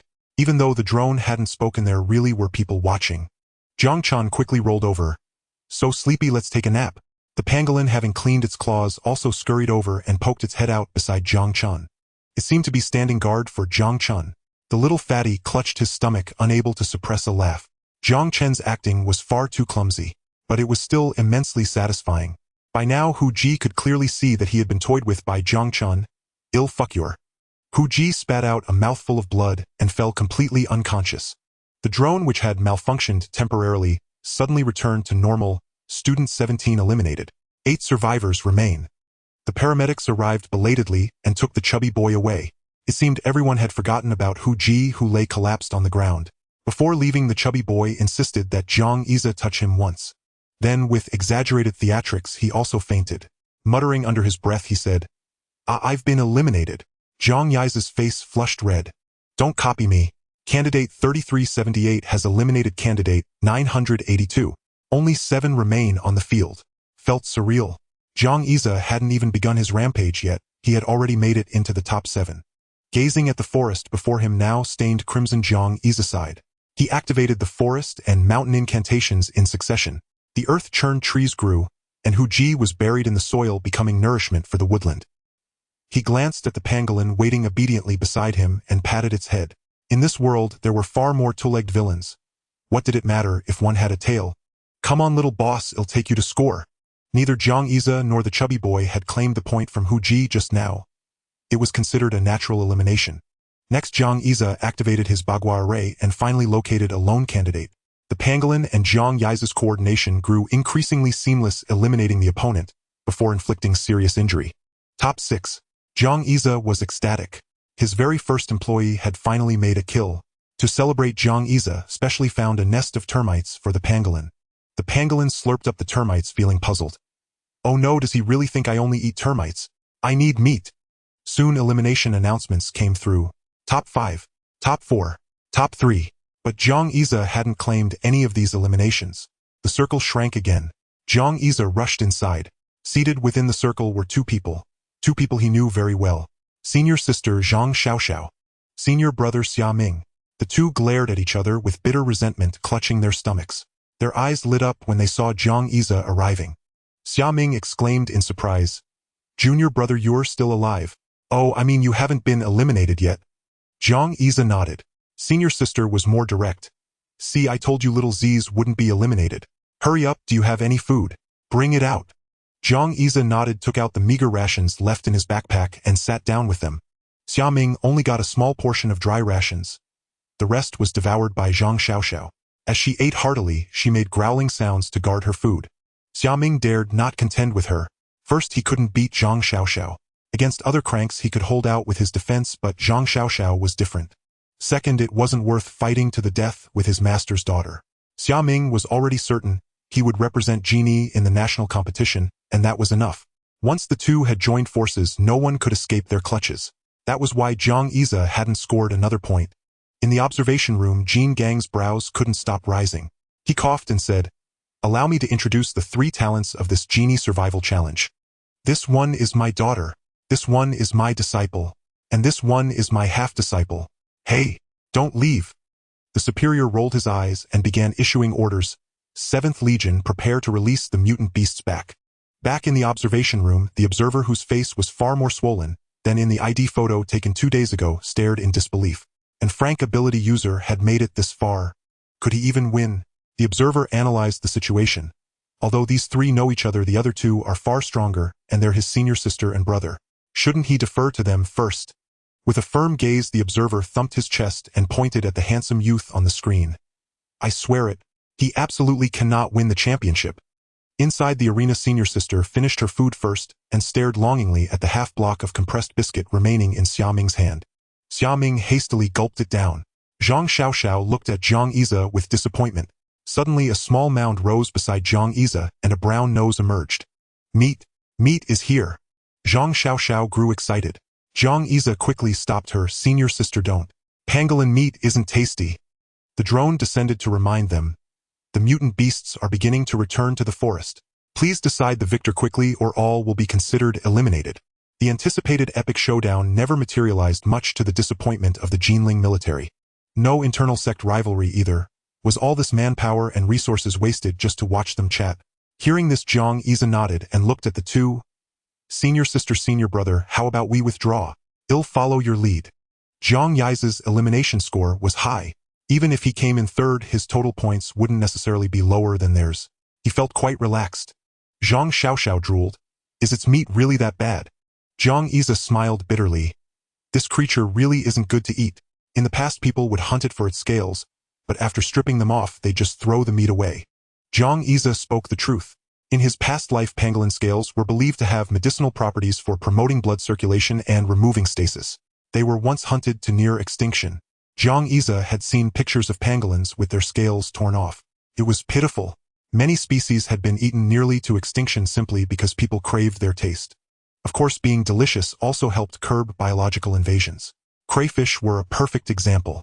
Bamboo rats followed the same trajectory, from wild game to farmed livestock then to being blindly banned. A true pity. Wait, wild game. An idea struck Great Xia. Senior brother, senior sister, did you hear what the drone just said? Both shook their heads. They clearly weren't ones to pay close attention to drone broadcasts, especially with Great Xia around. They had regressed into helpless children. Great Xia repeated the drone's message and highlighted the key point. They said the mutant beasts are returning to the forest. How about we bag one? Great Xia awaited their response, but Zhang Xiaoxiao stood up excitedly. Let's go, no time to waste. Referee, I withdraw. Xia Ming didn't hesitate either. Why didn't you say so earlier? I heard from senior sister that we'd be following you for barbecue. Let's hurry. With that, Xia Ming also raised his hand. Referee, I withdraw too. The drone was silent. The observation room was silent. Only the observer's chest heaved violently, tears streaming down his face. Pain. Such pain.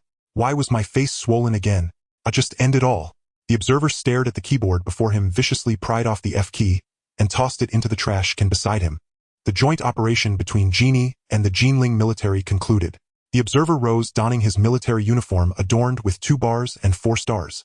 As he walked out of the observation room, someone saluted him. Greetings, Commander Guan.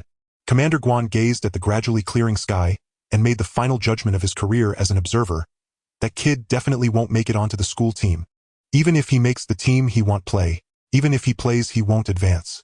Even if he advances, he won't break into the top 16. Even if he breaks into the top 16, he won't make the top 4.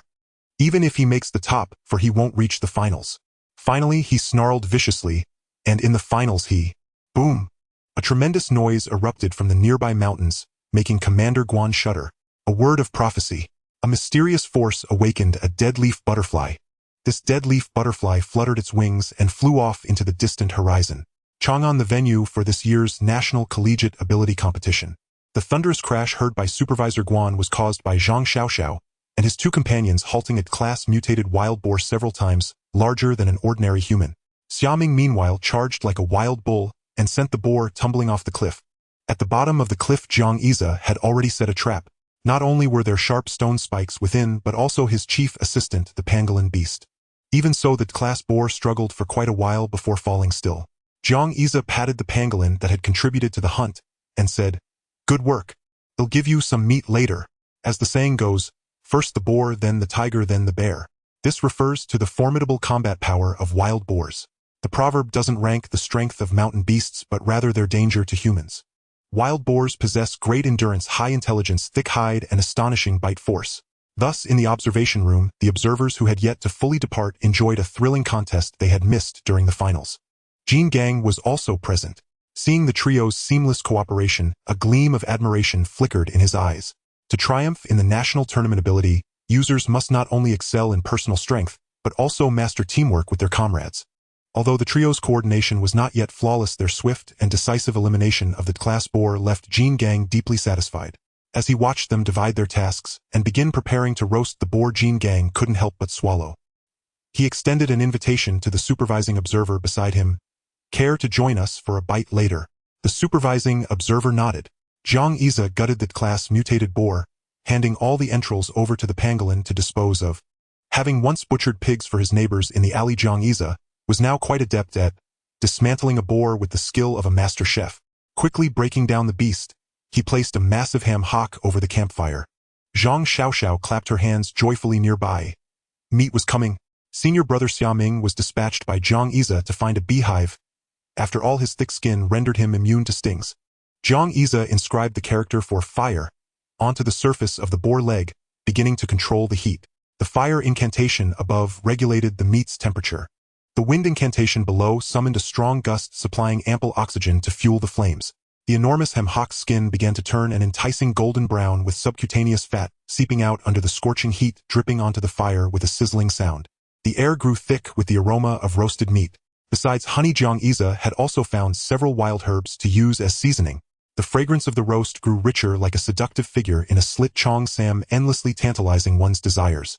With ordinary barbecue techniques, such a large leg might have taken 10 hours to roast. Yet Jiang Yize, relying on his mastery of the fire incantation, forcibly accelerated the process.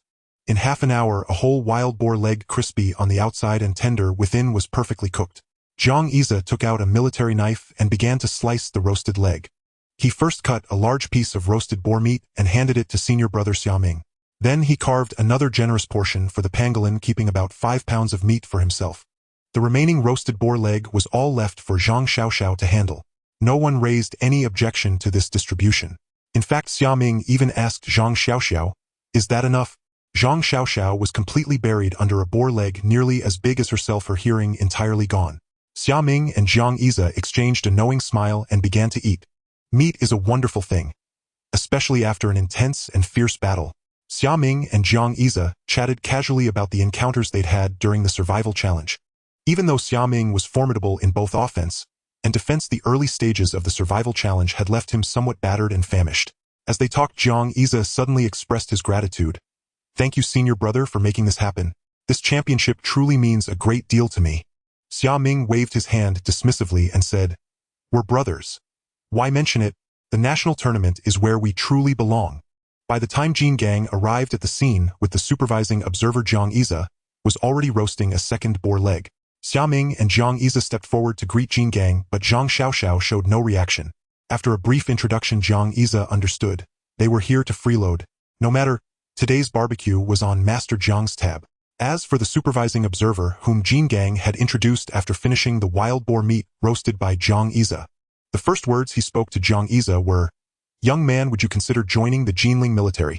This observer's superior recruited Jiang Yize right in front of Diamond. Diamond quickly interjected, Hey, what's going on? Poaching someone right in front of me. Besides, doesn't the Jinling military region's superpower unit have a rule that frank superhumans aren't accepted?" The superior looked at Diamond. "It's precisely because I'm in front of you that I'm recruiting him. If I did it behind your back, I'm afraid you'd storm the military region and flip the tables." Diamond burst into hearty laughter. Jiang Yize glanced at his uncle, feeling that the man had indeed seemed like someone who would storm the military region and cause a scene before. Genie and the Jinling military region had a cooperative relationship. Every year, many graduates from the Jinling Superpower Academy chose to join the Jinling military region. The observer superior continued, "Rules are made by people. Not accepting frank is just to prevent the Jinling Superpower army from being filled with those who rely on connections or drag others down. After all, our military region bears a heavy responsibility and cannot tolerate cowards." Jiang Yize had heard of this. The Jinling military region was considered one of the top 3 in Huaxia, and gaining experience there truly promised a bright future. "Do you really think that the new champion of Genie only has the strength of an frank?" The superior pointed out the crucial point. Everyone looked at Jiang Yize. He was indeed frank, but subconsciously almost no one regarded him as such. Which frank could wield such immense power? Zhang Xiaoxiao never doubted her mentor's judgment of people, and besides, her junior brother did make excellent grilled meat. The superior continued, praising Jiang Yize, "Even if you remain frank forever, it doesn't matter. Your tactical acumen and command thinking already surpass that of many ordinary tactical commanders. If you come to the Jinling military region, we promise to cultivate you on 2 fronts. While ensuring your personal growth in strength, we will also involve you in combat command." Jiang Yize felt a stir of interest.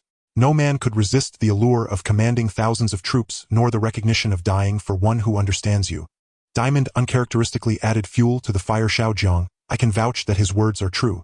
The man before you is a lieutenant general, second only to one in the Jinling military region." Hearing this, Jiang Yize was even more tempted, but after calming himself briefly, he took a deep breath to settle his restless emotions. "I'm sorry, I can't promise you right now. I need to consult my master's opinion," Jiang Yize replied after some thought. The superior smiled. "All right then, give my regards to your master." Jiang Yize nodded. "May I ask your name?" "My name is Wei Xing." Jiang Yize muttered inwardly. Wei Xing. Same surname as my master. He didn't think it was a coincidence. Lieutenant General Wei wasn't too old, at most a few years younger than Diamond, likely a junior of Jiang Yize's master. Seeing that Jiang Yize needed time to think, Wei didn't press further. He took the grilled pork ribs from Diamond and ate them earnestly. To be honest, Wei Xing had been craving the food after watching Jiang Yize's survival replay. They ate until the sun slanted westward before Jiang Yize and his group left the Purple Mountain Range. That day, Jiang Yize learned 2 things. First, why Diamond was poor because he ate too much. Second, the Jinling buffet hadn't only blacklisted Zhang Xiaoxiao. A certain brank titled superhuman was also on the list. Zhang Xiaoxiao could eat a lot and Diamond was about 0.9 times her capacity. If Zhang Xia hadn't insisted on saving the last wild boar leg for his master, and neighbors the drank mutated boar would have been devoured completely. Zhang Xia and the other two returned to Genie first while Diamond stayed behind to wrap up the activities with Wei Zhang and collect all the data from the survival challenge. This operation was a win-win for the Jinling military region, as they gained information on many promising talents and trained their own soldiers. As the graduation season approached early next year, the Jinling military region could extend early offers to those promising prospects. This was the main reason the region agreed to co-host the event with Genie. For talent for a steady stream of fresh blood. Before boarding the return flight, Zhang Xia also bid farewell to his first employee. City life in Jinling wasn't suited for the pangolin beast, it belonged in the mountains. Before Wei Zhang left, Zhang Xia asked him to look after this simple-minded creature. On the plane, Zhang Xia looked down at the purple mountain range with a sense of awe. Time had flown by. These 7 days had been truly unforgettable. In the woods on a steep rocky slope, a beast with a lush crown on its head gazed at the departing plane, a hint of reluctance in its eyes. The mountain wind blew, ruffling the white fur on the unnamed beast's rear. It slipped into the wilderness like a pangolin burrowing into the earth waiting for a reunion. The helicopter landed at Jinnie's helipad late at night. After disembarking, Xiaming and Zhang Xiaoxiao left. It was too late. Zhang Xia felt it inappropriate to disturb his master. The pig leg was taken home by his senior sister, who would bring it to their master's place tomorrow. Zhang Xia wasn't worried she'd eat it herself. If she did, it would be a waste of the drank boar leg, and she wouldn't forgive herself. Upon leaving the purple mountain range, Zhang Yi's phone was flooded with messages. He found out that his roommates had been waiting for him in Jinling for days. Since the entire school participated in this operation, the time of return to Genie essentially indicated how long each person had lasted in the survival challenge. The later the return, the more impressive. Zhang Xia left the helipad and walked alone to the dormitory. Before he could knock, he heard 3 people inside discussing him. Second brother, fourth brother, do you think third brother has run off? It's been so long, why hasn't he come back? Don't worry, big brother.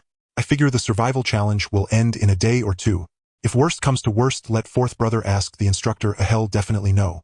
Before Zhu Wenfeng could speak, Zhang Xia pushed the door open. Your grandpa is back, you punks. Zhu Wenfeng's face lit up. Third brother is back. Gu Zixin and the blonde guy immediately surrounded him. Third brother, you've suffered. Let big brother see if you've lost weight walking back from the purple mountain range. Zhang Xia looked confused. What's with you guys? Why are you so gay all of a sudden? He was puzzled because usually they delighted in calling each other son. Why had they suddenly started acting like brothers? What Zhang Xia didn't know was that aside from Zhu Wenfeng, who made it to the second round, the other 2 had been eliminated in the first round. Though only a day or 2 had passed, they had wept in each other's arms upon meeting. They had thought F201 was just the beginning of their rise at Genie, but they hadn't expected survival in the jungle to be so harsh. Eliminated early and uninjured, they were made to walk back. There was no rise, only walking. Zhu Wenfeng lasted until the second round and was brought back by bus.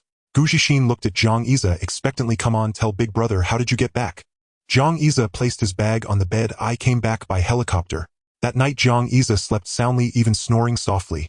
That almost imperceptible snoring kept the other 3 in F201 tossing and turning. We said we'd share hardships, so why did you get a plane? The next morning Zhang Xia rose with renewed vigor. Having slept in a bed for the first time in days, he felt as though he had been resurrected. Although the 7-day survival challenge had perfectly integrated his 4 principles, wind, forest, fire, and mountain, the mental toll had been immense. Had it not been for the unwavering belief in victory sustaining him, Zhang Xia would have long since crumbled. After getting up, he checked the time. It was already past 10 in the morning, yet his 3 roommates were still asleep. What's going on? Hadn't they returned long ago? It was understandable for the other 2 to sleep in, but Gu Zixin. Had he forgotten Li Jun's demands? Zhang Xia went over to nudge Gu Zixin. Get up. Look at the time. Aren't we going to the back hill for vocal practice today? Gu Zixin didn't stir, murmuring in his sleep, fake, all fake. The champion must be Kraid. Zhang Xia was puzzled. What Kraid? He shook Gu Zixin a few more times until the latter finally awoke. Gu Zixin had heavy dark circles under his eyes and was still groggy, clearly having not slept well the night before. Seeing this, Zhang Xia figured he'd let him come to his senses first. He went alone to the cafeteria to buy food. As he walked, the bustling crowd caught his attention. Many people seemed to be pointing at him, and some girls even took the initiative to ask for his contact information. Bewildered, Zhang Xia scratched his head.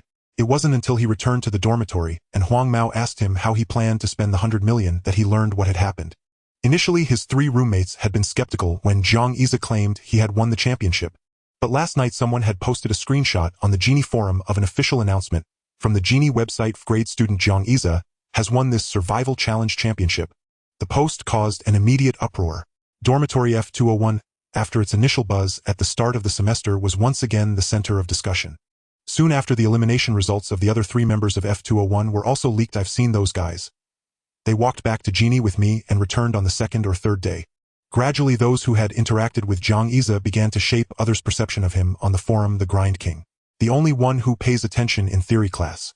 Then, an ability user who practiced vocal exercises on the back hill posted a photo of Jiang Iza's calligraphy.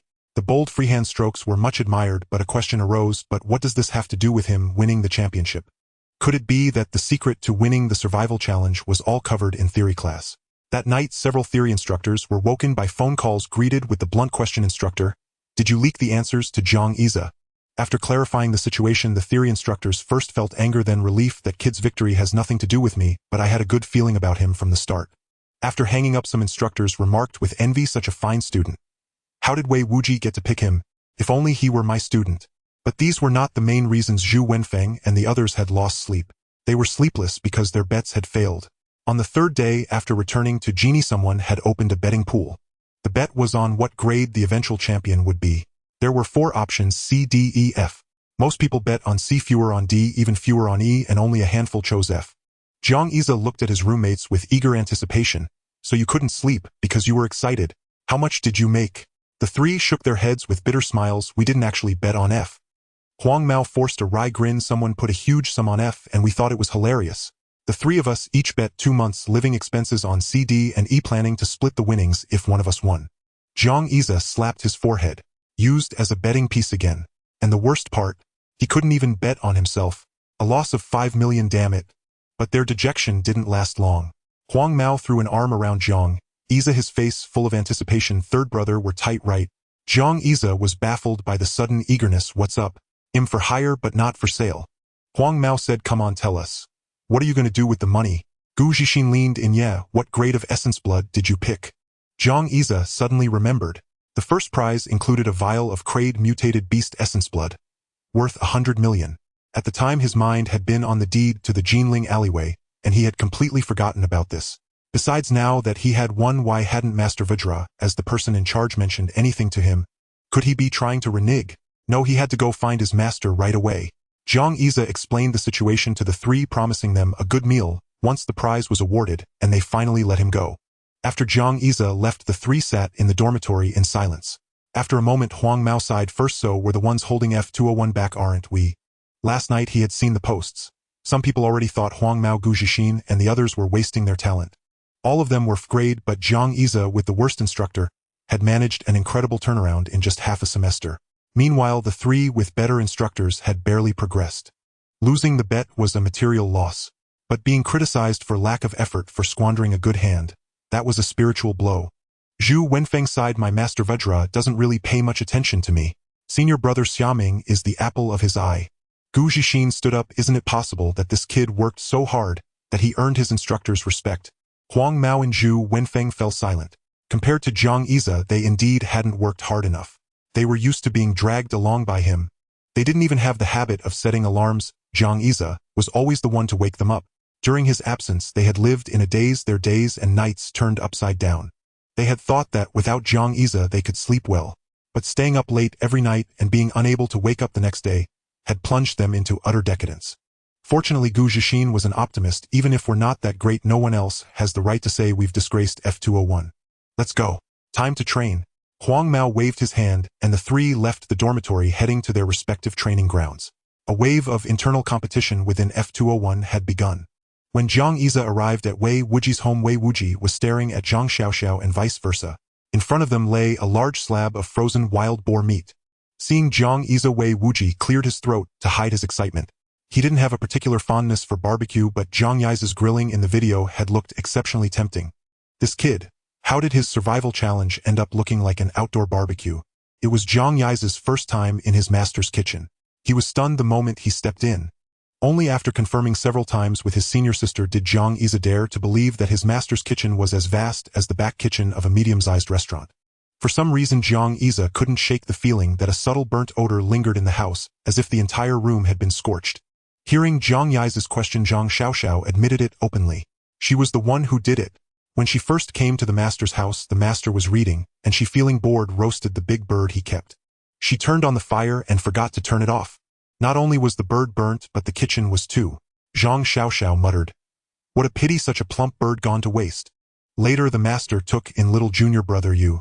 The wild goose being eaten was one thing, but what seemed to grieve the master most was the kitchen being burned down. He said the kitchen was prepared for the mistress. Jiang Yize suddenly felt overwhelmed by the information. Mistress? We have a mistress? This enormous kitchen was prepared for her. Jiang Yize immediately became cautious, tiptoeing as he picked up the seasonings and slipped out. Barbecuing in the kitchen was naturally out of the question. If it burned down again, he feared the master might decide to take on another final disciple. Today, besides reporting his progress to the master, he also wanted to learn something new. The wind, forest, fire, and mountain style was indeed formidable, but he couldn't learn the thunder and shadow techniques.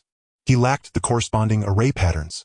Moreover, during the survival challenge, he had played the role of a lurker almost the entire time, but he had not achieved the principle of as unfathomable as shadow. As for thunder, it was even more absurd. He was merely blessed with a strong physique. To comprehend the power of thunder, would he have to stand on a tower peak and get struck by lightning? No. He needed to see if the master had any solutions. Skilled in the art of barbecue, Jiang Yize quickly finished roasting the meat. Wei Wuji ate with great relish. Jiang Yize intended to leave some meat for the neighbors in Jinling Alley, but Wei Wuji refused. It wasn't that Wei Wuji wanted Zhang Xiaoxiao to eat more meat, but rather he pointed out a common-sense mistake Jiang Yize had made. Ordinary people who consumed the meat of mutated beasts would likely be torn apart by the energy contained within. Jiang Yize was taken aback and cold sweat broke out. That was close. He truly hadn't considered that. But then another question arose in Jiang Yize's mind. Then why is it that I and Frank have eaten so much drank mutated beast meat without any issue? Wei Wuji looked at Jiang Yize. After attending that survival challenge, have you become foolish? Do you really think you are Frank? Think about it. If you hadn't been injected with the gene suppression agent, what rank would you be? Jiang Yize pointed at Zhang Xiaoxiao. Your senior sister, when her ability awakened, was already drank. Let me test you. What conditions must be met for her awakening to succeed? These were lessons covered in theory class. Jiang Yize blurted out. To complete the awakening, the bodhi's functions must fully adapt to the impact brought by the ability's awakening. Jiang Yize stopped mid-sentence, his expression shifting to one of pleasant surprise. Master, do you mean? Jiang Yize had a sudden epiphany. So the rank mutated pheasant I ate when I first met Master had that hidden meaning. Wei Wuji nodded with a smile. Exactly, that's my good disciple. Zhang Xiaoxiao watched in bewilderment. What's all this exactly about? Master, I can't follow your conversation with junior brother. At their first meeting as master and disciple, the grandest dish on the table was an rank mutated pheasant. Jiang Yize showed no reaction after eating it, which meant his body could already withstand the energy of an rank beast. It was also a test at the time. If he hadn't endured it, his body as a mutant wouldn't have caused him to explode, but it would have closed the door to entering the master's tutelage. Now they were eating the meat of a drank mutated wild boar, and Jiang Yize showed no reaction. This meant that his physical functions had already met the conditions for a drank ability user's awakening. His physical functions were now at drank. Jiang Yize was ecstatic. Wei Wuji watched his disciple grinning foolishly. Back then your impending awakening was quite a hot topic in Jinling. I kept it in mind. After I decided you were the one I would take in, that dish served as a preliminary test. A complex look crossed Wei Wuji's eyes as he glanced at Zhang Xiaoxiao, who only had eyes for the barbecue. But your path is completely different from your senior sister's. The road you will walk is immeasurably more arduous than hers. Jiang Yize cupped his hands. I fear no hardship, only wasting a lifetime. I beg master to teach me. Wei Wuji sighed. I can teach you, but first let your master eat his fill. Jiang Yize paused, then smiled. He put his utmost effort into roasting meat for Wei Wuji. After plating the meat for Wei Wuji, Jiang Yize suddenly remembered something. Master, a lieutenant general from the Jinling military district named Wei Xing, asked me to convey his regards. Hearing this, Wei Wuji raised an eyebrow. Wei Xing, lieutenant general. That kid is a lieutenant general now. What else did he say? Jiang Yize stared at the campfire. He asked if I wanted to join the Jinling military district. Wei Wuji nodded. And what did you say? I said I'd come back and ask master. Wei Wuji chuckled. It's your own decision. I won't stop you. Jiang Yize shook his head. Once a teacher, always a father. I want to hear master's opinion. I don't know much about the Jinling military district. If possible, I would prefer to study under you first and go there later for experience. These words came from Jiang Yize's heart. Joining the Jinling military district would not be a regret, but it didn't guarantee a significant boost to his strength. After all, his path was unlike anyone else's. He was not an ordinary person, nor was he a typical ability user. The only reason he had caught Wei Zhang's eye was entirely due to the wind, forest, fire, and mountain-style Wei Wuji had taught him. Even Wei Zhang's interest stemmed from learning. He was Wei Wuji's disciple. Wei Wuji murmured to himself, "Once a teacher, always a father." As if having made a decision, he looked at Jiang Yize. Jiang Yize, sensing the shift in his master's tone and gaze, Jiang Yize replied, "Disciple is here." Wei Wuji sat on the stool, his expression solemn. "Since you call yourself my disciple, have you ever performed the formal apprenticeship ceremony?" Jiang Yize instantly understood what his master meant. Excitedly rubbing his hands together, he cupped them in salute. "Master, please wait a moment."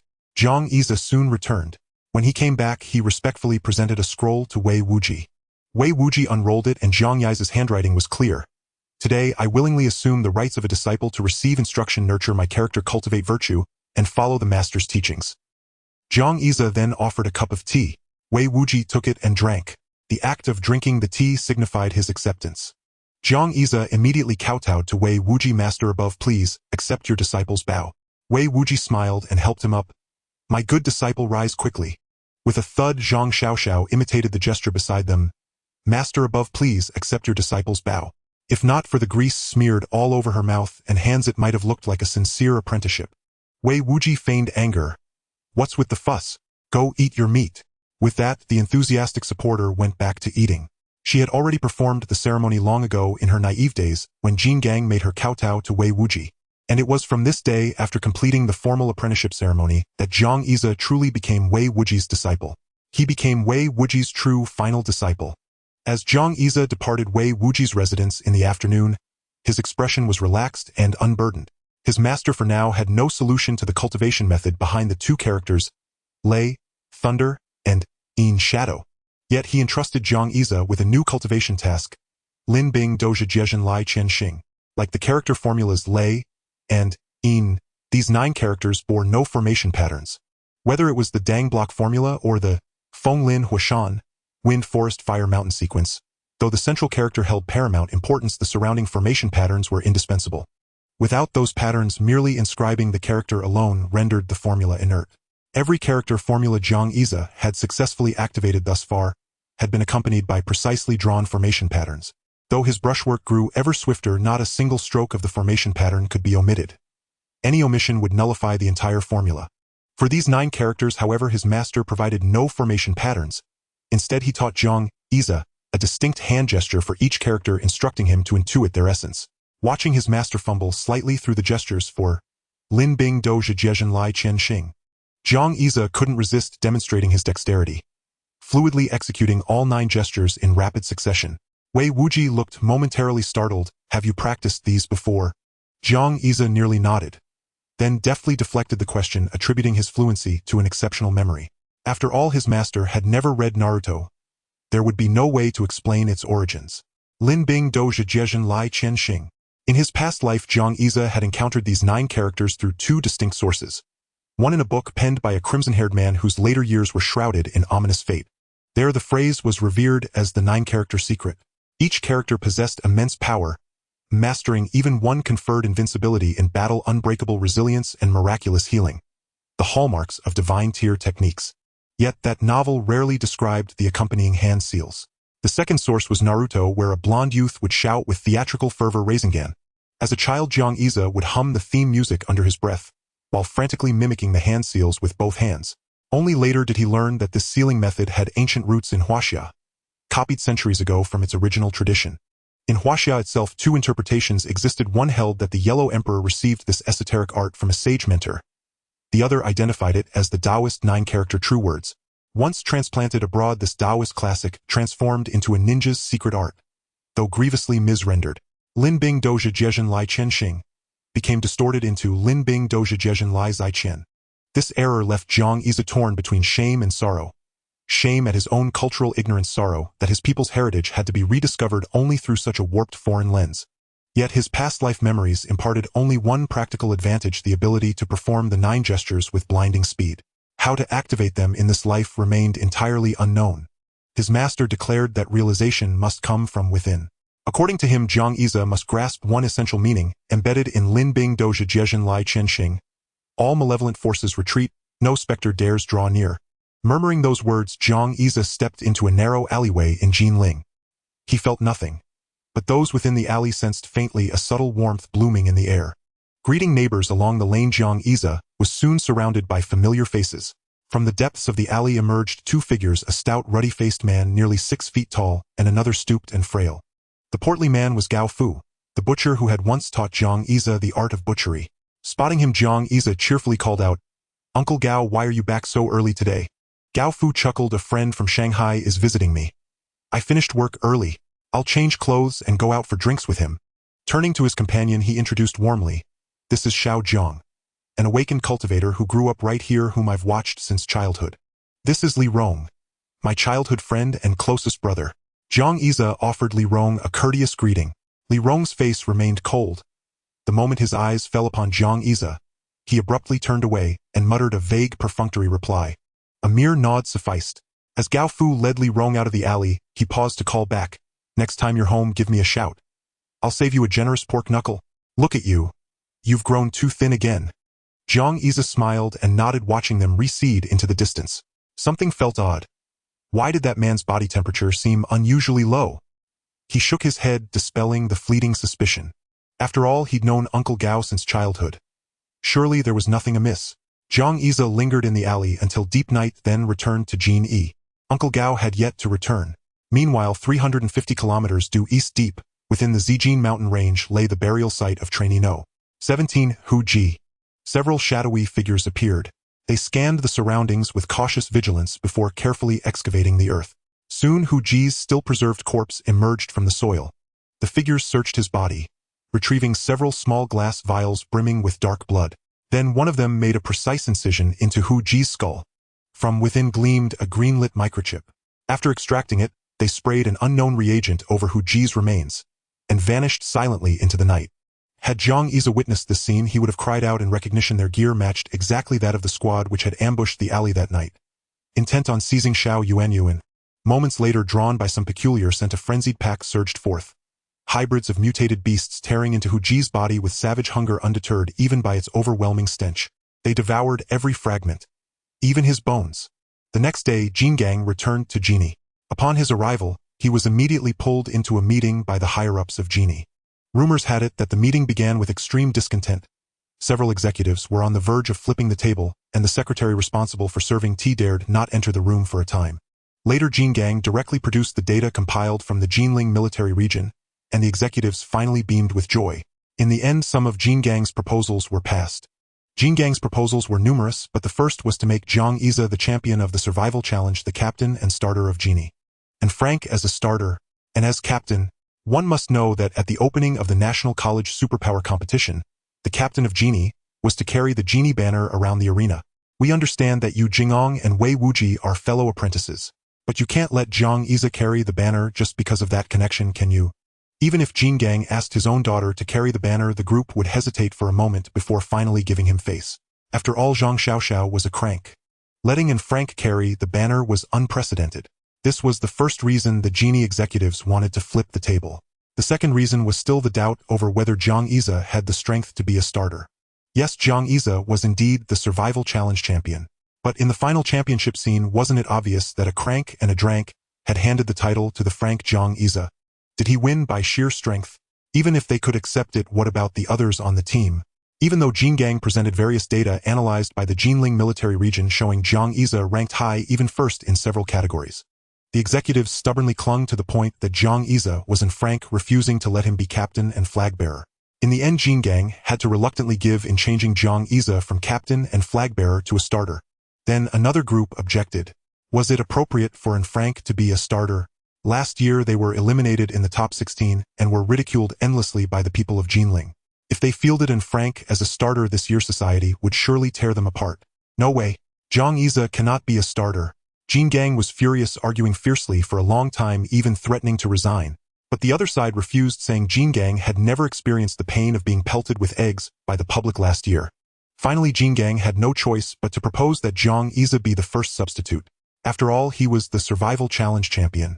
The runner-up and third-place finisher were starters. The champion should at least be the first candidate on the substitute bench. This time the executives did not object and quickly passed the proposal. Jiang Yize became the first member selected for the genie team. After much effort, a roster was finally confirmed. Jingang breathed a sigh of relief, secretly delighted. Xiao Zhang's advice was indeed effective. If he had proposed Jiang Yize joining the genie team from the start, the executives would likely have rejected it. But after putting forward 2 consecutive proposals, the resistance to suggesting Jiang Yize's inclusion in the genie team was greatly reduced. If we present a condition that the other party finds hard to accept during negotiations, the goal is not for them to meet that condition but rather a negotiation strategy. If you want to open a skylight, people will surely object. But if you propose to tear down the roof, then everyone will come to mediate and advise you not to be so radical. This approach of first opening a skylight was later termed the skylight effect by psychologists. In the end, Honglu was appointed captain. Honglu was the renowned chrysanthemum freak of genie, and as this was his graduation year, he wanted to leave no regrets. The executives agreed. Last year, chrysanthemum freak Honglu had been their only saving grace. The subsequent selection of the team members proceeded relatively smoothly. The lineup chosen by Jingang consisted of cranks and dranks with a well-balanced composition that left no room for criticism. In the latter part of the meeting, Jingang gave the impression of being easygoing, like a nice guy rather than a troublemaker, until the discussion shifted to the distribution of prizes for the survival challenge. The bickering resumed. Jingang's voice once again dominated the room. What do you mean the champion was preordained? He earned it through his own struggle. I don't care if you can find it or not, that kind of essence blood must be delivered as soon as possible. Amid the shouting, Jingang concluded the meeting. He let out a sigh of relief. Even as a brank superpower, the scheming and intrigue of such situations were mentally exhausting. He recalled the scene of his senior brother debating alone against a crowd and couldn't help but sigh. Fighting was much more enjoyable. Perhaps it was because the national competition was drawing nearer. Or perhaps last year's performance of Genie was truly humiliating. Although the confrontations in the meeting were quite difficult, the Genie executives were not slow in their work. That very evening, workers began erecting a stage on the Genie lawn. The next day, a banner reading Jinling Superpower Academy Survival Challenge Award Ceremony and National College Superpower Competition Send-Off Ceremony was hung on the sports field. Genie officially invited numerous media outlets to witness their determination for the national competition. The third day, the grand ceremony began. Jiang Yize, Zhang Xiaoxiao, and Xiaming were backstage waiting. They were confirmed to appear on stage at the award ceremony. The top 50 of the survival challenge were also present. However, there were only 47. 2 had died, and 1 was seriously injured and still in rescue. There was no doubt this was the work of Hu Ji. The team for the competition was to be selected from the top 50, so all of them were feeling anxious. The award ceremony began first. Contestants ranked 10th to 20th took the stage, receiving a portion of Frank Essence blood. The media's flashbulbs flashed incessantly. With the Frank Essence blood in hand, they had become millionaires. Although contestants at this level usually didn't lack money, this would undoubtedly become a popular topic among the public. Young millionaires. Next were ranks 4 to 10 receiving Irank Essence blood. The second and third place, Xiaming and Zhang Xiaoxiao, took the stage. They received a portion of Drank Essence blood. The media's cameras never stopped, afraid of missing any detail. Finally, the first place winner received a Crank Essence blood worth at least 100 million. Jiang Yize stepped onto the stage and the audience gasped. Not because they recognized him, but because he was so young. The media's lenses vied to capture the youngest 100 million yuan man in Jinyi's history. Jiang Yize politely accepted his Crank mutated essence blood from the school board member. It was a small glass sphere containing a green glowing liquid. Jiang Yize held it carefully in his hand and nodded to the Genie board member. The champion was given time to speak, and the stage and microphone were handed over to Jiang Yize. Under the gaze of the media, Jiang Yize calmly pulled out several pages of a speech. Inspiring words seemed ready to pour forth from his mouth.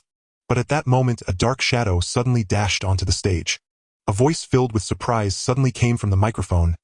"Mentor, why are you here?" Jiang Yize looked astonished on stage, while the media's cameras were aimed at the person beside him. Without hesitation, that person took the Crade blood essence from Jiang Yize's hand. The microphone, still active, exposed their conversation. "They'll keep your blood essence safe for you, master." But what? You're only grade, how could you possibly need Crade blood essence? Let me hold on to it for now." Jiang Yize's face turned pale, seemingly filled with grievance. Wei Wuji gestured for Jiang Yize to step down, adjusted his own microphone, and began to speak eloquently. Hello everyone, I am Wei Wuji, grade mentor from Genie, and the mentor of the champion and runner-up in this Genie survival challenge. The media perked up. He was here to claim credit, and he had even appropriated his students' achievements. Besides the media, many Genie students were also in the audience. These people originally had no favorable impression of Jiang Yize, but seeing him slink off stage with his head down, they couldn't help but feel a trace of sympathy. How pitiful! What good was winning the championship if he was still exploited by his mentor? Jiang Yize maintained this dejected demeanor until he reached the backstage where his frostbitten expression could no longer hold. Zhang Xiaoxiao was overjoyed. Junior brother, your acting is quite good. Jiang Yize smiled, then looked around and quickly winked. Careful, we'll talk later. After Wei Wuji rambled on stage for a while, he was finally ushered off. The reporters who had been nodding off woke up. Genie had paid them for attendance not for the award ceremony, but for the Genie team's departure ceremony. Jin Gang returned to the stage, a smug look on his face. When Wei Wuji greeted him offstage, Jin Gang bowed and scraped. Those in the know about their relationship quickly whispered among themselves. Could it be that Jin Gang took this person's blood essence and gave it to his own daughter? Amid the whispers, Jin Gang cleared his throat, his expression seemingly returning to normal. Now let me announce the lineup for this Genie team's departure. Jin Gang glanced at the paper in his hand. First, credibility user Hong Lu. The chrysanthemum monster took the stage wearing this year's Genie departure uniform and surveyed the audience with an air of dominance amidst the murmurs below. This year's Genie battle robe color scheme was the same as previous year's, still purple, but the design emphasized a more streamlined aesthetic. Second, credibility user Zhang Xiaoxiao. Zhang Xiaoxiao bounced onto the stage and stood beside Hong Lu.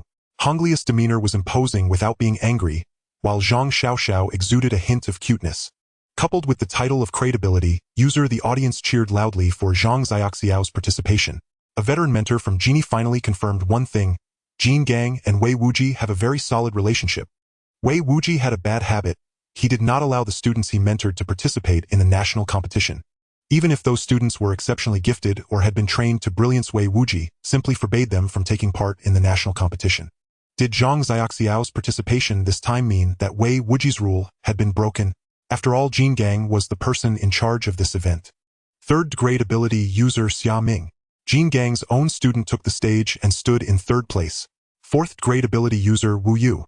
Another girl stepped onto the stage. Compared to Zhang Xiaoxiao's youthful innocence, the departure uniform on Wu Yu exuded a seductive, mature charm. She accidentally locked eyes with a media reporter. The reporter immediately showed a lovesick expression and muttered, "Mom, I'm in love." Fifth, grade ability user Guan Tong. Wearing round-rimmed glasses and looking scholarly, Guan Tong took the stage. 2 grades and 3 grades. Both the media and the high society of Jinling, who had come out of curiosity, nodded in approval at this lineup. This lineup was very strong. Last year Genie's starting lineup was CDDEE. This year's lineup proved that Genie had learned from its shame and was determined to improve. Next came the starting lineup. The first to be announced was grade ability user Jiang Yize. Jiang Yize appeared before everyone again in his departure uniform. At this point, no one objected to grade appearing in Genie's departure team. On the contrary, the audience took in the sight of this delicate young man frowning with a look of confusion and helplessness. Too tragic. He had won the championship through his own efforts only to have it taken away by his mentor on a whim. Jin Gang announced 3 more substitutes, all grades. Only 1 spot remained. Jin Gang slowly spoke. Substitute grade ability user Chu Kuang. Instantly a flicker of doubt appeared on Jiang Yize's face. What was going on? Chu Kuang. When Jiang Yize had left the Jinling military district, he had asked about Chu Kuang's condition. At that time, Chu Kuang was still in emergency rescue. In just a few days, Chu Kuang had gone from a grade to grade. Chu Kuang took the stage and stood at the end of the line. Jiang Yize looked at him. At this moment, Chu Kuang seemed to have shed all his former arrogance. The domineering and aggressive aura that once surrounded him was gone, replaced by what Jiang Yize perceived as calmness and a killing intent. Sensing the gaze, Chu Kuang looked at Jiang Yize and smiled. The boy with the spiky hair had now shaved it into a crew cut. During the lengthy ceremony, Jiang Yize and the others became the backdrop for the speeches of Genie's board members. Finally, when the speakers on stage had satisfied their desire to talk, and the audience had lost interest, some people were already leaving when a video suddenly appeared on the big screen. At first, it was just calligraphy written on white paper with a brush. Then the scene shifted to the back mountain of Jinling. In the scene, a group of sound-based ability users from Genie spoke in unison. Through yellow sand and 100 battles we wear our golden armor. We shall not return until we break through Chang'an. Victory! Victory! This small Easter egg, this inexplicably powerful poem, ignited a chorus from both the stage and the audience. Victory! Jiang Yize was moved. He had asked Gu Zixin to find the sound-based ability users at the back mountain yesterday to help with this. When they heard it was to help Jiang Yize and cheer for the genie departure team, almost everyone agreed without hesitation. A few who hesitated said, "Stay here and don't move, he'll go by. He'll go back to the dorm and change clothes." The shoot was completed in one take. The sound of reading in the back mountain seemed to improve even faster with Jiang Yize's calligraphy excerpts of ancient poems. The lineup for Jinyi's team participating in this national competition was finalized. On the forums, people had already begun to discuss whether this was the strongest departure lineup in Jinyi's history. Meanwhile, the media who had been paid for their attendance were working overtime on their articles. Jiang Yize, however, stopped Chu Kuang backstage. "What's going on? You're grade already." From the very first day of school, Jiang Yize knew that Chu Kuang was a mutant. A legitimate mutant who had advanced to a rank through the injection of a mutation serum. He had been in a coma and undergoing emergency treatment just days before, as the mutation serum required the body to be in peak condition. Now his sudden ascension to rank filled Jiang Yize with unease. Had Chu Kuang resorted to some underhanded method, forcibly overdrawing his own potential? When Chu Kuang spotted Jiang Yize, the former's youthful sharpness had vanished entirely. Instead, he sincerely patted Jiang Yize on the shoulder. "Let's talk as we walk.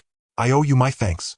Chu Kuang spoke much slower now, yet the sheer volume of information still left Jiang Yize bewildered. When Chu Kuang had been rushed in for emergency treatment, the doctors had essentially issued a death sentence. Chu Kuang had lost over 80 of the blood in his body. To put that into perspective, an ordinary person faces life-threatening danger after losing just 30 of their blood. The medical team at the Jinling Military District urgently reviewed Chu Kuang's records and discovered an anomaly. Why does he already have 2 medical rescue records? The records showed that the first rescue attempt had failed because the drone lost track of Chu Kuang during its flight. By the time they found him again, Chu Kuang had already begun to recover under Jiang Yize's care. Recover was a relative term, however. His condition was far from good. Yet even so, he had managed to hold on until the top 50. The doctors analyzed that this was also related to Chu Kuang's ability. A small part of his body had remained in a state of blood saturation, steadily driving the functions of his entire system. It wasn't until Chu Kuang made his move to take the 2 of them away that his blood finally gave out. But even then, he should have been beyond saving. Transfusions for ability users require a donor with the same type of ability. The results of Chu Kuang's blood analysis were highly unusual. Among the tens of thousands of personnel in the Jinling Military District, not a single one was a match. The medical team reviewed the footage again. They saw Chu Kuang gulping down the wolf's blood. As his vital signs flatlined, one doctor conceived a bold idea. Why not try a wolf? Not its essence blood, just the blood of a mutant wolf would do. So on the day Jiang Yize and the others returned, the mutant wolf packs of the Purple Mountain met with misfortune. Every single wolf had a tube of blood drawn. They started with frank blood. Chu Kuang's vital signs improved slightly. Then Irank blood brought another small improvement, but he still didn't wake. Finally, only the blood of a drank mutant wolf king remained. As the blood was injected into Chu Kuang, his condition changed abruptly. He let out a roar. Fortunately, his limbs were restrained. After an endless struggle of agony, Chu Kuang fell unconscious. All the instrument readings dropped to 0. This meant all signs of life had vanished. Just as everyone thought their efforts had been in vain, Chu Kuang woke up. And right there in the hospital room, he showed signs of awakening. The reason Jin Gang was a day late returning to the Jinling Military District was also related to Chu Kuang. Chu Kuang had survived, but he left all the doctors in the Jinling Military District with a question: how had he managed it? Logically, the period when he had only 20 of his blood remaining should have been the most agonizing. Transitioning from a full-blooded state to burning through just 20 of his blood, Chu Kuang claimed he felt nothing at all. According to the timeline at that point, he had been eating bamboo rats and fleeing for his life alongside an frank ability user. There had been no time for rest. The only unusual thing was that the frank ability user had forced him to apply crushed medicinal herbs. All those herbs were available in the Jinling Military District, and they were merely for treating external injuries. Although the prescription was decent, the medical staff still couldn't pinpoint the key to Chu Kuang's awakening. After all, he had been a mutant, and now he had transformed from a mutant into an awakened. How many people would find that bizarre? But Jin Gang temporarily suppressed the news. After examining Chu Kuang's new ability, Jin Gang nodded and accepted him as an alternate member of the Golden Ability Team. This was exactly what Chu Kuang had hoped for, joining the Golden Ability Team to participate in the national competition. Jiang Yize listened to Chu Kuang's account. He grasped the general picture. The human body is a marvel. The potential it unleashes in moments of crisis never ceases to astonish. A mutant is like someone using a gene mutation serum to pair with their own genes, searching for common ground to build a house upon. An awakened, in contrast, is more like a farmer of genes planting seeds one by one, waiting for a flower to bloom and bear fruit somewhere in the genetic field. And what was Chu Kuang? He was the plant in the genetic field that had overturned the house and taken over. Originally, this was supposed to be impossible. But it seemed that the lower the blood volume, the easier the house was to overturn. Jiang Yize pondered many details, connecting them with the knowledge from his theoretical classes, synthesizing everything in his mind. If the mutation serum could be overthrown by a blood transfusion, then what about gene suppression serums? Jiang Yize fell into deep thought, and Chu Kuang did not disturb him. Meanwhile, on the Purple Mountain, at the very spot where Jiang Yize had used the wood formula to accelerate the growth of half-ripe herbs, a badly wounded beast happened to pass by. Jiang Yize had not picked all the herbs. One plant remained intact. The injured beast, acting on instinct, devoured the herb. Then, to the beast's delight, the deep bone-exposing wounds on its body quickly scabbed over. Half an hour later, the scabs had completely vanished. Though its body still felt a bit weak, the speed of recovery was far beyond what the beast could achieve on its own. After thinking for a while, Jiang Yize identified several key points: survival through near-death experience, an ample supply of replacement blood, timely and effective treatment, and sheer dumb luck. Coming back to the present, Jiang Yize looked at Chu Kuang beside him. To be honest, this version of you feels a bit off. Chu Kuang: oh, how so? Jiang Yize: you used to be like a husky yapping all day. Now you're more like a German shepherd. Chu Kuang was puzzled. What's the difference? Jiang Yize replied seriously: a husky. You can let it wreck the house, but ask it to do anything useful and it'll just hold you back. But a German shepherd is different. They say the dogs that bite don't bark. Right now I feel like you're about to take a bite out of me at any moment. Chu Kuang finally caught on. You little bastard, you're messing with me. They chased each other, and Jiang Yize's teasing seemed to bring back a bit of Chu Kuang's old spirit. Yet Chu Kuang was astonished to find that even though he was now drank and giving it his all, he still couldn't catch up to Jiang Yize. Chu Kuang muttered under his breath, just wait till I hit crank. He'll teach you a lesson, you little shit. In the afternoon, Jiang Yize arrived at Wei Wuji's residence. Today he had come to collect the land deeds. This charade had been planned long ago. Wei Wuji intended to seize Jiang Yize's mutated blood essence. An innocent man may suffer for possessing a coveted treasure. Given Jiang Yize's frank status, it was only a matter of time before someone targeted his crank mutated beast blood essence. However, if Wei Wuji took it, others would have to consider his connection to King Kong before making a move. Wei Wuji also informed Jiang Yize that he had already listed the crank mutated beast blood essence on the black market. The price was set at 80 million with an urgent sale. Subsequently, he orchestrated a fake purchase, maneuvering in circles to completely sever any link to Jiang Yize. After returning the vibrant green crank blood essence to Jiang Yize, Wei Wuji brought out the blood essence set he had prepared earlier. Here, these are all for you. Jiang Yize looked over the 3 vials, black, red, and purple, and asked, Master, what are these? Wei Wuji chuckled. This is a blood essence package I prepared for you. Since I took yours, come have a look. These are spirit-type mutated beast blood essences from ranks D and F. Quite rare. Jiang Yize nodded. Master, you've gone to great trouble. Wei Wuji then pulled a stack of papers from a cabinet. These are all the land deeds for that alley. To be honest, I'm a bit envious. You would go to such lengths for these ordinary people. Jiang Yize smiled. Master, they are not ordinary people. They are my family. Jiang Yize sank into recollection, recounting the days from his awakening, until he was discovered by Old Man Yao. He had no desire to return to the orphanage. Desperately seeking a place to survive, he had encountered Old Man Yao. Wei Wuji initially listened to Jiang Yize with a gentle smile. His disciple was usually too clever and burdened by pressure. Only when talking about the people in that alley did he truly relax. But as the story unfolded, Wei Wuji sensed something amiss.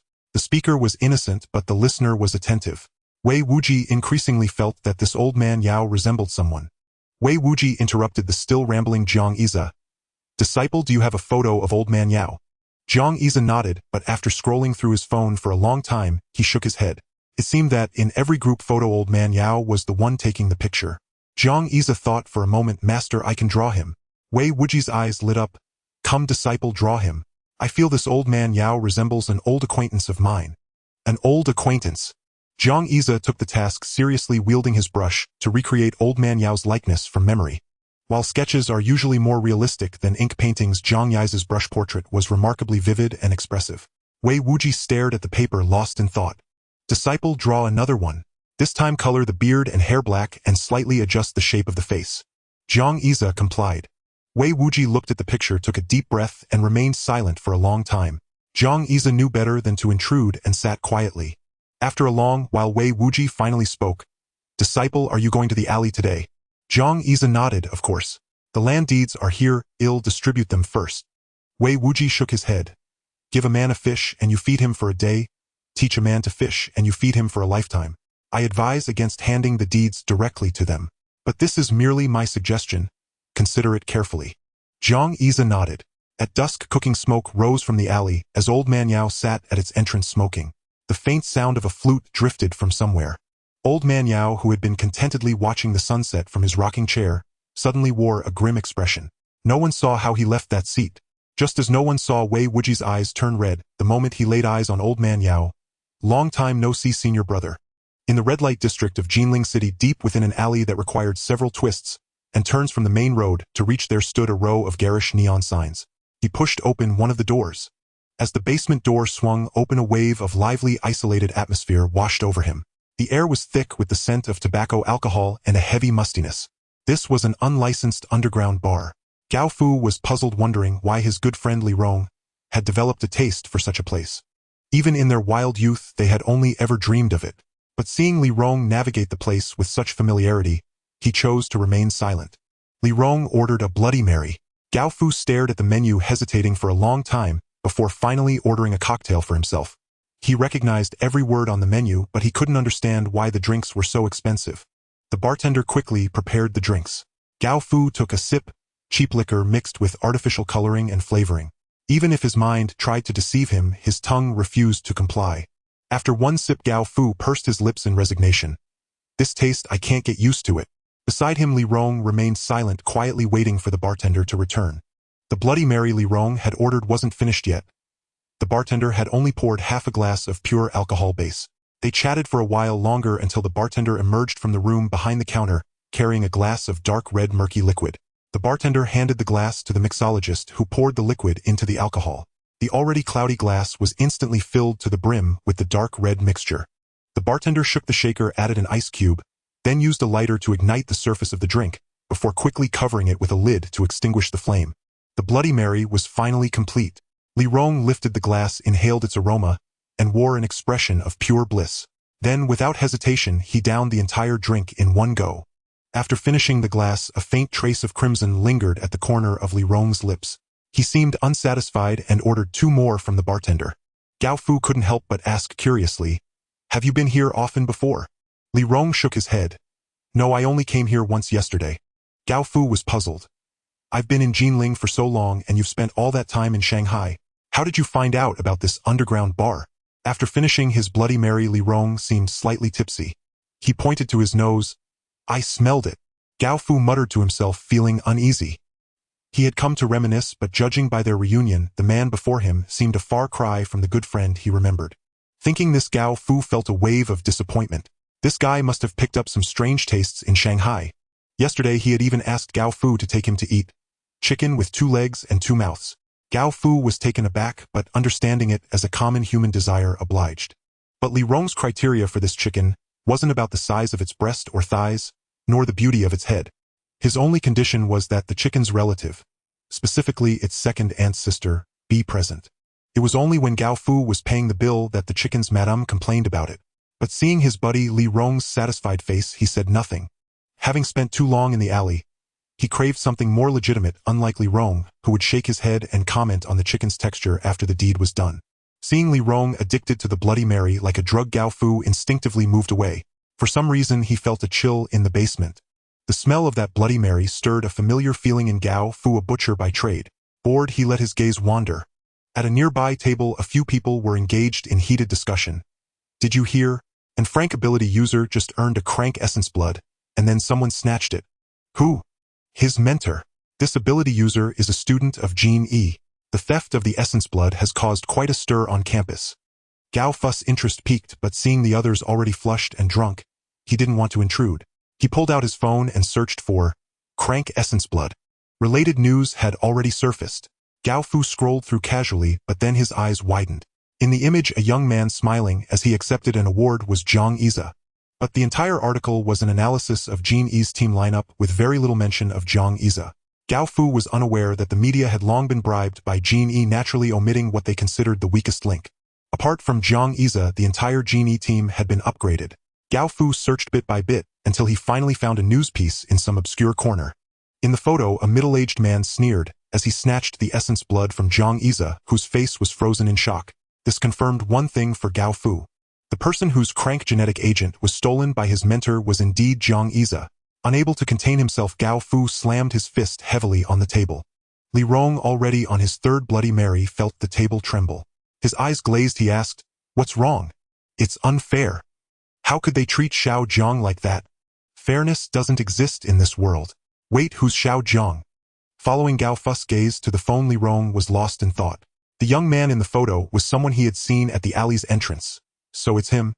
Li Rong had felt an instinctive sense of danger then and hadn't dared to linger.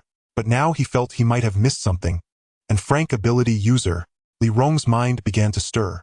Just then Gao Fu's phone buzzed with an incoming call. Gao Fu quickly grabbed his phone. The caller ID showed it was Xiao Zhang. He took a moment to calm himself. The anger and helplessness had felt defending Great Xia had left the man feeling bitter. But he didn't want to pass on his emotions to Great Xia. When he answered, his tone became cheerful again. "Hey Xiao Zhang, where are you?" Li Rong pricked up his ears to listen. "What? At home? Me? Am out drinking. The deed. You mean?" All right, I'll be right back." Gao Fu hung up and patted Li Rong. "I've got something to do. I need to head back first." Saying this, he pulled a handful of change from his waist pouch, settled the tab. The bartender named an exorbitant sum, and Gao Fu's face filled with shock. "How can it be this expensive?" The bartender pointed to Li Rong's drink. He had 3 Bloody Marys. "That's the price." Gao Fu was about to argue, but seeing Li Rong sitting there unmoved, he felt a wave of disappointment. He tossed a pile of crumpled bills onto the counter. "Keep the change." With that, Gao Fu glanced at Li Rong's side and walked straight out. In the smoky, noisy bar, the clamor was deafening. Yet Gao Fu's sigh struck like a thunderbolt, shattering the resolve within Li Rong. Li Rong didn't stay long either. After finishing his 3rd Bloody Mary, he left the bar crouched by a wall and retched, vomiting all the alcohol he had consumed. When Li Rong stood up again, his eyes had turned bloodshot, gleaming like a beast on the hunt in the darkness.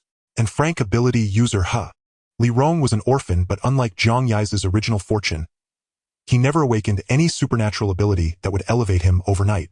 Throughout his long adolescence, he endured a painful cycle of shattered self-esteem and its gradual reconstruction. Even though he strained every nerve to awaken, all he gained was the agony of overexertion. In his most desperate hour of hunger and cold, he crossed paths with Gao Fu. Gao Fu's father was also a butcher, lacking any supernatural power, yet he managed to sustain their family in Jinling through his skill in selling meat. Growing up in such an environment, Gao Fu developed an optimistic and resilient outlook on life. Their paths converged at a training camp. This was a free training camp sponsored by a biopharmaceutical company. Its purpose was to select physically robust youths under 18 and provide them with free gene mutation injections. Even if great gene mutation injection cost millions, so this offer of free injections naturally caused a sensation throughout Jinling and the entire nation. Amidst the tumultuous selection process, Li Rong, who had collapsed from low blood sugar due to prolonged hunger, encountered Gao Fu, who promptly came to his aid. That was the first time Li Rong had a full meal. Tears welled in the boy's eyes, splashing heavily into Gao Fu's lunchbox.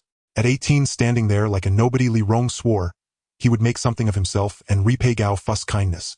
After the initial physical screening, both were selected and advanced to the second phase of the training camp. Their various metrics were recorded and analyzed repeatedly. Days were filled with grueling physical training, which Gao Fu and Li Rong endured together, supporting each other. It wasn't until the final 7 days that Li Rong realized the gene mutation injection was not so easily obtained. One could either win first place in the Jinling regional competition or sign a contract with the company, becoming an employee and waiting for a future opportunity to receive the injection. Naturally, Li Rong instinctively chose the former. Winning the championship and receiving the injection immediately, what a splendid prospect that would be. He would then ascend to the pinnacle of life, seizing his destiny. Upon hearing this news, Li Rong lay awake, clenching his fists, as if trying to grasp the stars, just like the opportunity that seemed both distant and within reach. But reality was harsh. In the simulations before the official selection, Li Rong consistently ranked second. The first place was always held by Gao Fu. Gao Fu was resilient and had a better physique, a conclusion the trainers had drawn from long-term observation. Unfortunately, on the day of the official selection, an accident befell Gao Fu's father. Upon learning this, Gao Fu immediately abandoned the test. He could never have imagined that his normally clear-headed father would wander into the street at such an inexplicable time. By the time he reached the hospital, he saw his mother filling out a critical illness notice. His father was resuscitated but had become a vegetable. Their meager savings were quickly drained in that room reeking of disinfectant. To keep the family afloat, Gao Fu didn't hesitate. He picked up the butcher's knife and became the youngest butcher in the market. Meanwhile, a guilt-ridden Li Rong, overwhelmed by psychological pressure, lost to the third-ranked contestant on selection day. He was stunned. Without a second thought, he chose to become an employee of the mutation technology company, waiting for the elusive chance at the injection. 10 years passed in a blink. 20 years did the same. To sustain the life of the vegetable father, Gao Fu's family sold their house. Finally, forced by circumstances, he and his elderly mother moved into a narrow alley. His mother fell ill from relentless toil, muttering only that she craved a serving of braised pork. She had married Gao Fu's father for her love of meat. Yet, in the 20 years since her husband became a vegetable, she hadn't tasted a single bite. Being a butcher, it was easy to keep some meat for himself, but every time Gao Fu brought it home, his mother would say, "You eat it, it'll wait until your father wakes up to have some." 21 years turned Gao Fu from a young man into a middle-aged one. At 23, he met Great Xia, a youth apprenticing at a barbershop. Back then, only Gao Fu was willing to let Great Xia cut his hair. The young apprentice, still learning from his master, had poor skills and few others would let him practice. The reason Gao Fu chose him was the low price. Others charged 30 yuan per haircut, while Great Xia only asked for 5 with a complimentary scalp massage. Initially, it was just the cheap rate, but later he grew accustomed to the boy's earnest scalp massage. In those moments when Great Xia's fingers traced his scalp, Gao Fu felt the dark path ahead brighten. For 20 years, Li Rong vanished like a wisp of smoke, losing contact with Gao Fu. Life in the metropolis was no easier for him. The company's so-called free gene mutation injection plan involved administering experimental injections that had not undergone clinical trials. As the runner-up, Li Rong became a menial worker. The champion was sent to the company's laboratory. In the lab, the champion from Jinling was injected with a trial dose, convulsing and foaming at the mouth before dying from a hemorrhage right before Li Rong's eyes. Li Rong was dumbfounded. He had betrayed his soul for this chance, and this was the outcome. Still, at least someone had successfully received the injection. Later, the experiment was halted. 20 years passed, and Li Rong never received a single gene mutation injection. Instead, he spent his prime years in a cramped, damp basement in the metropolis, sustained only by hope and longing. When one of his medical checkup indicators turned abnormal, the company unceremoniously cast him aside. His job was insignificant. He was lost in the crowd. He drowned his sorrows in alcohol. Through his drunken haze, Li Rong often drifted back to his youth, to the days when he would call on Gao Fu at his home. With a handful of cheap hallucinogenic powder in his pocket, he had slipped it into Gao Fu's father's thermos before the man left for work. Because the hallucinogen was detected in his system, the insurance company denied compensation for Gao Fu's father's traffic accident. Life is bitter for all. Yet the hardship of Gao Fu's family had been kept at bay by his parents' cheerful resilience. But Li Rong's act dealt a devastating blow to that happiness. In the years that followed, Gao Fu was forced to taste the world's cruelty. After meeting Great Xia, his smile began to return. Now Gao Fu was walking towards the alley in Jinling. Little Jiang had said he would wait for him to discuss the alley's future development. Great Xia returned to the alley of Jinling with the deed in hand, where most who labored by day had already drifted into slumber. Old Man Yao had vanished at some point, likely gone to reminisce with the master. Great Xia sat at the entrance of Little Jiang's barbershop, surveying the alley. The dilapidated, war-torn aesthetic of the neglected buildings filled the lane with countless points of ridicule. Compared to Great Xia's pristine sunlit abode, everything in this Jinling alley seemed backward. Great Xia closed his eyes, breathing in the surroundings with a hint of greed. Now he was the legal master of this place. Now he had fulfilled his promise. He had safeguarded this ground. There would never come a day when an excavator suddenly appeared, tearing off roofs without regard for those inside. No one would be evicted by a landlord for failing to pay rent. Originally, he had intended to discuss with Old Man Yao how to distribute the deed.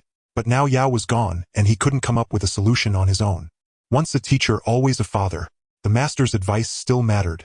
Having lived 2 lives, Great Xia didn't believe that simply handing the deed to the neighbors would ensure their lasting happiness. It wasn't impossible that someone like the previous landlord would recall the deed when driven to desperation. If so, the neighbors, long accustomed to exploitation, might one day surrender their deeds as well. Forced by an unavoidable reason, they would hand it over to a stranger. Whether that stranger would later arrive with a bulldozer to flatten the alley was another matter entirely. Pacing through the alley, Jiang Yize suddenly caught a faint foul scent of blood. He realized he had arrived at the doorstep of Uncle Gao Fu. Uncle Gao wasn't home, but Uncle Gao was usually quite clean. His place never carried such an odor. Jiang Yize recalled the day head greeted Uncle Gao, and that friend with the unusual body temperature. That man seemed to carry a similar stench. Acting on instinct, Jiang Yize called Uncle Gao. Uncle Gao was one of the few who had ventured into self-employment. Even if it was just selling pork, even if pork prices fluctuated wildly with the market, even if market rent was steep, Uncle Gao was still the right person to help him analyze their current predicament. In his past life, Jiang Yize had survived by his skill in painting. But in this life, painting seemed to have become a niche highbrow hobby. Neither the supernaturally gifted nor ordinary folk showed much interest in it. Otherwise, Jiang Yize wouldn't have had to learn barbering. Jiang Yize sighed. In this society, with his utterly inadequate survival experience, he felt like a wave washed ashore, his past knowledge utterly useless. If only he had been transported to ancient times, then he could be like the protagonists in all those novels he'd read. A single potato to stave off famine. A bar of soap to revolutionize the market. A single pistol to usher in the age of gunpowder. Movable type to propel civilization forward. Wait, a thought struck Jiang Yize. It wasn't about starting a printing press. He recalled the thing he had found most disorienting when he first arrived in this world. In this world, paper had been reduced to a single plain white variety. Gone were the rice paper for painting, the hemp paper, the indigo paper for copying sutras, the jadecraft paper for wrapping paper wrap chicken. And there were also bark paper, decorative paper, and so on. Only in the stories given to him by his master Wei Wuji were there a few pages of yellowed rice paper. Jiang Yize couldn't bear to use them, but without a doubt writing talismans on this paper would yield far better results than on any other medium.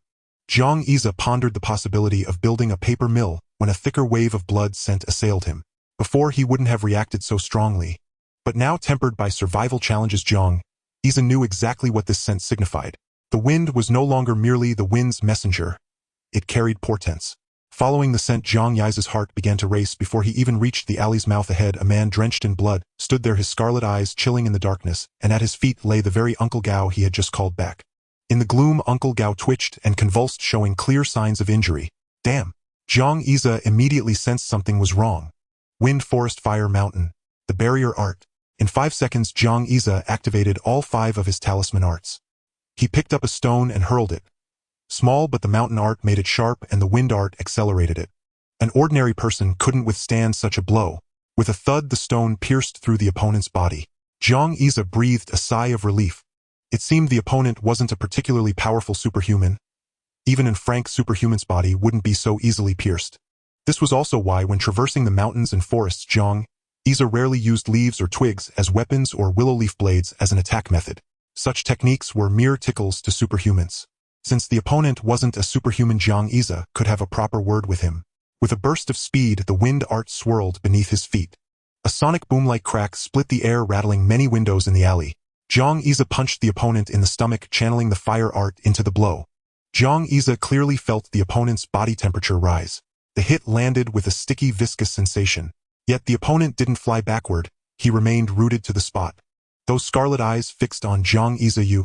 Before Jiang Yize could reply, a jolt of shock ran through him. His arm, which had struck the opponent, felt as if something had bitten it. Jiang Yize quickly withdrew his arm from the opponent's abdomen. Stepping back, he examined his right hand. It was now covered in a layer of dark, putrid blood. The foul blood seemed alive, writhing of its own accord. Jiang Yize didn't hesitate. Blazed like fire. The searing heat of the fire art scorched his right hand. Soon the contaminated blood flaked off from the heat, and Jiang Yize looked at his arm. It was covered in a dense pattern of tiny needle-like holes. What kind of bizarre superhuman ability was this? Jiang Yize's scalp crawled. The opponent wasn't weak, on the contrary. He seemed to have been waiting for Jiang Yize to get close. The night was cloudy, the stars veiled by mist, and Jiang Yize finally got a clear look at the opponent's face. It was the same man who had appeared with Uncle Gao earlier. Was his name Li Rong? The hole in Li Rong's abdomen was slowly contracting, and a thin scarlet-black tube was plunged into the fallen Gao Fu's body. Gao Fu shuddered visibly, then regained consciousness.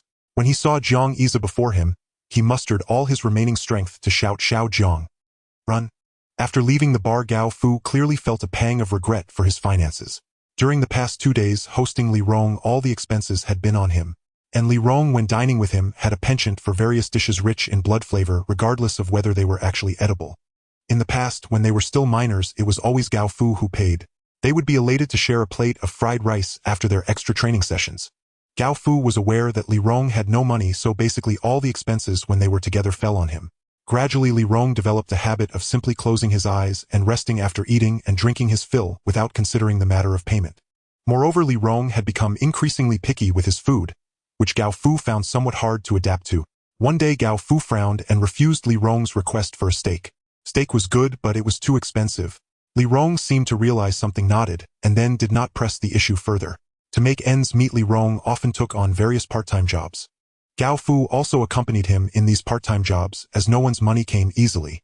Li Rong had been working as a server at a KTV. After the previous table's customers left, all the leftover fruit platters and snacks would belong to him. Once, while he was tidying up the room on schedule, he found a girl slumped on the sofa. On the table, a packet of a substance called a hallucinogen had already been half used. Li Rong initially intended to hand the hallucinogen over to the manager, but inexplicably stuffed it into his pocket instead. Then his hand reached out towards the girl on the sofa. His intentions were thwarted as the next table's customers grew impatient for their seats, prompting the manager to urge Li Rong to finish cleaning up promptly. He saw the girl on the sofa. The manager took her to the office, coldly instructing Li Rong to clean the room quickly. Li Rong complied, but a trace of reluctance lingered in his heart. Once the flow of customers temporarily slowed, Li Rong intentionally or unintentionally moved closer to the manager's office. Inside the office, someone was indeed panting heavily.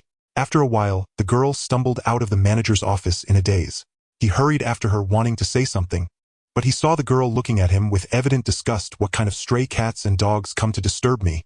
Li Rong lowered his head. He meant to remind her, though, with somewhat ambiguous motives. However, she only perceived his ambiguous motives and did not direct her ire at the manager, who had already made a move.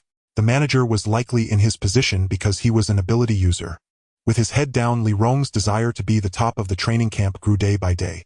That night, he wanted to eat a steak to alleviate his emotions. But he saw the look in Gao Fu's eyes. He said nothing. A few days later, he saw a girl with dimples smiling in the back seat of Gao Fu's delivery vehicle. Gao Fu smiled and introduced her. "Quick, greet your sister-in-law." Li Rong obediently complied. "Hello, sister-in-law." He looked up to see a pair of couple rings sparkling on the hands of the girl and Gao Fu. So this was the reason he couldn't eat steak.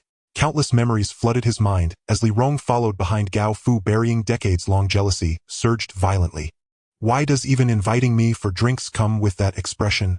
I am your good brother, as close as family. Approaching the alley, Li Rong carefully observed his surroundings. The subtle sense of pressure that had been lingering was gone, and the feeling of being watched seemed to be merely his own illusion. Thus, at the moment when Gao Fu hummed a tune and was about to enter the alley, he took action. What infuriated Li Rong even more was that Gao Fu was banging the table in the bar tonight, walking away from him, and even the loudest shouts were all for this Flevel ability user boy in front of him. Is it just because he is an ability user? I'm also an ability user now. Gao Fu's shout of "let's go" did not deter Great Xia, but instead lit up a few lights in the alley. Who just howled like that? Little Jiang is back. Let's go out and take a look. The nearest household to Li Rong opened their door and the light spilled out. A gasp escaped. There's been a murder. Gao Fu lay on the ground facing a man covered in blood, which was truly terrifying. The man quickly shut the door, hesitated for a moment, then began dialing the police. Would calling the police really help? Would the Jinling investigation department come? From the window, they saw Great Xia on the other side. Unlike the blood-soaked man, Great Xia was enveloped in flames, his hair blown by the wind. The people in the house immediately felt at ease. Even without the Jinling investigation department, they still had Xiao Zhang right. Gao Fu let out a painful howl, and then fainted while Great Xia spoke in a deep voice. Aren't you friends with Uncle Gao? What exactly do you want? Great Xia observed what ability the man possessed while diverting his attention. The object that had pierced into Uncle Gao's body was drawing something out like a straw. Great Xia remembered what Chu Kuang had said before. The doctor said that if a person loses more than 30 of blood, it will be life-threatening. At this moment, Uncle Gao seemed to be nearing that critical edge. Fortunately, the speed at which the man was sucking was not fast. After the wounds on his abdomen and shoulder disappeared, the slender object connected to Uncle Gao was retracted. Great Xia breathed a sigh of relief. The man's voice was deep and hoarse, seemingly not coming from his throat. Isn't it precisely because we are friends that we should help each other? I want some blood. He's just the right size, so it's just helping him lose some weight. Great Xia's expression changed. Your ability is blood-sucking. No, it shouldn't be. The man's ability was not solely blood-sucking, or after the blood was drawn his own injuries healed rapidly. Stop sucking. Let's get Uncle Gao to the hospital. I'll pay for a few bags of fresh plasma for you. Jiang Yize deliberately lured the man, trying to lower his hostility. But at that moment Li Rong refused. The blood at the hospital is ordinary. Who knows how many days it's been stored? I want fresh blood. Saying that, the man raised his finger pointing at Jiang Yize. I heard that Gao Fu, that fool, said you are an Flevel ability user. Now it seems your strength should be far beyond Flevel. How about we make a deal? As he proposed the deal, Li Rong viciously stepped on Gao Fu's foot. Gao Fu in his unconsciousness winced in pain and let out a low cry. What deal? Looking at the man's blood-red eyes and then at Gao Fu on the ground, Jiang Yize decided that as long as the man's demands were not excessive he would agree. Li Rong licked his lips. How about blood for blood? If you want him to live you need to shed some blood, or otherwise I can't guarantee if he has enough blood. As he spoke, he stabbed another slender object towards Gao Fu. Gritting his teeth, Jiang Yize spoke in a deep voice. I agree. Jiang Yize's agreement to the blood exchange left Li Rong momentarily stunned. What was happening? Hadn't he agreed too readily? In the fleeting moment of the other's surprise, Jiang Yize had already produced a small vial from his pocket. It was a miniature glass bottle filled with a translucent purple liquid. Jiang Yize spoke in a deep voice. This is an Great Essence blood. It's more than enough to exchange for Uncle Gao's blood. Jiang Yize was not the kind of person who would bite the hand that fed him. He remembered well how much Uncle Gao had helped him. The man used to bring him bowls of spare ribs, claiming they were unsold leftovers from the market that he couldn't finish because he was on a diet. But after Jiang Yize learned butchering techniques from him, he came to understand that the meat Uncle Gao brought was always the finest part of the pig. Such meat would never go unsold. In fact, Uncle Gao had even taught him the art of slaughtering pigs, just to provide him with another means of livelihood. A glimmer of greed or perhaps longing flickered across Li Rong's face. Instinctively, the slender object withdrew from Gao Fu's body. Jiang Yize noticed this and understood that the bait had been taken. In the eyes of the world, an Great Essence blood was certainly worth more than an ordinary butcher. But in Jiang Yize's view, the fact that Uncle Gao in a moment of clarity urged him to flee rather than save himself, this bond of loyalty was worth the risk of a single Great Essence blood. Of course, there was another reason. He was still relatively well off. Even if he lost one Great Potion, he still had ED and Grade ones left. He himself felt no particular effect after consuming Grade mutated wild boar essence. How could drinking a concentrated Great Essence blood possibly grant him any significant boost? Li Rong was about to agree, when Gao Fu suddenly regained consciousness. Xiao Zhang, no. Don't give him the Great Essence blood. He's already drunk the blood of several people on the way. As a butcher, Gao Fu had spent years in an environment of cutting flesh and bone, and had long developed a sensitivity to the smell of blood. From their meeting yesterday until now, Li Rong's body bore more than one kind of blood scent. If he wasn't indulging his appetite, then the secret to his strength must lie in blood. A long piece of crimson flesh extended from Li Rong's mouth, coiling around Gao Fu's neck. His voice was muffled. Who asked for your opinion? Gao Fu's face turned purple from lack of blood, his arms and legs thrashing wildly in the air. Jiang Yize threw a pebble at the red mass, but this time the stone was deflected. Jiang Yize said coldly, don't kill him. Great Essence blood for him. Deal or no deal? You care about him that much? Hit by Jiang Yize again, Li Rong was not angry but delighted. Now I believe that Great Potion is real. A pained expression crossed Jiang Yize's face. My mentor took my Great Essence blood, and only left me this bottle of Grade. Do you want it or not? If not, forget it. Uncle Gao, I'll burn paper money for you on this day next year. As he spoke, Jiang Yize brandished a brush in a striking posture, and the fire character art surged forth. The temperature in the alley began to rise. Jiang Yize carefully observed the other's reaction. It was a pity. The man showed no sign of discomfort. Another guess had failed. What type of ability user was this creature? He had a blood-sucking proboscis, was impervious to physical attacks, and possessed a tongue resembling that of a frog. Countless possibilities flashed through Jiang Yize's mind. A mosquito. Too fat. A toad. Had never heard of a blood-sucking toad. A leech. That was somewhat similar, but weren't leeches afraid of heat? In silence, Jiang Yize completed his analysis of Li Rong. Frankly, if he went all out, Li Rong was no match for him. But now the trembling neighbors behind the wall and Gao Fu trapped by Li Rong were his liabilities. After the incident with little Yuanyu, and he couldn't bear to put those close to him in danger again. Li Rong hesitated no longer. Fine, throw the essence blood over first. Jiang Yize refused outright. Do you take me for a fool? If I throw it and you go back on your word, where would I seek justice? Jiang Yize carefully guarded the Grade mutated essence blood, making it seem as though he prized it greatly. Then what do you suggest? Li Rong grew impatient. Originally, he had only planned to drain Gao Fu's blood before leaving Jinling. But Gao Fu was no longer the youth he once was. His body fat percentage was high. One bite from Li Rong, and he had sucked up nearly 2 gene of fat. Wouldn't it be wonderful to exchange this useless Gao Fu for a bottle of grade essence blood? Suddenly Li Rong sensed something was wrong. The value of an grade mutated essence blood and that of an ordinary person were far too disparate. Gao Fu was merely a neighbor to this kid, and Gao Fu had always been known as stingy. How could anyone be willing to pay such a high price for him? Could it be that the bottle in the other's hand wasn't an grade potion? Li Rong suddenly became alert. Was the other guy playing him for a fool? If he made an even exchange and got nothing in return, wouldn't that be a trap? Zhang Yi's solution came at that moment. First put him down and take 3 steps back. Then I'll give you the grade essence blood. As expected, Li Rong felt his suspicion was confirmed. The other party was indeed trying to trick him. Li Rong hesitated. I don't think this method works. I can't even be sure if this bottle of essence blood is genuine. Hearing this, Zhang Yi couldn't help but ask. Then what do you suggest? Should I open it now and let you smell it? This essence blood evaporates easily. Seeing Li Rong so wary, Zhang Yi felt a bit helpless. Noticing Uncle Gao's worsening complexion, Zhang Yi hesitated no longer. He uncapped the grade essence blood. A rich, vigorous aura of blood emanated. Li Rong swallowed hard, his dark, massive torso seeming to tremble. Taking in the other's reaction, Zhang Yi recapped the bottle of grade mutated essence blood. But the scent still lingered in the air. Was it delicious? No. Yet the other clearly showed a craving. It was the longing of a traveler who had walked 3 days in the desert at the sight of water.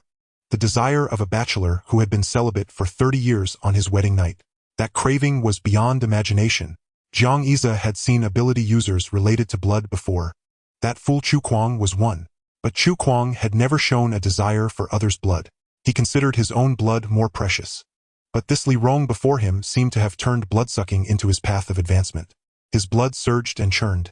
Even though it was merely grade refined blood, Zhang Yi's only thought after smelling it was that his body seemed to be burning.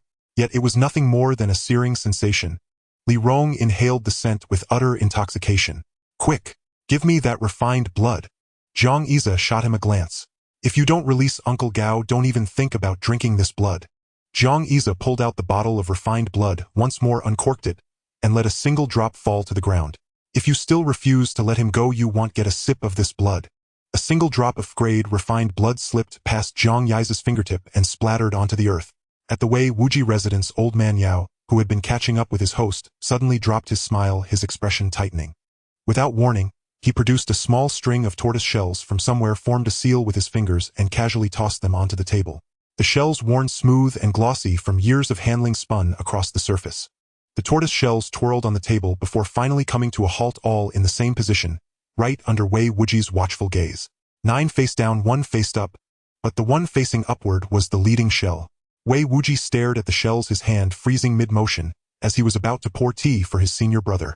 Brother, is this really necessary? I'm not second senior brother. I'm just pouring you some tea. Do you have to crack open all 10 shells just to divine me? Wei Wuji examined the patterns on the shells. At least the most crucial one is favorable. Old man Yao shook his head. Who said this was for you? This is for your disciple. Hearing this, Wei Wuji's expression shifted. Is he in trouble? Old man Yao nodded. He's run into an unexpected situation. But you already know the outcome from the 10 shells.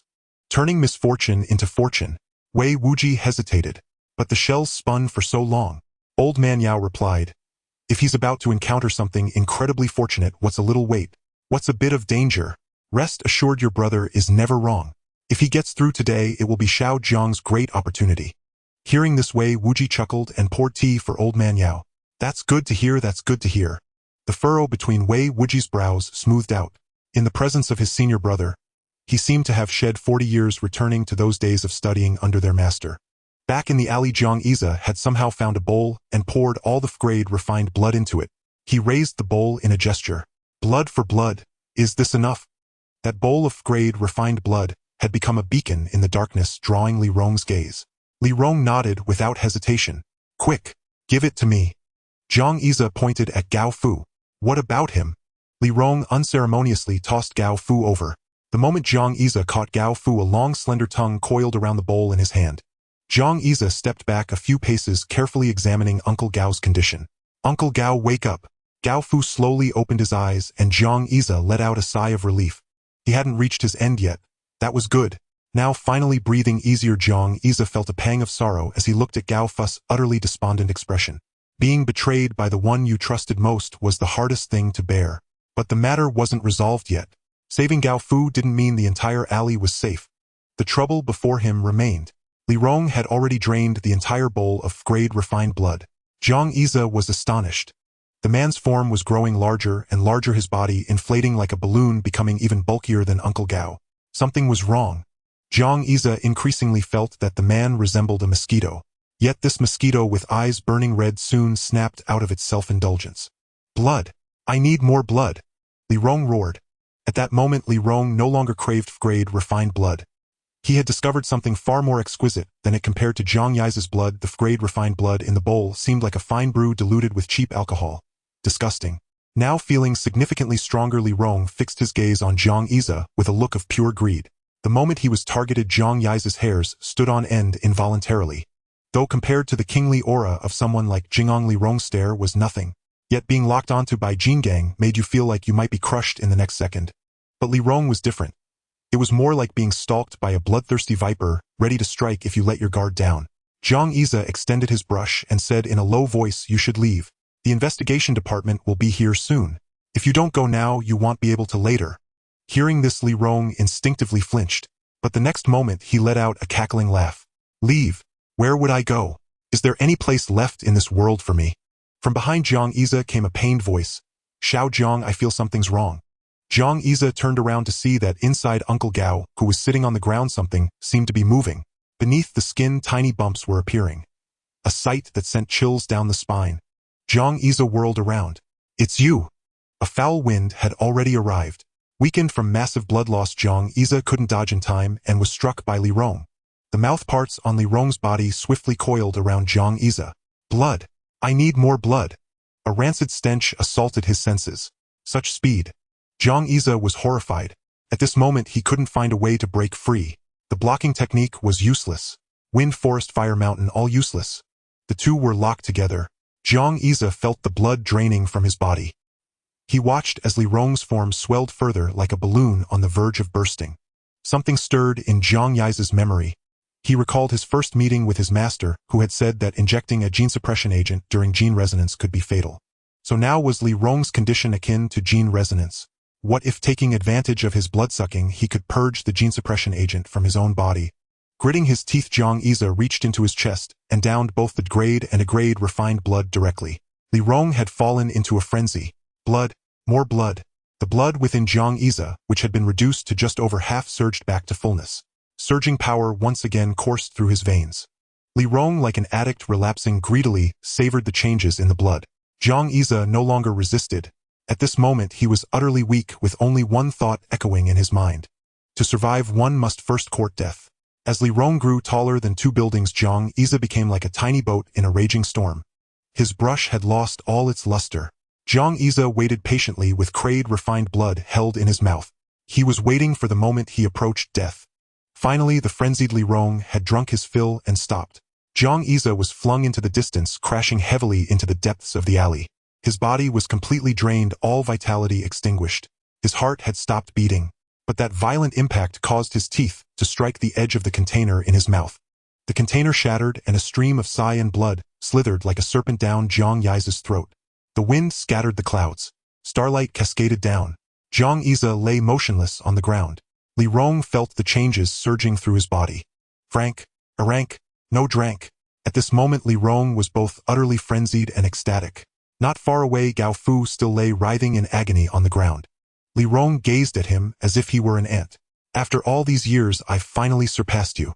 Gao Fu continued to struggle on the ground, the insects within him rampaging, devouring his heart and gnawing at his bones. Li Rong flicked his finger and the insects inside Gao Fu fell still. Gao Fu stopped writhing, looked at the distant Jiang Yize, and said with a pained expression, "Why?" Li Rong sneered, "Why? Because of your arrogance." He bent down to look at the utterly defenseless Gao Fu, the long-suppressed feeling of inferiority swelling within him.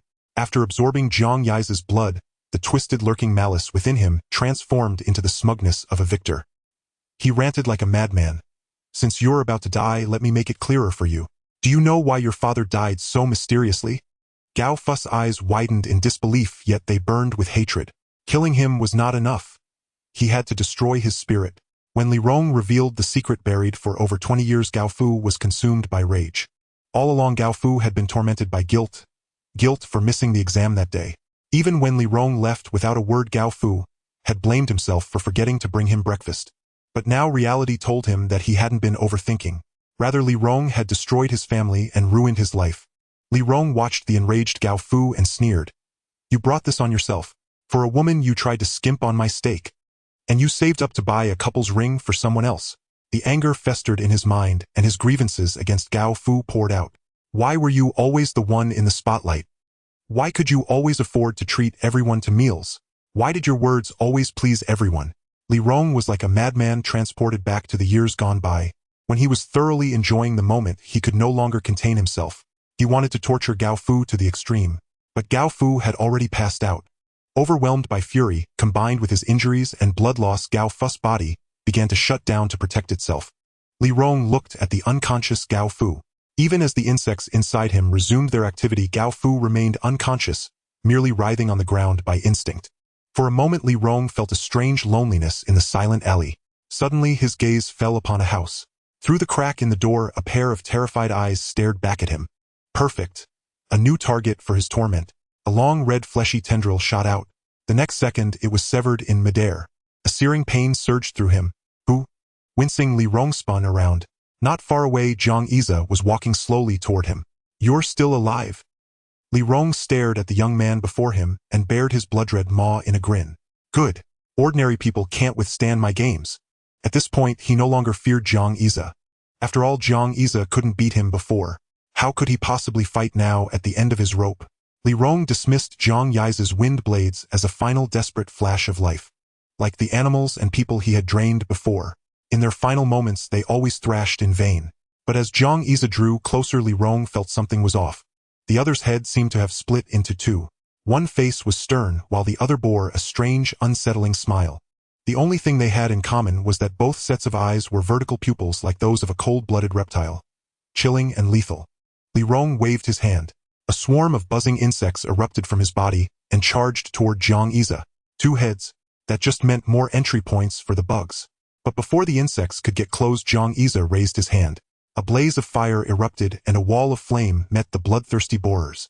In an instant, a series of crackling pops echoed through the alley. In an instant, the swarm was annihilated. Li Rong was stunned. How could he still have the strength to fight back? Time to get serious. The blood in his body surged toward his abdomen, which suddenly shot out countless red, slender tongues. One of Great Xia's faces showed disgust while the other displayed contempt. This was the last straw for Li Rong. Without hesitation, he began to fuse the power of the essence blood within him, his aura growing even more formidable. He would slay Great Xia here and now. A foul, stinking fluid oozed from Li Rong's body, and like a cannonball shot toward Great Xia in a dark, overwhelming wave. Great Xia stood there. One face was calm, the other wore a mocking grin. After all that, this is all you've got. The next moment, the calm face spoke. Face the gale. A wall of wind erupted from the ground, blocking the fluid spewed by Li Rong. Meanwhile, the other mouth roared, "Begone!" The ground suddenly trembled. Stone spikes erupted from below, rapidly piercing the incoming vermilion tongues. Countless red tendrils were impaled. Li Rong sensed something was terribly wrong. What's happening? At that moment, under the gaze of Great Xia's two heads, a look of supreme condescension that mocked his past 2 decades of failure, Li Rong, despite having reached rank, felt a chill run down his spine.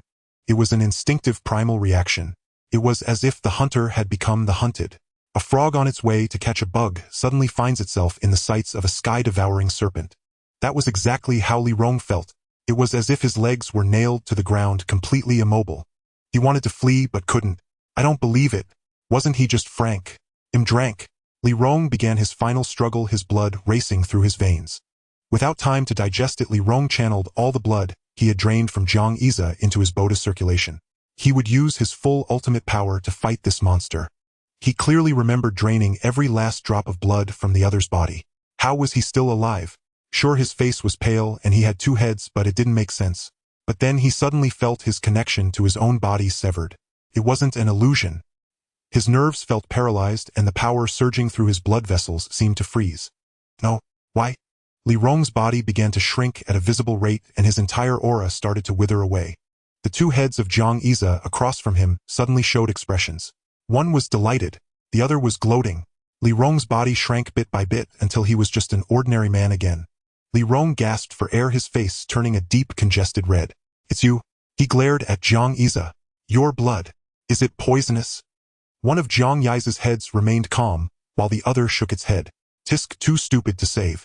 The binding force was still closing in and Li Rong's body continued to shrink. His skeleton began to emit groans of unbearable strain like the grinding of glass against glass. Li Rong was bewildered. Why did fusing with Great Xia's blood make him weaker? Could it be that his earlier weakness was due to his blood being sealed? I'm going to die. I need to take some with me. Gritting his teeth, Li Rong bit his tongue hard, and a stream of foul, stinking blood filled his mouth. He transformed, becoming a monster crouched on the ground like a toad. But on this toad's back were bizarre mouthparts, and its belly was covered with sucker-like appendages. By now he had devolved from a man into a stitched-together mutant beast. The two faces of Great Xia showed no panic. Instead they exchanged a glance. The next second a writing brush flew out. The brush trembled violently in the air, then suddenly split down the middle as if cleaved by a blade. The brush had become two. Then Great Xia held a brush in each hand. The brushes traced strokes in the air. For the first time both heads chanted in unison. Lin Bing Dojiechen Lai Zai Qian. May no evil prevail and all malevolence retreat. With a sudden crisp blast Li Rong erupted. A shower of crimson splattered the surroundings only to be checked by a wall of wind and immediately reduced to ash by ravenous flame. Great Xia strode toward Gao Fu who still writhed in pain. With a flourish of his brush Gao Fu fell silent. The worms within his body had wholly dissipated. After finishing Great Xia collapsed with a heavy thud. The two heads fused once more into a single head. In Wei Wuji's study, Yao Dai asked with curiosity, "Junior brother, what kind of mutated essence blood did you choose for Xiao Zhang that you went to such lengths to pretend to confiscate it?" Wei Wuji laughed. Of course, it was the essence blood of a mutated two-headed serpent. His body is as robust as a mutated beast's.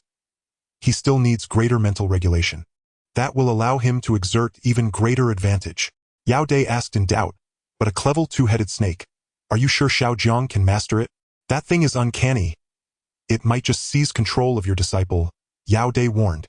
Wei Wuji started for a moment then smiled. "Senior brother, you're teasing me. Do I not know my own disciple? When he used that essence blood, I was certainly present. It was impossible for him to have used it in secret." Wei Wuji smiled with relief. "My disciple has been quite a comfort." Yao Dai glanced at him as if to say more but kept silent. "If only I had been affiliated with the Yining Academy, I'd be the one boasting now. Still, you haven't spent as much time with Xiao Zhang as I have." The two old men, each with their private thoughts, both smiled. In the alleys of Jinling, the green blood coursing through Great Xia's veins lashed at his heart and the depths of his brain. Within him, a prowling green snake seemed on the verge of awakening. Indeed, that two-headed green snake was gradually transforming into a jiao. Starlight scattered. The brush began to spin. Deep within the Zijin Mountains, an unnamed beast suddenly stamped its foot in unease. It was as if something were severing the bond between it and a certain youth. The beast reared and howled.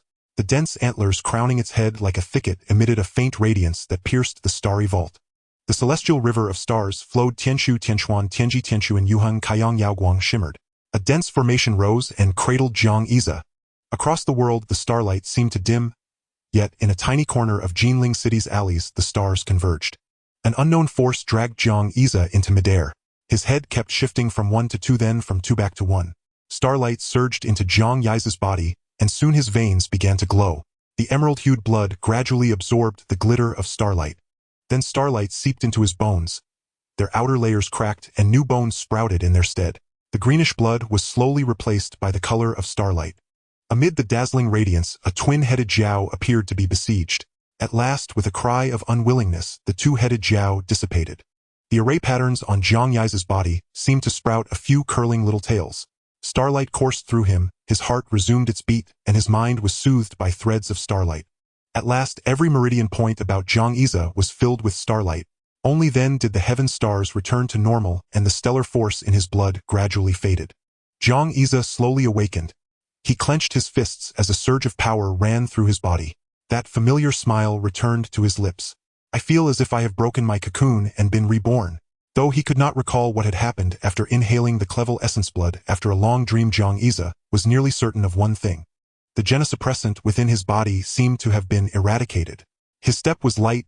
The wind-style technique Feng Ziju answered instantly without the slightest delay. He carried Gao Shu on his back like an empty school satchel to the hospital and had him examined thoroughly. After confirming there was no grave harm, Jiang Yize left the hospital. Yao Dai had not yet returned, and it would have been awkward to disturb his master's reminiscence. Still, he was eager for his master to know that he had found a way to break the gene suppression.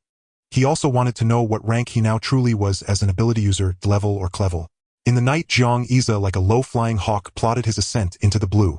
Senior brother, you might not tell me anything else, but you must at least tell me, was my disciple deliberately sent to me by you? Wei Wuji, facing his unyielding senior brother, felt somewhat disheartened. The brothers had not seen each other for years, and Wei Wuji, brimming with tears, was ready to speak of everything. Yet senior brother Yao was evasive, as if concealing something. Old man Yao cheerfully sipped his tea. Wuji, heavenly secrets must not be divulged. But I tell you clearly, Xiao Zhang becoming your disciple was not my doing, or rather it was merely an accident. Old man Yao narrowed his eyes slightly. 8 years ago, on a snowy night, I saw Jiang Yize. I could see the fate and fortune of ordinary people at a single glance. But him, I could not see through. Meeting Wei Wuji's astonished gaze, old man Yao continued. I can only tell you that Jiang Yize's appearance was an accident. I spent 8 years observing him, understanding him. At first I could only determine what would happen to him in the short term through divination. But his fate, palace clouded and unclear like chaos, forced me to be cautious. Often I refrained from interfering in his actions.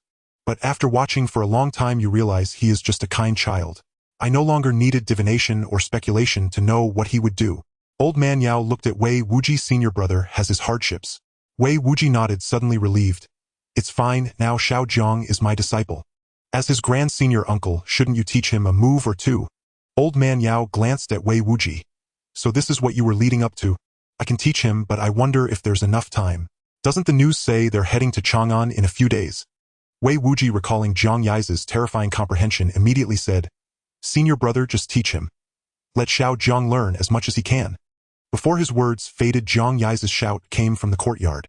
Master! Wei Wuji glanced at senior brother Yao and couldn't help teasing. Is this once renowned senior brother Yao ready to meet his junior brother's disciple? Old man Yao shot a look at Wei Wuji. Isn't that obvious? Since I'm going to teach him something, I might as well reveal my identity. Otherwise he might bow and seek apprenticeship from every old man sunbathing at an alley entrance. As they spoke, Jiang Yize entered the study. The moment he stepped in, Wei Wuji's expression shifted drastically. He slammed the table and stood up, the joy of reunion with his brother overshadowed by shock and anger. Disciple, are you all right? Before him stood Jiang Yize, his clothes tattered with dark red bloodstains on his body, looking like someone who had emerged from the wilderness. Seeing his master's reaction, Jiang Yize felt a warmth in his heart. Others might lose their temper for a beauty, but his master, who usually remained impassive, was so agitated today. Jiang Yize quickly said, It's nothing, master. This blood isn't mine. Wei Wuji pulled Jiang Yize over, carefully examining him. Finding no wounds, he recalled senior brother Yao's divination results. He sighed in relief and signaled Jiang Yize to go take a bath first. After a quick wash, Jiang Yize sat down, looking at old man Yao before him. He seemed to want to say something to Wei Wuji, but hesitated. Old sir. Wei Wuji smiled. It's fine, Yize. Just speak your mind. Old man Yao is your grand senior uncle. Jiang Yize was taken aback. He had hesitated earlier because he thought the old man was an ordinary person, and after the unpleasant incident in the alley, he feared the old man couldn't handle it. But now his master said old man Yao was his grand senior uncle. A Shu is a junior brother younger than master. A Sherbua, wasn't that a senior brother older than master? If so, wasn't old man Yao a top-tier superhuman? Then why did he live in the alleyways? Seeing Jiang Yize's stunned expression, old man Yao smiled. Xiao Zhang, let me reintroduce myself. I am Yao Shuwen, the senior brother of your master Wei Wuji. Suppressing the line, senior brother master has been captured by demons. That sprang to his mind. Jiang Yize respectfully cupped his hands toward Yao Shuwen. Greetings, grand senior uncle. With the misunderstanding cleared, Jiang Yize remembered his purpose and quickly recounted his situation to Wei Wuji. Master, I think I found a way to break the gene suppression serum. Wei Wuji nodded. Not bad. What? This time it was Wei Wuji's turn to be stunned. He had thought that Jiang Yize, blessed with extraordinary talent, had learned the Lin Bing Doja Jelaijin Chen Xing through some opportunity tonight. Unexpectedly, the other had found a way to break the gene suppression serum. This was no longer something talent could explain. Wei Wuji himself had spent half his life searching ancient texts for a solution. During awakening, one's genes undergo tremors. When the tremors end and gene recombination completes, awakening succeeds. The gene suppression serum inhibits gene changes during the most intense tremors. It was like a half-built skyscraper having its foundation pulled out. How could it ever be restored? Wei Wuji had only just found a glimmer of hope for reversing the serum, and now Great Xia claimed to have a solution. Suppressing his inner frustration, Wei Wuji said urgently, "Tell me quickly." Great Xia organized his thoughts. It started from the beginning of the semester. There was this fool who provoked our dorm wanting to become senior brother Jin Gang's disciple. Pausing, Great Xia dropped a key point. At that time, it was clear that Chu Kuang was an rank mutant. Wei Wuji frowned. Great Xia had mentioned mutants, but his research had nothing to do with mutants. Great Xia continued, later, since all gold-rank students had to participate in the survival challenge, this fool was bitten by a wolf during it losing a lot of blood. Furious, he bit back, and even drank quite a bit of the Wolf King's blood. I happened to treat him, and by chance he survived. Then, after the challenge, he had lost too much blood and needed a transfusion, but the military didn't have matching blood for him. Wei Wuji nodded. This was a dead end. Incompatible blood types would only cause a conflict in the body. When Great Xia mentioned that the medical staff in desperation injected Chu Kuang with mutant wolf blood, Wei Wuji was stunned. This is sheer nonsense. Great Xia smiled. Subsequently, with most of his blood replaced, Chu Kuang directly erased the gene suppression serum's restrictions and awakened as a drank superhuman. As Great Xia spoke, even Yao Shiyuan was taken aback. He looked at Great Xia, whose eyes shone with light. So I speculate that the method to break the gene suppression serum's limits is similar to the gene mutation approach. Great Xia's words echoed in the room. Blood exchange. First drain one's own blood, then replace it with high-grade essence blood compatible with one's constitution. This might awaken the suppressed superhuman ability. The study fell silent, leaving only Wei Wuji's heavy breathing. To seek life through death. It was not impossible, but utterly heretical. Inspirational articles claim that the cells in the human body renew every 28 days, stating that every 28 days you become a brand new self. However, this is not entirely true, as the metabolic rates of cells in different parts of the body vary. The cells of the human stomach lining renew every 7 days. Skin cells renew approximately every 28 days. Liver cells renew every 180 days. Red blood cells renew every 120 days. Within a year, 98% of the cells in the human body are replaced. Bone cells, however, require 7 years to renew. Except for the nerve cells in the brain, which never regenerate throughout one's life. No matter how many brain cells are lost, they will never be reborn. The blood exchange theory proposed by Great Xia was in essence a gamble. After analyzing for a long time, Wei Wuji concluded that this method carried immense risk. He advised, "Disciple, remember, never rush. We can wait and observe this approach for now. There are no successful cases yet. Let your master study it further." Great Xia smiled and said, "Master, there's good news and bad news. Which one do you want to hear first?"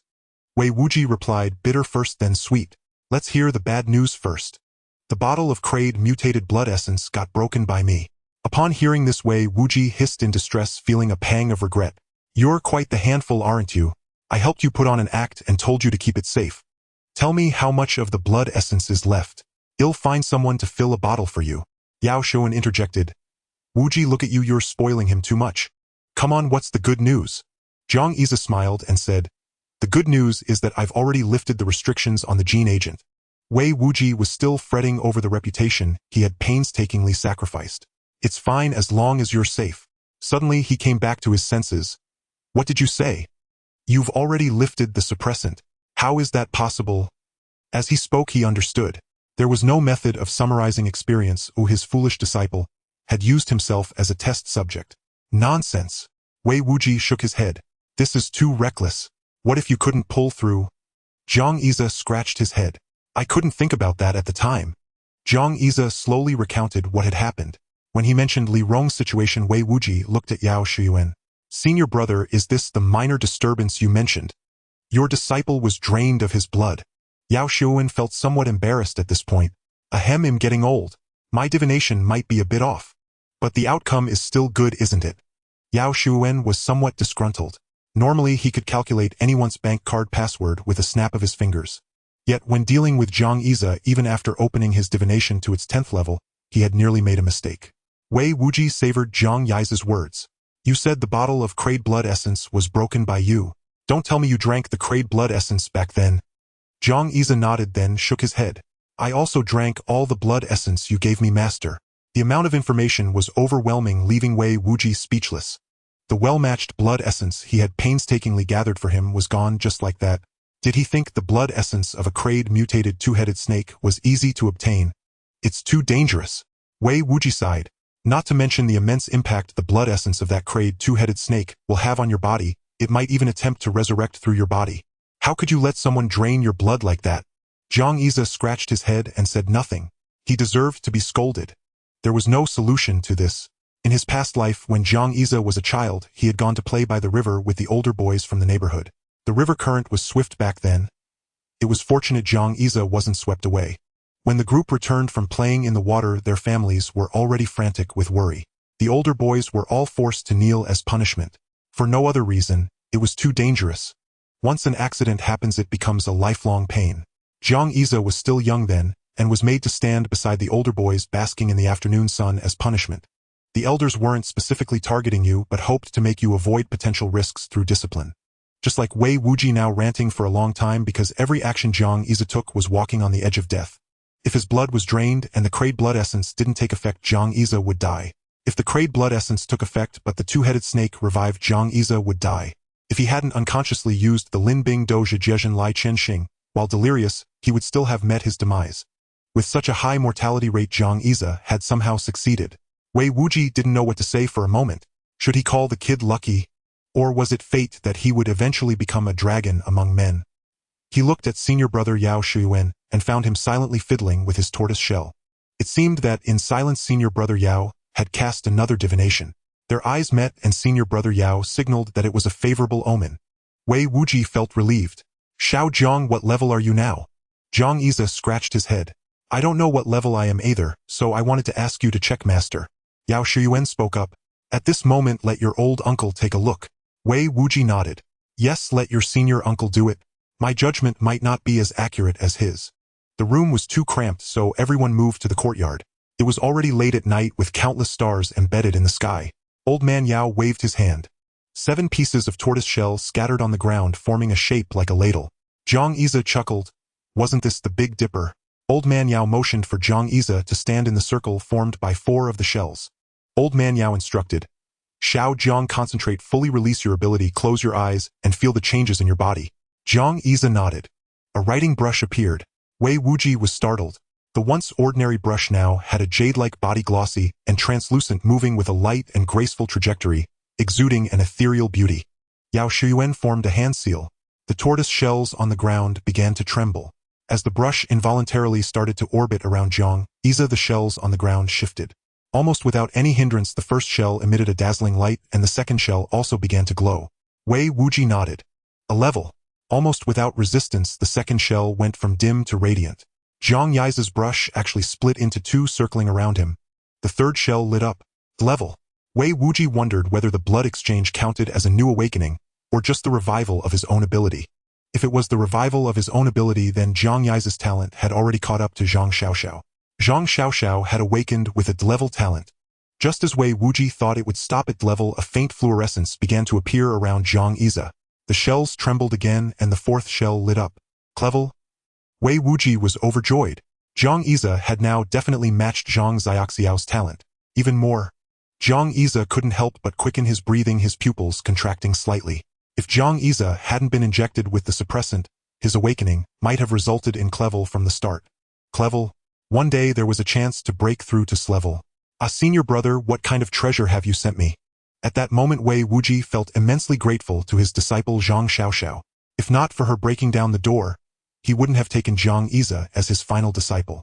Seeing that Great Xia had reached crank, Wei Wuji showed no trace of worry about being surpassed by his disciple, nor any fear of being swept away by the rising tide. After all, Zhang Xiaoxiao had already reached crank, and wasn't she still coming to him for meals? Great Xia was also ambitious and sensible. Wouldn't that mean the sect was flourishing? Yao Shuyuan turned to Wei Wuji and said, Junior brother, congratulations. Wei Wuji chuckled. I must thank you, senior brother, for your kindness in yielding such a fine talent to me. Yao Ziyuan's face twitched. Damn, he had misjudged. Though he knew Jiang Yize had good character, he had abandoned the idea of taking him as a disciple due to his frank ability. After all, Jiang Yize's future was a blur. He couldn't calculate it and dared not take him on blindly. Looking at Wei Wuji, whose eyes were already crinkled with laughter, Yao Shuan let out a sigh. The third junior brother had finally turned his luck around, it seemed. Lost in their thoughts, neither noticed the subtle change in Jiang Yize. He felt a soothing energy flowing into his body, leaving him utterly relaxed. Jiang Yize couldn't help but wonder where this power came from. With his eyes closed, his curiosity grew. Just then a brush tapped his brow. Another brush touched a point on the crown of his head. Suddenly Jiang Yize saw light in the darkness. He moved toward it step by step, each one arduous in his consciousness. But the light was right before him. After a difficult trek, he touched that glimmer. With a whoosh, he was swallowed by the radiance. When he opened his eyes again, he found himself in a city. Looking up, the sky above was a sea of stars. The Big Dipper stretched across the heavens, magnified beyond measure. The power Jiang Yize felt was pouring from the Big Dipper into the city center. He walked toward it. There an unfamiliar array pattern lay before him. The two brushes had followed him into this realm of consciousness, circling the array. Surrounding the array were towering walls. Jiang Yize looked up, startled. Every brick in these walls bore a character. The characters seemed written in small seal script. Some he recognized, others felt unfamiliar. One brush paused on a brick, tapping it lightly. The brick glowed as if greeting him. Jiang Yize smiled. The block character. The brush danced swiftly. The characters for wind, forest, fire, and mountain lit up. Then came the 9 mystic syllables: Lin Bing Doja Jiezhen Lai Chen Xing. Soon the other characters faded, no longer responding to the brush. Just then an inconspicuous character approached Jiang Yize on its own. He stared at it in disbelief. From Oracle Bone script to modern Chinese, its form had barely changed. It was the character Ran, human. The first Ran appeared, walked toward him, and was touched by the brush, coming alive. Memories stirred in his mind, flashing like a slideshow. A second Ran appeared. A third. A fourth. Ren as in being born human. Ren as in growing up. Ren as in startling the world with a single feat.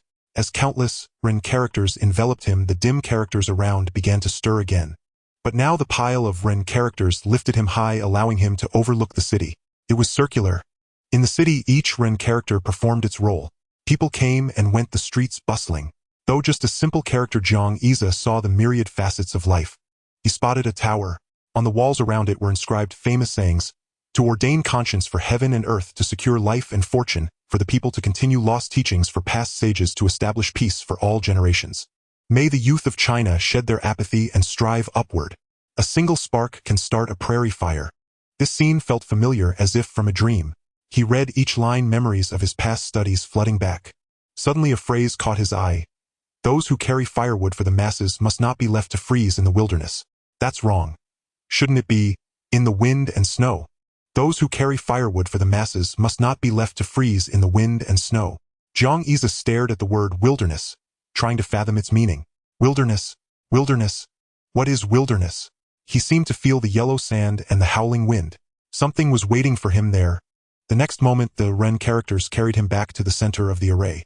The surrounding characters all lit up, bowing to him in droves, as if he were the sovereign of characters. What thrilled Jiang Yize most was that each and every character now bore an array pattern. His most vexing problem seemed to be solved. Who said it had to be just wind, forest, fire, and mountain? Now all characters here obeyed his command. Brush, come. Jiang Yize was filled with heroic ambition, ready to wield his power. But something in the chaos outside the city walls slammed against them. A Sai and two-headed flood dragon soared onto the wall, roaring outward. The chaos receded slightly, but some external interference caused the inner world to fade rapidly. Jiang Yize was spat out by the light. Opening his eyes again, he was still in his master's courtyard. Old Yao, no, now he should be called the Grand Senior Uncle, was deep in thought. Disciple, how are you? Wei Wuji asked with concern. Moments ago they had been chatting, when suddenly a red glow enveloped Jiang Yize. The red light seemed to suppress the glow from the armor plates.